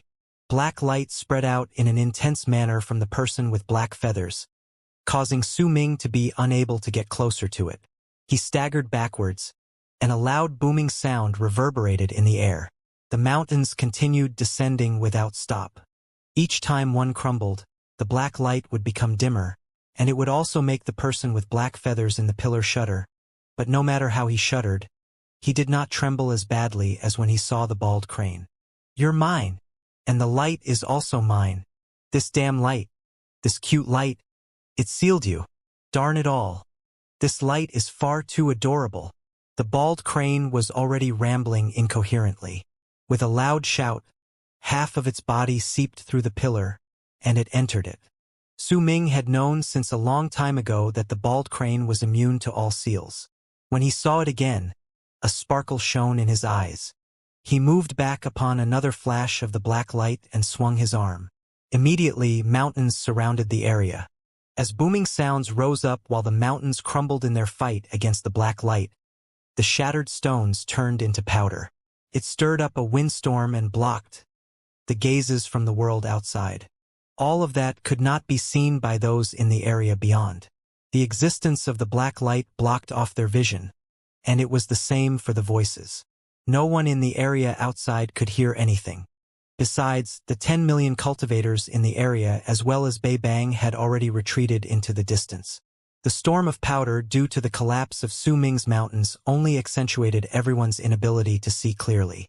Because of that, only Su Ming, the person with black feathers, and the bald crane knew what was going on inside. When the bald crane pushed half of its body through the pillar of light, the person with black feathers screamed shrilly, as if he was extremely terrified and wanted to flee, but he could not leave the area of the seal. His screams were tinted with despair. "Don't worry, Popper. Come to Grandpa Crane's bosom and let me embrace you tightly." The bald crane's expression was distorted. Its voice also became strange. As it used all of its strength to crawl into the pillar of light, it kept on speaking to the trembling and struggling person with black feathers. His words made even Su Ming's skin crawl when he heard them. As for the person with black feathers, he felt it even more. As he screamed, he struggled, but it did not make any difference. He could only watch the bald crane continue crawling in with all its strength. By then, most of its body had already entered the pillar of light. "Come here. Baby, you're mine. Haha. This light is mine. I remember now. Darn it all. Even you are mine. Could it be that I'm your father and you're my son?" Clearly, once this question appeared in the bald crane's head, it caused it a great deal of confusion. It scratched its head before twisting its body with great strength and completely crawling into the pillar. Then, while laughing and licking its lips, its eyes bloodshot, it even started to mumble in a deranged manner. "Son, your pops is here now. Don't be scared. I'll be very gentle. Nah, Grandpa Crane sounds better. Let's do over. You don't have to be anxious." The bald crane's body trembled while it laughed in a piercing voice, then even took a few steps back. "Baby, your Grandpa Crane is here. You don't have to be scared anymore." The bald crane's voice was immediately replaced by the person with black feathers' loud screams. At the instant it rose up, the bald crane pounced on him like a malicious dog on food, then wrapped its wings around him. At the instant their bodies touched each other, the person with black feathers shuddered intensely. A vortex appeared at the center of his brows, and during that instant, a black feather appeared from between his brows while he shivered. Once it disappeared into the center of the bald crane's brows, the person with black feathers went limp. Its body turned into a ray of black light that spread outwards before disappearing without a trace. Disappearing along with him was the bald crane, who seemed to have regained its senses and swiftly fled back into Su Ming's storage bag. "I'm going to be rich. Little boy Su. Darn it all. I'm going to be rich. How many crystals do you reckon this feather will sell for? Do you think I'll be able to get 100 for it? Can you use that light of extreme darkness?" Su Ming suddenly asked. "Of course. It feels as if it belongs to me. Strange. It feels as if it has always belonged to me," the bald crane murmured under its breath. Su Ming's lips curled up into a smile. He raised his right hand and swung it. Immediately, the storm and the whirlwind around the area dissipated. Besides the many mountains which had been turned to powdered stone, the others tumbled backwards to return to their original spots. The black light on the platform had already disappeared. When everything returned to normal, Su Ming turned around and looked towards the crowd beyond the platform. He saw astonished gazes along with expressions filled with disbelief. He did not even need to turn his head around to know that what caused the people to be in shock was because the person with black feathers who had existed for an unknown number of years in the Pillar of Light in Morning Dao sect had vanished without a trace. He's gone? After a long while, when Su Ming walked off the platform, the crowd registered what had happened. Then, an uproar that seemed to surge into the sky rose among them. This is what happened. Why is the person with black feathers who has always existed in the Pillar of Light gone? Can Dynast Dao Kong be considered to have cleared the fourth striking lands? Nonsense. The person guarding the land is gone. So you tell me whether Dynast Dao Kong cleared the stage. Just what level of cultivation does he possess? How can this be? Could the garrison have been killed? This isn't the main point. The point is, the garrison of the fourth striking lands has disappeared. How are we going to challenge this striking lands in the future? This might be something that has never happened in Morning Dao sect. The sounds of discussion had never been so strong. Even when Su Ming had cleared the previous 3 striking lands, the voices had not come close to such loudness. The dynasts in the area, including Dao Lin and Dao Fa, held great shock and astonishment in their eyes as they looked towards Su Ming. In fact, there was already an indescribable wariness and fear in the depths of their hearts. On the other hand, the dozen-something divine senses who had descended had swiftly dissipated while keeping their silence. However, the instant they did so, a dozen-something spots from the 99 continents in the second plane and the 999 continents in the third plane let out booming sounds. A figure shot out from each of them, and after most of them raised their heads to stare at the 9 continents in the first plane, they took a step to change upwards. They knew that something major had happened. The garrison of the fourth striking lands had disappeared. This was something unprecedented and would surely stir up a huge storm. If they were late, Dynast Dao Kong might manage to die, and they would lose their chance to challenge him. Besides them, Old Bei Bang, standing at the edge of the group of cultivators on the fourth continent, had a dark expression on his face. He stared at the empty Pillar of Light, then at Su Ming. He did not say anything though and remained silent. He could only be considered as one of the core members in Morning Dao sect, but not the top one, since there were quite a few people whose ranks were above his. Those people had to have learned of what happened, and would probably come soon. The 3 sect masters behind Bei Bang were stunned, especially that tanned old man. He had even sucked in a sharp breath, and for the first time ever, wariness appeared in his gaze as he stared at Su Ming. The moment Su Ming walked off the platform and stepped into the air, wind stirred and clouds began to surge. Thunder roared, and a gigantic vortex formed. As it spun and roared, 3 wills descended from within it with a bang. The moment they did so, the hearts of the cultivators in the area immediately trembled. Even Bei Bang shuddered and lowered his head before wrapping his fist in his palm and bowing to the sky. As he did this, the 3 sect masters behind him immediately wrapped their fists in their palms and bowed respectfully as well. The 10 million cultivators around him also worshipped those 3 wills together. Su Ming, who stood in midair, raised his head to look at the vortex. His eyes shone. He decided not to act too arrogantly in this matter and lowered his head before bowing as well. Dao Kong! The instant Su Ming bowed, a buzzing sound came out with a bang from the vortex in the sky like a god. A voice spread to all 4 planes like tumbling waves and reached more than 10 million continents. What have you done to the existence of extreme darkness guarding this land? Why has the presence of his vitality disappeared? The buzzing spread out again. There was a freezing chill contained in it, and it immediately caused all the living beings in the world to feel as if their hearts had withered and their lives would end if the speaker so much as gave the command. Death realm. There were naturally those who had great knowledge of things in the world. At that moment, in shock, they lowered their heads even further. Each disciple in Morning Dao sect knew that Morning Dao sect had accumulated its strength over countless years, and it was fathomless. I don't know, Su Ming said flatly while shaking his head. He remained composed, and not a single change could be detected on him. He might be in Morning Dao sect, but it did not matter to him.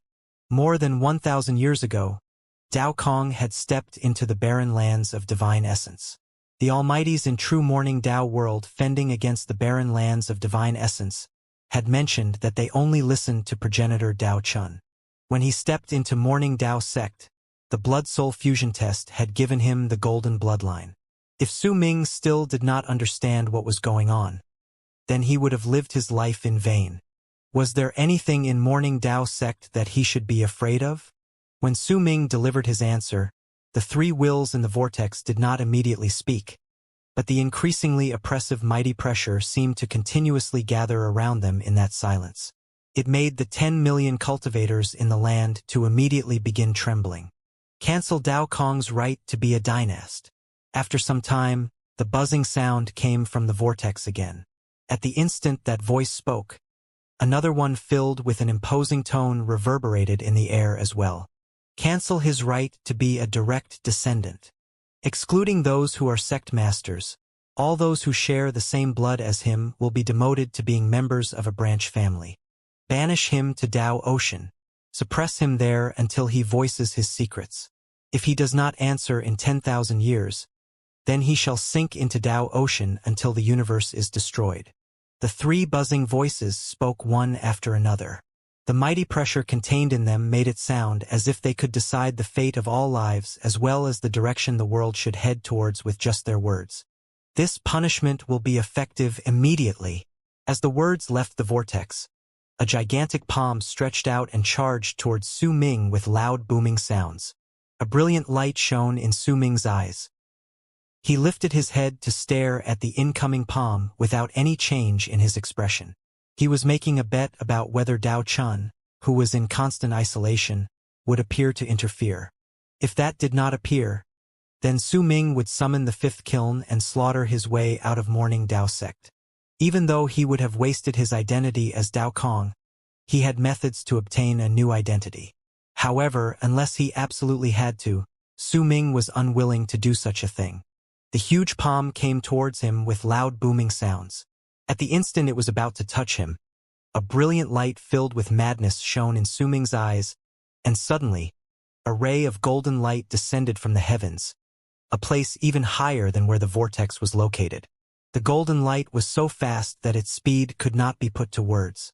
The instant it appeared, it shot through the huge palm pressing down towards Su Ming. Amid the loud bangs that were stirred up, the palm crumbled and was disassembled without any resistance on its part. The golden light then stopped in front of Su Ming. It showed up to be a piece of paper. It was a very ordinary and common piece of rice paper. There was ink that had yet to dry on it. When dazzling golden light shone from it, a presence that made the sky, the earth, the entire Morning Dao sect, and even the entire true Morning Dao world tremble spread out without restraint.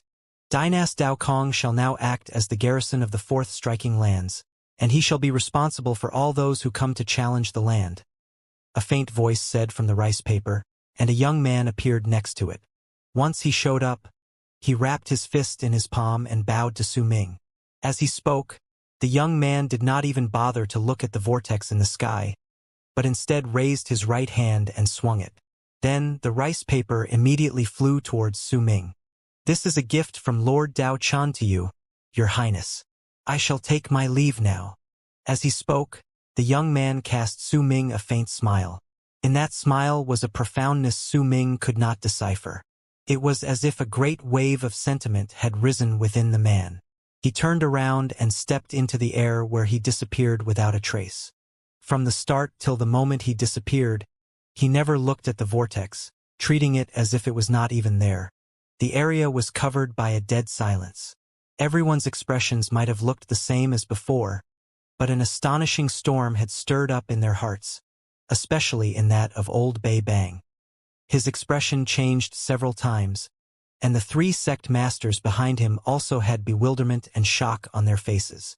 Stripping Dao Kong of his status as dynast and intending to banish him to Dao Ocean was the highest order from the Council of Sect Masters.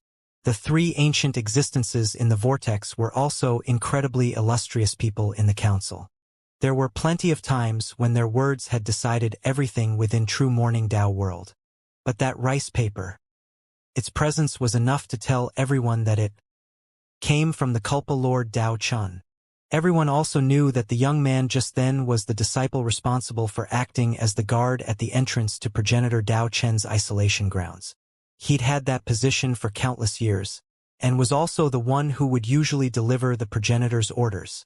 He was the only disciple progenitor Dao Chun had accepted after all his disciples had suddenly died while he was in isolation. There was only one word to his name, Sang. The area was enveloped in dead silence. No one spoke. With a calm expression, Su Ming put away the rice paper into his storage bag. When he turned around, he stepped into the air and turned into a long arc that charged forward. He, too, did not cast a single glance at the vortex in the sky. At that moment, there was an almost oppressive silence coming from it. When Su Ming left into the distance, not a single sound came from the vortex. Instead, it distorted, and then just like that, it disappeared into thin air. This sort of quiet disappearance caused all the people to be able to sense the anger hidden in the silence. But no matter how angered they were, it was useless. This was the order given by progenitor Dao Chun himself, and it had the power to directly overrule the Council of Sect Masters' orders. Due to this matter, the people in the area had also shifted from being wary to not daring to provoke Su Ming recklessly. There were also some who immediately thought of the golden light appearing a few days ago in the first plane. The golden light that spread out from the blood-soul fusion test became the best explanation for what had happened just then. Is Dynast Dao Kong going to challenge the fifth striking lands? As Su Ming left into the distance, the 10 million cultivators behind him focused their gazes on him, and various speculations rose in their hearts. Soon they obtained their answers. Su Ming did not head to the fifth striking lands. As he charged forward, he moved towards the spot used for the anointment ceremony. He might have appeared to be in good condition, but in truth, he had been injured under the attack of the light of extreme darkness, and half of the 2 hours had passed.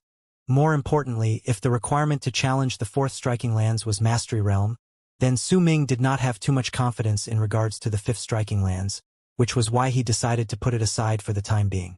When the chance arose, he would head there and see what it was about.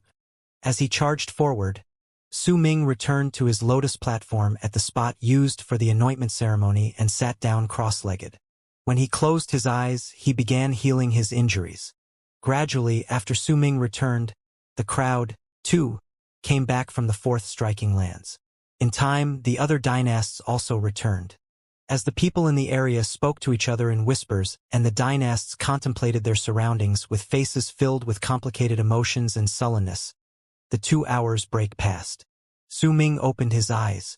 Sect Master Bei Bang, please heal me, Su Ming said calmly and looked towards Bei Bang.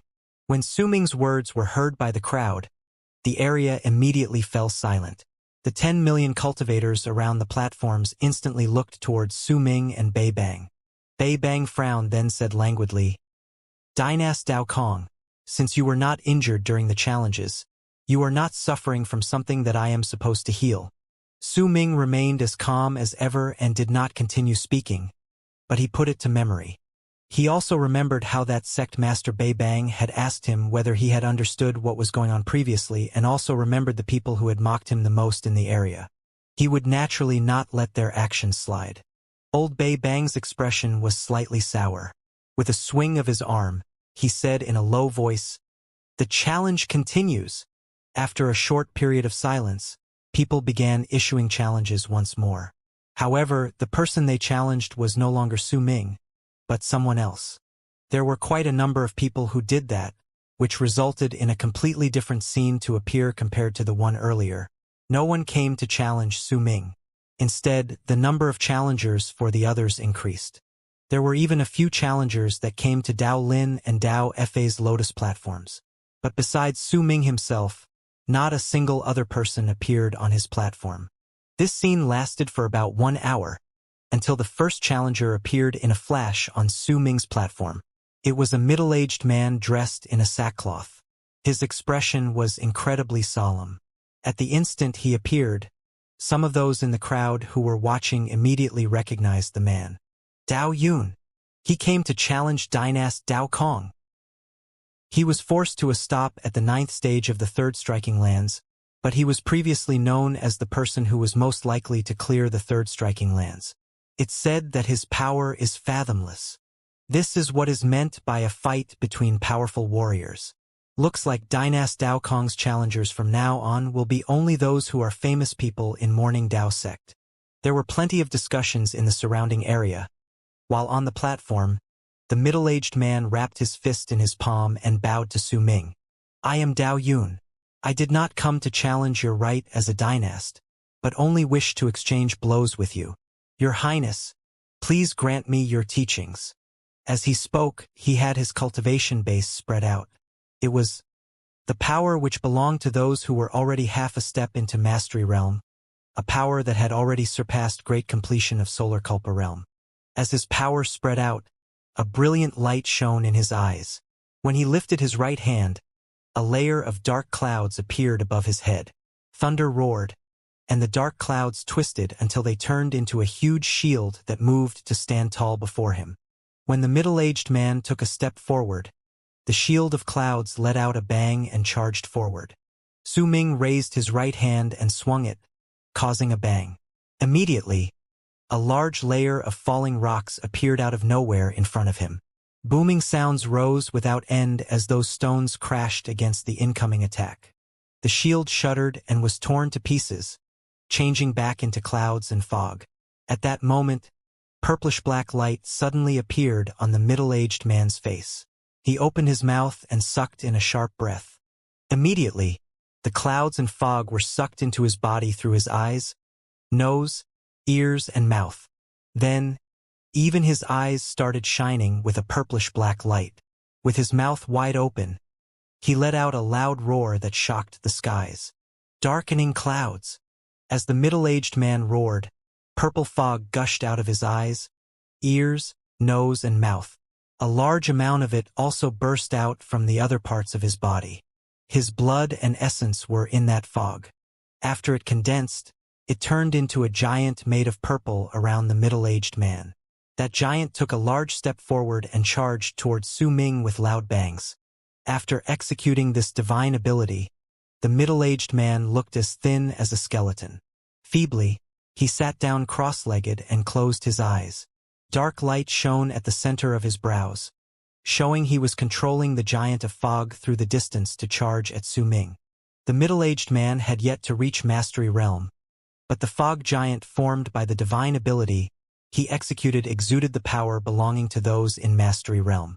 When it took a step forward, it instantly closed in on Su Ming and raised its right hand to push its palm against its target. The air was torn. A destructive power erupted from the palm of the fog giant as if it wanted to instantly destroy Su Ming's body and form. Su Ming remained calm. When the fog giant approached him, he raised his right hand and threw a punch at it. He did not use his cultivation base, but only the greatest force he could muster from his physical body. With a bang, the fog giant shuddered and collapsed. Fog tumbled backwards. The meditating middle-aged man coughed up a mouthful of blood, and his body was immediately seized by a phantom claw formed by the fog sweeping towards him. He then swiftly left the lotus platform. Thank you for sparing me, Your Highness. I Dao Yun will surely repay your kindness. If you open your own chamber, I will definitely join you. The thin middle-aged man's face was pale, but determination shone in his eyes, as if his fight against Su Ming had allowed him to understand something. At that moment, he bowed deeply towards Su Ming before leaving. After he left, Su Ming narrowed his eyes and suddenly coughed up a mouthful of blood. His face turned slightly pale before he cast an indifferent gaze at Bei Bang, who was beyond his platform and had an incredibly dark expression on his face at that moment. Su Ming might not have said anything, but most of the 10 million cultivators in the area immediately understood the meaning behind his actions. Bei Bang had refused to offer his life force to help cure his injuries with the excuse that Su Ming had not been injured during the challenges. But now, even though Su Ming's actions were clearly very fake, there was indeed blood, so it could be said that he had been injured during battle. After some time, with a dark expression on his face, Bei Bang let out a cold harumph and lifted his right foot to step on his own platform. Su Ming's platform was then immediately covered by a gentle white light. It blinked a few times, and Su Ming sensed a vast amount of life force surging into his body through the platform. His injuries recovered slightly, but only by the portion that he'd lost in the last fight. The gentle light did not cure any of his other injuries. Su Ming's expression was calm, but he was laughing coldly in his heart. His goal was very simple. The old man in Life Realm had been arrogant with his words before and had even mentioned that with his cultivation base he could offer endless healing. Then what Su Ming wanted to do next was to suck that old man dry. It's been a long time since I fought to my heart's content. A desire to fight shone in Su Ming's eyes as he waited quietly. He had not killed Dao Yun previously because he wanted the powerful warriors of Morning Dao sect who truly had the right to challenge him to come forth so that he could fight to his heart's content. After a moment, the weather above Su Ming's lotus platform changed, and a figure appeared in a flash. Qi Ling Wei, a Salu. I am at the initial stage of Mastery Realm. Your Highness, please grant me your teachings. As the freezing voice rang in the air, the figure gained the corporeal form of a young man. He had a lean figure and a straight back. He was dressed in a green robe, and when he stood still, he was like a pine tree. His eyes were like lightning itself, and his gaze was as sharp as blades when he looked towards Su Ming. His arrival immediately caused the 10 million cultivators in the area beyond to begin to buzz among themselves. At that moment, most of them were no longer paying any attention to the other dynasts. Instead, they cast all gazes on Su Ming's lotus platform. After all, compared to the others, it did not matter whether it was the challenger or the one being challenged. Su Ming was the one existence that shone the brightest and was the one that attracted the most attention. Qi Ling Wei, the strongest prodigy over the course of 10,000 years among the Salas. He successfully cleared the third striking lands, but was forced to a halt at the fourth stage in the fourth striking lands. This person has always been cold. He poured every single bit of his heart and soul into training. He has already reached Mastery Realm, and even during the battle against the Immortals Union, he showed brilliant results. He is known as one of the 36 almighties of this generation of 10,000 years in Morning Dao sect. It's said that he's ranked 13th in the Immortals Union. Just a little bit more, and he would be among the top 10. That's right, none of the dynasts, not even Dao Lin and Dao Fa were included in those ranks. Su Ming's eyes lit up. This was the first person among his challengers in Morning Dao sect who had stepped into Mastery Realm. By the looks of it, he should not have arrived in that realm long ago, but had only made his foundation stable. He had not yet reached the level of Flame Fiend's progenitor, but he was not too far from him. When Qi Ling Wei finished speaking, a cold glare shone in his eyes. He looked up and formed a seal which he pointed at Su Ming's feet. Heavy!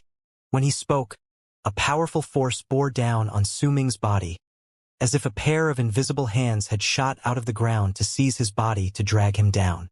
Su Ming shook his head. Your power is still not great enough to challenge me, and you haven't come to challenge me.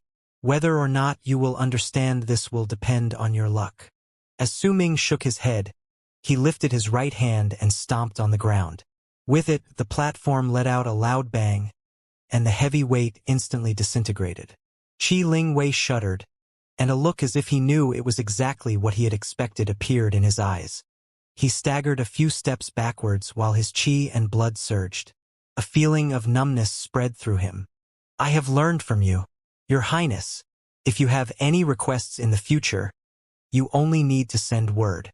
A breath later, he recovered, and excitement appeared in his eyes. He wrapped his fist in his palm and bowed towards Su Ming deeply. He left the lotus platform without any hesitation and rushed into the distance. First it was Dao Yun and next was Qi Ling Wei. The two of them had come with goodwill and had shown the willingness to join Su Ming's chamber. Once those words were heard by the people outside, there was a loud buzz among the 10 million cultivators around the area. It was also during that moment that in the area beyond the 4 planes of Morning Dao sect, one of the 100-something relocation spots to enter Morning Dao sect, a long arc was traveling forth at an extreme speed. In that long arc was an old man.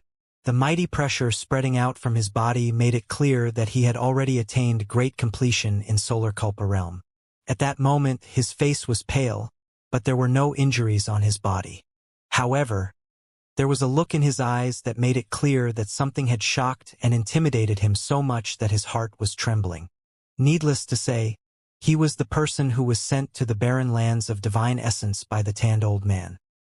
He had returned, and he brought with him news regarding Su Ming that caused him to shudder. It was news about true sacred Yin world that would surely cause the entire Morning Dao sect to tremble.